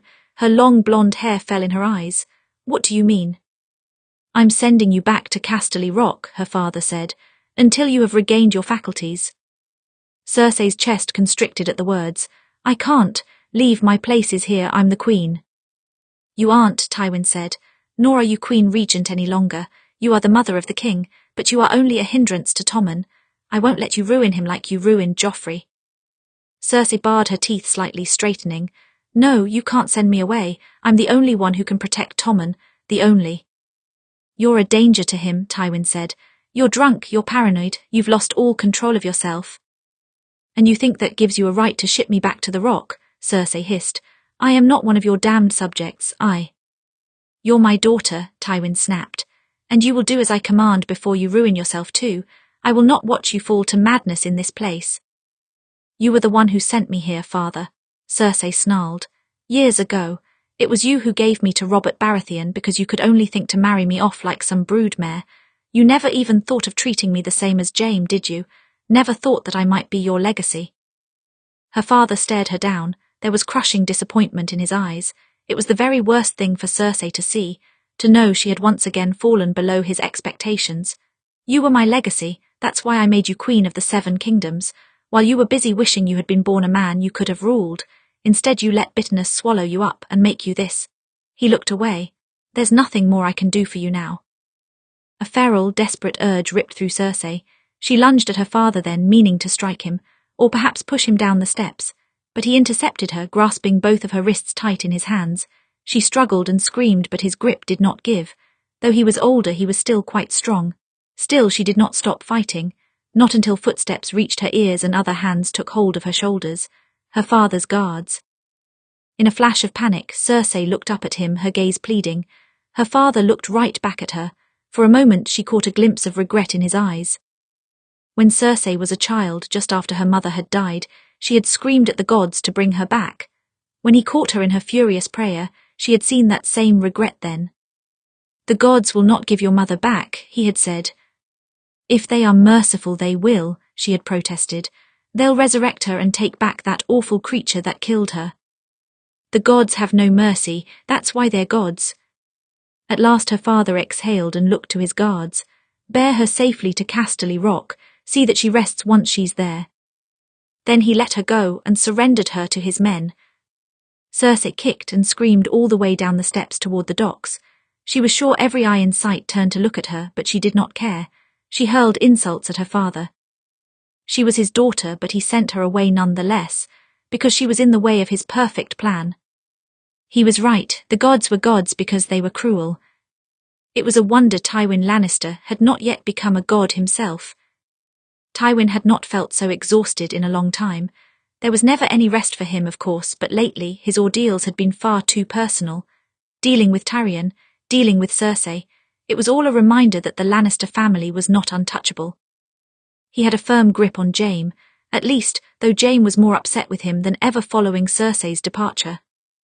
She's your daughter, you think sending her away will make her any better, or is it just because you can't stand the sight of her anymore? Angry as it had made him, Jaime was right. Tywin did not think there was hope for Cersei to recover her old self, but to see her stumbling drunk about the keep, caught in her own delusions, it was painful. She looked so much like her mother. For that reason alone, Cersei had always been painful to handle, a headstrong girl with the green eyes of his wife. He hated how she reminded him every day of his losses. Still, she was the only one who took his teachings seriously. Jaime ignored him in favor of swinging about his sword, but Cersei hung on his every word. That was why he was so determined to make her queen. She could have shaped the course of the country. But she didn't, because Cersei thought far too highly of herself and disdained her enemies. Tywin imagined she was mimicking him. She thought that he looked down on every one of his opponents. In truth, he did not overestimate or underestimate anyone if he could help it. He judged them as they were and dealt with them accordingly. Cersei thought she was smarter than everyone else, and that made her weak and easy to manipulate. She would not admit when she had made a mistake until it was too late. And she was blind to the truth once she had created a suitable delusion to replace it. I should have corrected that sooner, Tywin thought. If I had known how far this madness would carry her, I might have. He had watched people fall to madness before, but he never expected to watch his daughter take the plunge. And now she is beyond my power, he thought, just like Ares, but at least she is not king. In his exhaustion, Tywin wished for only a few days of rest when nothing would happen. But then, the day after Cersei left, Arya Stark knocked on his door. And he could see already in her eyes that she had some trouble to cause as well. Chapter 28. The Wolf Still Has Teeth. This was a bad time to speak to Lord Tywin. Arya was intensely aware of that as she stood in the corner of his office, rolling a Cyvasse piece in her palm. It was one of the king's, the one with the broken crown. She hadn't meant to bring it here. She had been playing the board all that morning and hadn't really thought of it when she walked from her room on a whim and made her way toward the Tower of the Hand. But Tyrion had given her this board, and for some reason she felt she needed his spirit for strength. She traced the almost sharp edges of the king's broken crown, digging them into her thumb. She watched Tywin, waiting to see if she should speak or leave. Cersei's departure had left him seemingly exhausted. For the briefest second he was vulnerable. Then he glanced at her and remembered himself. His back straightened. His expression hardened. "I hope you're not here to argue with me about the match with Jaime," he said, "because my decision on that is final." "Will arguing do me any good?" Arya asked. "It won't," Tywin said. "Then no, I'm not here to argue about that." She had other words to say, though, a lot of other potentially dangerous words. "It's a good position for you," Tywin said, "better than most could hope for." "Especially the second daughter of a traitor," Arya murmured. She passed the broken king from hand to hand. "Yes, I know how objectively advantageous it is." Tywin nodded, almost distractedly, packing back to his desk. "My children. Between all of them, it seems like a race to see who can burn down the Lannister legacy faster. All three of them have tried. All three of them will fail. The legacy will succeed in spite of them." Arya tapped her thumb against the king's crown. "You shouldn't be surprised, though." Tywin shuffled through some papers. "What do you mean?" "By them rebelling, you shouldn't be surprised." Arya looked up at him. "Have you played Cyvasse much, my lord?" "No, I don't have much time for games," Tywin said dismissively. "I had an awful lot of time when I first came here," Arya said. "Tyrion taught me to play. The goal is to arrange your pieces in just the right way to win the game. Your opponent tries to do the same. It's a game of war on the battlefield." Arya shrugged. "You would be good at it, I'm sure. You run your life like an intense game of Cyvasse, except for people aren't game pieces." She squeezed her king tight in her palm, letting its wooden face dig into her skin. So you shouldn't be surprised when they resent you for treating them that way, or when they rebel. Tywin's eyes narrowed. Arya had seen that expression before. She was walking a dangerous line, right on the edge of his tolerance. She had first seen that expression nearly 3 years before, when she looked him in the eye and told him, anyone can be killed. Arya had come a very long way since that day, but she still felt a flash of fear at that expression. She did not lift her chin, though. She did not show her nerves. She stared him down, calm and steady. A house that puts the whims and wishes of its children before the legacy of the family is the house that falls, Tywin said. If they resent me, that doesn't matter. I have to do what is best for the Lannister name, objectively. Maybe, Arya smiled mirthlessly, except you're not objective. What? You're not objective, Arya repeated. You only pretend to be. You pretend that you can judge a situation completely logically, but that's never been true, especially not when it comes to Tyrion. Tywin set down a book a little too hard on the desk. We're not talking about Tyrion. Oh yes we are, Arya said. You were going to send people after him, soldiers, sell swords. You were going to send people after your son for a crime you know he did not commit. You know for sure that he's innocent, but you were going to send people anyway. At least until you realized you could use the situation to blackmail Jaime. I was never going to send people after him, Tywin said. Jaime assumed I would. I'm the one who gave Tyrion a chance to leave in the first place. So you forced him out, forced him to leave his home and live in exile. Explain to me why that's better, Arya asked. He didn't do anything. In fact, he helped me to catch Lord Baelish, the man who tried to assassinate you, and you decided to blame him for Joffrey's death. Would you have preferred me to blame you? Tywin raised his voice.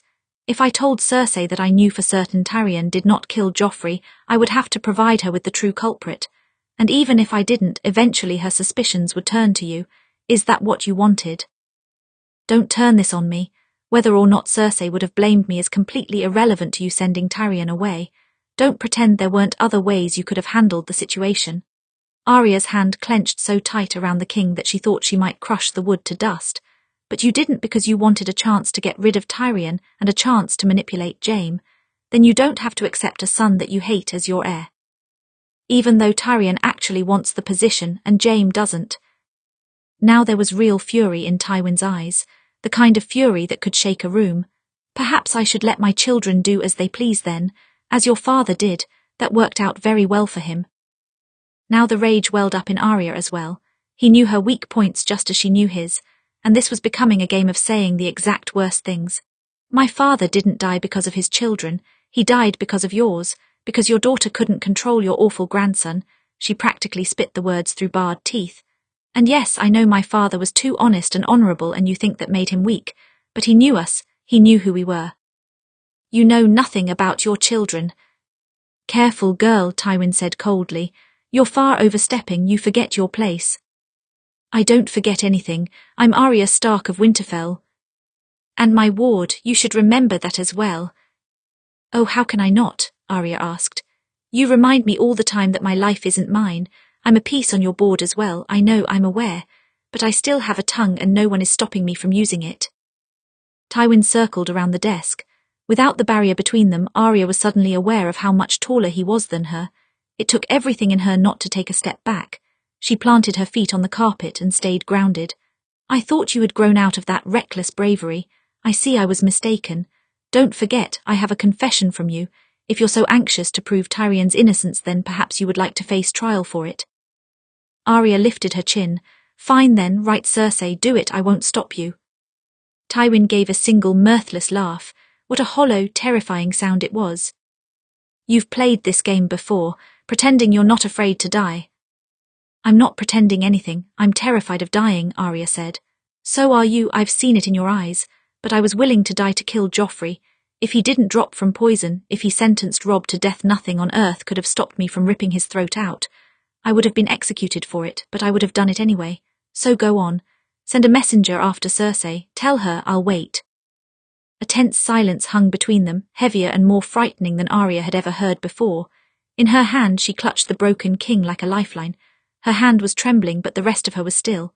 They had both called each other's bluffs, trying to see who would surrender first, and Arya was far too furious to waver. She was a ward to the Lannister family.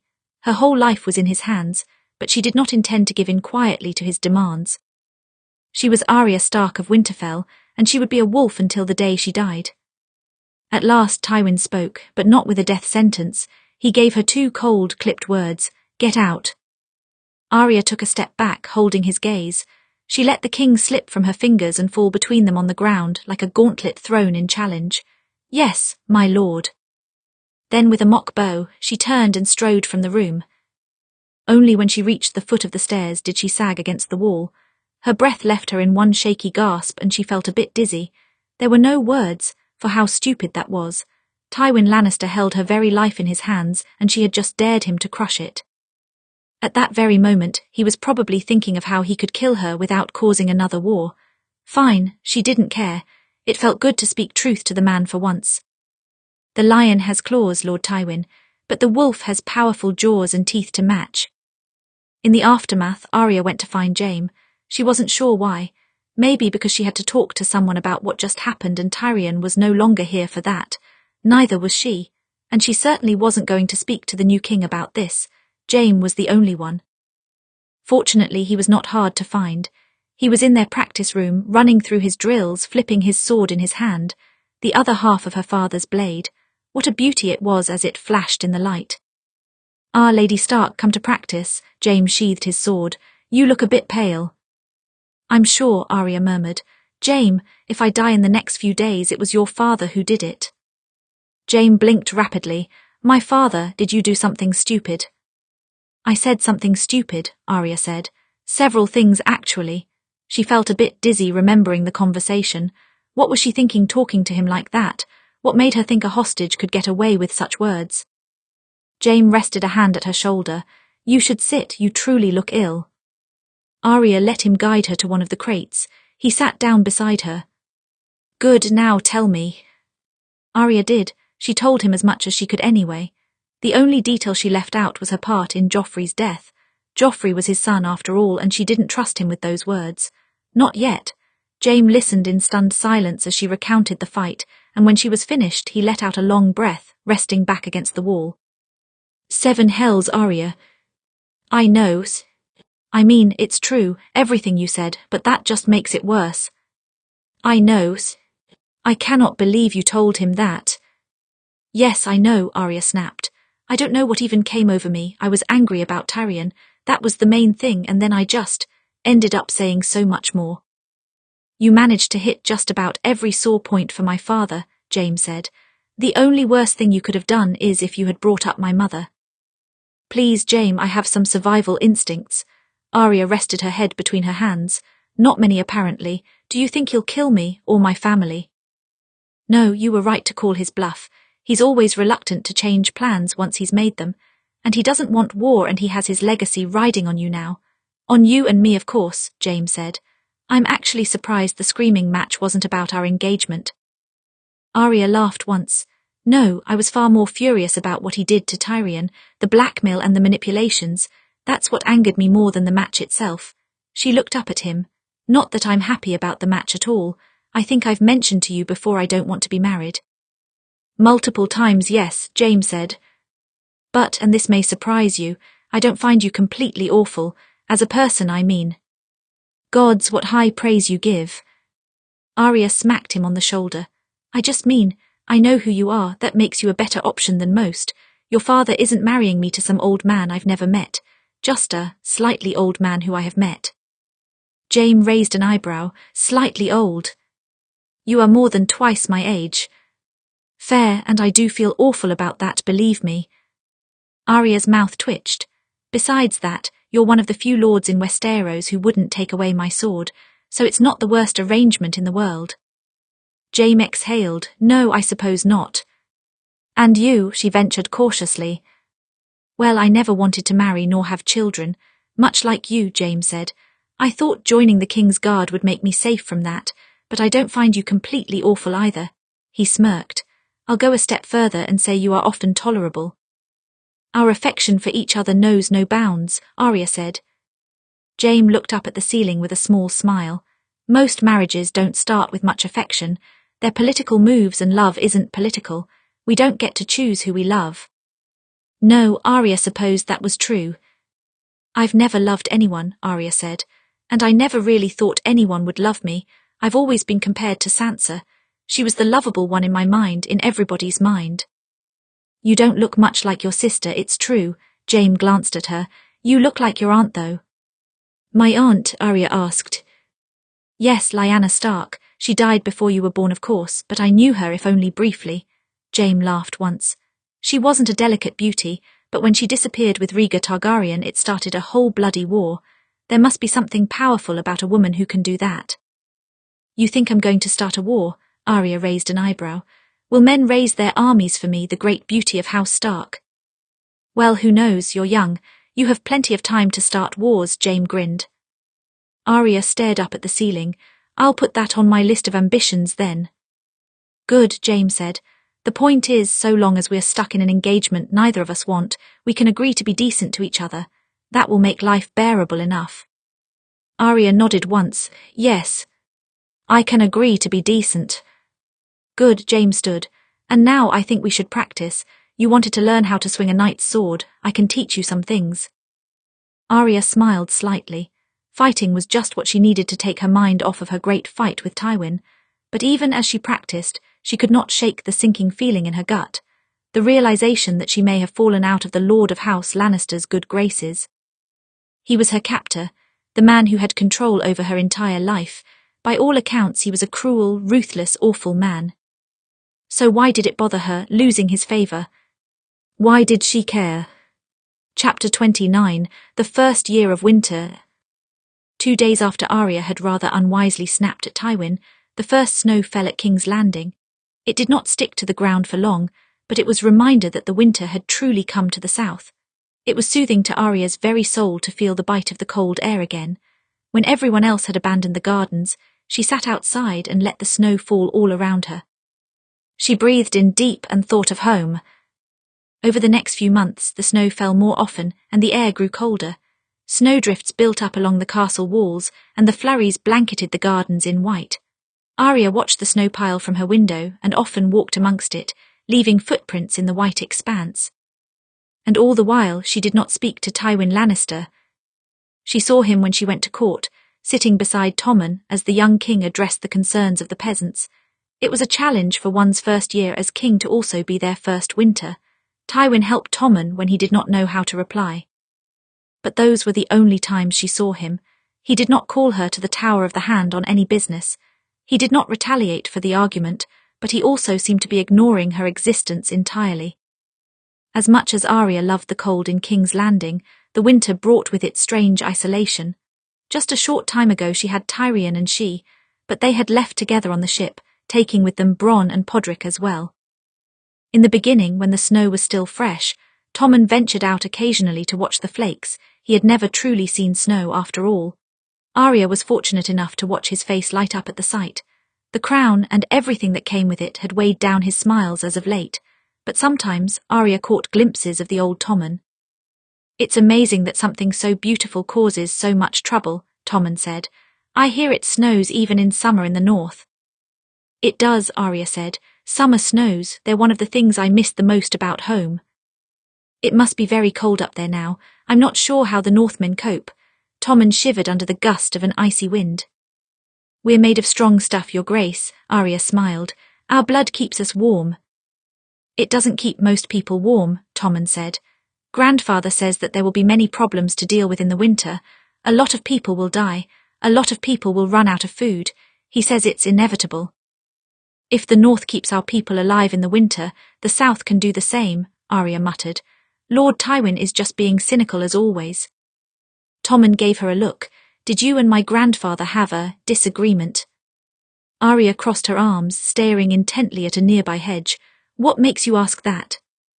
Well, he's been colder than usual over the past few days, and once when Varys mentioned your name during the small council meetings, he seemed rather angry. It's nothing, Arya said. Nothing you need to worry about, Your Grace. I can handle it myself. How are you going to handle it? I'm going to avoid him until he forgets the disagreement happened.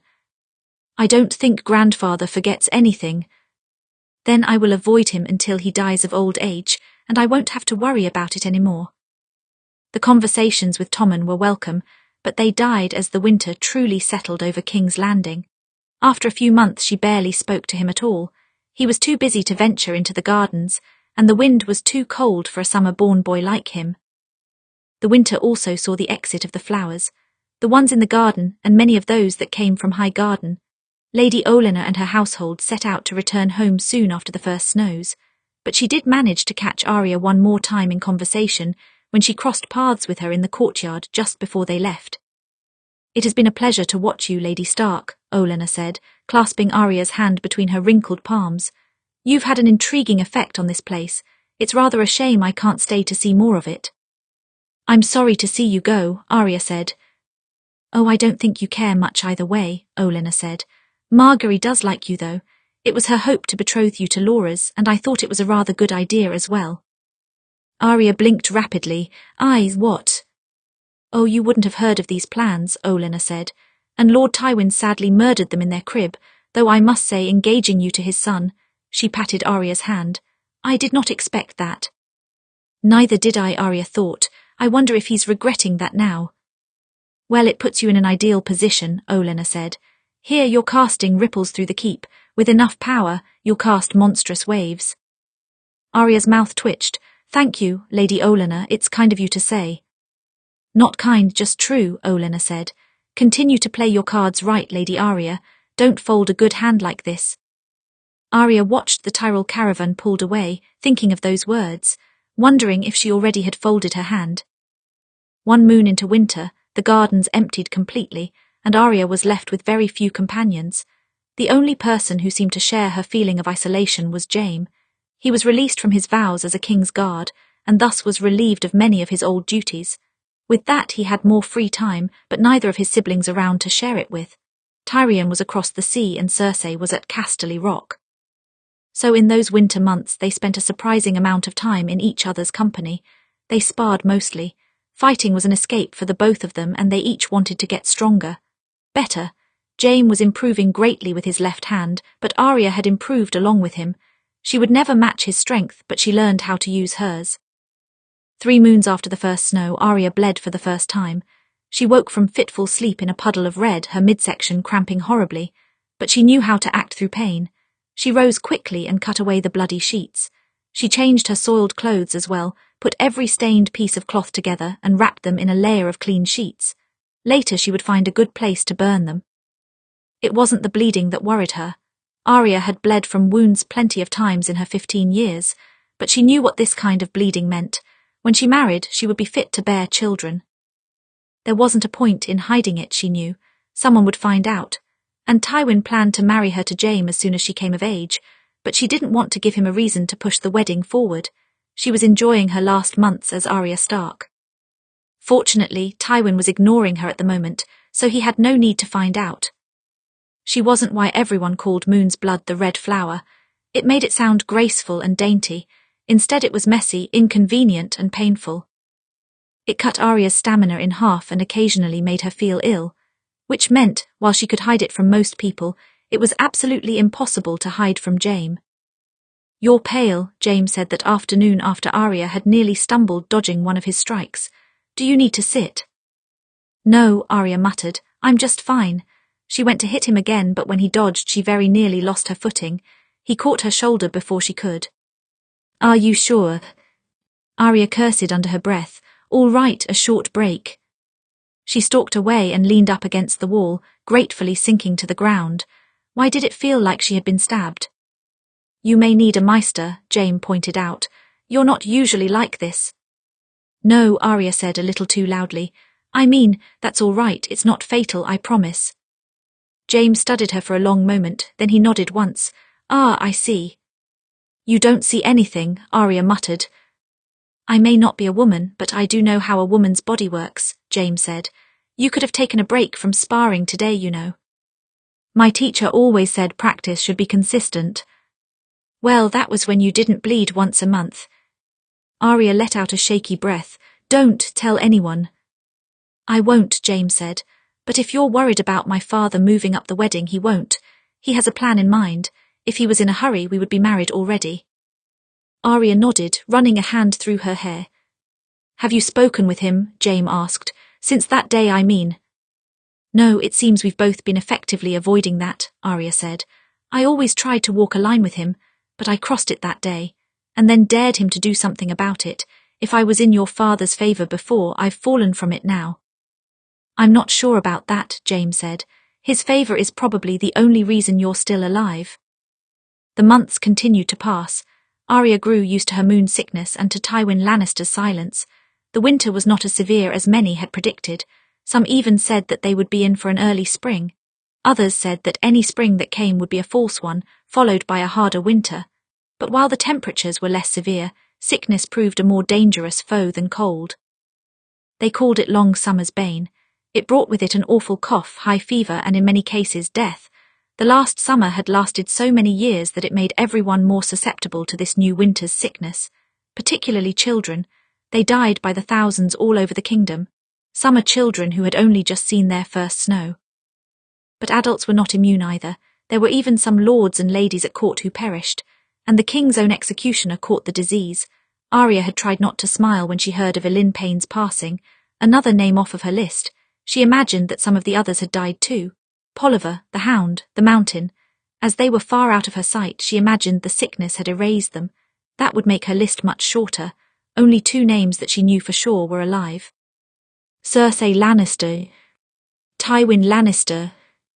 Arya did not catch the illness. She was a northerner in the south, used to this kind of cold. However, up north the plague was apparently awful. In the severe temperatures, Long Summer's Bane carried off many children's lives. In the 9th month after the snows began, Arya received a letter from home. She was with Jaime when Grand Maester Pycelle delivered it, and even before she split the seal, she felt the plunge of dread in her gut.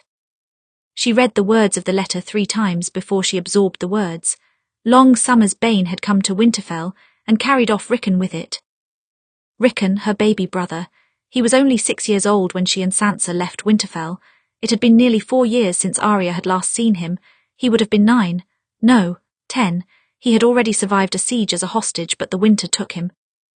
It was too cruel to even imagine. Arya sank to the floor when she read the letter a 4th time, confirming her fears. Tears began to well up inside of her, but she tried to shove them down. Lady Arya, Jaime stood over her. What is it? She handed him the letter to read because she didn't trust herself to speak. He skimmed it over in silence. Rickon, he murmured, the youngest. Arya nodded once. I'm sorry, Jaime said. The last time I saw him, he was crying at Sansa and I not to leave him, Arya murmured. I told him not to cry, that we'd see him again, so it was stupid to cry. I didn't know. 2 tears trailed down her cheek and she hurried to wipe them away. You couldn't have known, Jaime murmured. No one could have predicted what an awful mess everything would become. I told him I would see him again. It wasn't your fault that you didn't make it back. Arya looked up at him. He was right, of course, but still, she had been down south for far too long. She should have made an effort to return sooner than this. I have to go home, Jaime. I have to see his grave. She swallowed hard. I have to mourn him. Jaime studied her for a long moment. Well, we are at peace with the North. I don't suppose there would be any harm in you making a visit. He sighed. But it's not up to me.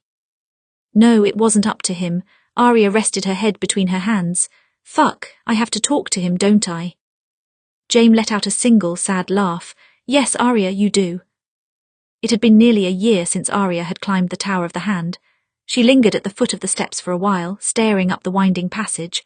How many times had she made this climb? More than she could count. When she first came to King's Landing, her father occupied this office, and she had climbed to visit him several times. In the past 3 years, it had become Lord Tywin's office instead, and she came when he called, because she was his hostage.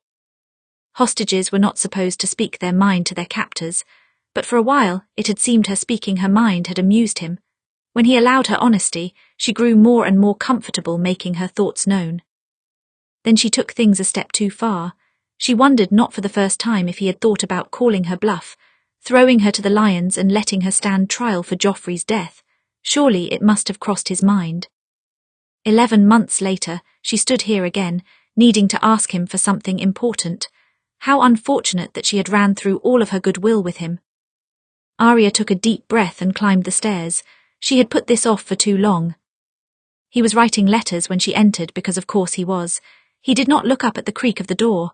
Arya stood in the center of the room, keeping absolutely still, waiting, watching. Tywin was always fond of letting silences drag on, but this was perhaps the longest Arya had ever endured. The anticipation ate away at her, and she wanted nothing more than to shift from foot to foot like a child caught doing wrong. But she couldn't. She had to stand strong. At the same time, she kept her gaze slightly lowered. If she was going to get something from Tywin today, she couldn't fight him for it. So she stared at his desk instead of at him. She was surprised to see Tyrion's Sivas piece sitting on the edge with its still broken crown. She hadn't even known why she left it there. "What do you want?" Tywin asked at last. The sudden break in the silence startled Arya. She tore her eyes away from the king to see him looking up at her. I came because..." Her voice came out soft and she cursed herself for it. "I have a request." Tywin did not reply, but he did not tell her to leave either. His expression was utterly unreadable. "I just received word that my youngest brother is dead," Arya continued. "The long summer's bane took him, and she steeled herself. "I would like to go home just for a short time. I haven't been home in 4 years. I need to pay my respects." Still he didn't reply. He regarded her as if turning the request about in his mind. Then he went back to writing his letters. Arya gritted her teeth together. He was toying with her and it made her furious. Her little brother was dead and she was in no mood for games, but she couldn't snap at him. She knew better than that. "My lord, I'm not plotting an escape of any kind. I will return to King's Landing, but, please." The silence persisted, filled only by the sound of his quill scratching against paper. "If this is about 11 months ago, I'm sorry, what I said." "You're not sorry," he interrupted. "You're apologizing because you're desperate, nothing more. You're not sorry for any of it." Arya opened her mouth to reply, but he kept talking. "It doesn't matter, I'll let you go." Arya blinked in surprise. "Really?" "Yes," Tywin said. "Jaime will accompany you, so will some of our household guard for protection on the road." "And to make sure I come back," Arya said. "Thought is sending Jaime with me. Wise. Any act against him would be an act of war, which your brother should be smart enough to avoid," Tywin said. "And if he is not smart enough to prevent a conflict, then I assume you will be." Arya nodded once. She wasn't going to start a war. Tywin had more allies, more resources, and the benefit of the winter drawing to a close. He would have the advantage in any war that began. "So you will go north, stay for a fortnight, then return," Tywin said. "By that time your 16th name day will have arrived, and you will marry Jaime." He finished his letter and carefully folded the paper. "Is that clear?" Arya nodded once. "Yes, my lord." Tywin sealed the letter and held it out to her. "Deliver this to your brother Robb directly. It is for his eyes only." Arya nodded once and accepted the letter. "I'll take it to him." "Good," Tywin nodded at the door. "Go." Arya did not stay or argue. She turned and hurried from the room before the man could change his mind. Only when she was out of his line of sight did she let out a breath. She had never heard such an indifferent tone in Lord Tywin's voice, almost as if he had forgotten completely about their argument. But she knew that wasn't true. Lannisters never forgot anything. It didn't matter, though. The impending marriage to Jaime didn't matter either. Finally, after so many long years, Arya was going home. Chapter 30, The Road Home. At Winterfell, Maester Luwin spoke of a soon-to-come spring. An end to the winter everyone said would be the worst in living memory. True winter in the north had not even lasted 2 years yet. It was not nearly as awful as everyone had said, but Sansa found it difficult to feel joy at the promise of spring in a few moons. Winter had robbed the north of so many summer-born children, and with them, Rickon. 7 days ago they had buried him in the crypt next to their father. Sansa's mother had wept openly. Sansa wished she had cried just as hard, but her time in King's Landing had wrung her dry of tears. Even after years at home, it still did not feel safe to cry. This war had taken much from them. The north was tattered from the conflict. Her father was dead and her younger brother had joined him. Bran was crippled. Robb was aged from his role as Lord of Winterfell, and Sansa still fell like a shell of her former self. She hardly remembered the soft, sweet girl who had left Winterfell. And Arya, well, she was miles away, trapped in King's Landing, the place where their father had died. Who knew how time in that place had changed her? At the very least, Joffrey was no longer around to torment her. What joy Sansa had felt when Robb brought news of that wretched boy's end. She never thought death would taste so sweet to her. The taste had soured again though. Thinking of Rickon in his last days, sick with fever, it made it hard to eat. It weighed heaviest on her mother. Sansa could see grief etched in her face and her slumped shoulders. Even now as they sat side by side, repairing the stitches on some of their gowns, Sansa noticed her mother's fingers trembling. "Do you need help?" Sansa asked softly. Catelyn Stark shook her head. "No, old fingers shake sometimes, don't worry yourself." Sansa sighed and went back to her own stitching. The door opened and Robb burst suddenly through. "Mother, I'm sorry I should have knocked, I just thought you would want to know." Sansa's brow furrowed. His face was happy, happier than she'd seen it since before Rickon came down with sickness. "What is it?" her mother asked, not looking up from her work. "If it's any terrible news, I'm not sure I can stomach it right now, Robb." "It's not terrible," Robb said. "A raven from the capital, Arya, is coming home." Sansa's eyes widened. Her mother lost her grip on her needle and gown, letting it slide off onto the floor. She placed a hand over her mouth. "Gods, do you mean it?" "Yes," Robb said. "She heard about Rickon and asked permission to return to honour him. Lord Tywin granted it, only for a fortnight and with a small host of Lannister guards, but she's coming." Sansa watched her mother smile for the first time in weeks. "Oh, Arya, it will be good to have her here even for a few minutes." She stood. "We should make things ready for her." "You can leave that to Talisa and me," Robb said. "There's no need to strain yourself." "I am not so weak that I required bed rest," Catelyn replied, "and Talisa has Lyanna and little Ben to take care of." True enough, Robb and Talisa's daughter was 1.5 years and Ben, named for their uncle, was half a year old, and required quite a bit of care. The oldest, little Ned, was just shy of 4 years old. Sansa had been helping quite a bit with the children to take her mind off of Rickon. "As you wish," Robb said. He watched as their mother swept from the room. Sansa finished her last stitch before she stood. "It will be good to see Arya again. It's strange that they should allow her to visit. Suppose she decided to run." "I suppose that's why they sent the guards," Robb said. "Jaime Lannister rides with her as well." Sansa's brow furrowed. "That's stranger still." "It could be his father wants to inspect things in the north, make sure we're still truly loyal. Tywin Lannister is fond of tests," Robb said. "Though he comes at a dangerous time, his visit might intersect with the arrival of the Northern Lords." That was right. They were less than a month away from winter's second year, and the first year of true winter. It was the time for the Northern Lords to gather at Winterfell and take stock of their losses and what they would need to survive the coming months. The Northmen would not be happy to see Jaime Lannister. "If it does, we'll just have to hide the Lannister soldiers away," Robb said at last. "I don't want the Karstarks seeing even a strand of golden hair. Relations with them are tentative enough as it is." "Yes," Sansa agreed. "I don't want to think about that right now. I'm just glad we'll have Arya back with us. It means she was able to adapt. If she was as wild as she was 4 years ago, they would have her locked in a cage for fear of her snapping at someone important." "No cage, it seems," Robb said. "Just a leash. Still, we will have to be careful as long as Jaime Lannister is around.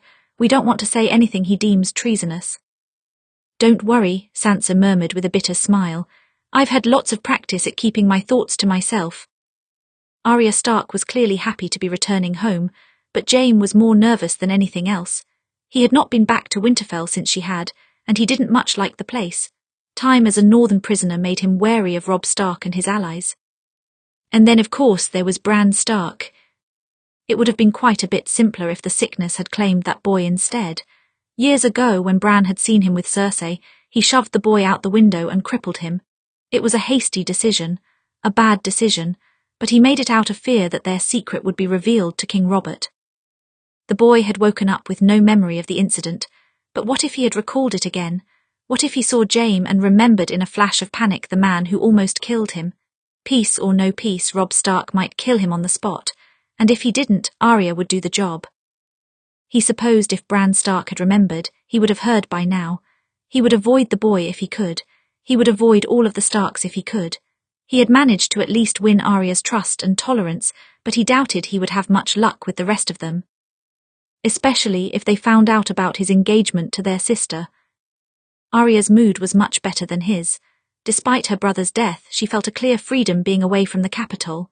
She had donned breeches for riding and a warm cloak of green and gold over her deep grey tunic. She looked something of a perfect mix between House Stark and House Lannister in that moment. He wondered if she knew it. She was barely recognizable as the scrawny, boyish child that served as his father's cupbearer 4 years ago.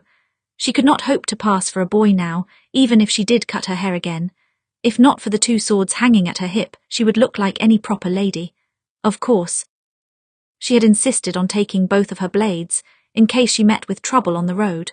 When Jaime had asked if she intended to wield both in each hand, she shook her head. No, I will choose between them depending on how I feel. How you feel?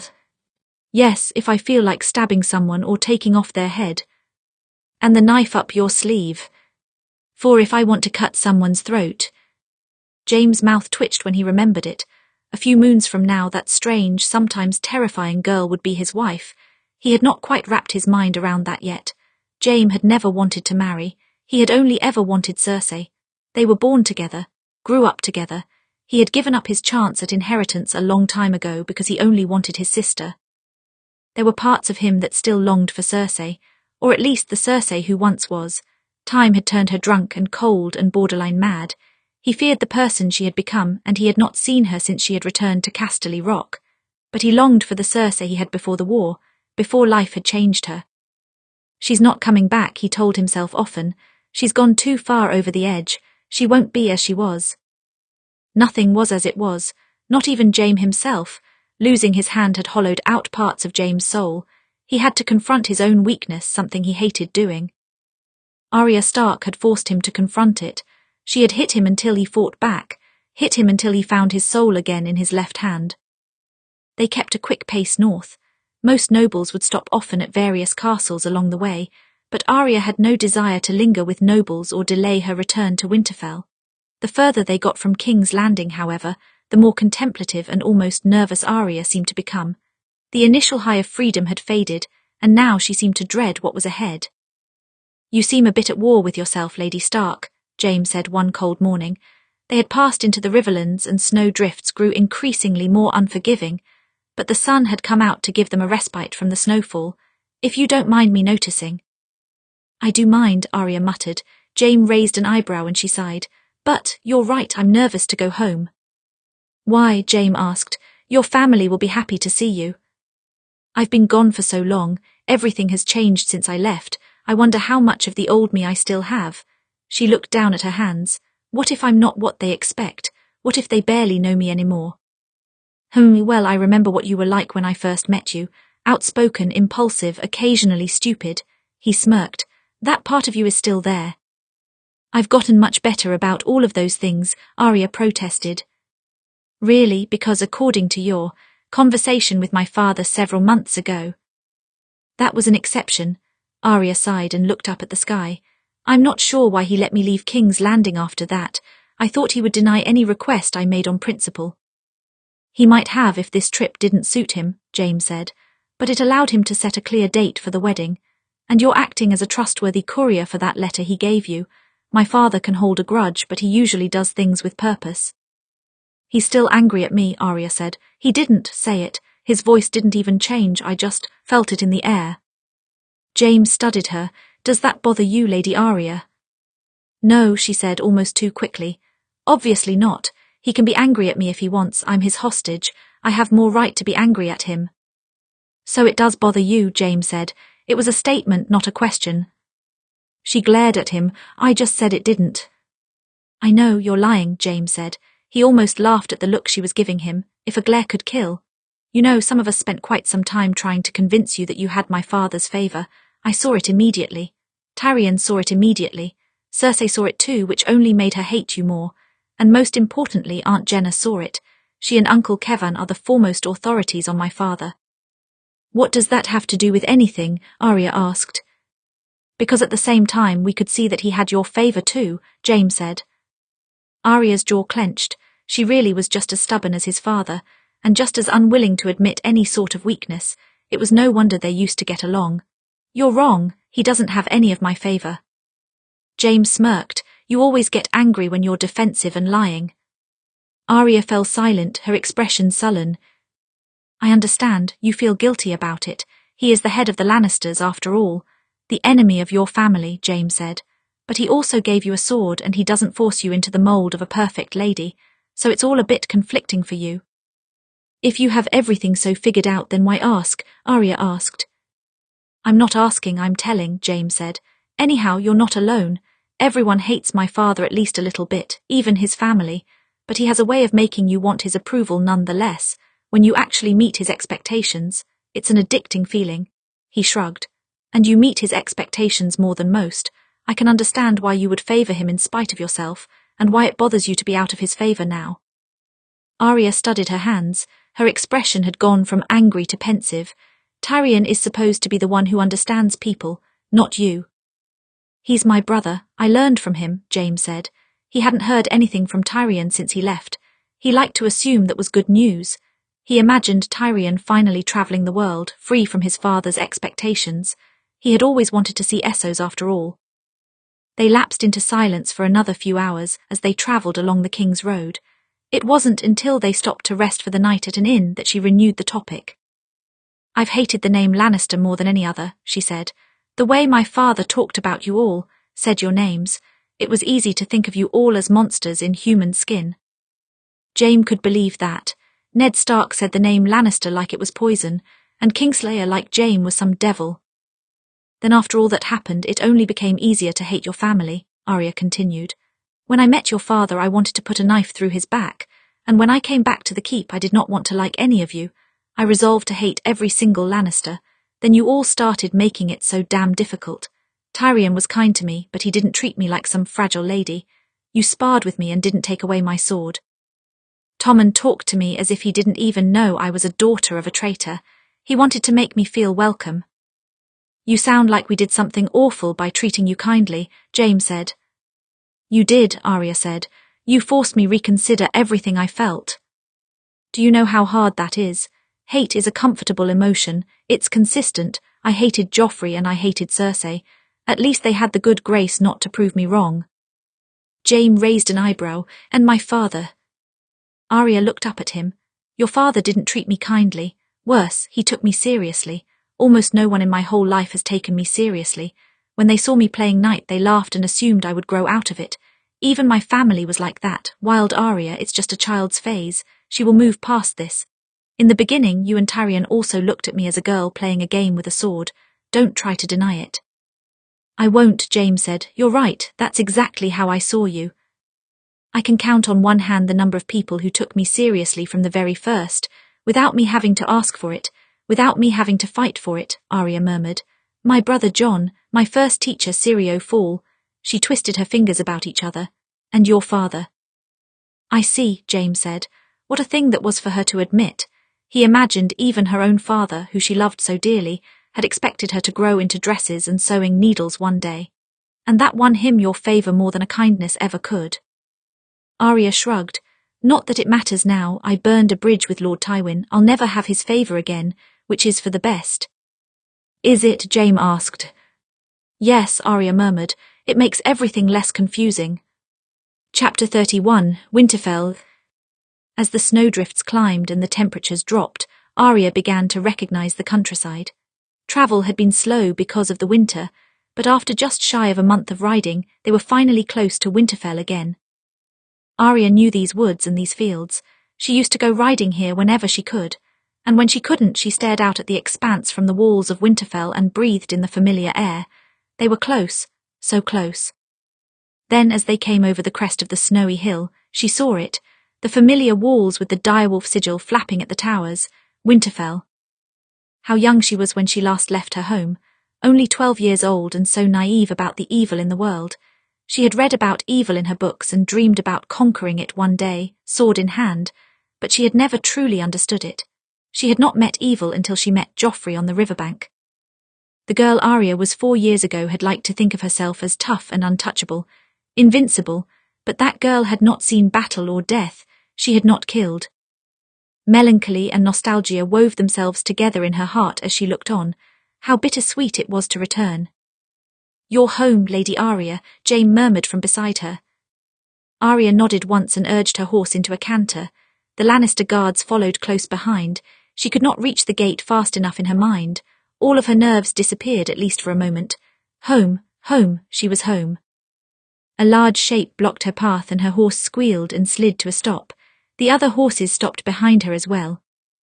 "Seven hells," one of the Lannister soldiers cursed. "What is that?" "Now I know we're in Stark country," Jaime muttered under his breath. "That's a direwolf." It was, in fact, it was a rather familiar direwolf to Arya. Greywind. She had not seen him since he was small, but she recognized his colouring well. He stared straight at her, his eyes calm. There was blood on his muzzle from a recent hunt. One of the Lannister soldiers started to draw his bow and he growled, raising his haunches. "Wait," Arya said. "Put your bow away." "I'm not eager to lose my arm," the soldier protested. "Then you'll put your bow away before I cut it off," Arya snapped. She hopped off her skittish horse, handing the reins to Jaime. "Arya, I don't recommend this," Jaime said slowly. "Recommend what?" "Whatever you're about to do." Arya sighed. "Trust me, it will be all right." Then she turned and stepped toward Greywind. With the Lannister guard's bow stowed away, his shoulders had relaxed again. He did not flinch or bar his teeth when Arya approached. He just watched her. The direwolves had such intelligent eyes. A few feet in front of him, Arya sank to her knees on the snow-covered road. "Hey boy," she murmured. "It's me. Do you remember me?"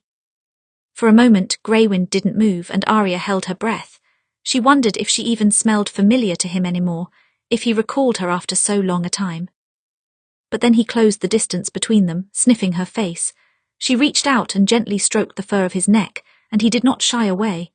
Arya very nearly cried as she wrapped her arms around his great neck and buried her face in his fur. Even after years away, wolves never forgot their pack. Sansa stood in the courtyard with the rest of her family, waiting to receive her sister. They were in a line: Robb, the Lord of Winterfell, Talisa, his wife, then their mother and Sansa herself. Meanwhile, the young ones, little Ned, Lyanna and Ben, were with the new scepter, unable to stay for too long in the freezing air. Bran was inside for the same reason. The wind made his chair far too cold, and Maester Luwin said he was more susceptible to illness. They were surrounded by their household guard, including Brienne of Tarth. The Lady Warrior had remained the sworn sword of the Stark household for the past several years, but she especially looked after Sansa and her mother. When she heard the Lannisters would be coming, she was especially determined to do her duty. "I won't have them make any trouble here," Brienne said. "If any of them try, I will knock them into the snow." "We'll try to avoid fighting if we can," Sansa said, "especially with Jaime Lannister." "That man loves to pick fights whenever possible," Brienne said. "I would know, he was my prisoner for a time, but as you say, I won't let him goad me." "Good," Sansa said. "I'm more worried about Robb than you, if I'm being honest." Still, Sansa did feel safer with Brienne as her guard. She was an astonishingly tall woman and had all the strength that Sansa lacked, and she reminded Sansa quite a bit of Arya's fighting spirit. She hoped that Arya still had that spirit. The gates opened and Sansa drew in a deep breath. It was a similar scene to over 4 years ago, just on a smaller scale. A long-awaited arrival. Lannister colours passing through the gate. But it was a far smaller group of visitors this time, and many people from that day were dead and gone. Her father, her youngest brother, Sir Roderick, Jory and all of her father's household guard, Robert Baratheon, Joffrey. The winter had many casualties, most of them bad. But Arya rode at the head of the small group atop a midnight black horse. She wore breeches, which was not at all surprising for Arya, but the rest of her clothing actually looked quite fine-befitting a noble lady. Her hair was tossed by the winter wind, and longer than Sansa had ever seen before. She carried herself taller, with a straight back and her head held high. She really had grown up from Sansa's annoying little sister. Arya swung off her horse and landed gracefully on the ground, handing the reins off to a stable boy. She approached them slowly at first, almost cautiously. She stopped in front of Robb, dipping into a little curtsy. "Lord Stark." Robb raised an eyebrow. "Lord Stark." Arya raised her head, a little smirk coming to her face. That expression was distinctly Arya. "I'm just trying to be proper."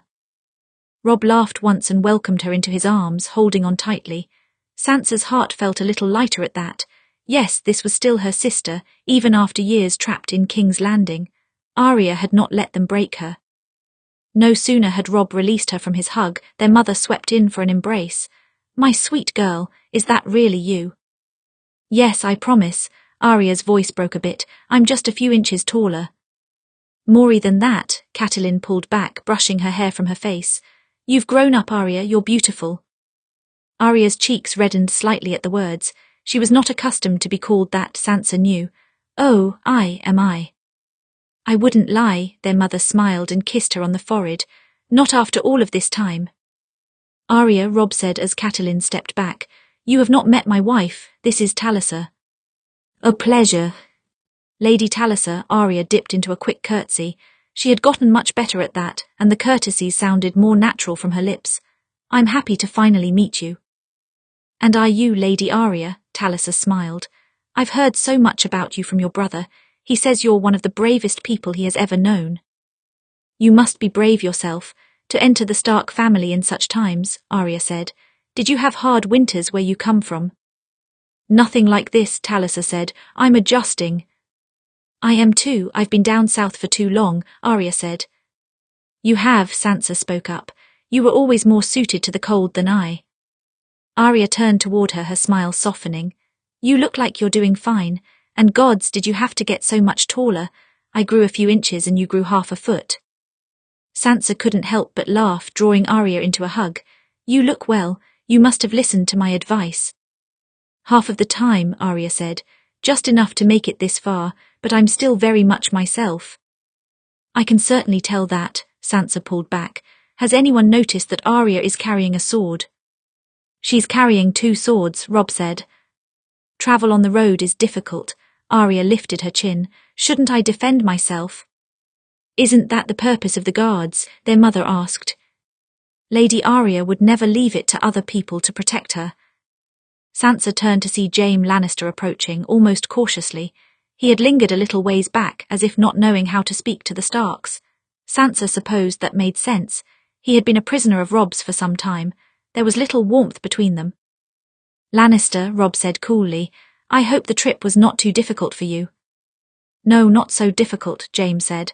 I hope my stay here will be just as easy. That depends on you, Robb replied. For a moment there was silence between them and Arya looked on tensely. Jaime cast her a glance before he exhaled. I have no quarrel with you anymore, Lord Stark.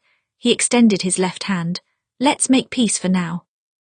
Robb hesitated for only a moment before he accepted. Yes, for now. Winterfell has suffered too much death already. He glanced down. Is something wrong with your right hand, sir? Yes, it's missing. Kind of you to notice, Jaime said. I lost it at the Battle of Dragonstone. I hear Stannis perished at that battle, Brienne spoke up from behind Sansa. Jaime turned as if noticing her for the first time and grinned. Indeed he did, Lady Brienne. That must make you happy. I'm afraid I didn't do the deed myself. It does not matter who killed him as long as justice was served, Brienne said flatly. Ah, you haven't changed. That's good, Jaime glanced at Arya. You should spar with that one if you get the chance. You'll enjoy it, trust me. Arya's mouth twitched into a smile, but she looked nervous, as if she was waiting for him or someone to say the wrong thing. I don't suppose you will be sparring with Brienne, Robb said. It must be difficult to fight with your left hand. Jaime did not take the bait of the comment. Strange. Brienne said that he liked to pick fights. I manage well enough, your sister saw to that. Robb gave Arya a look and Arya shrugged, looking suddenly nervous. I like to spar, I practiced with him sometimes. Jaime glanced at her, a small question in his eyes, and Arya shook her head once. They were speaking without saying any words, passing some secret between them that Arya clearly did not want to say out loud.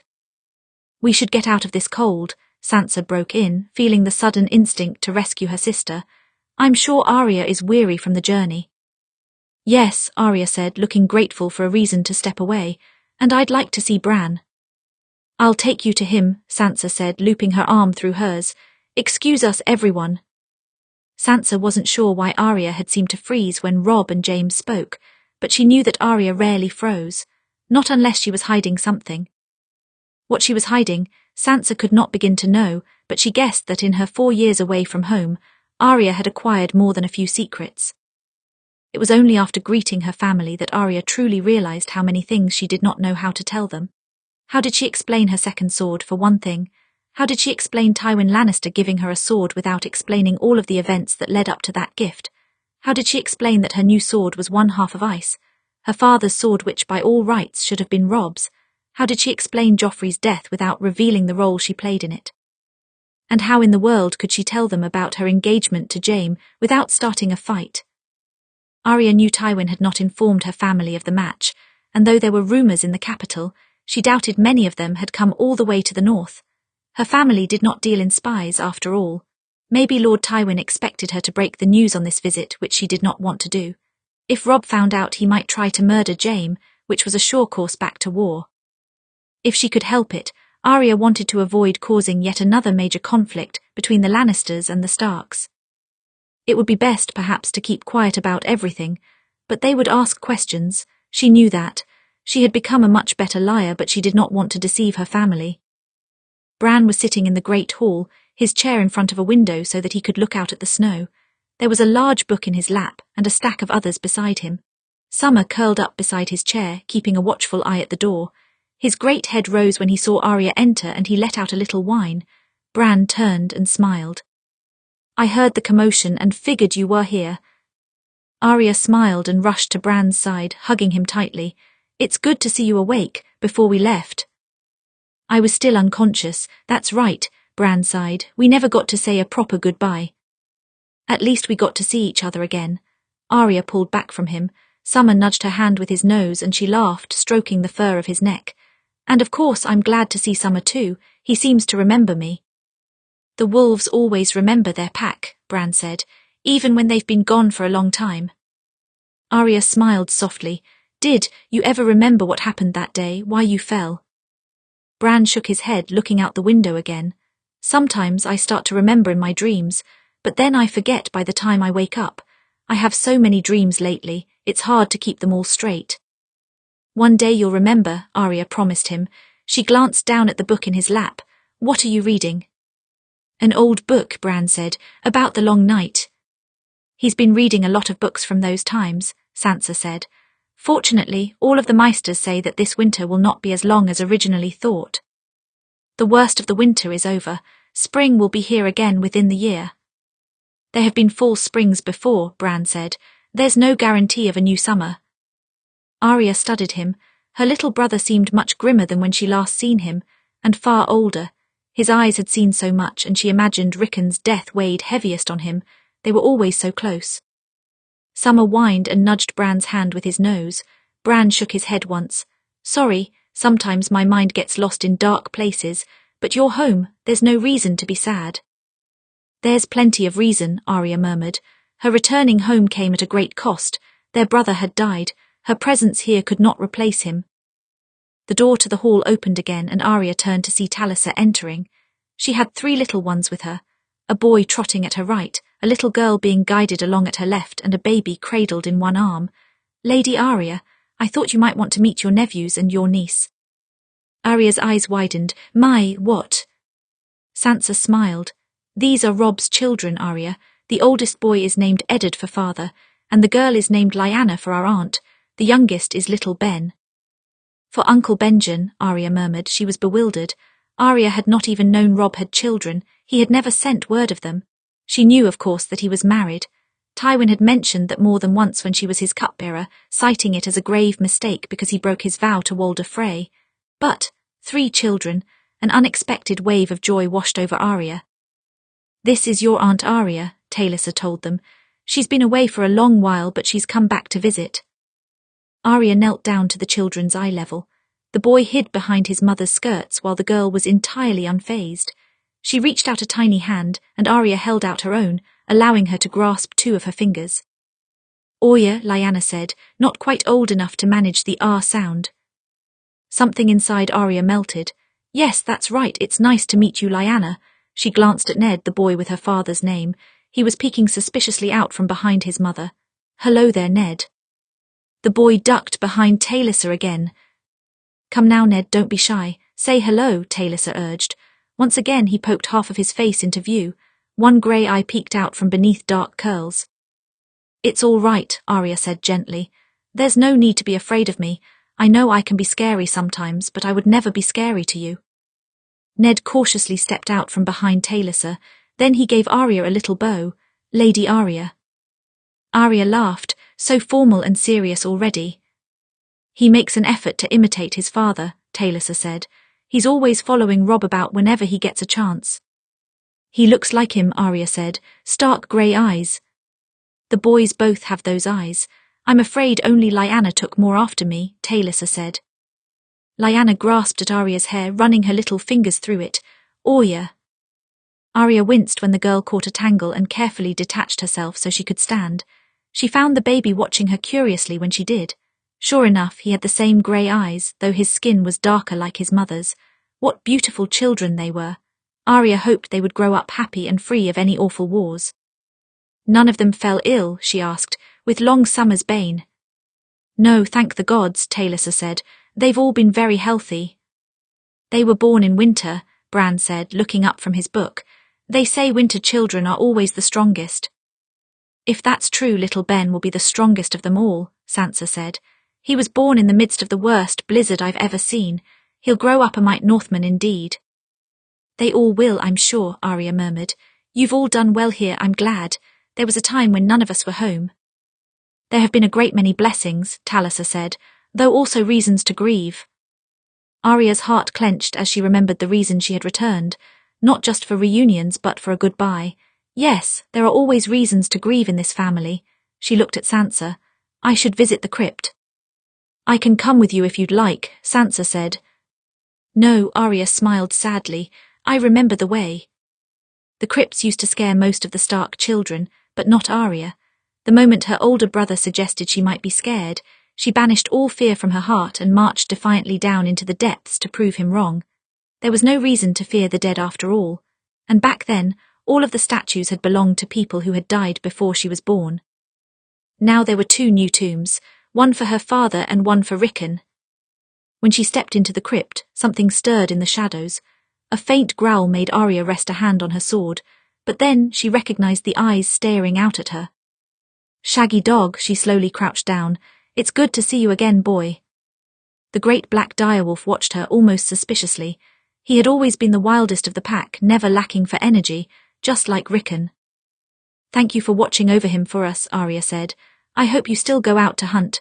Rickon would not want you to starve. She smiled sadly. Or should I bring you something to eat? Shaggy dog whined and approached her slowly. She reached out a hand and he nudged her palm with his nose, licking her skin once. That's it, good boy. Her heart shuddered and she struggled to hold back tears. I'm so sorry. Shaggy dog did not reply. He simply turned and trotted deeper into the crypt.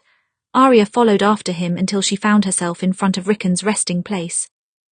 There was no statue yet to mark his grave, though she was sure one would be made in time. Her throat closed up as she imagined his pale little body, lifeless and cold. No, he would be long rotted now. It had been a month since he died. She wasn't sure which was worse to imagine. I'm sorry, she murmured, that I didn't come home sooner. I promised we would see each other again and I couldn't keep that promise. She rubbed her fingers together. I'm not sure. If there is a life after this one, perhaps we will see each other again. I tend to doubt it. I don't believe much in afterlives or gods anymore, but if it meant being able to see you again, perhaps I would. Tears trailed down her face. I'm so sorry, Rickon. She lingered in front of his grave, saying a few prayers to gods she no longer believed in, for his sake. Then, when she had avoided it long enough, she turned toward the statue of her father. It didn't look like him. It was too cold and grim. She had known her father to laugh and smile often with her, and that was the face she liked to remember. But still she felt his spirit in this place, and it weighed heavily on her. Father, she murmured, I'm not sure this is the future you imagined for me, is it? You told me that one day I would marry a High Lord. Did you think it would be a Lannister? She shook her head. I haven't told the others yet. I'm not sure I can. They'll be horrified once I do. I'm sure you would have hated it as well. You'd hate me being Tywin Lannister's ward too, a hostage in a game of war, but there's peace at least. Most of us are still alive. Is that enough? The stone did not reply, but still Arya kept talking. Being back home had brought so many long-buried emotions to the surface. I have part of your sword. Arya drew it from her sheath and presented it to him. Lord Tywin gave it to me. It's a bit of a long story, but at least one of your children has a piece of ice. She turned the blade twice in her hand. I know you didn't expect it to be me, a daughter. You always hoped I would grow up to be a graceful lady. You gave me a teacher, but part of you hoped I would drop the sword one day, didn't you? You never wanted me to see a real battle. Well, at any rate, I haven't seen a battle, but I have killed people, 5 with my own hand, 1 with someone else's. What's that you always said? The man who passes the sentence must swing the sword. I didn't do that with Joffrey. Arya swallowed hard. Would you have disapproved of that? Killing a king is a great crime after all. Would you have been disappointed in me for what I did? I know you hated Jaime Lannister for killing an awful king once. But maybe I'm absolved because I'm not Kingsguard. She gave a mirthless laugh. He has the other half of your sword, you know. You must hate that. I don't like it either. Even if he's not as awful as you always said, not nearly. For a moment she lapsed into silence. She imagined her father was standing beside her, resting a hand on her shoulder. What would his expression be if he were there? Angry, proud, disappointed. You always believed so much in honour, she murmured, that it was the thing that held the world together. Lord Tywin says that the honour you preached was just an illusion, that no one is fully honourable. Her jaw clenched. I think you're both wrong, to a point. The world isn't held together by honour.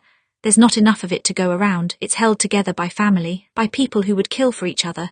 But I do still believe there are good people, honourable people, not many maybe. But more than Lord Tywin believes. Arya looked up at his statue again. You were good, truly you were so good. A wave of sadness welled up inside of her. I don't think I am. I don't think there's a limit to what awful things I would do to protect our family. I would lie, I would kill, I would violate every law in this world. The gods could not stop me. Tears fell fresh now.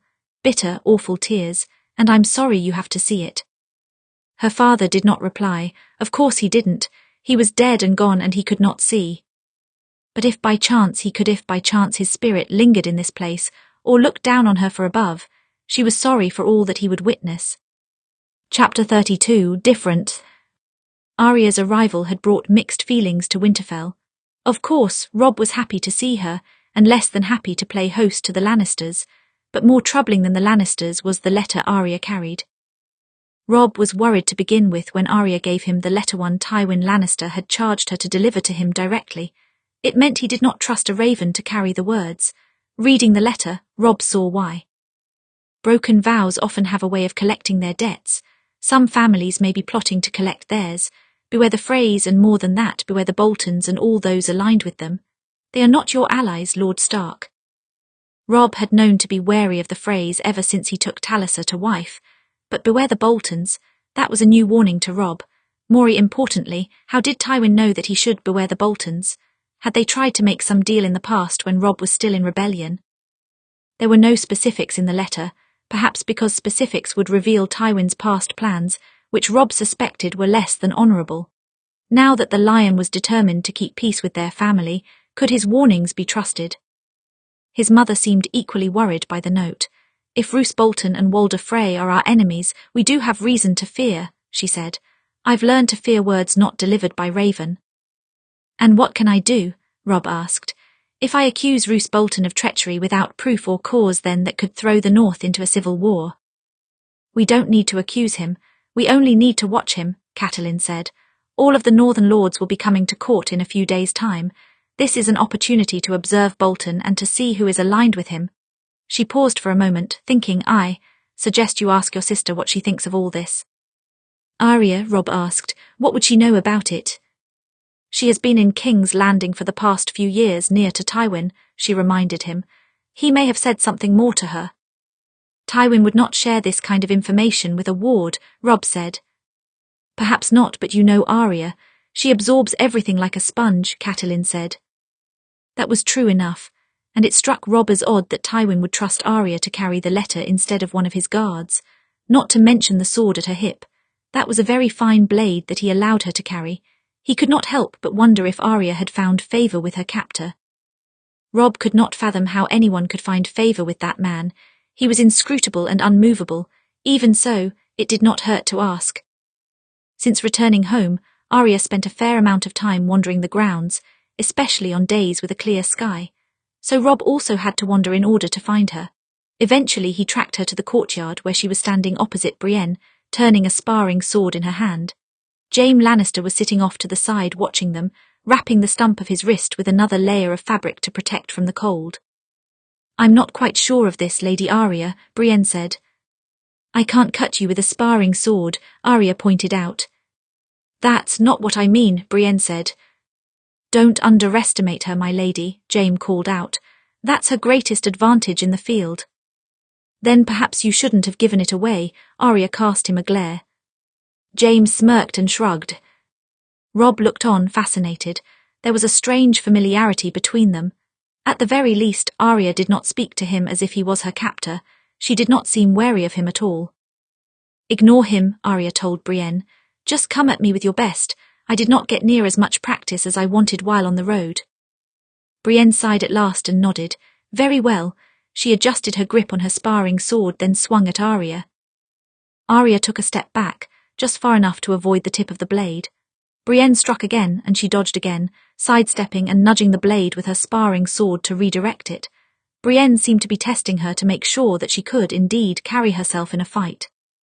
To Robb's surprise, she could. Her footwork was rather effortless as she dodged and redirected Brienne's blows. Her expression did not even shift. She was completely calm and unreadable. "Dodging is her specialty," James said. "You'll never hit her like that." Arya cast him a glare. "Why are you helping her? Shouldn't you be on my side?" "I want to see you both fight at your best. What's wrong with that?" Jaime waved his stump of a hand. "I can't fight at my best anymore. You watch out." Arya spun to the side to avoid another attack from Brienne. The taller woman kept a straight face, but Robb could see the amusement in her eyes. "You shouldn't let him distract you," Brienne said. "That will lose you this fight quickly." Arya grinned. "Okay then, I won't." The two women began to fight in earnest then. Robb could not help but watch. Brienne was a force to be reckoned with on the battlefield, partly owing to her outstanding strength and speed. She was a woman, but she was larger than many of his men. She had been a great help to them in quelling the Greyjoy rebellion. But Arya was keeping pace with her. She did not have Brienne's strength, but she matched her in speed. She fought with one hand and relied mostly on intricate footwork to keep one step ahead of her opponent. She never blocked the full force of Brienne's blows. Brienne would knock her down if she tried. She was just redirecting the momentum. They circled around each other over and over again in the courtyard, Arya dodging and attacking fluidly like water, while Brienne bore down on her with the brute force of a knight. Then Arya's left foot slipped on a patch of snow, and Brienne knocked her back with the butt of her sword. Arya fell flat on her back with a gasp, and Brienne moved forward, prepared to bring her sword down. Her next blow knocked Arya's sword from her hand, but his sister was not deterred. She rolled between Brienne's legs and stood to her feet again, just as Brienne brought her sword back and levelled it with her neck. "That's you dead," Brienne said. Arya smirked. "And you." Only now did Robb notice she had pulled a knife and slipped it through the gap in the armour at Brienne's armpit. "Well played," Brienne said, "but I still would have taken off half your head. And I would have punctured your lung. Better to die taking your enemy with you than not at all," Arya straightened. "You're good, better than good. I suspect you were still taking it easy on me." "I was wary of using my full strength, yes," Brienne said. "Though even if I did, you were doing a sound job at dodging. I'm not used to fighting such a small opponent." Arya smiled. "We will have to spar again then." "Told you that you'd enjoy it," Jaime said. Arya made a face at him. Brienne placed the sparring sword on the table, then turned to notice Robb. "Lord Stark." Immediately Arya tensed and looked to Robb as if wondering how long he had been watching. "Robb, how are you this morning?" "Well enough," Robb smiled. "Can I speak with you for a moment? It's about that letter you brought me." "Right." Arya crossed to retrieve her two real swords, the needle-like blade from Jon and the other one. Where had she gotten that from, he wondered. "Lead the way." Once Arya had strapped her blades to her belt, they crossed up onto the battlements of Winterfell, away from any prying ears. In the distance, Robb thought he saw Greywind and Summer passing through the trees. They often stayed outside the castle walls where they could run free. Direwolves didn't like to be caged after all. "Did you read the letter that Lord Tywin asked you to deliver?" Robb asked when he was sure they were alone. "No," Arya said. "He said it was for your eyes only." Robb's mouth twitched. His sister had retained some honesty even after all of her time in King's Landing. "I hoped he might have mentioned something about it to you." He handed the letter to her. "Here." Arya read over the letter quickly, her brow furrowed. Then she gave it back to him. "No, I don't know anything about this. But then again, I have not spoken with Lord Tywin in nearly a year." Robb tilted his head to the side. "Did you speak with him often before that?" Arya picked at the finger of her gloves. "I wouldn't say often." "More often than most wards talk to their captors?" Robb asked. Arya exhaled. Yes, that's likely. A particularly icy gust of wind swept over them and they both shivered. Robb glanced down at her second sword again. That's a fine new blade you're carrying. Did you name it? Arya smiled a bit. Winter's Fury. That's a strong name, Robb said. Where did you get it? She ducked her head slightly. Arya was not one to make herself smaller, but in that moment she looked as if she wanted to vanish. It was a gift, well, not really a gift, more like a debt paid. A debt paid by Tywin Lannister, Robb asked. When she did not respond, he knew he was right. What debt did he owe you? I suppose he wouldn't have told you, Arya said. He kept the details of his almost assassination rather quiet. He does hate showing weakness. What are you talking about? Robb asked. Arya looked up at him. I saved his life. I was with him when the assassins came. I killed them and got him to the Maester before the poison could take him. Robb blinked, unsure for a long moment what to say. It was for you, she continued on. I knew that if Lord Tywin died, you would never leave the city alive, but even though I didn't do it for him, he still paid the debt. I see, Robb said at last. Arya's mouth twitched. You find it hard to believe, don't you, that I've actually killed someone? You always thought I was playing a game when I tried to spar, but I know how to use a sword and I know how to use a knife. I don't play with either. Robb exhaled. It's not that, Arya. I've always known you were fierce and brave enough for 10 men, and moments ago I saw your skill with a blade. I just wish you didn't have to kill or fight. Arya rested a hand on the hilt of her sword, running her fingers along the pommel. I do like fighting, Robb. It's not just a necessary evil for me, I enjoy it. And killing, Robb asked. Do you enjoy killing too? Arya stared out at the icy landscape. Her throat bobbed up and down as she swallowed a bit too hard. In the silence, Robb knew the answer before she spoke. Sometimes, yes. Robb's heart clenched. How much Arya had grown up since they handed her over to Tywin Lannister. At first glance, she was still his little sister, but the longer he looked, the more he saw the little changes. In the way she held her shoulders, in her measured tone when she spoke, in the hard glint in her silver eyes. His sister absorbed everything like a sponge, and that included bits and pieces of Tywin Lannister. Robb looked down at the letter in his hand again, very much wanting to change the subject. In a few days, the Northern Lords will be coming to court.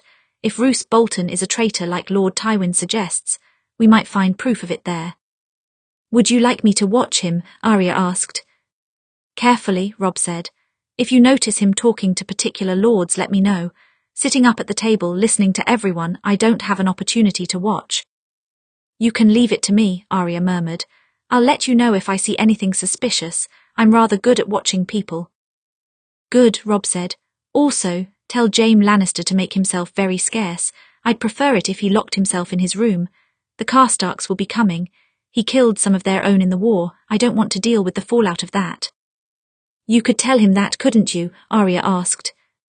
He seems more likely to listen to you, Robb said. Arya fell silent, looking oddly nervous again, but Robb did not have time to push her for any more secrets. He wasn't sure he'd like the answers. He couldn't expect Arya to be unchanged. She was a hostage, a prisoner of war to perhaps the most dangerous man in the 7 kingdoms. The fact that she was alive and strong was blessing enough. Even in Winterfell, Jaime tried to keep up his practice. It was important to drill relentlessly with his left hand until it became second nature to him. It would never be as effortless as with his right hand, but he could still be better than most men if he just worked harder at it. The Northmen gave him distrustful looks when they saw him practicing. He wondered if they were looking at his sword. Could they sense the metal of their old lord's sword in his blade? Unlikely, but still he was aware of it. Perhaps I'm angering Ned Stark's ghost, Jaime thought. Lord Stark would be awfully furious to see him with even a small piece of his sword after all. Brienne of Tarth distrusted him like anyone else, but she wasn't particularly afraid to speak with him. In fact, she was far more direct than most people, which Jaime found refreshing. Why did you come north with Lady Stark? She asked. My father asked me to, Jaime said simply, turning his blade a few times in his hand. And why did he ask you? My lady, I do not have access to my father's mind. No one does, Jaime said. I suspect he wanted someone trustworthy watching his ward on her visit home. So you are not here with any darker intentions? Brienne asked. Jaime raised an eyebrow. If I was, do you think I would confess them here? Brienne's eyes narrowed. Truce, Jaime sighed. I don't want to fight. Despite what you think of me, I didn't come here to start trouble. Brienne was quiet for a moment. Strangely enough, you seem to be telling the truth. Yes, strange, isn't it? Jaime turned away from her, swiping twice in quick succession with his sword. A Lannister telling the truth, it's quite a novelty. She did not rise to the bait of his sarcasm. You are much changed since our last meeting. I think it's the missing hand. No, Brienne said seriously, not just the missing hand. Jaime turned to face her. Enlighten me then, my lady. For one thing, you've barely insulted me at all. That's different, Brienne said. Jaime smirked. Did you miss my insults, wench? Not remotely, Kingslayer, Brienne replied without missing a beat. Jaime sheathed his sword. Ah, that old nickname. I expect I'll be hearing it quite often here. It's true, is it not? Yes, it's true, Jaime said tiredly. Behind him the gates opened. A lone rider cantered inside, dressed in all in black. It took Jaime a moment to recognize the newcomer. The winter had aged him, but it was still very clearly Ned Stark's bastard son, Jon Snow. The bastard of Winterfell noticed Jaime almost immediately. A mix of anger and confusion crossed his face. Lannister, what are you doing here? I could ask the same of you, Jaime asked. Not deserting the Night's Watch, are you? No, Jon swung off his horse. I'm here on behalf of the Lord Commander. You moved quickly up the ranks to be acting on the Lord Commander's behalf, Jaime said. Did you kill anyone for it? Jon glared at him. He had his hand rested on the hilt of his sword. A few. Yes, you didn't answer my question. Relax, Snow, I'm just an escort. An escort for whom? Jon asked. Jon, a voice called from behind them. Jon's hand slipped off of his sword in an instant. Jaime barely turned before Arya rushed past him and launched herself into Jon Snow's arms. He caught her up in a tight hug. Jaime had not seen her embrace any of her other family with quite so much abandon. This was her favourite sibling, to be sure. Gods, Arya, I had no idea you were coming, Jon murmured when he set her down. I came when I heard Rickon had passed, Arya said. And you?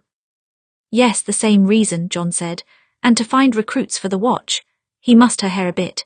It's so good to see you. I wouldn't think the Lannisters would allow you to come home. Hence the escort, Jaime said.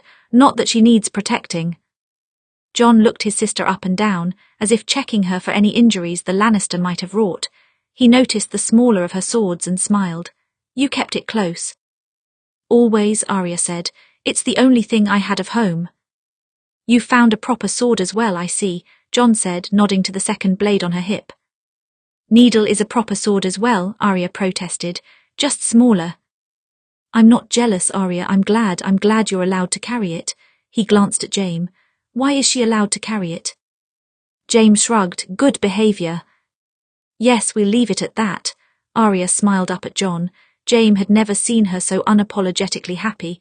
Does Robb know you're coming? I can take you to him. In a moment, Jon said. I'd like to visit Rickon first. Do you want company? Yes, I think I do. Jon Snow gave Jaime one last suspicious look before he followed his sister across the courtyard. Jaime gave him a little wave. It was curious seeing Arya Stark with her family. She had said once that they didn't have much tension between them, that they all got along well enough. Jaime didn't believe it until he saw it, but she wasn't lying. Her brothers adored her. She and her sister seemed closer than ever. Of course, Arya was keeping secrets, but that seemed a normal thing. On the whole, the years of tragedy had only knit the Starks tighter together. So this is what a normally functioning family is like, Jaime thought, raising his sword again to continue practicing. Father should take notes. The dark of the crypt seemed less oppressive with Jon for company. Arya had not even thought to see him on this trip. He was a man of the Night's Watch after all. This was an unexpected joy. She only wished that Rickon had not died to make it happen. Jon absently stroked Shaggy Dog's fur as he stood in front of Rickon's grave. He was changed, just like her, from his time away from home. His eyes had seen terrible things. His blade had killed many people. But she did not want to ask about any of that. If she did, then he might ask her questions, and she didn't want to lie to Jon. How is Ghost? Arya asked at last. Well, Jon said. He came with me and found Greywind and Summer in the trees. He remembers his siblings even after all this time. Arya smiled softly. They remember me too. When I came back, I worried they might not. Jon sighed and mussed her hair. Why not? You're still the same girl who left, just a bit taller. Arya smirked. You're the same too, and not taller. They laughed at that, even though it wasn't true. They were different, they were all different. It was stupid to pretend otherwise, but Arya couldn't help it. Jon was always the one who understood her and let her play the night without any judgment. He gave her Needle, and with Needle she had killed her first enemy. She wondered if he knew, if he had guessed, that she was a killer. Arya, are you all right, truly? Jon asked. Arya shrugged. Why wouldn't I be? A million possible reasons, Jon said. You've been a hostage away from home for years, a hostage to the Lannisters no less. When Sansa returned home she was, well, I heard she had plenty of nightmares. You've been down south longer than her. Arya shook her head.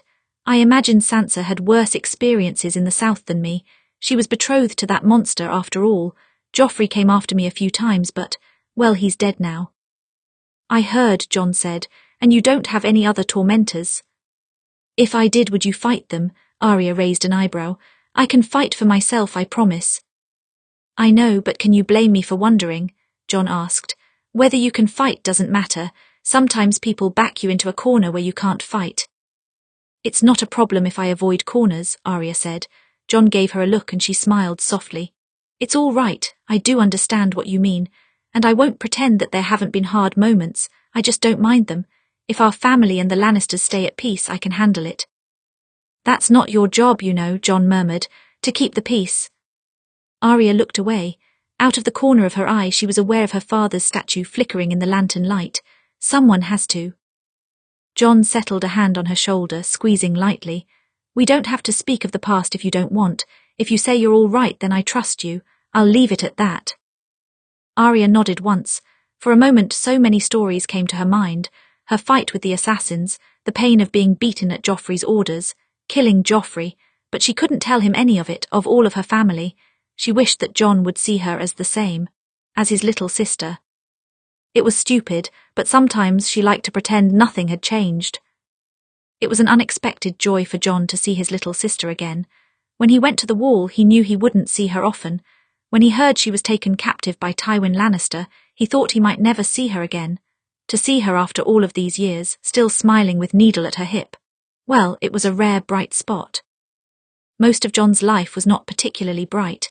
With Mance Rayder marching closer and closer to the Wall and continued sightings of the others, the Night's Watch was dreadfully under-equipped. He needed men. He needed a lot of men, more than could be provided by scouring dungeons. That was why he had come to Robb for help. His brother had a great many cares as Lord of Winterfell. They had aged him, and yet the position suited him. He looked more like their father than ever, and he carried himself proudly.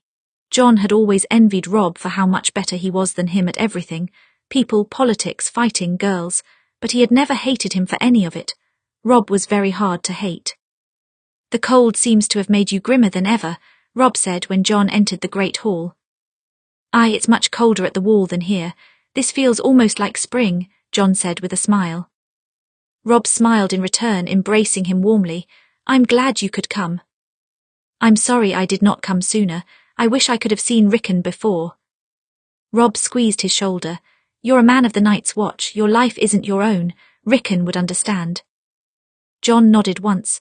I wish that I came only to grieve, but it's the Night's Watch that sends me here as well. Mance Rayder is close with 100,000 men, and we do not have the forces to repel him for long. You have a rather high wall, Robb reminded him. It's not enough, he has giants, Jon said. Giants? I've seen them with my own eyes, and I swear I am not mad, Jon said. We need more men. You can have your pick of the dungeons, Robb said, as always. I could drain every dungeon in the north and not have enough, Jon said. There are only a few hundred of us at Castle Black, a few hundred against tens of thousands. We can hold it for a time, but not for long. What do you suggest then? Robb asked.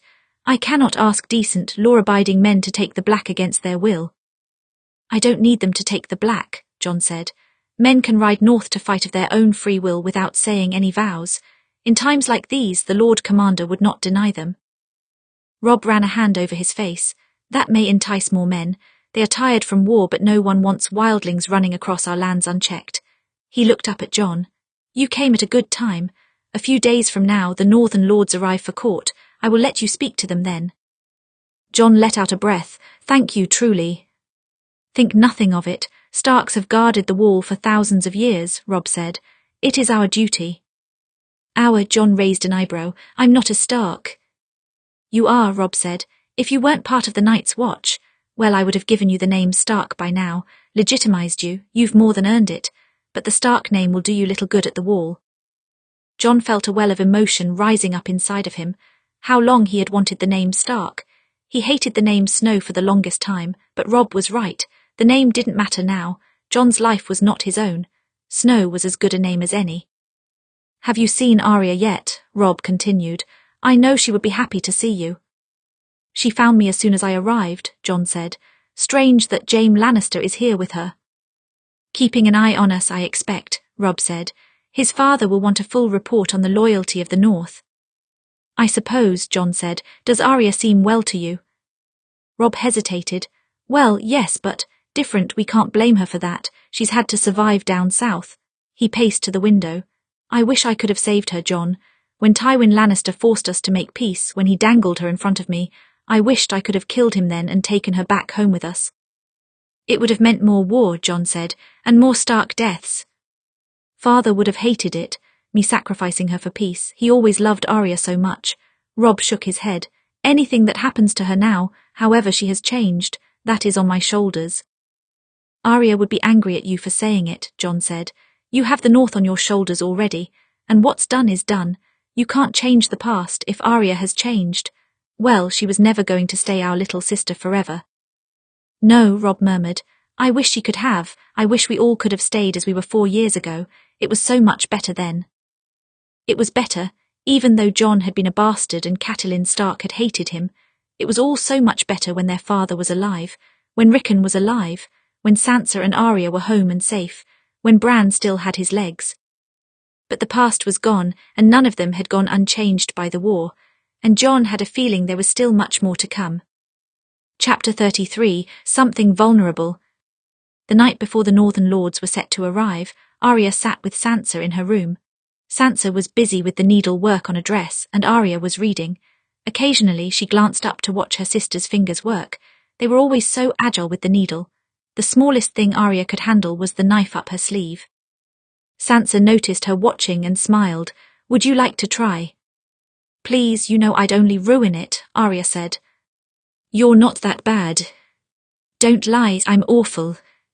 Sansa laughed. All right, yes, you are awful. She glanced at the book. But you're miles better at history than I am, and fighting. Septa Mordin always said history was a study for boys, and she hated me fighting, Arya said, or climbing, or getting dirty at all. She did, didn't she? Sansa exhaled. Poor Septa Mordin, it's been some time since I thought of her. Was she killed like the others? Arya asked. Yes, Joffrey put her head on the battlements near Father's. Then he made me look at them, Sansa murmured. Arya felt a fresh wave of hatred for Joffrey break through at that moment. He got what he deserved. He died writhing in pain. I watched it happen, and I wish I could have watched it 100 times more. Once is enough for me, Sansa said. I will admit, I was so happy when I found out he had died. I never thought I could feel such joy learning of a person's demise, but he used to set his king's guard on me all the time, especially Meryn Trant. Arya smirked a little. Meryn Trant is dead too. He is, Sansa asked. Yes, I killed him with a fork. Surprisingly, Sansa laughed. Did you, a fork? Well, it was the infection that killed him, Arya said. Joffrey set him on me and I only had a fork on me at the time. You always were resourceful, Sansa said. Good, I'm glad you could kill him for me. You're not disturbed at all, Arya said slowly. Why would I be disturbed? Sansa asked. I don't know, I think Robb is. He doesn't like the idea that I've killed anyone. Sansa sighed, looking back down at her needle work. Well, Robb does not know what it's like to be a prisoner in King's Landing. He doesn't know what it's like to be alone there, we do. Sansa shook her head. And I very nearly pushed Joffrey from a high place once.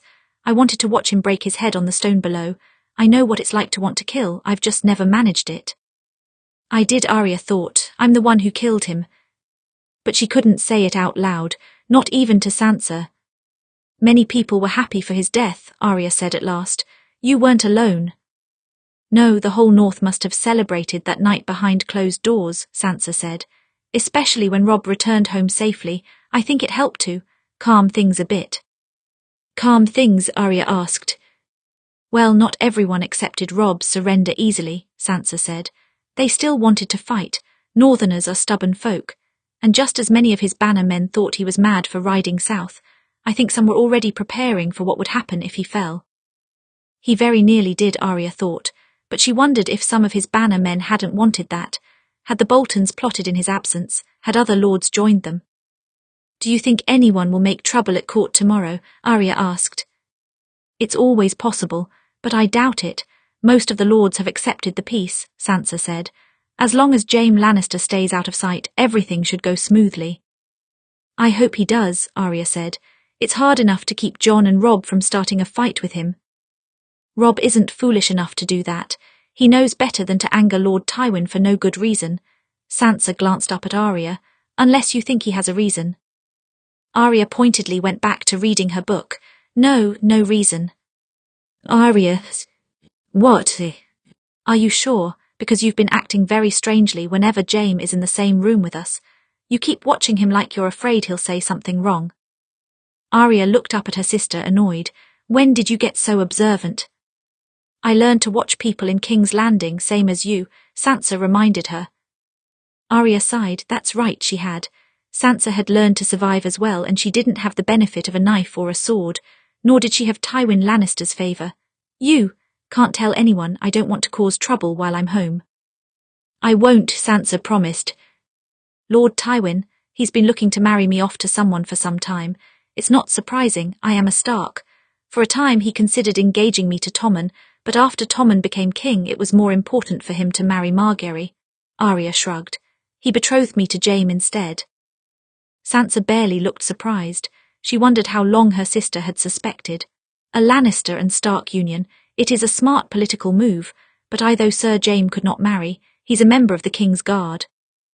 Tommen relieved him of his duties. Tywin sort of forced him.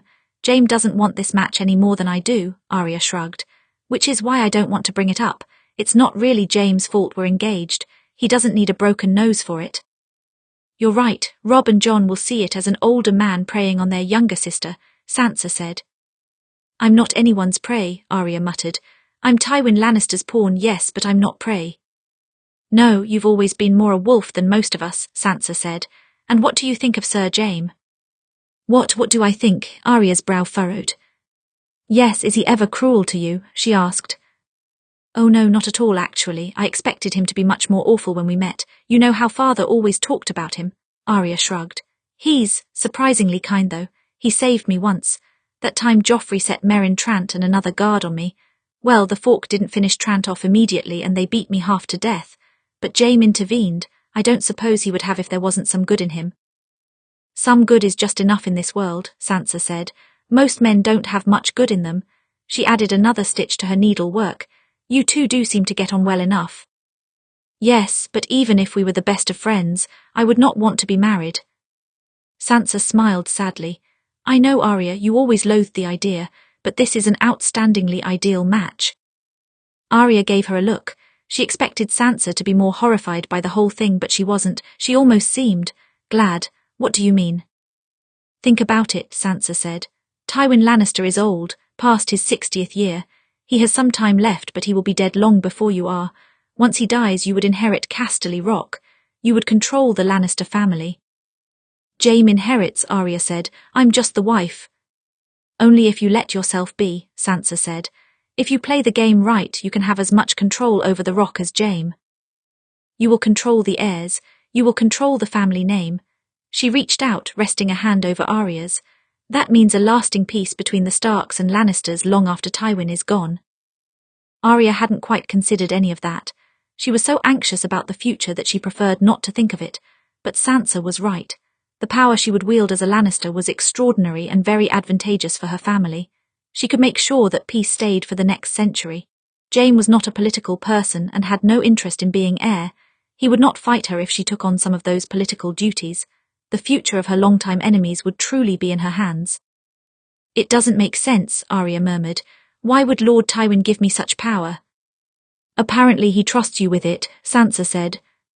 Arya didn't respond.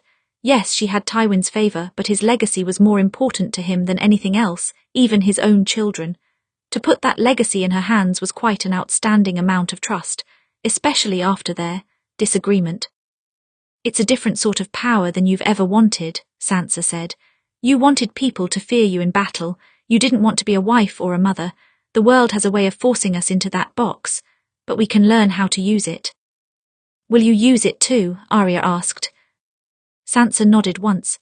The question of who I will marry has been up in the air for some time. At first, Mother was in communication with Aunt Lysa. A marriage to her son would have been advantageous. Robin is 6 years younger than me and a sickly boy, so that might have left me with control of the Vale. Not romantic, but ideal, Sansa sighed. Of course, ever since Lord Baelish was executed, Aunt Lysa has been absolutely mad, so that was no longer a possibility. But then we got another letter, extending an offer of sorts. From who? Arya asked. I suspect you have met her, Lady Olenna Tyrell, Sansa said. She's been looking for a proper match for her eldest son Willers for some time, she said. Oh, what were her words? Sansa tapped her needle against her project. I think you may have learned something of strength in your time at King's Landing, and our words are growing strong. It seems a good match. That sounds like her, Arya murmured. She wondered if Lord Tywin was aware of this. It would mean that the Reach had just as strong connections to the Starks as the Crown. But honestly, it relieved Arya. It would make it all the more difficult for the Starks and Lannisters to go to war.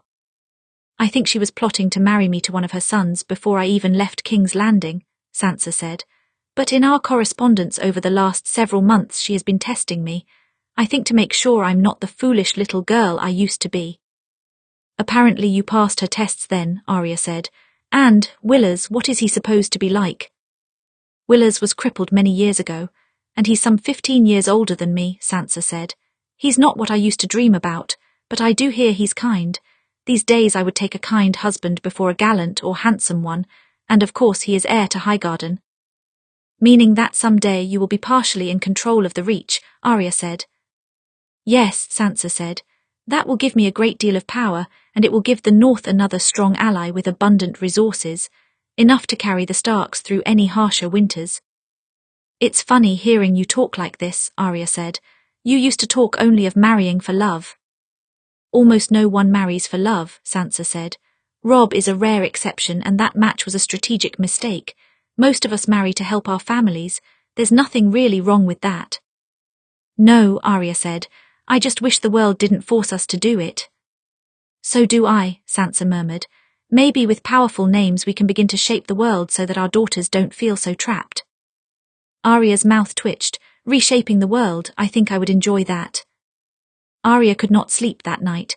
Her mind felt unsettled. It was a feeling she had grown accustomed to over the past few years. Her life was never peaceful, but in Winterfell she had hoped to find some sort of rest. But not tonight.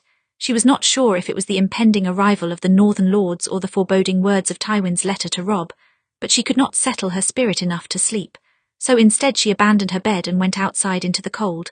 It had been growing warmer in the north now that winter seemed to be on its way out, but without the sun the wind was infinitely less forgiving. Arya didn't mind its bite. Beneath enough layers it wasn't bad at all. She walked with a lantern in hand, using the flame for some warmth. She was surprised to find someone else outside. Jaime Lannister stood in the centre of the courtyard, cutting through the icy wind with his blade. His breath left him in puffy white clouds. She thought for a moment about leaving him to work, of backing into the shadows and disappearing again, but before she could decide, Jaime turned swiftly around. His blade seemed to freeze perfectly in midair, and only after he stilled did he notice her beyond the tip of his blade. Your form is improving, Arya said. Jaime's mouth twitched. Nice of you to say so. He lowered his blade. What are you doing awake at this hour? I could ask the same of you, Arya murmured. Oh, I suppose it's the idea of all the Northern Lords coming tomorrow. Most of them don't like me. Jaime thought for a moment. No, all of them don't like me. They have good reason for that, Arya said. True, nonetheless, I hope they don't discover I am here, Jaime studied her. And you, my lady, I don't suppose the Northern Lords are making you nervous as well. Actually, yes, they are, Arya murmured. They're your people, Jaime said. You have no reason to fear them. Arya shrugged, rubbing her gloved hands together. Do you think all of the Northern Lords welcomed peace with the Lannisters? I doubt it, Jaime said. They were winning battle after battle against my father, and they wanted justice for their lord, vengeance. Most of them must have been upset when your brother surrendered. That's my thinking, Arya said. And why was your father able to force peace? Jaime seemed to understand then. Ah, you think the Northerners might blame you? She nodded once. I blame myself sometimes. What could you have done against my father, Arya? Jaime asked. You were 12 when he first took you hostage. Full-grown men cower before him. Which one of those men could have expected you to fight him? None, Arya said. That's why I wish I could have, to prove them all wrong. Jaime's mouth twitched. Of course, he nodded at the sword at her hip. Perhaps you'd like to draw your sword now. I think a fight might help your nerves. Arya fought a smile and rested her hand on the hilt of her sword. We've never sparred with these swords before. Well, they are twins, it seems right, Jaime said. I won't cut you. I would never let you. Arya drew her blade.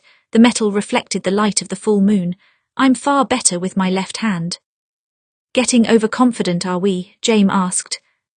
No, just confident enough, Arya said. Jaime flicked his blade toward hers and she deflected. He tried again, twice in quick succession. She blocked with fluid ease. Months of sparring with him, years now, had made her an expert in his movements. She had watched him rebuild his move set on his left hand from the ground up, but he knew her just as well. He began attacking in earnest, lunging and cutting at her sides. She retreated back several steps, blocking his every strike, before ducking under the last and stabbing out at him. She forced him to step back as she went on the attack, backing him up step by step toward the wall of the stables. But when she was only seconds from cornering him, he swiped his right hand upward, catching her blade hard with the crook of his golden hand. Arya lost her grip and her sword, and it spun through the air, landing several feet behind her. With a sharp tap from his elbow, she lost her balance and fell onto her back below him. He levelled his sword with her neck. My right hand isn't completely useless, my lady, he said with a smirk. Neither are my feet, Arya replied flatly. Jaime's brow furrowed. What? Arya rolled out from beneath his blade and swung both her legs hard, knocking into his left ankle. He lost his footing and collapsed on the ground beside her. His blade spun from his hand and skidded off into the dark. 7 hells, Jaime muttered, looking up at her. Then he started to laugh, and Arya couldn't help but laugh too. What a strange night that a Stark daughter and a Lannister son should be fighting in the courtyard of Winterfell. It had been a long time since Arya had laughed so hard, but she couldn't stop. This whole situation was too bizarre. Her life was too bizarre. At last their laughter died and Jaime slowly sat up again. His breath clouded the air around him. You know, you may not prove everyone in the world wrong, Arya, but you proved me wrong about a lot of things, if that is any consolation. Arya stayed on her back, staring up at the moon. It was so bright tonight, a pale lantern in the dark of winter. She watched her breath fog around its image like a cloud. A small consolation, perhaps. She glanced at him. But then, I suppose you've proved me wrong about a lot of things too, Jaime. Jaime smiled. It was a soft, sad expression, one she never expected to see on his face. There was something vulnerable in that silence. She could not explain why, but it scared her. She sat up quickly, drawing in a deep breath. She let the cold in her lungs bring her back to reality. We should get inside. We don't want to tempt the winter. Jaime exhaled. Of course. Arya got quickly to her feet and paced over to where her weapon had fallen. She found it sitting right next to his on the ground, the blades crossed on the stone. For a moment she just stared at the twin swords before she found her own and returned it to his sheath. She looked back at Jaime. Good night, sir. Jaime gave her a small nod. Good night, my lady. Then she left him in the cold. Chapter 34, The Northern Lords. Early the next morning, Winterfell was buzzing with activity, preparing for the arrival of the Northern Lords. One could hardly walk in the courtyard without almost colliding with a rushing servant or guard. Arya's mother was as busy as any of them, giving instructions left and right. She looked well, better than she had when Arya had arrived. She imagined this event was helping to distract her from Rickon's death. Is Sir Jaime hidden? Catelyn asked her as the guards reported the first of the lords coming over the horizon. Yes, Arya said. He won't come out of his room until the lords are gone. He's not eager for a fight. I convinced my other escorts to remove any obvious Lannister symbols or colours. Good, Catelyn said. If we can get through these few days without some sort of fight, it will be a miracle. Jaime doesn't want to meet the Northern lords again any more than they want to meet him, Arya said. True enough, her mother sighed and looked her over. You've picked a good dress. Sansa picked it, Arya said, brushing her hand over the fabric. It was blue with grey flowers embroidered down the front. I asked what would help me blend in. She made a good choice. They'll hardly recognise you, Catelyn said. Though, if you're hopping to blend in, I suggest you store your swords in your room. Arya's eyes narrowed. They're mine, I don't need to hide them. I know they're yours, I'm not trying to take them from you. Catelyn rested her hands on her shoulders, squeezing lightly. I know Robb wants you to watch the Boltons today, and the other lords as well. Do you not approve? Arya asked, a bitter note creeping into her voice. She expected her mother to say it was dangerous. She was always a bit overprotective, but especially of her daughters. It's not that, Catelyn said, but it's not ordinary for young ladies to carry swords. You don't want to give them any more reason to talk about you than they already have. Arya bit at the inside of her cheek. You think they'll talk about me? It was a stupid question. Of course they would. She had known it from the start, the ward of House Lannister back to visit family. Yes, Catelyn said, you may hear them say awful things about you. They said awful things about Sansa when she first returned. She wasn't there for near as long as you and she wasn't used to broker peace. But still, they resented her for her time down south. Some said she was a spy, some said she was, tainted by Joffrey. They whispered it under their breath, but still we heard it. Arya's jaw clenched. Who said that? I'll make them regret it. That's exactly what you can't do, Catelyn said. When you hear them whisper, when you hear them say their words, you don't want the temptation of your weapons. We want to get through these days without a fight, remember? Slowly Arya nodded. Her mother smiled at her and kissed her forehead. Whatever you hear them say, know that we don't believe it, we know you, they don't. Arya swallowed hard. With all of the secrets she was keeping, she wondered how much her family knew her anymore. Her mother left her then, and moments later they began to arrive, the many lords of the north. They came on horseback from the west, the east, the north and the south. They came in large numbers and small. After Arya safely stowed her swords in her room, she took her place atop the battlements and watched them. She noted the banners as they passed beneath the gates. Reeds, Karstarks, Umbers, Mormonts, Glovers, Dustins, Hornwoods. Some 20 houses owed their loyalty to House Stark, and they all made an appearance today. The Reeds arrived first, and last, the Boltons of the Dreadfort. Arya felt her whole body tense as the banner of the flayed man came into view. This was the house Tywin Lannister named as untrustworthy. He would not have sent that letter unless he had real reason to suspect them. Arya simply had to catch them at something suspicious to give Robb a reason to confront them. One of the Bolton men looked up at her as they passed through the gates, raised a hand and gave her a little wave. There was a smile on his face that sent a shiver through Arya. You've been noticed, it seemed to say. You will not be a shadow today. Arya took her place in the corner of the great hall behind the table so that she could look out upon all of the attendants. In such a crowd, it would be impossible to watch everyone, but at least she knew who to be most wary of. The Boltons. Roose Bolton had arrived with 10 companions, only one of whom had accompanied him inside the great hall today. He was the youngest of Lord Bolton's men, perhaps a little older than Robb, and he was the one who had noticed her on the wall and given her that knowing smile. He was still smiling, though not at her. He listened with rapt attention to her brother as he stood and gave his greeting to the lords. My thanks to all of you for coming today, Robb said. This is a time of many emotions for my family. On one hand, it seems the winter is on its way out, though we no doubt will have many more months of snow. On the other, many of us have lost loved ones to long summer's bane. My sympathies to all those who have buried children, siblings, parents. The dead will never be forgotten.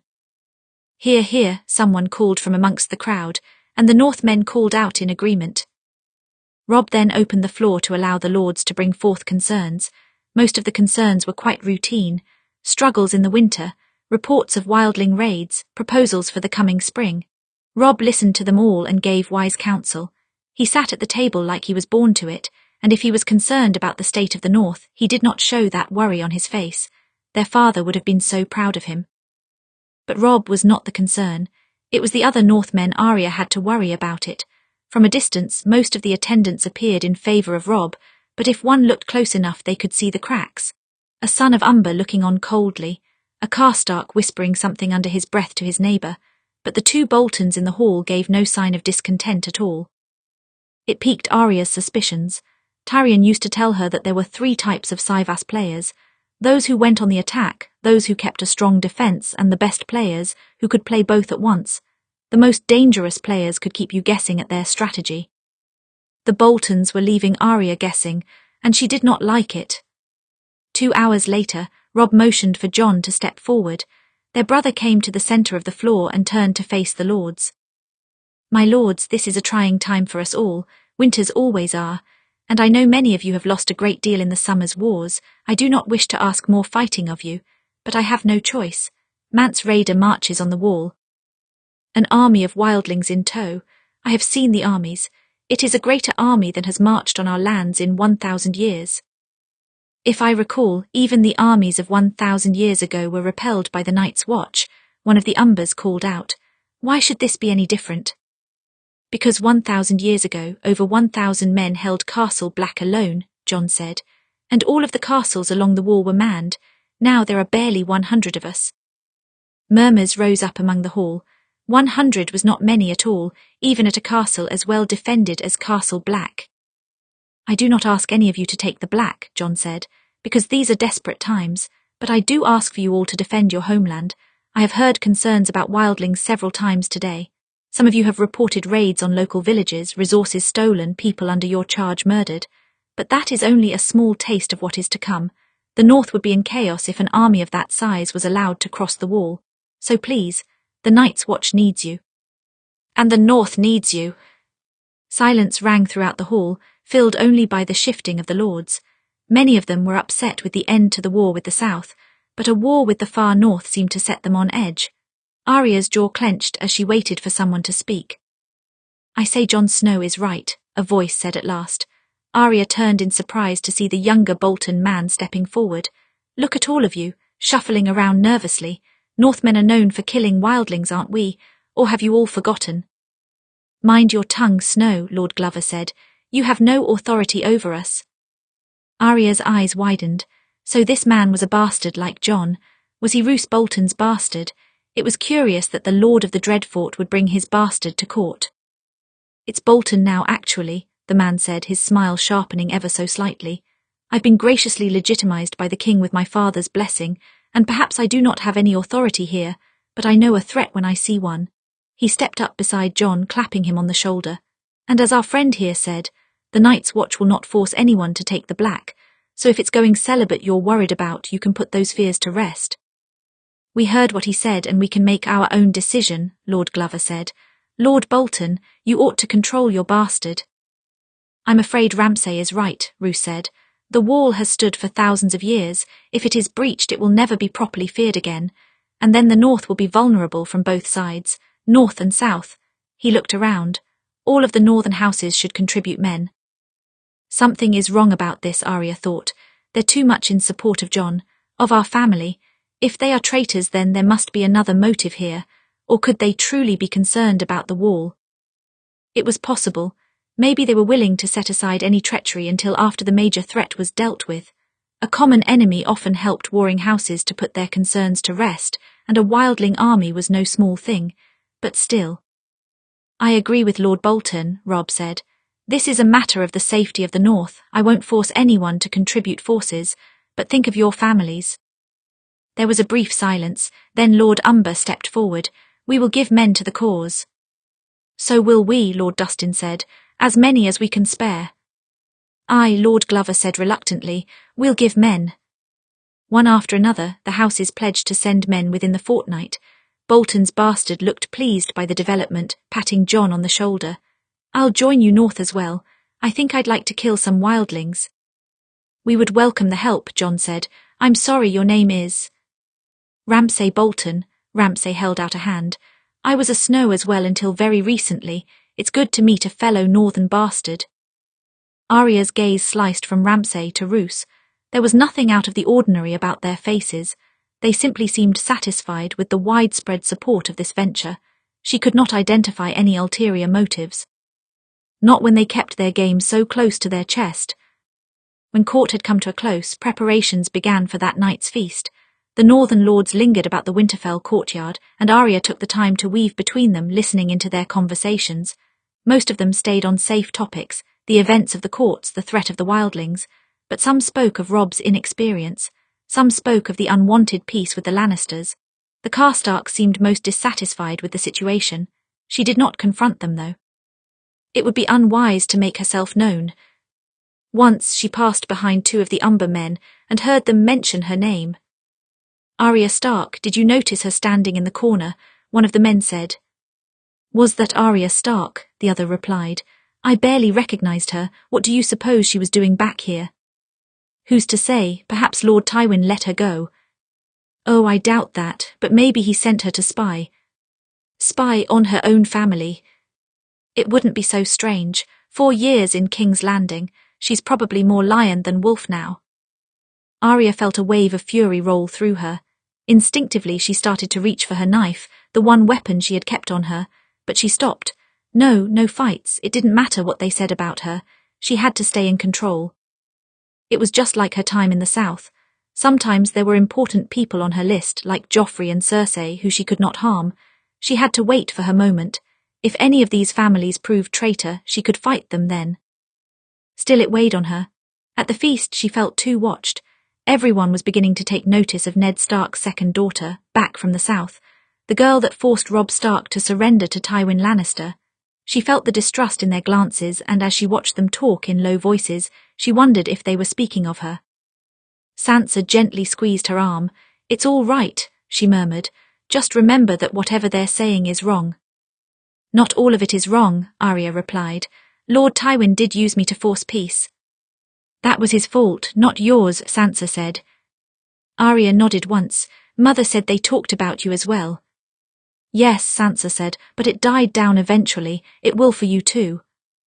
"Not when they find out I'm marrying Jaime Lannister," Arya thought. "Then they will hate me forever. They won't be my people anymore. I'll just be a lion to them." She swallowed hard and went back to picking at her food. Her mother was right to suggest leaving her swords in her room. At the moment, she wanted nothing more than to fight something. Feasts made men drunk and unruly, and wine was a poor companion with tension. It always made a person more likely to say dangerous things, so. Though Arya wanted to retreat to her room after the feast, she forced herself to remain and wander the grounds, listening to the conversations, listening to any treasonous words about Robb. Many of the Umbers were vocal about their distaste for Lannisters and their hatred of having to lick their golden boots. "We had a king in the north for a year," one said. "Then he knelt faster than Torrhen Stark." "At least Torrhen knelt before dragons," another replied. "Our king knelt for a fucking girl." Arya did not confront them. She did not draw her knife. She only hid those words away in her mind so that she could speak them to Robb later. These men would never have spoken about her father in such a way. They respected him for his victories in Robert's rebellion. They had gone to war for him when Joffrey took him prisoner and executed him. How many would have ridden for Robb if he died down south? Perhaps they would only want him as an excuse to return to war, Arya thought. She wandered inside to earn a break from the cold. Sometimes people preferred to discuss treason in quiet corners, so she might have some luck wandering the halls. She hoped to find some Bolton men. Instead, she found Karstark standing dangerously close to Jaime's quarters. "I'm not going to ask again," one of them growled at Arya's escorts who stood guard outside. "Which house do you serve?" "Say the Starks," Arya thought. "Please just lie and say the Starks." The guards didn't. They were silent, and it was making the Karstarks angry. Arya heard the faint scrape of a blade being pulled from its sheath. She cursed and strode forward, slipping between the cracks of the 4 Karstark men and standing between them and the guards. "They serve me," she said flatly. "Back away." The man at the lead blinked in surprise. He was drunk, and it seemed to take him a moment to bring her into focus. "Lady Arya," he muttered, "didn't know you had Northmen to serve you." "Well, I do," Arya said. "Find someone else to harass. We don't need fighting in Winterfell." The man shook his head and pointed at her. No, you couldn't have Northmen to serve you. Wouldn't make sense. You've been down south for too long." He glanced at the guards standing behind her. These are Lannister men, aren't they? They're my escorts, Arya said. Did you expect that I rode here alone? You're drunker than I thought. Lion bitch, one of the men in the back muttered. Arya's glare sliced to him. Would you like to repeat those words? I don't think I heard them correctly. You did, the man replied. He was drunken enough that he couldn't quite stand straight, easy enough to beat in a fight if she went for his legs. Gods, how she longed for her sword. Doesn't matter, the lead Karstark said. If they're your escorts, I want to know why they're guarding this door, and not you. Arya's jaw clenched. She imagined Jaime standing just inside the door, listening to every word of this. They could not see him. They would try to kill him if they did, and then she would have to fight them off. If she killed a Karstark for a Lannister, there would be an uproar, and if they killed Jaime, the North would be at war again. Turn around, she said at last. This hall is off limits to you. Go find a corner where you can pass out. Move aside, he said. You don't give orders to me. Move aside. The Karstark began to draw his sword. It was only halfway out of its sheath when Arya drew her knife and pressed it against his throat. Were you starting to draw a sword on me? Arya asked. I know I must be mistaken, because I'm a Stark of Winterfell, I'm the sister of your lord, to draw a blade on me in my own home, that would be a death sentence. Her voice was icy. It's a good thing that you would never do that. You're just a bit drunk. I understand, so I think. You should all turn around and leave before I fetch my brother. That's an excellent idea. Arya shivered at the voice that came from behind her. Roose Bolton. Gods, she had not heard him approach. I'm sure the Karstarks would like to apologize, Roose said. It's not their place to make demands of you here. The lead Karstark glared at him but bowed his head. Yes, my lady, it was a mistake. We're just drunk. Good, go make yourself useful elsewhere, Lord Bolton said flatly. When the Karstark men had cleared away, Arya slowly turned to face Roose Bolton. Every warning bell in her head was ringing. Thank you, my lord, but I had it handled. So I could see, Lord Bolton said, but it wouldn't do for you to fight one of your brother's banner men, would it? I was trying to keep them from a fight, nothing more. Arya's grip tightened on her blade. It was kind of you to speak up in favour of my half-brother today.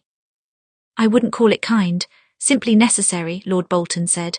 It's vital that Northmen defend the wall. You father would have wanted the same. He looked down at her. What brings you home, Lady Arya? My younger brother died. I wanted to pay my respects, Arya said. And Lord Tywin let you leave. This is some kind of test, Arya thought. He's trying to get information out of me. But why? What is his play? Lord Tywin knows I will return, Arya said. He knows I won't jeopardize the peace between the Lannisters and Starks. He knows you well then, well enough to trust you with this journey. He glanced down at the knife in her hand, and well enough to trust you with weapons. What does it matter to you how well Tywin Lannister knows me? Arya asked. It doesn't, Roose Bolton replied. I was only curious. He gave her a bow. Excuse me. He left her then, standing at the edge of the courtyard. Only after he walked away did Arya let out a breath. Her hands were shaking.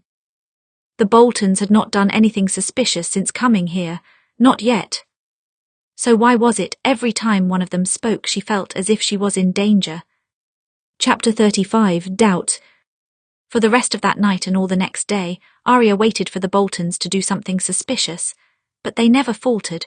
Roose Bolton remained utterly composed, and Ramsay Bolton continued to be consistently cheerful. He bounced around between the other northern lords, making conversation. They all seemed rather annoyed with him, but not threatened. Arya was threatened, though, because as she watched the bastard of Bolton, he kept looking straight back at her. Whenever he caught her looking, his smile only widened. It was like a taunt. I know you're watching me, but I don't care. I have nothing to hide.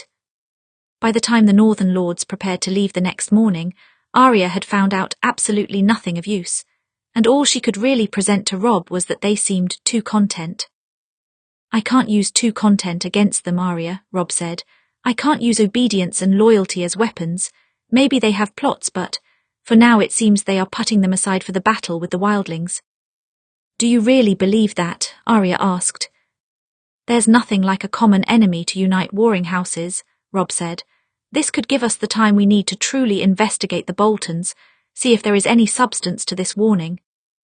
What if you're wrong? Arya asked. What if they haven't set their plans aside? I still can't move against them with nothing, Robb said. Perhaps if Lord Tywin was specific about their past treachery, I would have some grounds on which to act. But he didn't, so I don't. You do, Arya said stubbornly. You're the Warden of the North. You have complete authority over the North and the other lords according to the crown. The Targaryens had complete authority over the 7 kingdoms. It didn't end up well for them, did it? Robb asked. Imagine I did move against the Boltons with nothing but a vague word from Tywin Lannister as evidence. What do you think would happen, Arya? How would the other houses in the North react? Arya pressed her lips together in a tight line. They wouldn't react well. She knew that, but striking first was better than leaving a venomous snake in the grass. I can tell you what would happen, Robb said. They would start to doubt. They'd wonder who will Robb Stark accuse next.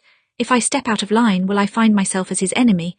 They might not say it, but they'll hold it in their hearts. They might even use it as cause to rebel. The Karstarks would see this as another betrayal of an old ally for no apparent reason. The Umbers would say I'm more willing to strike at my allies than my enemies. The Glovers would remind me that my father would never do such a thing. Father is dead, Arya said. He's dead because he didn't strike first. He's dead because he expected his enemies to be honourable and they killed him.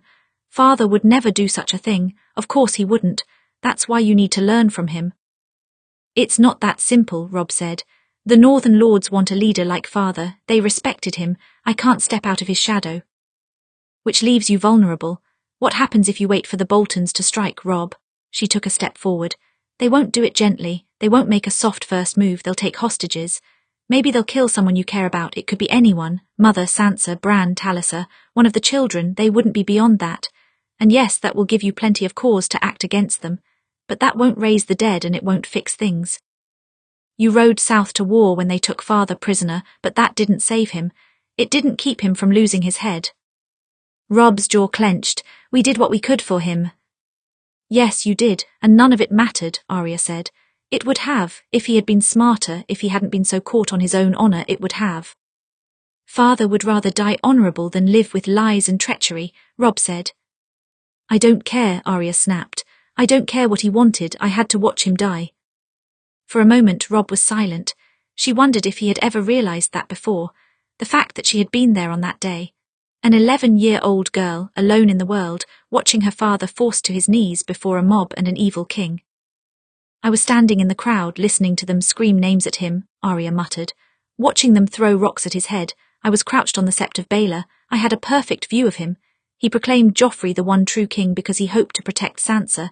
It was a lie given way too late. Joffrey wanted blood. Joffrey heard the crowd crying out for it and he wanted to give them a show. So he told Sir Elyn Payne to bring him father's head. I'll never forget that day. Not for as long as I live. I'll never forget Sansa screaming for mercy. I'll never forget the crowd screaming for blood. I will never forget Joffrey's face. I jumped into the crowd and tried to reach him. It was like something out of a nightmare dream where you're trying to move but you just can't go fast enough. Robb's expression was pained. Arya... I didn't see the actual moment, Arya continued on. She couldn't stop. This was the first time. She was really saying it all out loud. The first time she had described that awful day to anyone. But it didn't matter. I heard the sword fall. I heard the sound it made. I never felt so helpless in my entire life. I couldn't move because there was a man holding me back. I couldn't speak. I could barely even breathe. All I could think was I should have stopped it. Why didn't I stop it? You couldn't have, Robb murmured. You could have stopped any of it. You're right, Arya said. But I can stop the rest of our family from joining father and Rickon in the crypt. I'm not going to let you follow him, or mother, or Sansa, or Bran. And if that means breaking the code of honour, then I'll do it. You have to be willing to do the same. Robb shook his head. Arya, it's not that easy. The North is in a precarious position now. I have to handle this carefully, and we don't live by Southern rules here. Don't you? Arya asked. You bent the knee to a Southern king. Robb's expression hardened. To protect you. Do you wish you hadn't? Arya asked. Robb stared at her. What do you mean? Exactly what I said. Do you wish you hadn't? Arya asked. It's caused all sorts of problems for you. I heard the Northern Lords gossiping about me. You're weaker to them because you bent the knee for the life of a 12-year-old girl. She lifted her chin. So have you thought about the alternative? Have you thought about what would have happened if you let Lord Tywin slit my throat? I bet you have. I bet you wonder if you could have won. Maybe you could have. You could have been the first king in the north since Tywin Stark, if you had just let me. She trailed off. It was a terrible question to ask of her brother. But she asked it of herself sometimes. What if Robb had ignored Tywin's demands and put the country before her? If he let her die for the good of the North, would things have been different for House Stark? Would the North be stable and independent if not for her? Robb opened his mouth to reply, but Arya was too afraid to hear the words. She turned away from him. Never mind, I've given you my opinion. What you do with it is up to you. Then she left before he could say anything more. Arya tried not to think of their argument for the rest of the day. She distracted herself by watching some of the Northmen leave from the battlements. She could not name any of them traitor either. An insult was not enough to warrant imprisonment. Neither was association with the Boltons. Many of the houses had spoken with Roose Bolton. The Glovers, the Umbers, the Karstarks, the Reeds. None of them stood out to her as close with the Lord of the Dreadfort. But Lord Bolton surely had allies if he had plans to move against her brother. Perhaps Robb was right. Perhaps the Boltons were willing to put aside their plots to face the wildlings, but her instincts told her. The hairs on the back of Arya's neck rose as she sensed someone behind her. She spun around, snapping her grip around an extended wrist. She found herself looking at Ramsay Bolton. His eyebrows shot up. "You have quick reflexes, Lady Arya." Arya released him at once, stepping back a few feet. "You startled me, Lord Ramsay," she muttered. "What are you doing up here?" "Oh, I just came to meet the second daughter of House Stark," Ramsay said. "I've heard many interesting tales about you, mostly from the Northmen, you understand. Some think you're a spy, some think you're a brainwashed ward of Tywin Lannister, some think you're a wild wolf in a girl's body." He tilted his head to the side. "I thought I should see for myself." "Did you?" Arya asked coolly. "I hate to disappoint, but I am Arya Stark, that's all." "Is it?" Ramsay asked. "I suppose you are too small to be a direwolf. Maybe you're just a little one." Arya gritted her teeth together. She did not like his scrutiny one bit. It made her feel exposed. "Why did you speak up in favor of my brother's proposal?" "Your bastard brother. Well, I suppose it's because I'd like a chance to hunt some wildlings," Ramsay said. "And protect the North, of course. But most Northmen don't consider the wildlings human, so I doubt they'll have any problems with my methods." "Do your methods have anything to do with the sigil on your banner?" Arya asked. "Flaying is outlawed in the North," Ramsay said with a smile. "I know, that doesn't answer my question." Ramsay laughed. Arya did not like the sound. It was wrong. Everything about him seemed wrong. "I don't think you have to worry. You're not going to the wall. You're going south soon, aren't you?" "Soon, yes." "That's too bad," Ramsay said. "You know I might die at the wall defending the North, so if this is our last meeting—" He gave a little bow. "I wish you luck in the wars to come." "What wars?" Arya asked suspiciously. "There are always more wars, Lady Arya." Ramsay flashed her a grin. "But I'm rather good at surviving them." That sounded distinctly like a threat, but before Arya could question him further he turned and left. "Farewell, until next time." That sounded like a threat as well, but Arya could do nothing but watch him leave. She watched from the battlements until the Boltons saddled their horses and left the keep, and long after they departed, she could still see Ramsay Bolton's smile in her mind's eye. At least the Northern Lord's gone, she could breathe a bit easier. She did not want to feel anxious during her last few days home. Soon, she would be returning to King's Landing with Jaime, and she wanted to make the most of this time with her siblings and her mother. So she pushed the Boltons from her mind. She spent time with Sansa. She watched little Lyanna practice walking with the help of her older brother. She helped her mother when she needed it. She read with Bran. She even convinced Robb to spar with her. They did not speak of their earlier argument. Neither of them wanted to fight. She wished she could spar with Jon as well, but he had left around the same time as the other lords. It had been awful to say goodbye to him so soon, but Arya knew that he was needed at Castle Black. "We'll see each other again, Arya," he said, mussing her hair before he got on his horse. "I promise." "Don't make a promise you can't keep," Arya said. "You're going off to war." "Aye, but I've survived battles before, we both have," Jon said. "We'll make it back here someday, both of us." Arya knew that there was a possibility that they wouldn't, but she didn't want to think of that right now. She had to believe she would see Jon again. All too soon her time at Winterfell was slipping through her fingers, and Arya's secrets were becoming even more impossible to hold. She had to tell her family about the engagement. She couldn't possibly put it off for much longer, though she truly wanted to do so. Sansa reminded her for perhaps the 10th time that the longer she waited, the worse it would be. Good advice, but Arya didn't want to listen to it. Even Jaime was beginning to doubt Arya's silence. "It is your news to tell," Jaime said. "Father likely suspected they'd take it best from you. You don't want them to find out from some rumor or raven, do you?" "No," Arya muttered. "Then what's your plan?" "I thought we'd leave and I'd have Sansa tell them instead." "I'm all for avoiding your brother and mother's wrath, but that's a terrible idea." Arya's jaw clenched. Yes, it was a terrible idea. She needed to tell them. She had to, but gods did she love to avoid it. She didn't want her engagement to Jaime to cast a shadow over her time at Winterfell. She would have to leave her home soon for the south, and she just wanted to savor the moment. The evening before they were set to depart, she made it her mission to walk the entire length of the grounds, to take in every memory, to visit every place. It was this quest that brought her to the weirwood tree. Arya had spent many an hour of her childhood playing in the godswood. She knew that it was a sacred place, but the trees were so good for hiding and climbing. Now she had no time for games, but she did like to gaze upon the cracked face of the tree and its dry, bloody tear tracks. Today Bran was in the godswood as well. His chair sat beside the pool. He looked up at the face rather pensively, as if he had asked it an important question and it had yet to answer. "Are you praying?" Arya asked. "I can leave if you are." "No," Bran replied. "Stay." Arya sat down beside him on the ground, watching his face. He seemed much older than her in that moment, like an elderly man trapped in a child's body.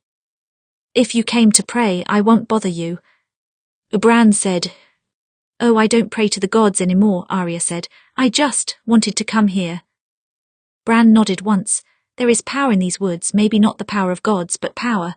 He rubbed his hands together. "I've been having visions for a long while now, Arya. I dreamed that father would die before it happened. I dreamed that the sea would come to Winterfell before the Greyjoys invaded. I dreamed that they would kill Sir Roderick." He looked at her. "Have you ever had those kinds of dreams?" "I've had many awful dreams," Arya said, "but I'm not sure they were visions, not ones that I knew how to interpret." She leaned forward a bit. "What have you been dreaming lately, Bran?" Bran shrugged. "Bran, if you've been dreaming something awful, you can tell me," Arya said. "I won't tell, I promise." Bran's mouth twitched. "I've dreamed about a false spring, of the warmth returning to Westeros, but only for a very short while. I've dreamed of a winter without end that will follow, and of the blue-eyed creatures that come with it." "Blue-eyed creatures?" Arya asked. "The others, White Walkers," Bran said. "You remember old Nan's stories." "The White Walkers have been trapped in stories for centuries. They couldn't be back, could they?" Arya asked. "They are back, beyond the wall," Bran said. "If we're not careful, they will soon cross it." "I suppose it's good that the North is sending men to the wall then," Arya said cautiously. "They won't matter," Bran said with certainty. "Everyone who falls just rises again." He reached out and touched the weirwood tree. "It's been whispering to me, Arya, telling me to go north. I think I need to go beyond the wall." "Beyond the wall, with the others?" Arya asked. "Are you mad? You can't even walk." "I would need help," Bran said. "I'm not arguing that, but I need to go there anyway." "Mother would never let you go," Arya said. "Neither would Robb." "If I explained to them..." "It wouldn't matter. They've already lost too much. They won't put you in harm's way again." Arya rested a hand on his shoulder. "I don't want to see you in harm's way either." "The whole world is in harm's way. It just doesn't know it yet," Bran murmured. Arya sighed. "Of course the world is in harm's way. It always is, one way or another." "And what about you?" Bran asked. "Are you in harm's way?" Arya shifted. "Why do you ask that?" "Because you seem more nervous these past few days. Like you keep on wanting to say something, but you're afraid about how we'll react." Arya studied her hands. "Really, has everyone noticed that?" "I'm not sure, I haven't asked them," Bran said. "You can tell me though. We always kept each other's secrets when we were children." "I didn't tell Mother when I caught you climbing," Arya recalled. "You didn't tell her when I ran away from the scepter to play knight. We used to keep track of how many secrets we were keeping, so that it would be even." "Yes," Bran said. "So I've told you about my dreams. What do you want to tell me in exchange?" Arya rubbed her hands together. "That I'm betrothed to marry Jaime Lannister. shortly after I returned to King's Landing." Bran didn't reply for a long while. Arya found it hard to breathe in the silence. She pulled at the smallest fingers of her right hand. "The nervousness makes sense now," Bran said at last. "But you are going to tell the others, aren't you?" Arya shrugged. Bran gave her a stern look. "Arya, you have to tell them." Arya opened her mouth to retort, but then something rustled the bushes nearby. She stood, her hand going to her hip on instinct, but she had not brought her swords to the godswood. She had not thought to need them. "Bran, is Summer nearby?" "No, he's hunting," Bran said. Arya slipped her knife into her hand, packing to the edge of the godswood, searching for a threat. She looked around for the guards, trying to see if they had noticed the same sound. But she didn't see any guards, not on the walls, not in the trees. That was strange. She was sure one of her escorts had followed her to the godswood. Then Bran made a choked sound from behind her. Arya spun around in time to see a man jerking her brother from his chair, holding a knife to his throat. "Not a sound from you, girl," the man growled. "Bran," Arya took a step forward. Something struck her hard over the head, blinding her with pain. She swayed and crumpled to the ground like a stone falling through water. "He said not a sound," a voice purred from above her. "Rest for a while, little wolf." Then Arya's world went dark. Chapter 36, Missing. There was a shift in the air as darkness fell heavily over the north. There was no moon and only a few stars. Even a torch provided barely enough light to see. This was the time that most usually retreated inside to escape the cold. Yet as Jaime passed through the courtyard, he noticed an unusual flurry of activity. Men shuffled through the courtyard at a faster pace than normal, muttering to each other. In the distance he heard a wolf howling, as if in panic. He saw Robb preparing a horse while Sansa Stark pleaded with him. "It's completely black out there. You can't go out now. You won't be able to see a thing." "I have to if he's been taken then we can't let them get far." "You think just one person took him, or are you going to fight the culprits alone in the dark?" Sansa asked. "Think for a moment, Robb. You have other men to send out looking." "He's our brother. Do you expect me?" Jaime was so caught up in listening to them that he didn't notice Catelyn Stark until she nearly ran him over. He caught her shoulder to steady her. "Lady Stark, what is it?" Catelyn Stark shook her head. "We're looking." "Looking for what?" Jaime asked. "Not what, who," Catelyn said. "Bran is missing. His chair was found abandoned in the God's Wood." That was a troubling thought indeed. The crippled boy could not just get up and walk. No, he had to have been taken by someone. That explained Robb's desire to charge into the night. "I can help you look." "No," Catelyn muttered. "We don't need your help." "It seems you do," Jaime said. "My lady, I know you don't like Lannisters, but it can't hurt to have more men looking. I'll set my guards to the task." Catelyn did not respond for a moment. Then she gave a small nod. "Good." Jaime looked around. "Where's Arya?" Catelyn Stark's voice had suddenly gone very soft. "I'm not sure, I haven't seen her."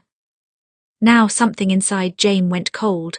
When something was wrong, Arya was the first to notice it, if no one had seen her. "I'll find her," Jaime said, stepping back. "I'll find her now." But Arya was nowhere to be seen, not inside the walls of Winterfell or out. When he called out her name, it fell into the silence like a rock into deep water. She, like Bran, seemed to have vanished without a trace, but Jaime was not willing to accept that she was missing until he went to the Godswood. There, in the snow near the wheel of Bran's chair, he found a tiny knife. Her knife. "Fuck," Jaime muttered, which did not even begin to cover the situation. By the next morning, barely anyone in Winterfell had slept, least of all Catelyn Stark. She sat in the great hall with Sansa and Talisa, pulling at the dry skin of her nails. Every part of her was exhausted, but her fear-laden heart would not allow her to sleep. Robb and his men were still out searching with every hound in Winterfell. The Lannister men had gone out searching in the other direction, but neither had yet returned, and Catelyn had an awful sense that when they did, neither her son nor daughter would be with them. Gods, why were her children always in such danger? Ever since Bran had first tumbled from the tower, each one of them kept tumbling into greater and greater troubles, and she kept praying for their return. Those prayers had worked for a while. After Bran fell, she prayed for him to awaken, and he did. When Robb rode to war, she prayed he would survive it, and he did. When her daughters had been taken prisoner in King's Landing, she prayed that they would return to her. Sansa had, then Arya too, though she was not truly free. When Bran and Rickon had been held hostage by the Greyjoys, she prayed they would not be harmed. They survived. She prayed that Robb would return from the south when he rode to swear loyalty to the throne. He had. But as of late, her prayers were beginning to fail. Rickon fell sick and she prayed that he would survive, but he had died. She prayed that her children would not fall into any more danger, and now Bran and Arya were missing. Perhaps she had run out of favour with the gods. Perhaps she had used up all of her prayers. They will be fine, Sansa murmured. Wherever Bran is, Arya is with him, she'll protect him. Who will protect Arya? Catelyn asked. She'll protect herself, Sansa said. She protected herself in King's Landing, didn't she? Yes, Arya had survived nearly 4 years as Tywin Lannister's ward. Catelyn had to believe she would keep surviving. But if she didn't? What if she didn't survive? Only Catelyn's grandchildren seemed immune to the panic. Talisa had not told them Bran and Arya were gone. She told them their father was out on a ride and would be back soon. Little Ned toddled carefree around the hall, playing with a toy soldier on a horse, imagining it was Robb. Lyanna crawled after him, nipping at his heels, pretending to be a wolf, and little Ben slept soundly in his mother's arms. Don't bite too hard, Lyanna, Talisa called with a soft smile. You don't want to injure him. I do, Lyanna replied with a big smile. Catelyn wondered if she even knew what injured meant. She remembered when her children had been that way, running carefree about Winterfell, naive of any troubles in the world. Bran and Arya chased each other and competed to hold a toy sword. Sansa screamed and protested when she accidentally got caught up in the chase. Robb was quick to separate them all from each other, all while little Rickon laughed and laughed. Gods, what she would do to have those days again, to have her children not know war or death. The doors to the great hall opened and Catelyn stood as Robb entered. She looked for some hope in his face, some good news, but his face was grim and his silver eyes were hopeless. The trail is dead, he murmured. We don't know where they are. Behind him limped a wolf, Summer. He had taken an arrow to the shoulder and was whining desperately under his breath. Long ago, Summer had fended off an assassin meant for Bran. No doubt he had tried to protect Bran again. But whoever took her son and daughter was prepared for wolves. Jaime Lannister returned with the same news hours later. His men had no better luck with the trail. Whoever took Arya and Bran knew how to cover their tracks. Wildlings maybe, Talisa suggested. Jon did say they were preparing to attack the wall. You say wildlings are good at moving without being seen. Wildlings, aye, it's possible. It wouldn't be the first time they threatened Bran, Robb said, but Tywin Lannister's letter makes me wonder otherwise. What was in the letter, Lord Stark? Jaime asked. What did he warn you about? You don't know, Robb asked suspiciously. My father rarely shares plans with me, Jaime said. We have a complicated relationship. Robb exhaled. He warned us about 2 families, the Boltons and the Freys. The Boltons were here a few days ago. But they acted in the interest of our family. I had Arya watching them and they did not do anything to cause suspicion. The Freys then, Jaime asked. It's possible. If it's either of them, they will let you know. They'll want something in exchange for the safe return of Arya and Bran. Something, Robb repeated. Will it be a price I can pay? Jaime hesitated. I doubt it. Whatever the case, I should send news of this to my father. Why must you bring him into this? Catelyn muttered. She had no more desire for the Lannister to interfere in the affairs of her family. Where they went, hardship always followed. Because he will want to know, Jaime said. She is his ward and that's common knowledge. This may be a play against him as well. A play against him, as if he would care. Catelyn glared up at Jaime. He would not lift a finger to help her. That may not be true, Robb murmured. What's that you Lannisters like to say about debts? You always pay them, do you not, good and bad? Yes, Jaime said. And your father owes my sister a great debt, one that could not quite be paid by a sword, Robb murmured. So she told you, Jaime said. Father would be angry at that. Catelyn looked between them. What is he talking about? Jaime exhaled. Over a year ago, my father was almost assassinated. The culprit hoped to throw the Starks and Lannisters back into war with each other. Without my father around, Joffrey would have killed Robb without hesitation, which your daughter must have known because she was with my father at the time of the assassination attempt. She saved his life. Catelyn did not know how to process this. Imagining Arya fighting off an assassin was almost impossible to her. Imagining Tywin Lannister owing her girl a life debt was even more impossible. That's the reason for the sword, Jaime said, but it's not exactly equal payment. No, and if your father takes debt seriously, he will respond, Robb said. Write him, and we will see what his word is worth. Jaime Lannister sent the letter with a rider to be sure it reached his father, and then they waited to hear from Arya and Bran's abductors. A fortnight later they received a letter with the seal of House Frey. Robb called on both Catelyn and Jaime Lannister when it arrived. The two towers made Catelyn tremble with rage. Walder Frey had always been an awful man. Ever since she was a girl she loathed him. Now her fury only grew, and it kept growing when Robb broke the seal and read the letter. Give us what was promised, and we will give you back what's yours. Catelyn's heart thundered in her ears as her gaze went from the letter to the envelope. There was still something in it, something with weight. Robb's hand was shaking as he looked inside. Show me, Catelyn muttered. Robb shook his head once. Mother. Robb, show me. Robb exhaled and turned the envelope upside down. Two small fingers tumbled onto the table, the smallest fingers from someone's right hand. Catelyn thought she might vomit. If hatred alone could kill a man, Walder Frey would have choked right then. Whose fingers are these? Jaime muttered. Arya's or Bran's? From his place on the ground, Summer let out a soft whimper. Catelyn swallowed hard. They're Bran's. Then what about Arya's fingers? Robb asked. Will they come later if we do not respond quickly enough? Maybe, Jaime said, unless Walder Frey has gone completely mad. Tywin received the letters within days of each other. The first letter came from Jaime at Winterfell, short and to the point. Arya is missing, so is her brother Bran. We suspect someone has taken them. We are doing everything we can to find her. Anger rushed through Tywin when he read the words. He had expected someone to strike back at the Starks, but not so soon. If he had sensed an immediate threat, he would never have allowed Arya to go north. She was not meant to be caught up in this mess. He had two immediate suspects in mind. The two families he wrote Robb Stark about, the Freys and the Boltons. After Jenna warned him of the Freys, Tywin had set Varys and his little birds on the task, and he quickly found that Jenna was right. The Freys had not relaxed since the end of the war. Oddly, Lord Walder had been sending quite a few of his sons out to talk to the small folk most affected by the violence, as well as the smaller noble houses of the Riverlands. They did so under the guise of charity, of helping the affected, but Walder Frey did not have a single charitable bone in his body. Of course there was another purpose. The people of the Riverlands do not think fondly on you, which is no surprise, Varys had reported to him, but they seem just as angry at Robb Stark. They say he used the Riverlands as his battleground and that the Tullys let it happen because he was family. They view the Freys more favourably. In time, the other lords will join them.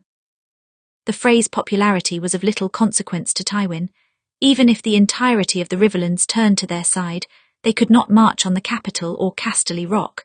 The Riverlands were broken by the war, but it was notable to Tywin that the Freys were working to undermine the Stark and Tully names as well.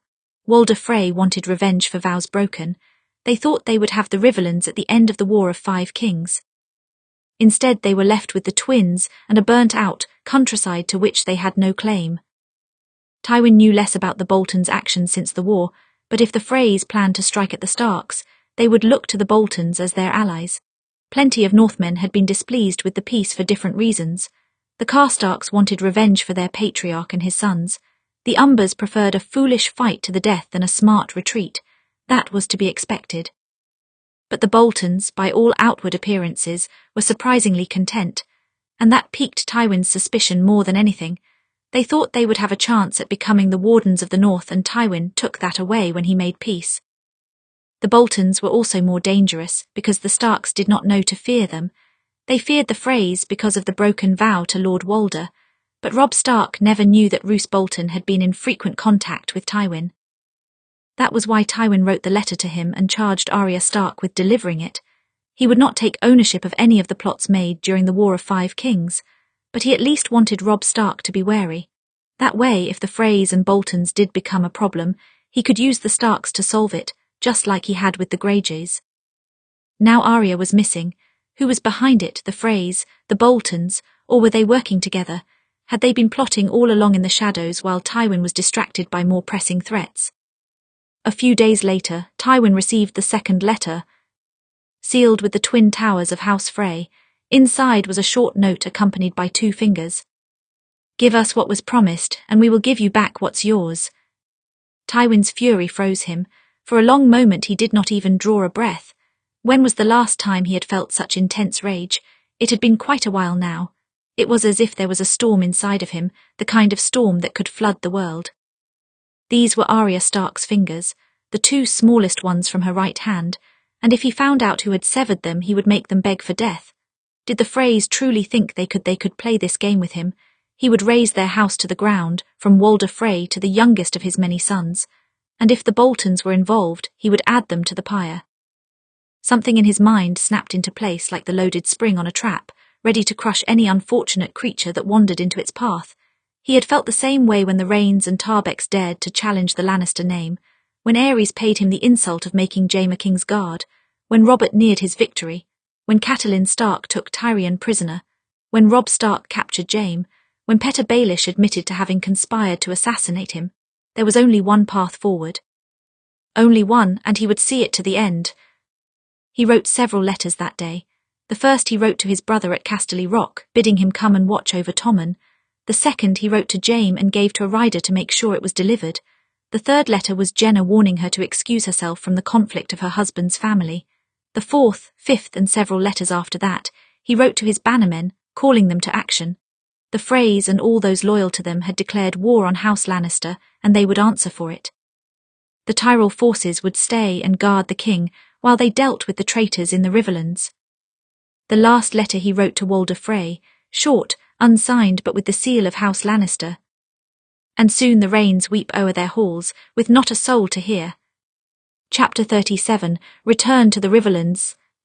For Robb there was only one path forward, but it was a desperately tricky path to walk. Walder Frey's letter to Winterfell was an act of war against the Starks, and Robb had to respond in kind, by calling his banners. But there was an immediate problem with that. Not 1 moon ago, many of the Northmen had already pledged parts of their army to the Wall to help beat back Mance's raiders' army, and Robb could not call them back. Mance was as much a threat to the north as Walder Frey. If he called his men away and marched south instead, the discontent would only grow. Robb Stark thinks only of his family, they would say. He pretends to care for the north, but when he faces a choice, he would damn us all for the lives of even one sister, just like with the Lannisters. But Robb could at least call on the men who had elected not to send men to the Wall. He could not order them to fight for the Watch, but he could order them to fight for his family. Every house sent some men, even if only a few. Some houses, like the Umbers, had sent half their forces to the Wall and sent their other half to Robb. Other houses, like Glover and Manderley, sent the majority of their forces to Robb, having doubts about the true threat of the wildlings. Their loyalty, they said, belonged to House Stark first. Even the Boltons, who had sent most of their people to the Wall, sent some people down south for the cause. It was fortunate that the Northmen did not much like the Freys, especially after they had pulled their forces away in the War of 5 Kings. They had no qualms with going to war with them, so Robb had at least some sort of army, even if it was small. The Tullys would be another crucial addition to their numbers. Robb's mother saw to it that they joined them.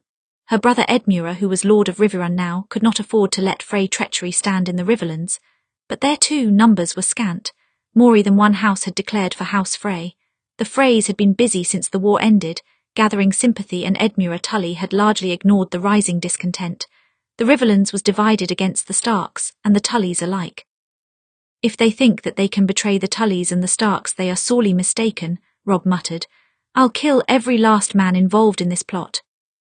If we get Bran and Arya back, we can, his mother replied fiercely, and if they kill them, we will make them plead for death. Sansa and Talisa were to stay behind at Winterfell to manage things there, but Robb's mother could not be persuaded to do the same. She was determined, just as with the last war, to accompany him. After all, this was a war against her homeland as much as it was a war against the North, and she would not leave Bran and Arya behind, not after losing Rickon only a few moons past. Robb was anxious to leave Winterfell. He was anxious to leave Talisa and the children. Little Ned and Lyanna wouldn't understand why their father was suddenly gone for so long, or why their uncle, who had been living at Winterfell for as long as they could remember, was no longer in his chair. Little Ben would be too young to understand anything at all. And how could he begin to explain it to any of them? How could he begin to explain the cruelty of war? "I'm sorry," Robb told Talisa before they said goodbye. "There was not supposed to be another war anytime soon." "It would have happened eventually. There are always more wars to fight." Talisa grasped his hands in hers. "If not for the children, I would go with you." Robb glanced over her shoulder at where little Ned was sitting cross-legged on the floor, pushing a toy ship across the rug.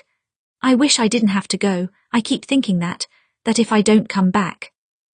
Talisa shook her head and pulled his lips to hers. They had been wed for 5 years and still, her lips had not lost their power over him. From the first kiss they shared in his tent all the way to now, their feelings had not dulled or died. After a long moment she pulled back and looked up at him. "You will come back," she murmured. "I know you would not leave your children without their father." "My father did not mean to do that either, but he did all the same."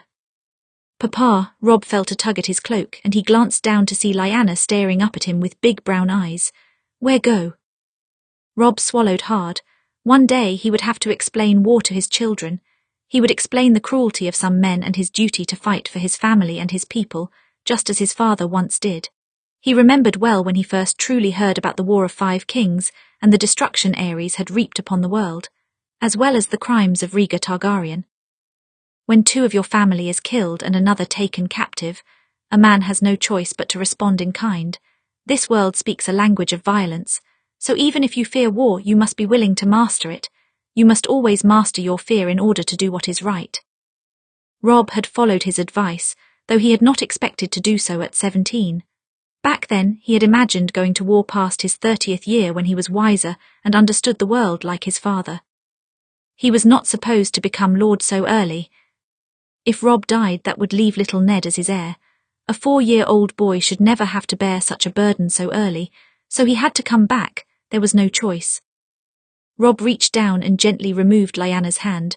"I'm going south. I'll be gone for a little while, but I'll be back." He smiled at her. "I promise." Lyanna nodded once. She wasn't quite old enough to understand what a long time meant. Robb bid farewell to the rest of his children, then gave one more kiss to his wife. As they rode out from Winterfell, he looked back over his shoulder to see her watching from the battlements along with Sansa. They would manage affairs fine on their own. He just had to return to them. They took as straight a path as possible to the Riverlands. With the Freys in open rebellion, the bridge would be closed to them. Instead, they would have to attack from both sides. Robb and the Northern Army marched south and set up camp on the east side of the river. The Tully forces, meanwhile, sailed to the Cape of Eagles and set up camp in the west. Seaguard, of course, would be the ideal port from which the Tullys could launch their attack, but they were loyal to the Freys. It was not a surprise, Robb supposed.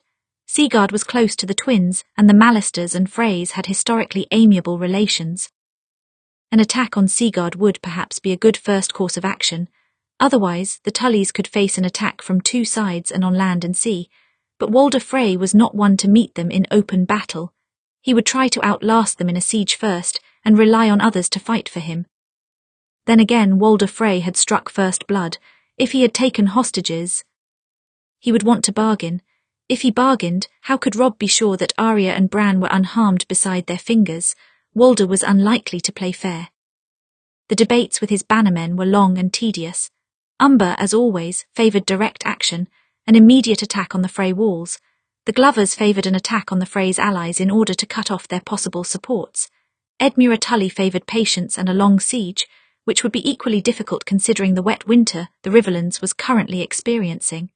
Ice fell often and their men would weaken over time while the Freys stayed safe within their walls. A notably absent voice was Roose Bolton's. He had sent men to represent him but had not come himself. Apparently he had elected to go to the wall to fight for the North, along with his bastard son. Robb was made suspicious by their absence, but then, if they were in league with the Freys, why send men to the wall? There were problems coming at Robb from all sides, just like the last war. The wet winter made poor conditions for a siege. His bannermen were constantly squabbling with the Tully bannermen. The common folk in the Riverlands hated the names Stark and Tully, and seemed to blame them for their troubles. Multiple foot soldiers were attacked, and some murdered when they tried to go to various towns for ale and women. And if the soldiers retaliated against the commoners, sentiment against them only increased. They were short on manpower, they were short on morale, they were short on resources, they were short on time. There was one family that had the resources and the manpower, but even if Tywin Lannister did arrive, the conflict amongst Robb's men would be immeasurable. Walder Frey was their opponent, but even in the peace, his banner men hated the Lannisters. The Riverlands hated them even more. Would they fight alongside them for the greater good? Robb was wary enough of his bannermen's hatred of the Lannisters that he kept Jaime Lannister well away from them all and in constant disguise.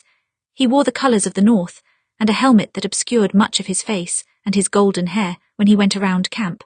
The Karstarks would kill him if they knew he was here after all, but Robb wouldn't very well leave Jaime Lannister at Winterfell when he was not there to watch him. He did not trust the Lannisters that much. If Jaime Lannister had any plots, he did not make them known. Surprisingly, he was keen to help Robb with strategy after the other lords had left. Robb asked him more than once why he had not ridden back to King's Landing already. "You are a King's Guard, aren't you?" Robb asked one evening. "Isn't your place by your nephew?" "My father charged me to escort Lady Arya to Winterfell and to escort her back to King's Landing," Jaime said. "I've only done half of that job." "There were extenuating circumstances," Robb said. "I'm sure your father would understand." "Have you met my father, Lord Stark?" Robb sighed, leaning over the map again. He had stared at this map for hours at a time, waiting for a clear path to present itself. He did not want to rush into a hasty attack that would lose them more lives, but he worried for Bran and Arya the longer they stayed in Walder Frey's hands. "It doesn't explain why you would risk staying amongst Northmen who loathe you." "This helmet is actually working quite well as a disguise," Jaime said. "What do you care for my motives? I'm helping, aren't I?" "Maybe I don't trust your help," Robb said. "That is fair." "I know it's fair, so what are your motives?" Jaime paced around the table, tracing the fingers of his left hand along the edge. "You know, your sister is quite irritating." Robb glared up at him. "What?" "Irritating, stubborn, very few survival instincts. It's rather lucky that my father likes her so much." "He owes her a debt, you mean?" Robb muttered. "No, that's not what I mean," Jaime said. "But if we're speaking of debts, I owe her one as well. After I lost my hand, I was rather hopeless. You should have seen me wandering about the castle like a ghost. I wasn't anywhere close to my usual charming self." "Charming is a charitable word for you, Kingslayer," Robb said. Yes, Jaime said.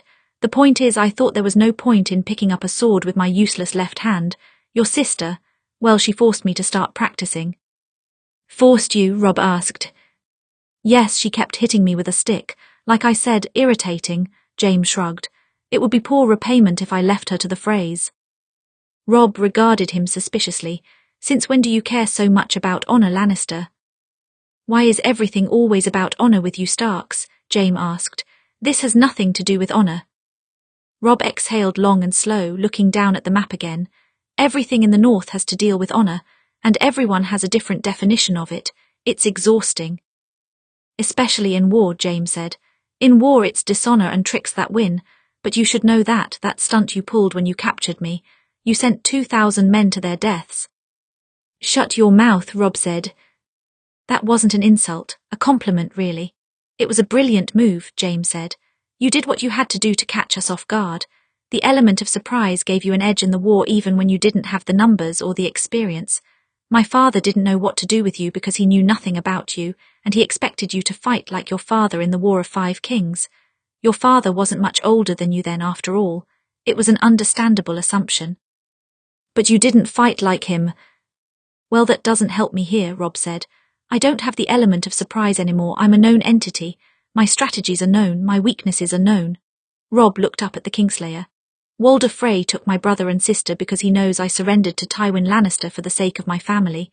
He has been preparing for this day for some times, preparing food for a siege, preparing hostages for an attack, preparing allies to attack us from all sides.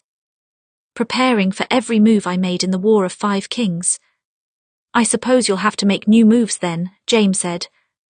"Easier said than done," Robb said. "Any suggestions?" "Maybe," Jaime said, "but I'm not the strategist. My father is. You'd be better off talking to him." "He will be a whole new problem to deal with. He has the men we need, but if he comes, how will I keep my men from dissolving into a fight?" Robb asked. "When he comes," Jaime paced over the table and poured a shallow cup of wine. "That's half the reason I'm here. I received word an hour ago. My father is coming. He'll be here in a few days' time. Robb sank slowly into his chair. Why didn't you lead with that? You seemed very anxious. Did I, and do I seem relaxed now? No. Jaime approached Robb and handed him the cup of wine, but at least you won't have to deal with me in your camp anymore. Robb took a long draught of the wine, wishing for it to dull his nerves. Small victories. At dawn 2 days later, when Jaime saw the Lannister flags on the horizon, he stole away from the northern camp with his men and rode to meet his father. He did not want to be amongst the Northmen when the chaos erupted. He felt rather sorry for Robb Stark. He was in a bad situation no matter which way he turned. He discarded his helmet the moment he arrived and was quick to find his father's tent. His father was surveying a map much like Lord Stark's, a steely glint in his eyes. He did not look up when Jaime entered, but he saw him none the less. So, how did you come to misplace Arya Stark? Are we truly blaming me for this? Jaime asked. There are at least 5 others you could blame before me. I'm not here to blame anyone. I'm here to pay back the Freys for their defiance, Tywin said. Tell me what happened from the beginning. There's very little to tell, Jaime said. The day before we were meant to leave, Arya was with her brother Bran in the Godswood. Sometime between the afternoon and the evening, they went missing. The Starks received 2 of Bran's fingers from the Freys a fortnight later. We assume Arya was taken with him. We have no way of knowing if they are alive. If they bothered to send fingers, they are alive, Tywin said, packing around the table. They didn't send Arya's fingers, Jaime said. Yes, they did, Tywin replied. Jaime was amazed. Were the Freys truly that stupid? Even if his father did not have a fondness for Arya, such a gesture was an insult he would never let pass. It felt out of character for Walder Frey to behave so recklessly. Had age made him senile? Which hand? Jaime murmured at last. Her right, Tywin said. Jaime exhaled. Well, that's some good news. She has her fighting hand still. She won't get a chance to use it if they are smart, Tywin said. She's fought her way out of many situations, but she's not invincible. They will kill her if she puts up to much of a resistance. She's smarter than that, Jaime murmured. His father nodded once. I assume you warned Robb Stark of my arrival. Yes, Jaime said. This is going to cause a bit of a divide in the northern camp. Good, Tywin said. Not everyone in the northern camp is to be trusted. Chaos will draw out the traitors like poison from a wound. Have the Boltons ridden south? A small group, Jaime said. It's actually a bit complicated. There are less Northmen than usual because many able-bodied soldiers left for the wall. Apparently Mance Rayder has an army of 100,000 wildlings. 100,000? It's unlikely any man could force cooperation from even 1,000 wildlings, Tywin said. Ned Stark's bastard seemed sure of the number, Jaime said. Roose Bolton apparently sent a great deal of men to the wall. He went himself if his men are to be believed. We'll investigate that claim, Tywin said. This is too convenient a time for the northern forces to split in 2. I wonder if Ned Stark's bastard has other designs in mind. Highly unlikely, Jaime said. The boy is more like his father than any of the rest of them. Sincere to a fault, and he adores his sister. I think this might be an awful coincidence. Tywin exhaled and sat at his desk. Perhaps. Jaime studied his father. You don't seem well. I'm tired, his father muttered. Every time I deal with one problem and 2 rise up in its place. After the War of 5 Kings, I was forced to handle Joffrey. Then I had to handle your sister. Now that a more stable king is in place and she is home, the Freys are in open rebellion and the wall is in danger of being breached. By the time this war is over, I'm sure that Dawn will decide to take its turn at rebellion, or perhaps the Targaryen girl will finally make her journey across the sea. Perhaps, Jaime agreed. He was beginning to understand why his father took such a brutal approach to dealing with enemies. He had massacred the Reynes and Tarbecks down to the last child. No one could return for revenge if they were dead. I wonder, father, do you still sleep? Rarely, Tywin said. I suppose Robb Stark will be riding to meet with me soon. Yes, Jaime said. Good, Tywin said. We'll see how willing this boy is to do what is necessary. Chapter 38, Blame. Robb did not bring any of his bannermen to meet with Tywin, which Catelyn thought was the wisest course. She had seen the chaos the Lannister lions caused in the camp when they appeared on the hill. Some of the men insisted that Tywin had come to fight for the Freys and would betray them at any minute. Others did not care if Tywin came to help or not. They did not want to fight alongside a Lannister. Some of the lords agreed with Robb that they needed all the help they could get. But even his greatest supporters were wary of the red and gold banners on the horizon. So Robb took Catelyn and Edmure with him along with a small passel of his most loyal guards to meet with Tywin, Edmure to represent the Tullys, Robb to represent the Starks, and Catelyn, well, she insisted on going with him. The lives of her children were on the line after all. Robb seemed to understand that because he did not argue with her. Catelyn was far more worried about Edmure dealing with Tywin than anyone else. Edmure had never been a clever man, and he wasn't particularly strong-willed either. Lord Tywin would sense weakness in him the moment he walked into the tent, and rambling, which her brother was prone to do, would not help their case. "Do not speak to Lord Tywin," Catelyn advised him. "Truly, I cannot emphasize that enough." "I'm Lord of the Riverlands, Cat. I can handle him," Edmure said. "You cannot," Catelyn said. "Don't speak." Lord Tywin did not have any of his banner men with him when Robb arrived, only Jaime. Catelyn wondered if the Lannister bannermen were reluctant to ally with the Starks as well. Robb had killed many of their men in battle after all. As much as her son hated Tywin, he kept those feelings to himself when they entered the tent. He bowed his head but only slightly. "Lord Tywin." "Lord Stark," Tywin glanced from Robb to Edmure, sizing him up. "Lord Tully." Her brother did not manage a reply. He simply gave a nervous nod. Tywin's calculating gaze had struck him dumb. Robb, fortunately, was not as easily intimidated.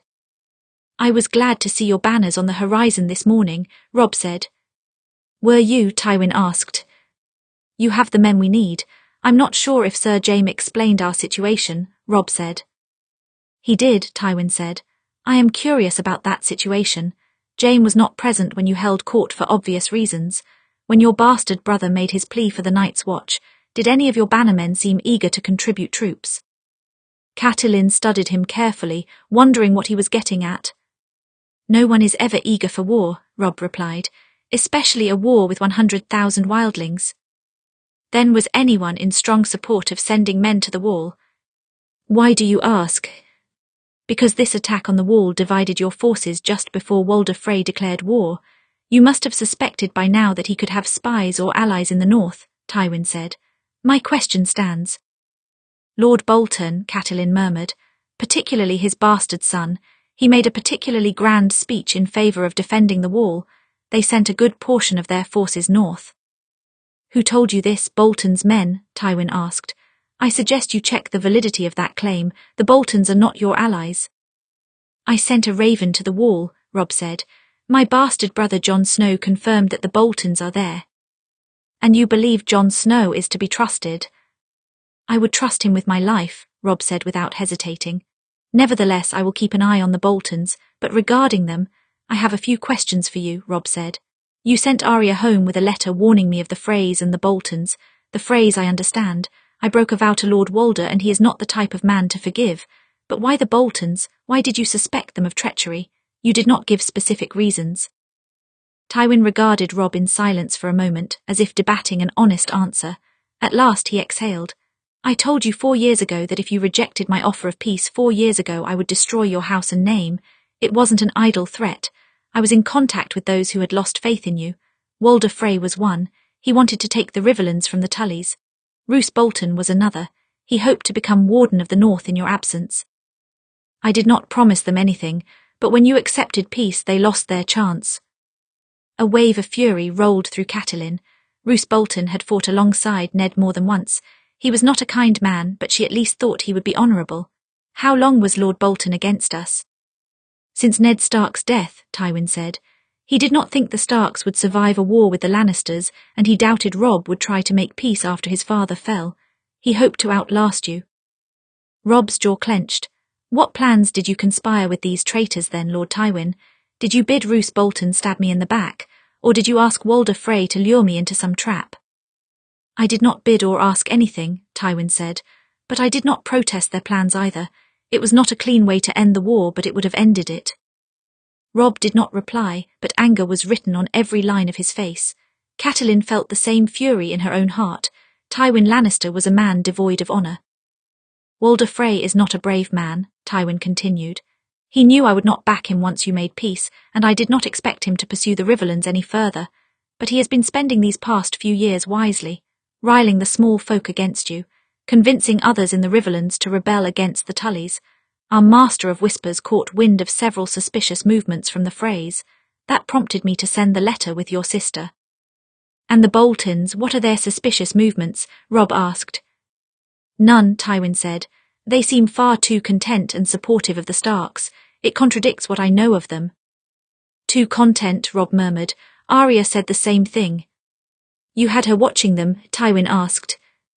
Yes, Robb said. She's usually rather good at going unnoticed, but they did notice her. Roose Bolton and his bastard both made a point to speak with her. I don't know much of the bastard, Tywin said, though I have no doubt he is dangerous if he's learned anything from his father. Apparently they both went to the wall, though now we have reason to check that again, Jaime spoke up. Arya has good instincts. If she suspected the Boltons of some plot, I'm inclined to believe her. Catelyn studied Jaime. It was strange for him to speak highly of Arya or put trust in her. But then, he had been acting familiar around Arya ever since he arrived in the north. She had wondered why more than once. I'll send men to investigate Lord Bolton, Robb said. If he is indeed in league with the Freys or has plots of his own, he may have other allies in the north. I don't want to move on him and lose the trail on the others. In the meantime, something else has me confused. And what is that? Tywin asked. Robb's eyes glinted like steel. Why are you here, Lord Tywin? Why am I here? Tywin repeated. This is a rebellion, Lord Stark. Yes, and you left us to deal with the last one alone. You offered no help with quelling the Greyjoys. I'm surprised to see you offer help now. Catelyn glanced from her son to Tywin. She wondered if he was trying to force some sort of confession from him, to admit that Arya had indeed saved his life and that he owed her a debt. Tywin was not one to walk into such a trap. Arya Stark is my ward. It's a personal insult to House Lannister, Tywin said. Most people don't go to war for their wards, Robb said. You're right, Tywin said. It happens that she is important to my family's legacy. Father, Jaime muttered under his breath. Suddenly the Kingslayer looked like he would like to disappear. Catelyn's eyes narrowed. What are you talking about? Tywin held her gaze. Arya is engaged to marry Jaime. Catelyn wasn't sure what she expected to hear, but it was not that. To her right, she was aware of Robb taking a furious step forward. She threw out her arm to stop him, though she wanted nothing more than to launch herself forward as well. At Tywin or Jaime, she wasn't sure yet. So that's your plan, a perfect way to keep Arya permanently in your hold, Robb snapped. I don't suppose you've told Arya about this. Actually, I have. She's known about the match for over a year now, Tywin said. I suppose I can understand why she didn't tell you. This is crossing a line, Lord Tywin, Catelyn muttered. Arya is still a Stark. And once she returns to King's Landing, she will become a Lannister, Tywin said. Robb hissed and pushed past Catelyn's arm, but as he stepped forward, Tywin Lannister stood to meet him, his expression hard. With his height, he towered over Robb. Don't try it, boy. Call me boy again, Robb muttered. I will, if you continue to act like one, Tywin said coldly. Weren't you planning to marry your sister to a Frey boy for that bridge, 10th or 12th in line for the seat of the twins? Robb's jaw clenched and Catelyn shuddered. Yes, they had promised Arya to one of Walder Frey's grandsons, and she would have loathed the match. It was a desperate time, and Catelyn had hated to do it, but at least it was a boy her age, not a Lannister, not the Kingslayer. Why hadn't Arya said something? Was she so desperate to keep her family from worrying, to keep the peace, that she would hide such a terrible secret? Isn't Sir Jaime a King's Guard? Edmure spoke up, breaking the tense silence. Everyone turned to look at him and he shrunk a bit. Kingsguard can't marry so. Jaime lost his hand in battle. He was unfit to continue as a Kingsguard, so King Tommen released him of his duties, Tywin said flatly. Right, of course, Edmure said, looking suddenly like he would like to flee. You were very quiet on that point, sir, Catelyn glared at Jaime. It wasn't for me to tell, Jaime muttered, fidgeting with the glove on his golden hand. She's a child, Catelyn snapped. Her 16th name day has passed. She is of age, Tywin said. Yes, and more importantly right now she's a hostage of the Freys, Jaime raised his voice. And she might die, who bloody cares who she's engaged to? He circled around Robb and Tywin. I'm leaving. This discussion is not at its end, Kingslayer, Robb said. Of course it isn't, Jaime sneered. By all means, convince my father to give up the engagement. Arya and I will both thank you for it. Robb was just barely holding his temper. If Tywin noticed, he remained unmoved. The discussion is at its end. My son could not change my mind, neither could your sister. What makes you think you have a chance? Robb gritted his teeth together and stepped back. For now we focus on fighting the Freys, then we can worry about the future. Tywin nodded once, packing back behind his desk. Robb made to leave and looked at Catelyn, as if expecting her to move as well. She did not. Go on, I will follow shortly. I would like to speak with Lord Tywin for a moment. Robb glanced from her to the Lord of House Lannister, worry in his eyes. He did not want to leave his mother to deal with a lion, but her boy forgot that she could be as much a wolf as him. She had teeth of her own. At last he nodded and left the tent, followed shortly by her nervous brother. Tywin Lannister did not look up from the papers on his desk. Why send your son away? I doubt you have secrets from him. I don't, Catelyn said flatly. But my son is determined to keep peace with you and has no choice but to be diplomatic. I don't want him to feel responsible for what I am about to say. Now Tywin looked up. He had colder eyes than any man Catelyn had ever met. Most would have been afraid of him, but she had a mother's fury to steady her heart and voice. You can't imagine how much I've hated you, ever since you snatched Arya away from me and to that viper's nest of a Capitol. I think your hatred is clear enough, Tywin said. You're only seeing the surface of it, Catelyn muttered. You could never understand just how deep it goes. In fact, I can, Tywin said. One of my children was used as a hostage once. Jaime was a man grown when Robb took him prisoner. I'm not talking about his captivity with Robb, Tywin said. I'm talking about his captivity with the Mad King. Catelyn did not quite know how to respond. He was a king's guard, not a hostage, the youngest king's guard in history. He was, but Aerys did not name him for his skill, Tywin said. He named him King's Guard to strike back at me. He robbed me of my heir, which was insult enough. But that wasn't his only intent. He wanted Jaime as a hostage. He wanted someone to burn if I ever moved against him, just as he burned your late husband's father and brother. He liked to watch people burn. Tywin plucked a wooden figurine from his desk. It looked like a game piece, a king with a broken crown. He rolled it in his hand, almost absently. I waited in Casterly Rock, wondering when Aerys would tire of keeping Jaime hostage. I wondered when I would receive word that my son was dead. Catelyn did not reply. Jaime Lannister was a Kingslayer who betrayed the man he was bound to serve. That was what Ned always said, and that was what she always believed. She did not consider why. Tywin looked up at her. I never received that word, but I paid Aerys back for the threat. I sacked his city and made way for his enemy to take the throne. And Jaime stabbed him in the back. I imagine you wish you could do the same. I imagine you wish that your daughter would run me through. She wouldn't have had to, Catelyn muttered. She could have just let you die. Now it was Tywin's turn to be silent. He set the king with the broken crown back on the desk in front of him. Robb blames himself for Arya and Bran's situation, she said. But I blame you. Your false promises, your games are the reason why the Freys are moving against us. I didn't promise the Freys anything, Tywin said. I won't debate semantics with you. You made Lord Walder believe you would give him the Riverlands. He didn't get them and now he's angry. That's the truth, Catelyn said. You couldn't beat my son in the field. You decided to use treachery as your weapon. You used treachery and my daughter to earn your victory. And now she's suffering for it. Tywin regarded her for a long moment. His gaze was hard and his jaw taut with tension. He stayed calm and controlled, however. Catelyn wondered if the Lord of Lannister ever allowed himself a single impulsive reaction. Do you think it more honourable to win a war on a battlefield, Lady Stark? Catelyn was caught off guard by the question. That is the object of war. The object of war is to win, whether on the battlefield or with letters, Tywin said. It isn't a game. If you lose, you cannot try again. And the longer you play it, more people die. I made certain arrangements so that the war would end as quickly as possible. If I had fought the war solely on the battlefield, countless more soldiers and small folk would have died. That does not seem honourable to me. Don't pretend the lives of others have ever mattered to you, Catelyn muttered. I don't pretend anything, Tywin said. I ended the war to secure the future of my family. but it did save lives whether I intended it or not. And this new war, Catelyn asked, will it save lives?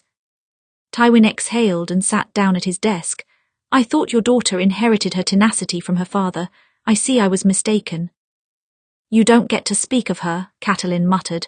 It's because of you she is in danger. You're right, Tywin said. Catelyn did not expect him to say it so bluntly. She expected more empty justifications, not a blunt admission. They took the boy to provoke your eldest son. They took Arya to provoke me.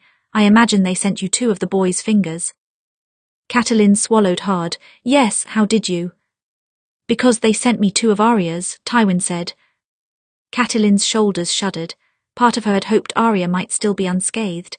Her daughter was strong and fierce, but to imagine her in pain was almost too much. Why send them to you? She's my ward, Tywin said simply. She's your pawn, Catelyn said. You took her to keep my family in line and you've used her for your own gain ever since then. Why should you care if she suffers? Does it matter? Tywin asked. Now his tone grew sharp, as if they were entering a conversation he did not want to have. I've brought soldiers to help your son, soldiers he sorely needs. I'm sure you would not turn them away. No, Catelyn said. No, we'll take your soldiers and your help, because it is the very least you can do after all of the hardships the Lannisters have wrought on the Starks. She lifted her chin.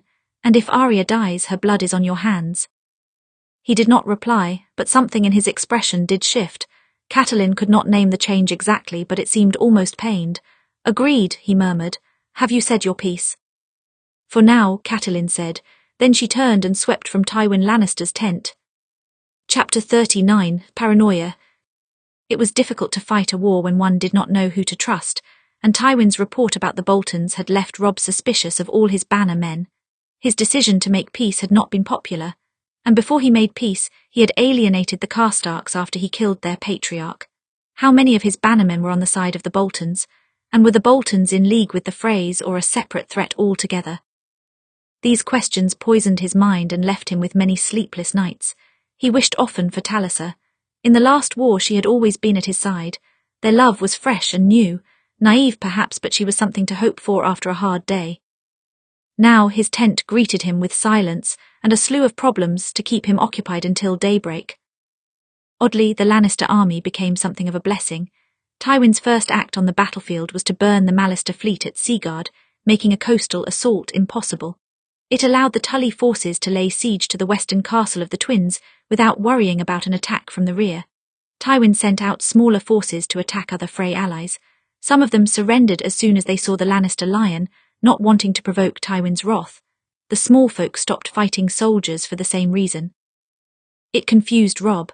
Had the Freys not told their allies that they planned to antagonize Lord Tywin as well? Was this a scheme of Walder Frey alone? It seemed foolish to pull the lion's tail and not expect a response. Even as the Lannisters cleared out the threats from behind them, Lord Tywin's presence only made the northern lords more combative. The Umbers were especially vocal about wanting him gone. They claimed that the North could fight its own battles. The Umbers had been the most vocally against the peace as well. Could they be with the Boltons? The Bolton men were quiet about the whole thing. They did not raise dissent and they followed orders without question. Robb didn't like it. It only made him feel more nervous. He suspected everyone of a possible plot. If the Boltons could turn on him, couldn't anyone else? They did not respect him as their leader, not since he surrendered to the crown. Lord Stark. They would never respect him like they respected his father. His father won a great rebellion to overthrow the Targaryen dynasty, but Robb. Lord Stark. Robb snapped out of his thoughts and looked up. He had nearly forgotten where he was for a moment. In Tywin Lannister's tent, listening to a report about the surrender of House Darry. It was a victory for their army, one less enemy to worry about, yet Robb had barely registered the words. Yes, House Darry, he murmured at last. That's nearly all of the Frey allies surrendered now. All but the Mallisters, yes, but they are not a concern without their fleet, Tywin said. The Lord of Casterly Rock was studying him closely. Robb tried to ignore it, staring intently down at the map on the table.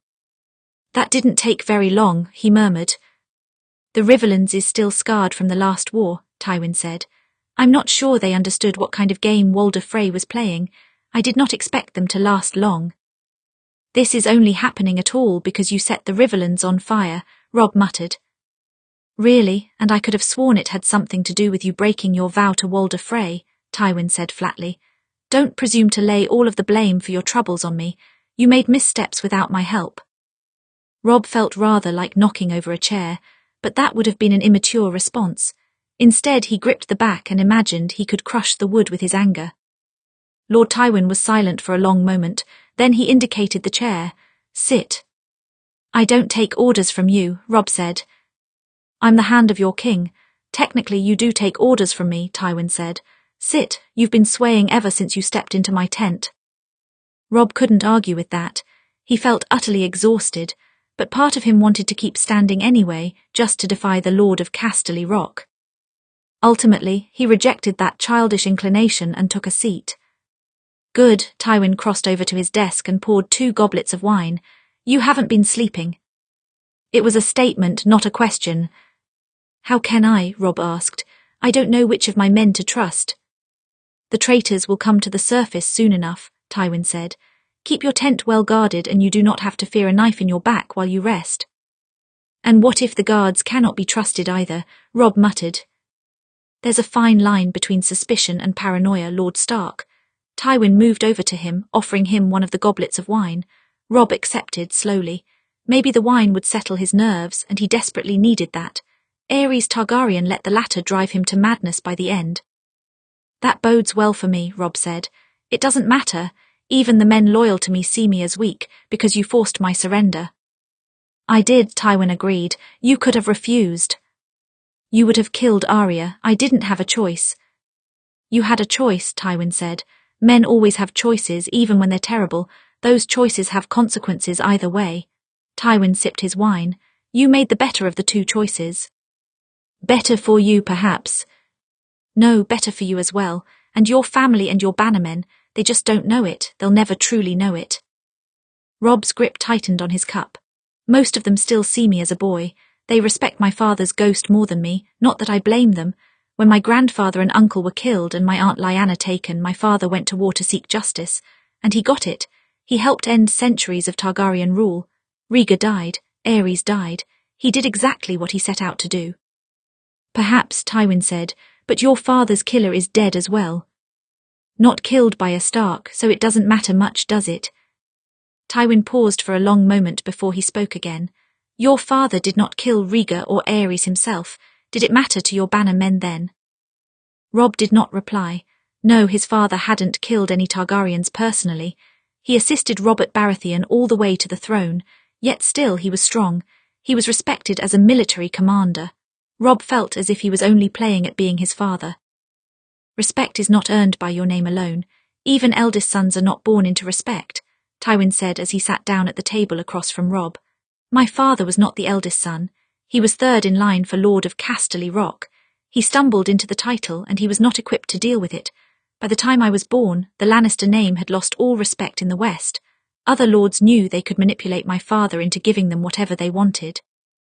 They refused to pay taxes. My father refused to force the issue. The responsibility fell to me. Now. Only fools disrespect the Lannister name. Do you know why? I assume you are going to tell me, Robb murmured. Because I was willing to do whatever was necessary to ensure my family lived on, Tywin said. You were willing to massacre innocents, Robb retorted. I know the story. You killed every Rain and Tarbeck down to the last child. And since then my bannermen have never rebelled against me, Tywin said. Robb glared down at his wine. My father's bannermen did not rebel against him. He never took part in a massacre.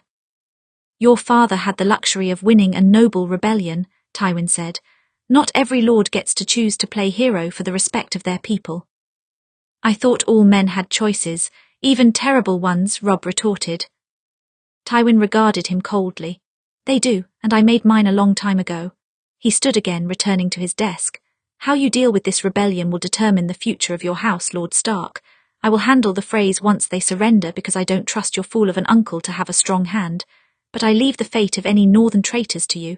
You will have a choice. If you make the wrong choice, you will have another rebellion on your hands in a few years' time.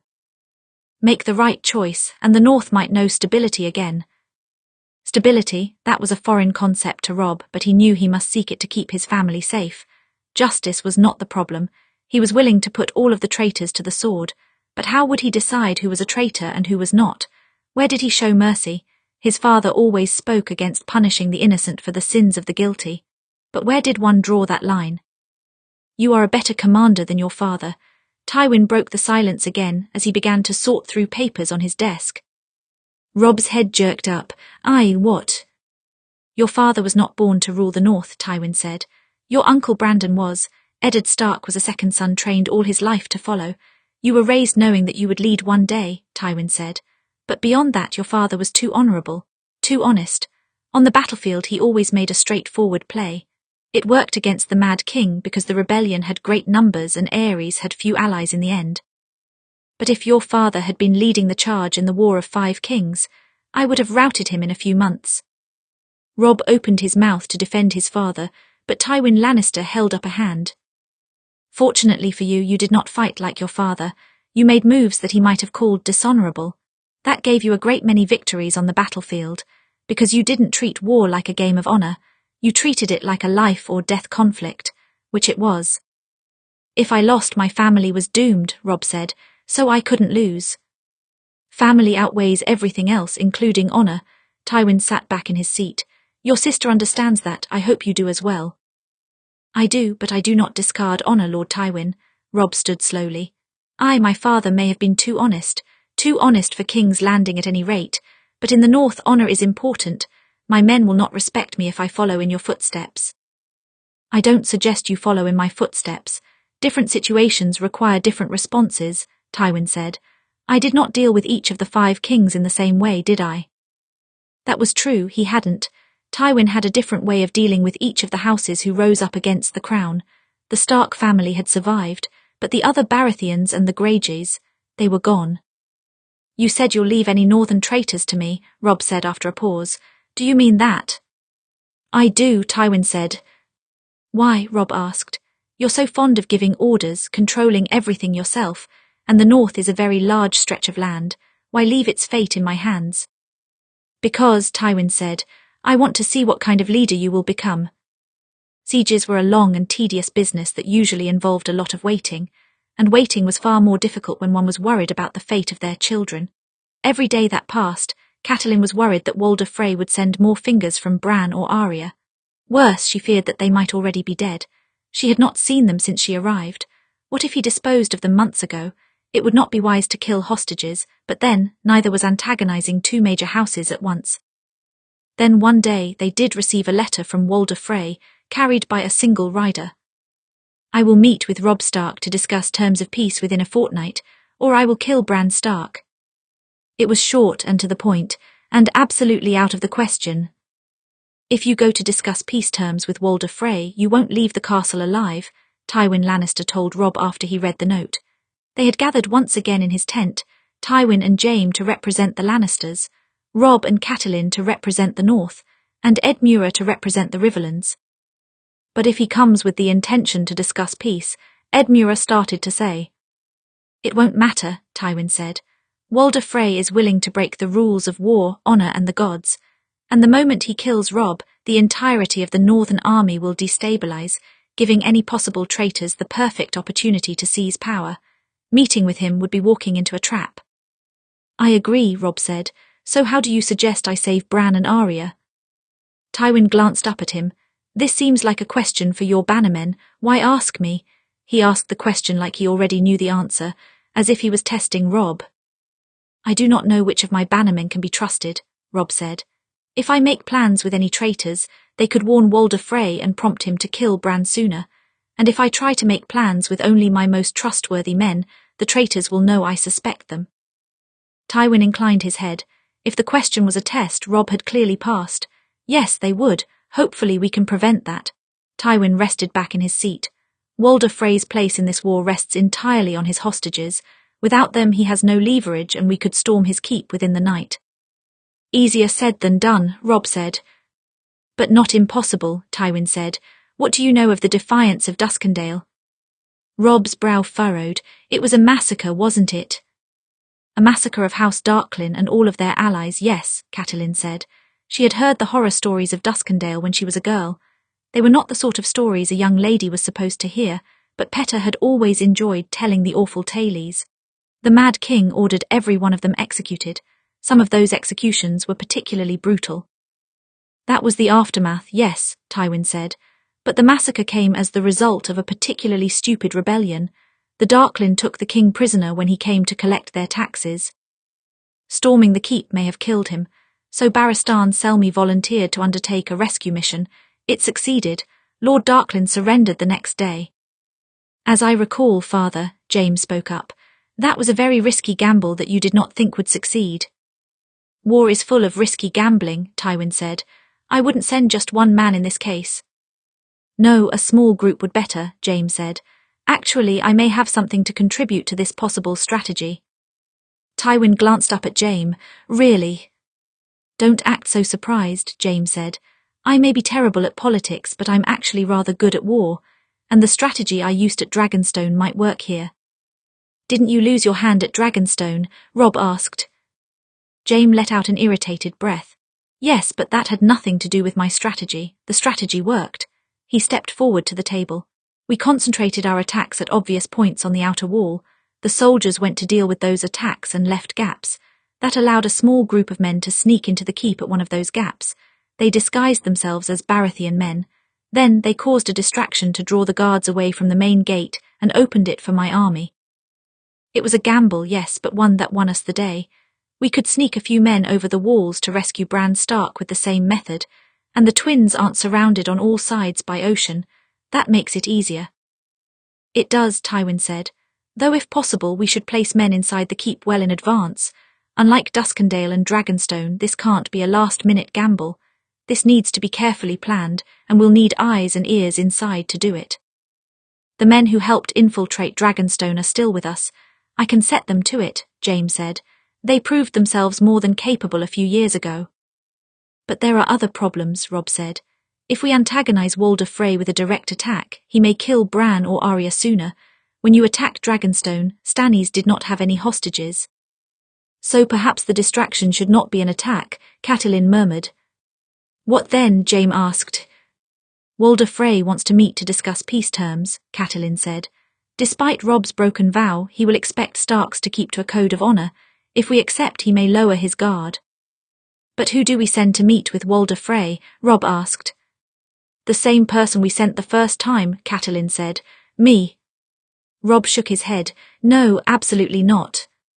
Robb's right, you can't go, Edmure said. He'll kill you too, Tywin pointed out, or at the very least add you to his collection of hostages. Of course he will, Catelyn said, which is why he will allow me to enter the keep.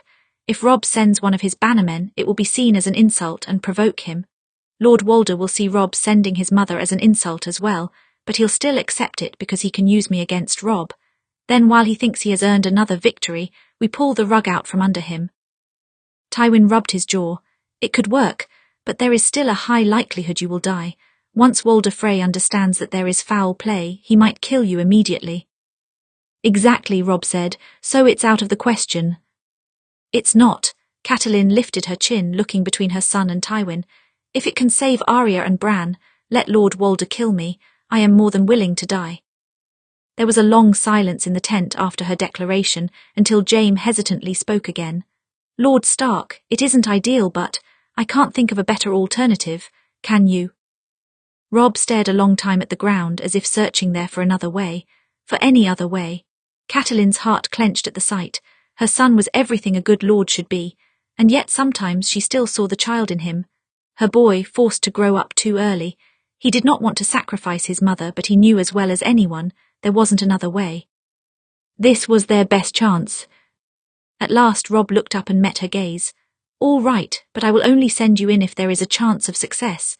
First, in order for this plan to work, we must get men on the inside. We must have a guaranteed opening. If we have that, then I'll send you. He swallowed hard. But only if you're promised to survive as long as possible. I will, Catelyn said. Robb turned back to Tywin. I'll send word to Lord Walder, agreeing to meet to discuss terms in a fortnight. I will tell my bannermen that I plan to send my mother to negotiate, and that we will cease our attacks during that time. If there is a traitor amongst them, word of my orders will find its way to Walder Frey. It will make him less likely to suspect.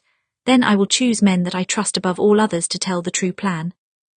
And if you choose wrong, Tywin asked. There's a fine line between suspicion and paranoia, Lord Tywin, Robb said flatly. If I don't have any men I can trust, then I am clearly not fit to lead the North. Tywin nodded once, as if satisfied with his response. I suppose you plan to lead the ultimate rescue. I do, Robb said. I won't truly trust anyone to do this but myself. It's not wise to put yourself in the crossfire. The North could easily lose its leader if things go poorly, Tywin said. I know, Robb said. As I said, we'll only go through with this if there's a reasonable chance of success. If your spies find no openings, then we will hold back, but if they do, then I will make sure that things do not go poorly. See that you do, Tywin said. With that, Tywin Lannister seemed to give his final approval for this venture. It was strange to Catelyn that they were plotting with this man at all, but an enemy of their enemy was their ally. And Arya and Bran came before any past grudges. Chapter 40, Plans and Plots. Jaime caught up to Robb once they left his father's tent. Lord Stark, might I have a word? You may have several if you'd like, Robb said. For a moment Lady Catelyn stopped to look back at her son and he waved her to continue on. What is it? You said you plan to lead the rescue mission yourself, yes? Jaime asked. Yes, Robb said. Men in the North respect action. They won't respect me if I send others in to do the work for me. Jaime nearly sighed. This boy really was his father's son. It occurred to Jaime, not for the first time, that he was holding a sword that by all rights should belong to Robb Stark, but now was not the time to discuss that. I'm not arguing, Jaime said, but I would like to join you. Robb studied Jaime for a long moment. Are you so eager to lose your other hand? No, I don't plan on it, Jaime said. I'm hoping the golden hand might distract them. Most men are used to targeting the right side. Even so, I doubt your father would approve. Of course he wouldn't. Why do you think I waited until we left his tent to mention it? Robb's eyes narrowed as he studied Jaime. Why then, why risk this at all? You're risking as much as I am, Jaime pointed out. They're my family, my responsibility. What's your reason? Jaime exhaled and flexed his left hand a few times. He really hated having this discussion. Did he really need to spell it out? I told you already, didn't I? I built my entire identity on my right hand. After I lost it, I thought I might as well die, because there was no point in it all if I couldn't wield a sword. Your sister is the one who made me pick up a blade with my left hand. You told me, Robb murmured. You didn't tell me why, though. Why did she do it? Oh, I don't know. She has this odd habit of saving members of my family. I don't think she even realizes she's doing it, Jaime sighed. Though really, perhaps she just wanted a sparring partner and I was there. Or maybe she's a genuinely good person. I'm not really sure. He was sure Arya Stark was a good person, better than most. Even if she had a strange way of going about her father's honor, she still had it. He hated to think of her trapped in the twins without her weapons. Fortunately, he had brought all of them south, her nameless knife, needle and winter's fury, just in case she needed them. Maybe he could pass one to her when they found her. Look, we can call it paying a debt and be done with it, Jaime said. I'd like to help save Arya. Is that so much for you to believe? Robb shook his head. It's not. Fine. Have it your way so long as you don't stab me in the back. Jaime's smile was sharp. Don't worry, I only do that to vicious kings. When Robb had left, Jaime returned to his father's tent. He was turning a Sivas piece in his hand, but he set it down when Jaime entered. What did you discuss with Robb Stark? Tywin asked. We are plotting to overthrow you so I can claim the title of Lord of Casterly Rock sooner, Jaime said snidely. Tywin gave him a look. I'm not in the mood for jokes right now. You're never in the mood for jokes, Jaime sighed. I just thought it would be important to get Arya a weapon as soon as possible. One of the soldiers on the expedition can carry needle easily enough, or her knife. Tywin nodded once. I suppose it's fortunate that she didn't have her swords with her. Otherwise they would be in the possession of the Freys. He sipped from his wine, but perhaps if she had her swords with her, she wouldn't have been taken. I couldn't say, Jaime said. I believe she kept them in her room to avoid drawing suspicion from the Northern Lords. That doesn't seem like her idea. No, if I had to guess it was her mother and brother, Jaime said. It doesn't matter, she'll be back soon, she'll be all right. He was half saying it because he needed to reassure himself. He was worried about her. Even though she was a fighter, he was still worried, because he had seen strong people die so many times in his life. His father did not reply. Jaime wondered if he was just as uncertain. After all, Walder Frey had not made any mention of Arya in his note. Had she fought back and earned a dagger to the heart, Bran was a more valuable hostage since he was a son.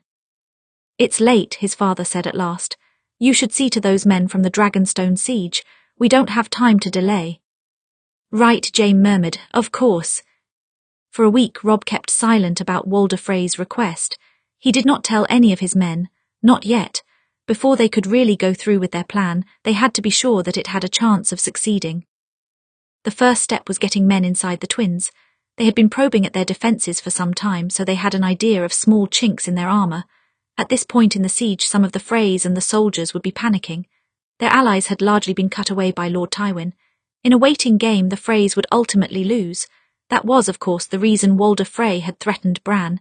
He was getting worried, desperate, and desperation meant weakness. They only needed a few to get inside the walls in order to make the plan viable, and Jaime Lannister ordered his men to do so by any means necessary. "There are ways to break a castle," Jaime said, "and I'm sure the twins are rife with conflict right now. Some of Walder Frey's sons did not want any part of this fool's conflict. I can guarantee that." "But will they be willing to turn against their father?" Robb asked. "Depends," Jaime said. "I hear he's the worst sort of person." At the end of the week, they heard good news. 3 soldiers had managed to get inside the castle and sent a 4th back to report. In proper disguises, they would be able to slip unnoticed through the twins, and they would be able to create an open to let Robb and Jaime's party inside. On top of that, they would be able to see how things really were inside the keep. The report was favourable. Nearly all of Walder Frey's sons were in a panic. They had expected to grapple with the North but not Tywin Lannister. That was not part of the plan.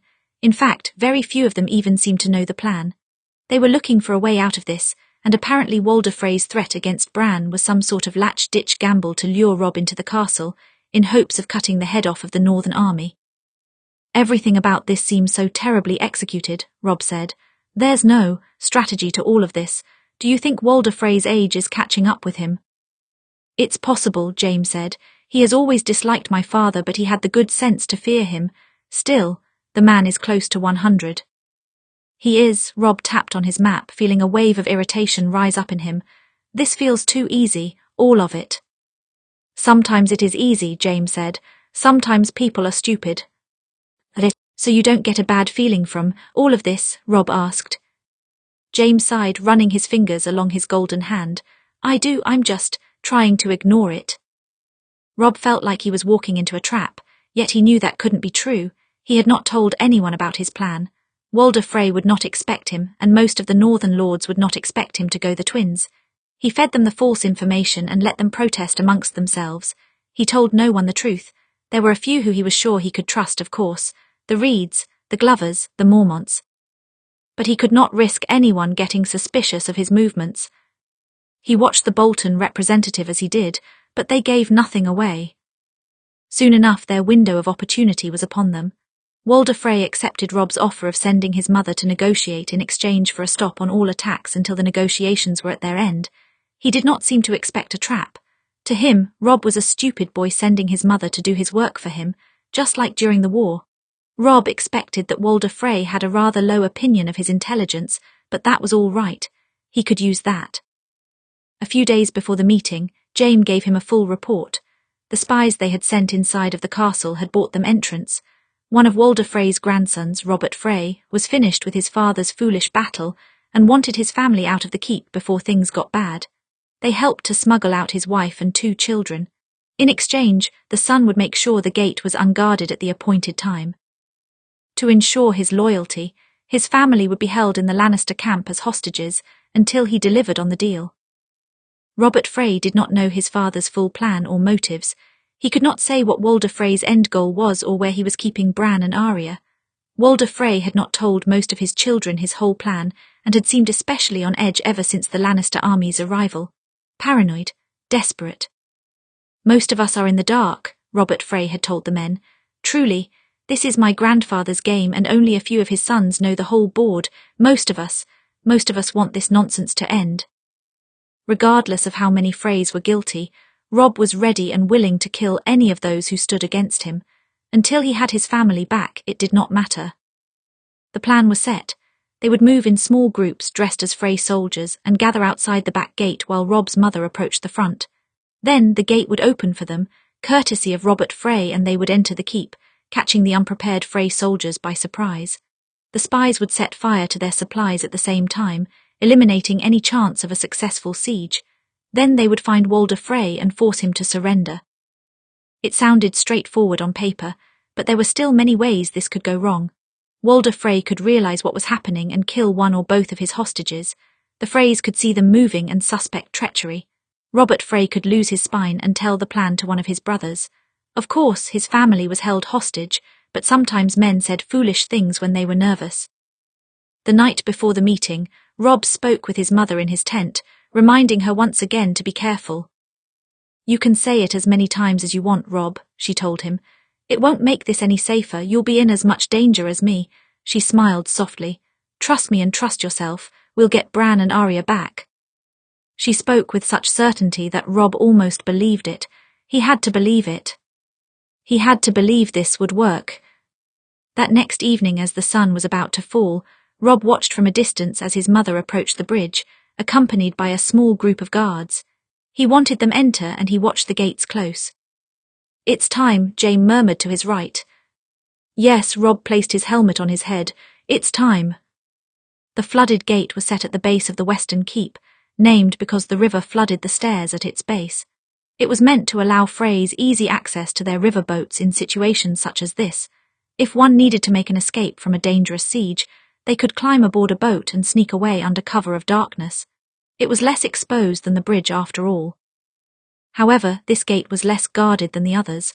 Archers could not see it clearly because the bridge blocked it from sight, and since it was marked by a narrow stairwell, it was easy to defend against any invaders who did manage to break through the portcullis. Fortunately for Robb, that was taken care of. There were no guards in the stairwell, and they found the gate open for them. And so, 24 men climbed easily up the stairwell and into the eastern courtyard. It was empty besides a couple of men, and they both bowed their heads at them when they arrived. Their spies. Robert Frey stood between them. "Cleared as promised," he muttered. "One of your men set a fire on the other side of the keep, small enough to look like an accident. I sent the guards here to help contain it." "Well done," Jaime said. "Seems you've held up your end of the bargain. When this is over, so long as you keep your tongue in check, you and your family will be free to go." Robert Frey exhaled and nodded. "Good, that's good."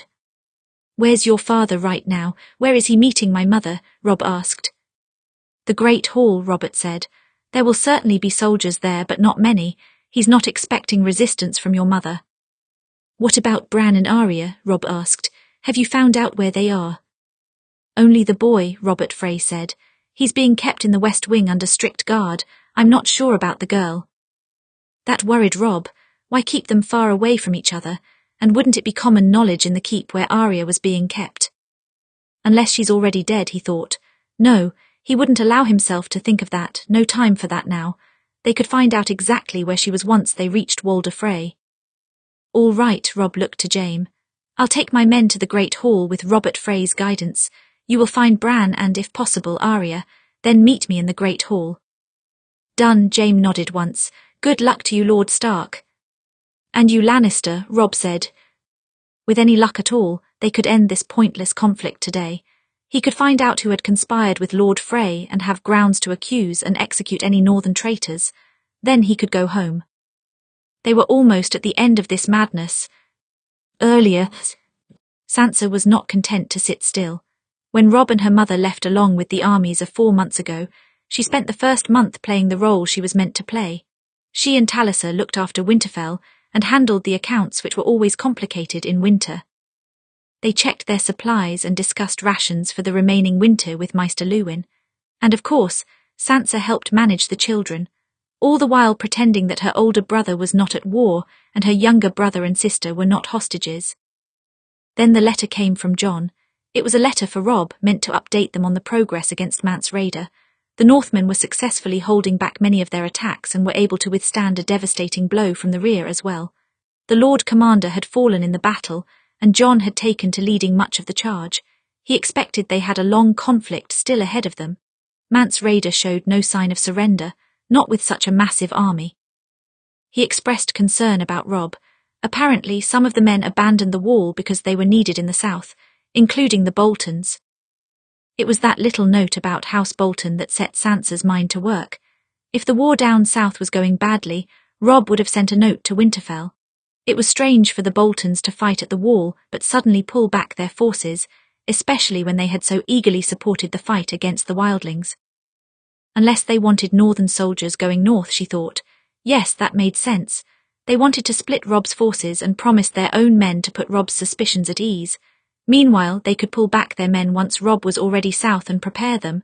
For what? An attack from the rear.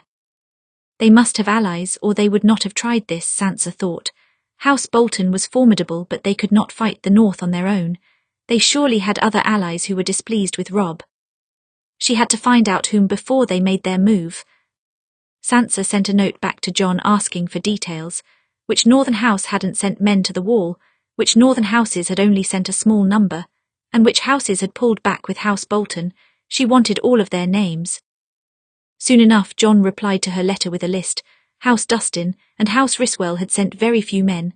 House Bolton and House Umber had sent a great many men but pulled several back. House Karstark, House Manderley and House Locke had sent none. It wasn't certainty of guilt, but she could not and would not wait around to find out. She had to find some way to judge their loyalty and send word to Robb. That next day she called the women of Winterfell to her. Many of them had husbands fighting in the war. Several more had lost their husbands in the wars of the past. Sansa had grown to know these women well in her past few years. She used to not pay attention to most of them, back when she was vain and thought mostly of herself. But after watching Cersei in King's Landing, she realized that she did not want to become like her, powerful but hated. She wanted to be loved, and to be loved she had to care for those around her. She knew all of their names, she knew all of their stories, she considered them her friends. Now she could only hope that they would help her. "I want to apologize," Sansa said. "I'm about to ask something rather dangerous of some of you. I won't force you to accept, but you would have my eternal thanks if you did." "We're used to danger, my lady," one of the women said. Willa was her name. "We've lived it for the past several years. We'll live it again if it helps you." Sansa smiled sadly. "I thank you. It has come to my attention that there are traitors in the north. House Bolton is the most certain of those traitors, likely their leader. But there are others who have betrayed House Stark and sworn themselves to the flayed man. They may be plotting against us as we speak." The women looked amongst each other. Sansa could see the concern in their eyes, and the confusion. What are we to do about that, they seemed to wonder. She understood. Often as a woman it was easy to feel powerless in war. "I don't want any uncertainties, though. I want the names of the traitors so I can warn Robb and he can fight them before it's too late," Sansa said. "I'd like to send some of you to the suspected houses to gather information. If you can find a certain list of traitors, then Robb can deal with them before they cause trouble." "Why ask us?" a soft voice asked. Jane Poole, Sansa's friend from childhood, had lost her father around the same time Sansa lost hers, down south at King's Landing. "We're women, they don't tend to notice us," Sansa said. "We can use that to our advantage." After all, Cersei Lannister had done the same. She used women as her eyes and ears throughout King's Landing. Women who most people did not care to notice. Women who could giggle and look pretty and non-threatening. Sansa didn't want to be Cersei Lannister, but that didn't mean she couldn't learn from her. "I won't force any of you to do this," Sansa said. "But if you're willing to go, to help my family and your husbands and sons step forward." Nearly everyone stepped forward. Those that didn't, Sansa offered a smile. "I understand, go about your days." Once they had left, Sansa was left with a group of 10 women. "The families I am about to name are suspected but not surely guilty. House Umber, House Dustin, House Ryswell, House Karstark, House Manderley and House Locke. Of course, House Bolton is our most major suspect, but I will not send any of you to the Dreadfort. It will be the most dangerous. It's safer to gather information from their potential allies." "Send me to the Dreadfort, lady," one of the women spoke up. It was Osha, lingering in the back corner, leaned up against the wall. The wildling woman had been just as restless as Sansa since Bran was taken. She was one of Bran's close companions for several years after all, and she protected him during the Greyjoy rebellion.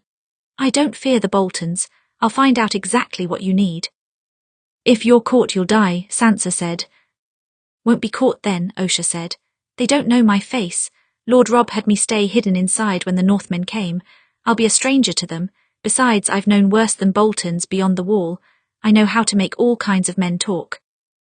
Sansa hesitated. Bran would not be happy if Osha died. He did enjoy the wildling woman's company, yet she didn't think she could stop Osha either.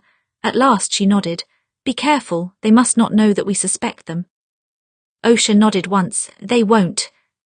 Sansa gave assignments to the other women. She sent them places that would not know their face.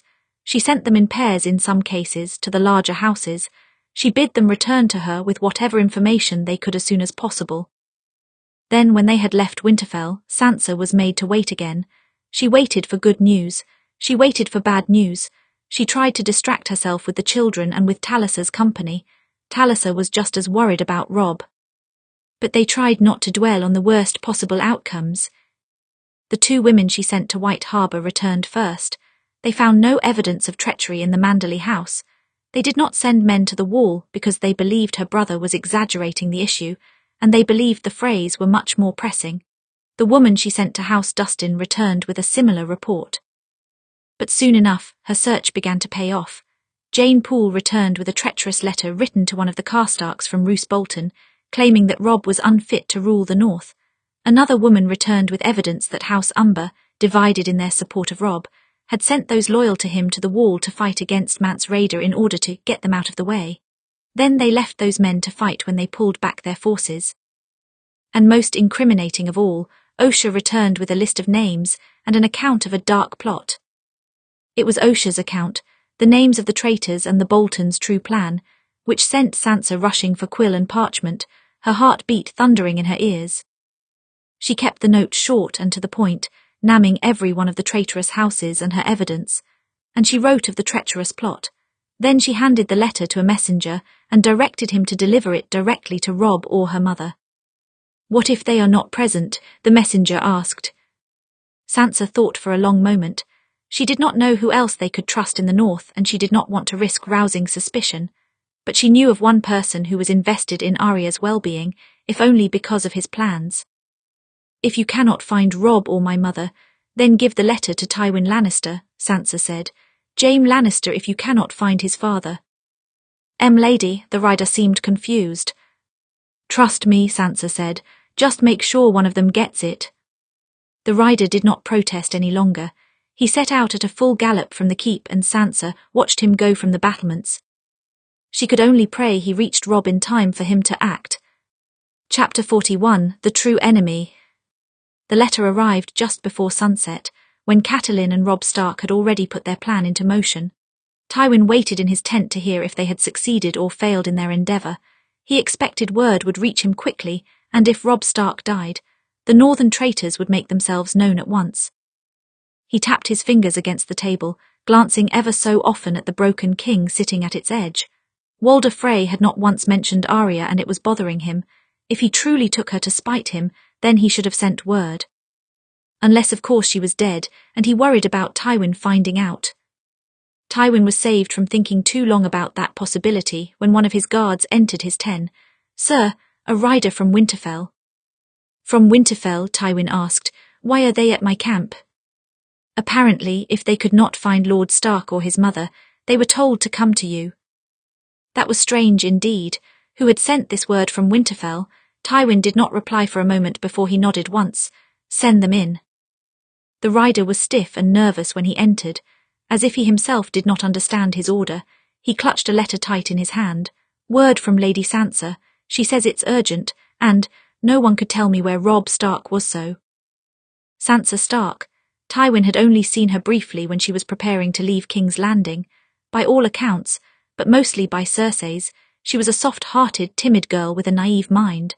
But even the most foolish northern girl would not direct a rider to him without some purpose. Robb Stark will return shortly. I will pass it on to him then. Tywin gestured quickly. Give it here.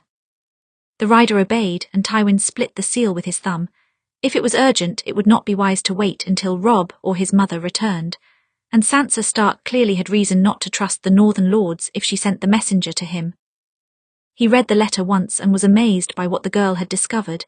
He read the letter twice and knew at once that he had to act. Here she listed the traitors to the north and her evidence.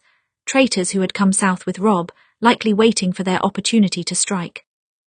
And right now, Robb Stark had ordered a cease on all attacks. Tywin stood and snapped his fingers at his guard. "Call my generals to prepare for a fight. We need the cavalry." The guard blinked in surprise, but the temporary truce will not be honoured by everyone. Goes now.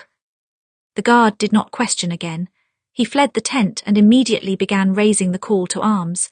The messenger stood, wide-eyed in the middle of the tent, wondering what his delivery had just caused. "Sansa Stark was right to send you here," Tywin said as he stood and armed himself, "and your lord will thank you before the night is done." Then he swiftly exited the tent. He needed his horse. Catelyn had learned how to carry herself through every emotion in the world. Grief, anger, fear. A woman had no choice but to learn how to contain such feelings and keep her head held high.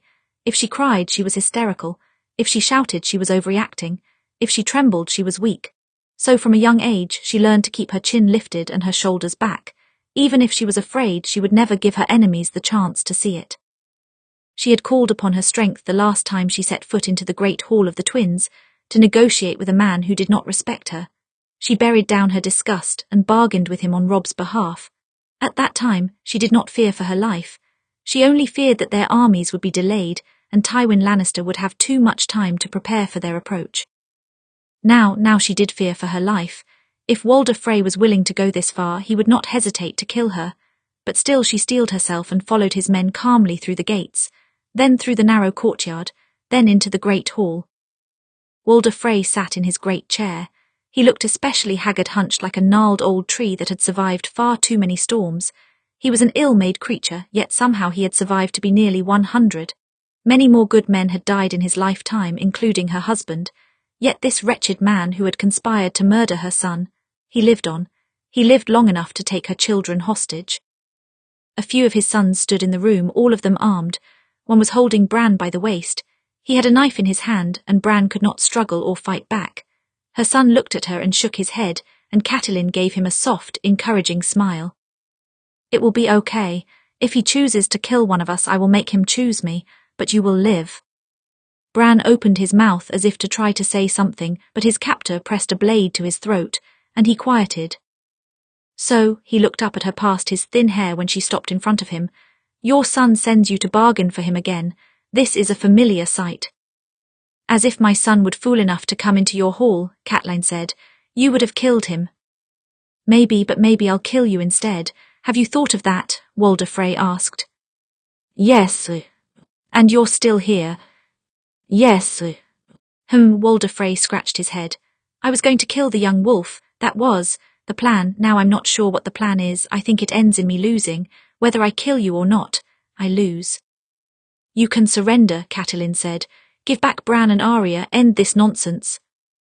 "I don't think that will end well for me either," Walder Frey said. "I'll lose my head at the least. Unless you plan to send me to the wall, don't think I'd like that." "You'll die, yes," Catelyn said. "And what do you care? Your life has been twice that of an ordinary man, 4 times that of some of the men you've sent to die for you. It's the least you can do for your family. Surrender and soften the blow." "Soften the blow of Tywin Lannister?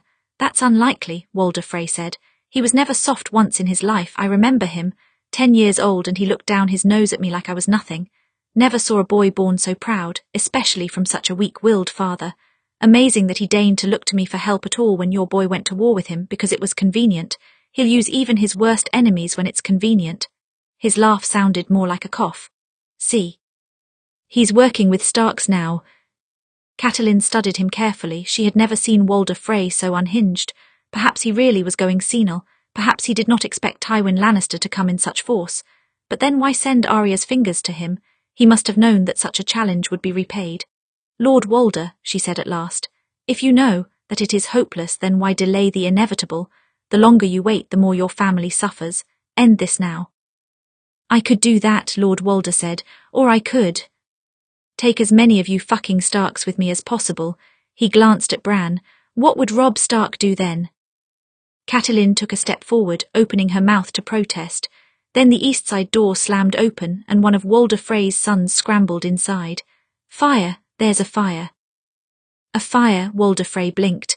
Well, what are you bothering me for? Put it out and be done with it. It hit our supply stores, the son said. I think it must be some sort of attack. We won't be able to keep up the siege. We're already losing, you fool. The supplies only delay it all. Walder looked to Catelyn again. Of course, it is an interesting thought.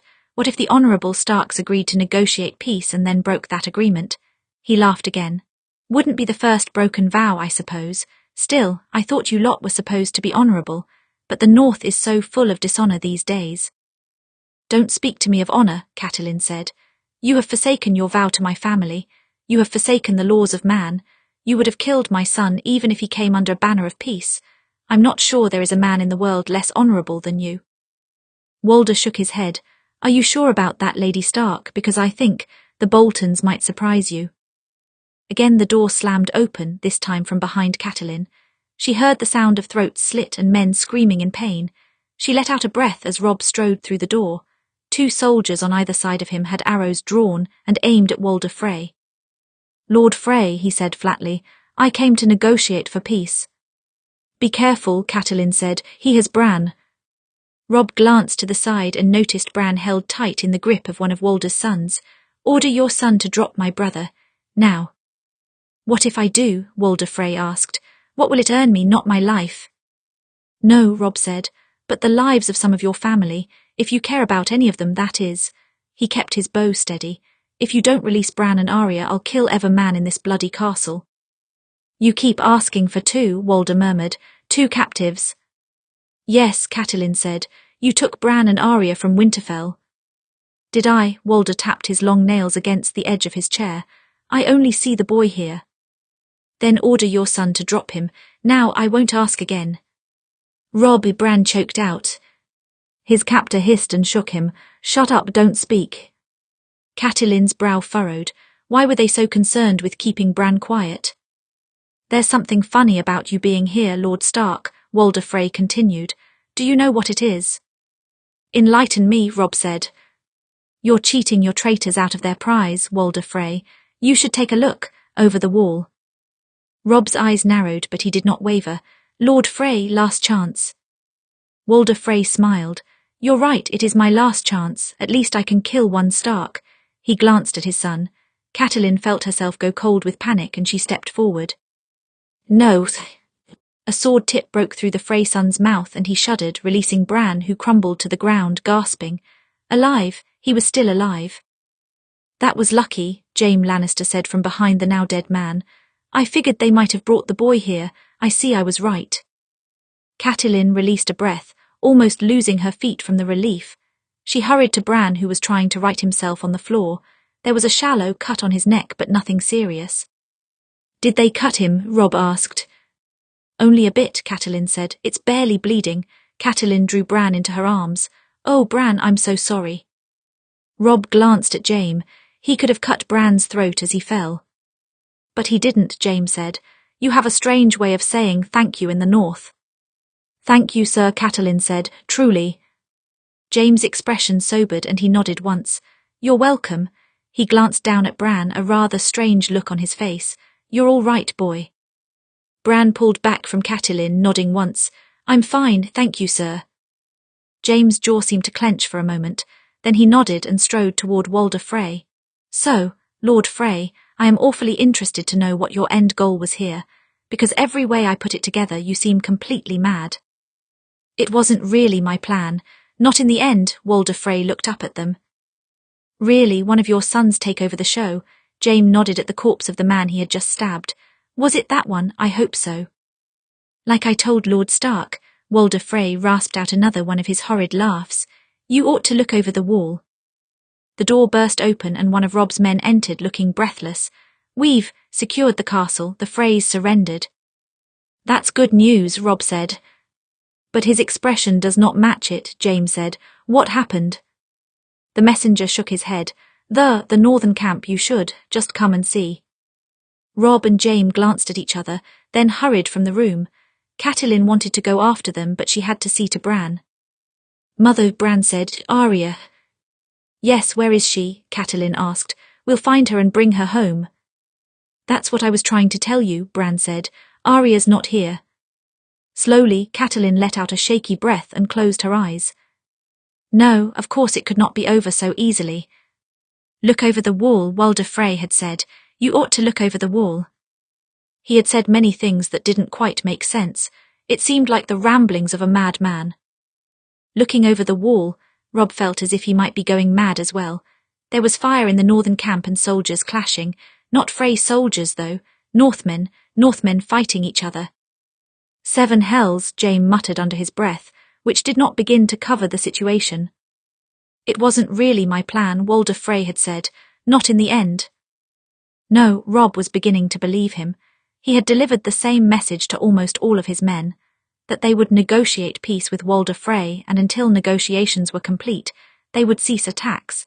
And in those moments of peace, the traitors had taken up their swords to slaughter those loyal to House Stark. From this distance he could make out the place where he kept his tent. It was burning and bodies were strewn about. They had meant for him to be there that night. They would have if he had not insisted on coming here. The thought left Robb frozen. But the moment was brief. There was no time to pause. He gripped his blade tight in his hand. Gather your men, Sir Jaime, and escort my mother and brother to the Lannister camp. And you? Jaime asked. Robb barred his teeth slightly as he replied, I'm going to handle the traitors. There were already so many northern dead when Robb arrived to the camp. His own men had taken an especially hard blow as they had tried to guard Robb's tent, now crumpled to ash. He swayed on the spot, his grip clenching on the hilt of his sword. Lord Stark. Robb turned to see Lord Glover stumbling toward him, a gash over his eye. Robb's men closed around him, but Robb held up his hand to keep them from attacking. Lord Glover, what happened? Good question, it happened so quickly, Glover said. Suddenly, there were Boltons attacking us, and some others, I think. In the dark, I couldn't tell. Came to find you as soon as I escaped. I was away during the beginning of the attack, rescuing Bran from the twins, Robb said. I'm sorry I did not tell you. We've suspected Walder Frey had spies in our camp. I couldn't take chances. Spies Maury like allies, Lord Glover said. The camp is in chaos, as if half of it suddenly turned on us. But we weren't prepared for an attack tonight, and it's too dark to see most of the culprits. That's why they attacked, Robb muttered. His head spun. Robb had suspected all along that the northern traitors might be connected to the Freys, and it was a good thing he had not told anyone of his plan. They attacked tonight because they thought they could surprise and kill him. Several of his men had suffered the consequences. Another soldier came coughing out of the smoke. Robb did not know which house this one belonged to.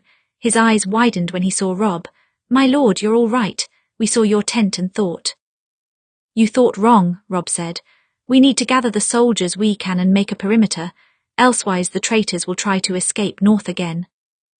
I'm not sure you'll be able to gather enough for a perimeter, Lord Glover said. Or organize our soldiers. We should try to capture as many of the traitors as we can and interrogate them for information. Robb nodded once. It was foolishness to try to rally his men in such chaos. He did not know who he could trust in this crowd anyway. We should make for the northern edge then, see who we can catch running. The men nodded and fell into step behind him. To his left and just behind him, Robb heard the scrape of a sword. He turned in time to see the newest soldier looking at him with cold eyes, preparing to strike. And he turned in time to see the man thrown to the ground by a massive wall of fur. Greywind was upon the man before he could even think of attacking, ripping through his throat. Blood stained his maw and fur. He had taken an arrow to the shoulder, but he was still standing, still fighting. At least he had one friend he could always trust. Seven hells, Lord Glover cursed. Robb swallowed hard as he turned away from the dead men. Stay in close, and if any of you try to betray me, you'll meet the same fate. They ran along the edge of camp with all haste toward the northern side. When they reached their destination, Robb saw that a few men had already begun to run. He watched them disappear through the tree line on horseback. If he had a horse, he might have chased them down himself. Orders, my lord, Lord Glover asked. He had rallied some of his own men on their way. Robb could only pray they were not traitors as well. Spread out evenly and catch who you can, Robb said. Find out what house they serve. Then he cut off at a sound, the sound of hoof beats. He turned to see a line of cavalry approaching, carrying the Lannister banners high above them. For a moment, Robb got an awful feeling that they were here to help the traitors and that all of this time Tywin Lannister had been playing him for a fool. But instead, they formed a barrier at the northern edge of the camp, lowering pikes to keep anyone from running. A few men skidded to the stop at the sight and backed quickly away. "Fuck me," Glover muttered. "A trap." "No," Robb said. "If they meant to kill us, they could cut through the camp right now and kill every northerner they see. Instead, they're just blocking everyone in, including the traitors." "Why?" Glover asked. "And how could they even know what's happening?" Robb did not have an answer to that question, but he imagined he'd get one soon as he saw Tywin Lannister riding toward him. "You've survived," he said. "I have," Robb said. "I noticed you had a problem in your camp," Tywin nodded at the line of cavalry. "This should give you a chance to handle it." It would. Already at the sight of the Lannister army, the fighting had begun to die as everyone realized that they weren't going anywhere. "It will," Robb said at last. "Lord Glover, will you assist me in calling my bannermen? We have a lot to discuss." In one of the only large tents left unburnt, Robb stood, facing his bannermen. None would admit readily to being traitors if he accused them. They would all insist it was someone else. They would say their men turned against them. They would accuse each other until the entire North fell apart. He trusted Lord Glover, at least, though tentatively. For all he knew, the man could be waiting to play his cards. "I hate this," he thought. "I hate not knowing." "It seems some of you conspired to kill me tonight," Robb said. "Since you failed, I can ask who's to blame."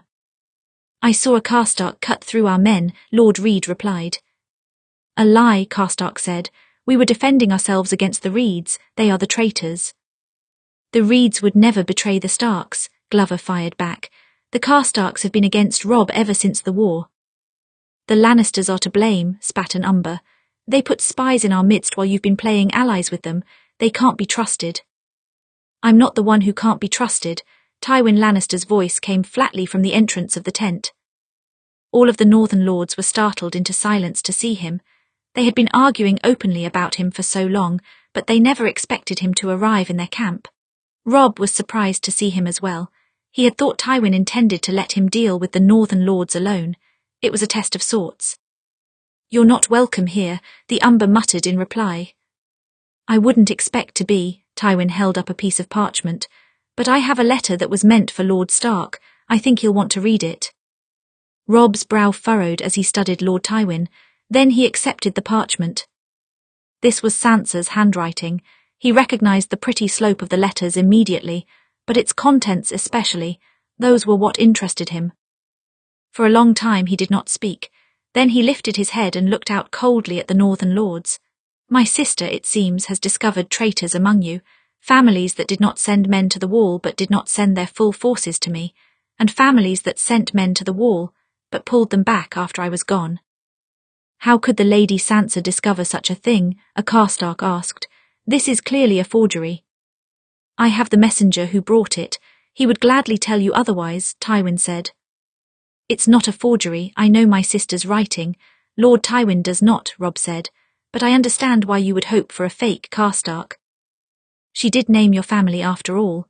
House Karstark, House Locke and House Rysewell, the Umbers who are not still at the wall. And the Boltons. You have all betrayed your liege lord and House Stark. You betrayed your countrymen, and for that you will be tried and executed." The effect on the room was palpable. The traitors saw themselves caught in a trap, and those loyal to Robb were overcome with fury. A few Karstarks tried to back away, but Glover blocked them and punched one hard in the face. Lord Rysewell protested. "You trust the word of one girl. This is madness." "I trust my sister more than you," Robb said. "Seize him. Any of you still loyal to House Stark, bind the traitors and guard them carefully.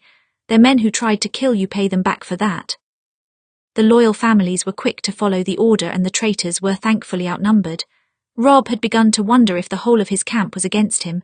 At least, that wasn't the case.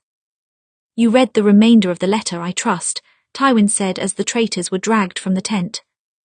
"Yes," Robb's hand clenched on the parchment, threatening to tear through it. "I did. I need to go north as soon as possible." Everything had clicked into place when he read the letter. The stupidity of Walder Frey sending Lord Tywin the fingers. The confusion when they asked the Frey men about Arya's location. They didn't know because they hadn't sent the fingers. They had been framed.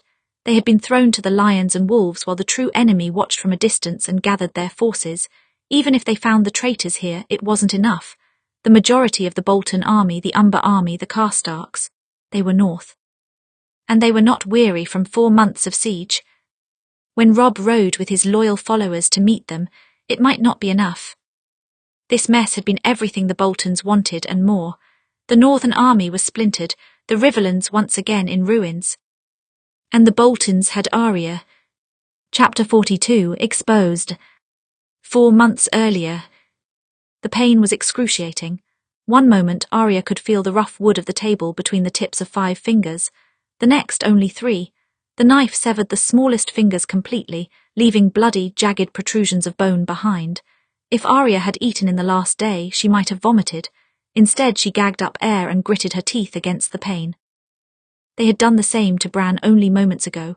Arya had fought against her captors as her brother pleaded for mercy. His scream hurt her almost as much as the knife had. "Mercy, I am showing you mercy," the bastard of Bolton snickered. "It's just the little fingers. You can write well enough your other 3, can't you?" He glanced at Arya. "Not sure well you'll be able to wield a knife, though." He had removed her fingers right after he said that. Arya refused to scream. She bit the inside of her cheek so hard it bled and tears burned at her eyes, but she did not scream. "I will not give him the satisfaction." He had liked that, the fact that she didn't cry out. His smile stretched wide as he knelt down to her eye level. "You are a little wolf, aren't you? You bare your teeth and snarl when you're in pain. What would it take to make you scream, I wonder?" She glared right back at him. Even as blood poured from her hand, there was some victory here. He did not know she was left-handed. No one ever went for her left side. Ramsay Bolton turned to some of his men. "I need 2 letters, one for the boys' fingers and one for the girls'. Then we'll make arrangements to send Bran Stark south to the frays." "I thought your father meant to keep the boy and hand over the girl," the man replied. "He did," Ramsay agreed, "but the situation has changed. It won't matter either way. Robb Stark will think that both of his siblings are at the twins." Arya met Bran's eyes, panic spreading through her. They meant to separate them. Arya could not protect her little brother if they were separated. What would Walder Frey do to him? It had been some time since Arya had felt so helpless, not since Lord Tywin first took her prisoner, and even then she knew that he would not harm her without a purpose. Ramsay Bolton was not Tywin Lannister. Already he had taken her fingers and he would take more if he got the chance. There was chaos in his smile and delight in his eyes when he caused pain, like Joffrey perhaps, but more measured, more intelligent than that. She feared him and she hated it. She wanted to tear his smile away with her teeth. She watched as he took her fingers from the table and dropped them into an envelope. Then he gave them to one of his men. "See that these are delivered, not by Raven. Ryder, I don't want these lost en route to their recipients." He snapped his fingers at another man. "And you take the boy and transport him south in a barrel. Make sure no one sees him, and make sure doesn't make a sound." Ramsay passed near Bran and ruffled his hair. "Take another finger if he screams." Arya struggled against her captor again. Damn them, she would kill them all. "Oh, and if you're caught en route, you say that Walder Frey sent you," Ramsay added. "If you mention the name Bolton, I'll kill everyone who has ever spoken to you." He wants to blame Frey for this, Arya thought. The Freys may be working with them, but the Boltons owe them no loyalty. What is his play here? She didn't know. She could not begin to know what he had planned, but she was beginning to see his motives. He had showed support of Jon's plan so that the Northern army would be divided. She doubted they intended to go to the wall, or if they did it would not be for very long. They only wanted to make sure loyal houses sent their soldiers away. Robb was in danger. Her whole family was in danger and she was stuck here, another hostage. She was short on weapons and 2 of her fingers and she couldn't do a damn thing. The man charged with delivering Bran to the Freys began to pick him up and carry him away. Bran could do nothing to fight back but squirm weakly. Arya gritted her teeth together. The man behind her had stopped pushing so hard on her back, and his foot. She jammed her heel back onto his toe before throwing herself to the side. She slipped from beneath the man's grasp and hit the ground rolling. Then she ran for Bran. He moved in front of Arya before she could reach her brother. Ramsay. He slid into her path, a shadow with a freshly cleaned knife. Arya hissed and sidestepped just in time to avoid his blade. It sliced so close, she was sure he'd cut off a strand of her hair. "You do have good reflexes," Ramsay cooed. His voice sent a shiver of revulsion through her. "Good instincts, not just a wolf in name, are you?" "Arya," Bran called out to her as the door to the hall began to close. Arya looked past Ramsay for a split second, trying to get a glimpse of her brother again, wanting to reassure him that things would be okay. "Don't ignore me." Arya ducked narrowly as Ramsay's blade cut a wide arc just above her head. She took a deep breath and found her footing again, retreating quickly from his attacks. But he was quick too. He kept advancing on her with his blade, stabbing and slashing in quick succession. Each time she only narrowly dodged, but he was driving her backward and she did not have a weapon. Not to mention her hand was throbbing with pain and the blood loss was beginning to make her dizzy. "Fuck, I can't keep this up for long." His knife whistled past her right shoulder. I can't see straight." Her back hit a wall and Ramsay's grinned. "Bad luck, little wolf." Her eyes widened as he flipped the blade in his hand. "I'm going to die." "Ramsay." The Bolton bastard's blade buried itself in the wall right next to Arya's face. If she only turned slightly to the side, she could see her reflection there. But she did not turn. She glared straight ahead into Ramsay Bolton's eyes. He grinned at her, then slowly withdrew. "Yes, father." Arya glanced to the side to see Roose Bolton had entered the room, looking rather irritated. She could see the resemblance between the father and son. Roose Bolton carried himself with an air of dignity and calm, but his eyes still spoke of cruelty. He had just learned to control it. Rams let his malice spill out from his smile and eyes like an overflowing cup. "I am in a very dangerous place," Arya thought. "I saw you decided to send Bran Stark to Walder Frey instead of Arya. Why is that?" "I don't think Walder Frey can handle much more than a crippled hostage," Ramsay said. "This one has more bite than her little brother. Lord Walder won't be able to keep her caged properly." Arya gritted her teeth together. Ramsay had only been toying with her, testing her skills, and now he had a good idea of what she could do. Now that he knew she was dangerous, her element of surprise was lost. Fuck, this was bad. "Whether he can keep her caged isn't my worry," Roose said. "Do you want Tywin Lannister turning his eyes on us, truly?" "It won't be a problem," Ramsay said. "He'll be focused on the Freys long before he realizes that we have Arya. I've already sent the letters ahead. As far as he knows, Walder Frey has 2 hostages and we have none at all." "Yes, and when he inevitably breaks the twins, he will realize the truth," Roose said. "That was the purpose of sending Arya Stark to the Freys. With his ward back in hand, Lord Tywin would have little reason to help the Starks deal with us. Do you really think I want to invoke the full wrath of the Lannisters and the Starks combined? Are you a complete fool?" Ramsay almost seemed to flinch at these words, and the hate burned brighter in his eyes. "Tywin Lannister will find out that we worked with the Freys, and that we helped to capture his ward. You say that she has his favour, then she's the best hostage we can have. If Tywin Lannister rides north, we need someone he actually likes at the knife point. Besides, he can't like her all that much. A man of his reputation." "That's a dangerous gamble, Ramsay." "Dangerous gambles win wars," Ramsay retorted. "We can afford to be reckless. Besides, especially with that lucky problem at the wall coming to sweep away half of the northern soldiers, they'll be weak." "You assume your opponent's weakness. It weakens you in the process. It would do you well to be afraid of someone every once and a while," Roose said coldly. "No matter, we'll keep the girl, but you won't take any more of her fingers. We need her unharmed for when the armies come marching for us." Arya's left hand clenched into a fist as Ramsay looked back at her. "Seems you get to stay with us, little wolf." "Burn in hell," Arya replied. Ramsay laughed. "She doesn't speak like a lady, does she? Or fight like one, like I said. She's much more like an animal than a girl." "And you're more like a rabid dog than a man," Roose said.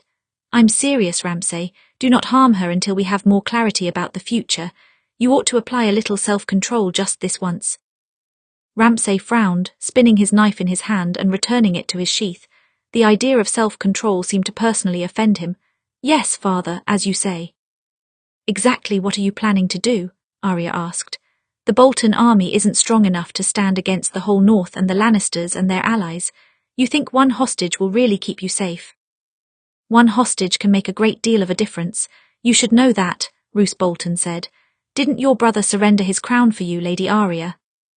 Arya swallowed a lump in her throat. "Yes, he had." "Besides, it won't be the whole North," Roose said. "Half of the North has gone to the wall to defend against the wildlings. Ramsay and your bastard brother did quite a good job of convincing them. And the other half of the North will leave to deal with the Freys in a few days' time. They'll wear themselves out at the siege and give us time to prepare here. Then they will lose most of their men there when the Umbers, Risuels, Locks and the Karstarks turn against your brother, when the moment is right. If we're lucky, Robb Stark will die before he ever returns north. Arya felt her blood turn to ice. 7 hells, this wasn't some stupid gambit for the north, this was a carefully planned strategy, and it wasn't just the Boltons who had turned against her brother, the Karstarks who had lost their patriarch to Robb's blade years ago during the war, and the Umbers, one of the largest house in the north, who had been furious when Robb bent the knee. They planned to take control of the north themselves, and Robb would have his eyes squarely fixed on the phrase. Why, she asked at last, you fought with my father, the Boltons have served the Starks for 1,000 years, why do you turn against us now? Because your brother is weak. He broke a vow for a love marriage and he bent the knee to the south for the life of a little girl, Roose Bolton said. The north needs strong leadership. And if you've read any book about the north at all, you'll know the Boltons have a long history of fighting the Starks, Ramsay said, packing toward the windows on the right side of the hall. Light was filtering through the windows, reflecting off the blade of his knife. Was it sunrise or sunset? Arya could not tell. The Red Kings of old would be quite happy with us. But my father, Arya started.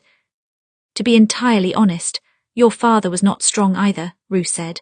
I've been thinking for some time that perhaps the Starks do not deserve to be wardens of the north. House Bolton is just as ancient a family. There's no real reason that the Boltons should not take power again in the face of Stark weakness. My brother is not weak, Arya muttered. He is stronger than both of you combined, and my family will rip yours apart. A very scary thought, Ramsay grinned. But disassembling enemies is really more a Bolton specialty, little wolf. Really, have you seen what wolves do to dogs? Arya asked through gritted teeth. Ramsay's eyes narrowed, and his grip seemed to tighten on his knife again. How she wished she had a knife of her own. The Starks would already be destroyed if Lord Tywin did not find you, Roose said before Ramsay could make a retort. You've only delayed the inevitable. What are you talking about? Arya's eyes narrowed. If Tywin Lannister hadn't used you to force peace, he would have ended the war some other way, Roose said. He was writing to us, and to the phrase. Lord Walder planned to host a wedding at the Twins and offer his support to Robb. Then, with your brother's mind at ease, we would have killed him and all of his men. Lord Tywin promised us the north and the Riverlands for our efforts. A wedding, Arya almost whispered the words. To kill someone in such a manner went against every single law of the gods. But of course, Lord Tywin had never cared much about that. She remembered, years ago, he had mentioned he had another way to end this war. He told her about it in his tent a few days before he dangled her in front of Robb. You may be the difference between your brother choosing the right path or the wrong one. I promise you, if he rejects my offer, he and your mother will die. It won't be clean, it won't be honourable, but it will end the war, and that's all I care about right now. Of course, Robb had accepted the terms of surrender, and in doing so Tywin had cast aside the Boltons and the Freys, pawns he no longer needed, but the pawns had not gone away. This was not a game of Cyvasse after all. Instead, the fallen pieces plotted with each other and decided to make themselves into kings. Not that it matters now, Roose Bolton said. That path is lost, but the Boltons will have the north again with or without the Lannisters' help. And you'll help us to get it. He regarded her with a stony expression. You should be accustomed to this by now, being used to win wars. Arya's lip curled. She wanted to lunge at him, but she was unarmed and she could barely keep her feet because of the lost blood. This was not the time to fight, not the time to play the few remaining cards she had. She'd already revealed her speed and reflexes to Ramsay. She could not reveal anything else. Roose Bolton snapped his fingers at 2 guards standing at the edge of the room.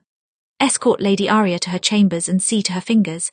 Make sure the room is stripped of all possible weapons and post 2 guards at the door at all times.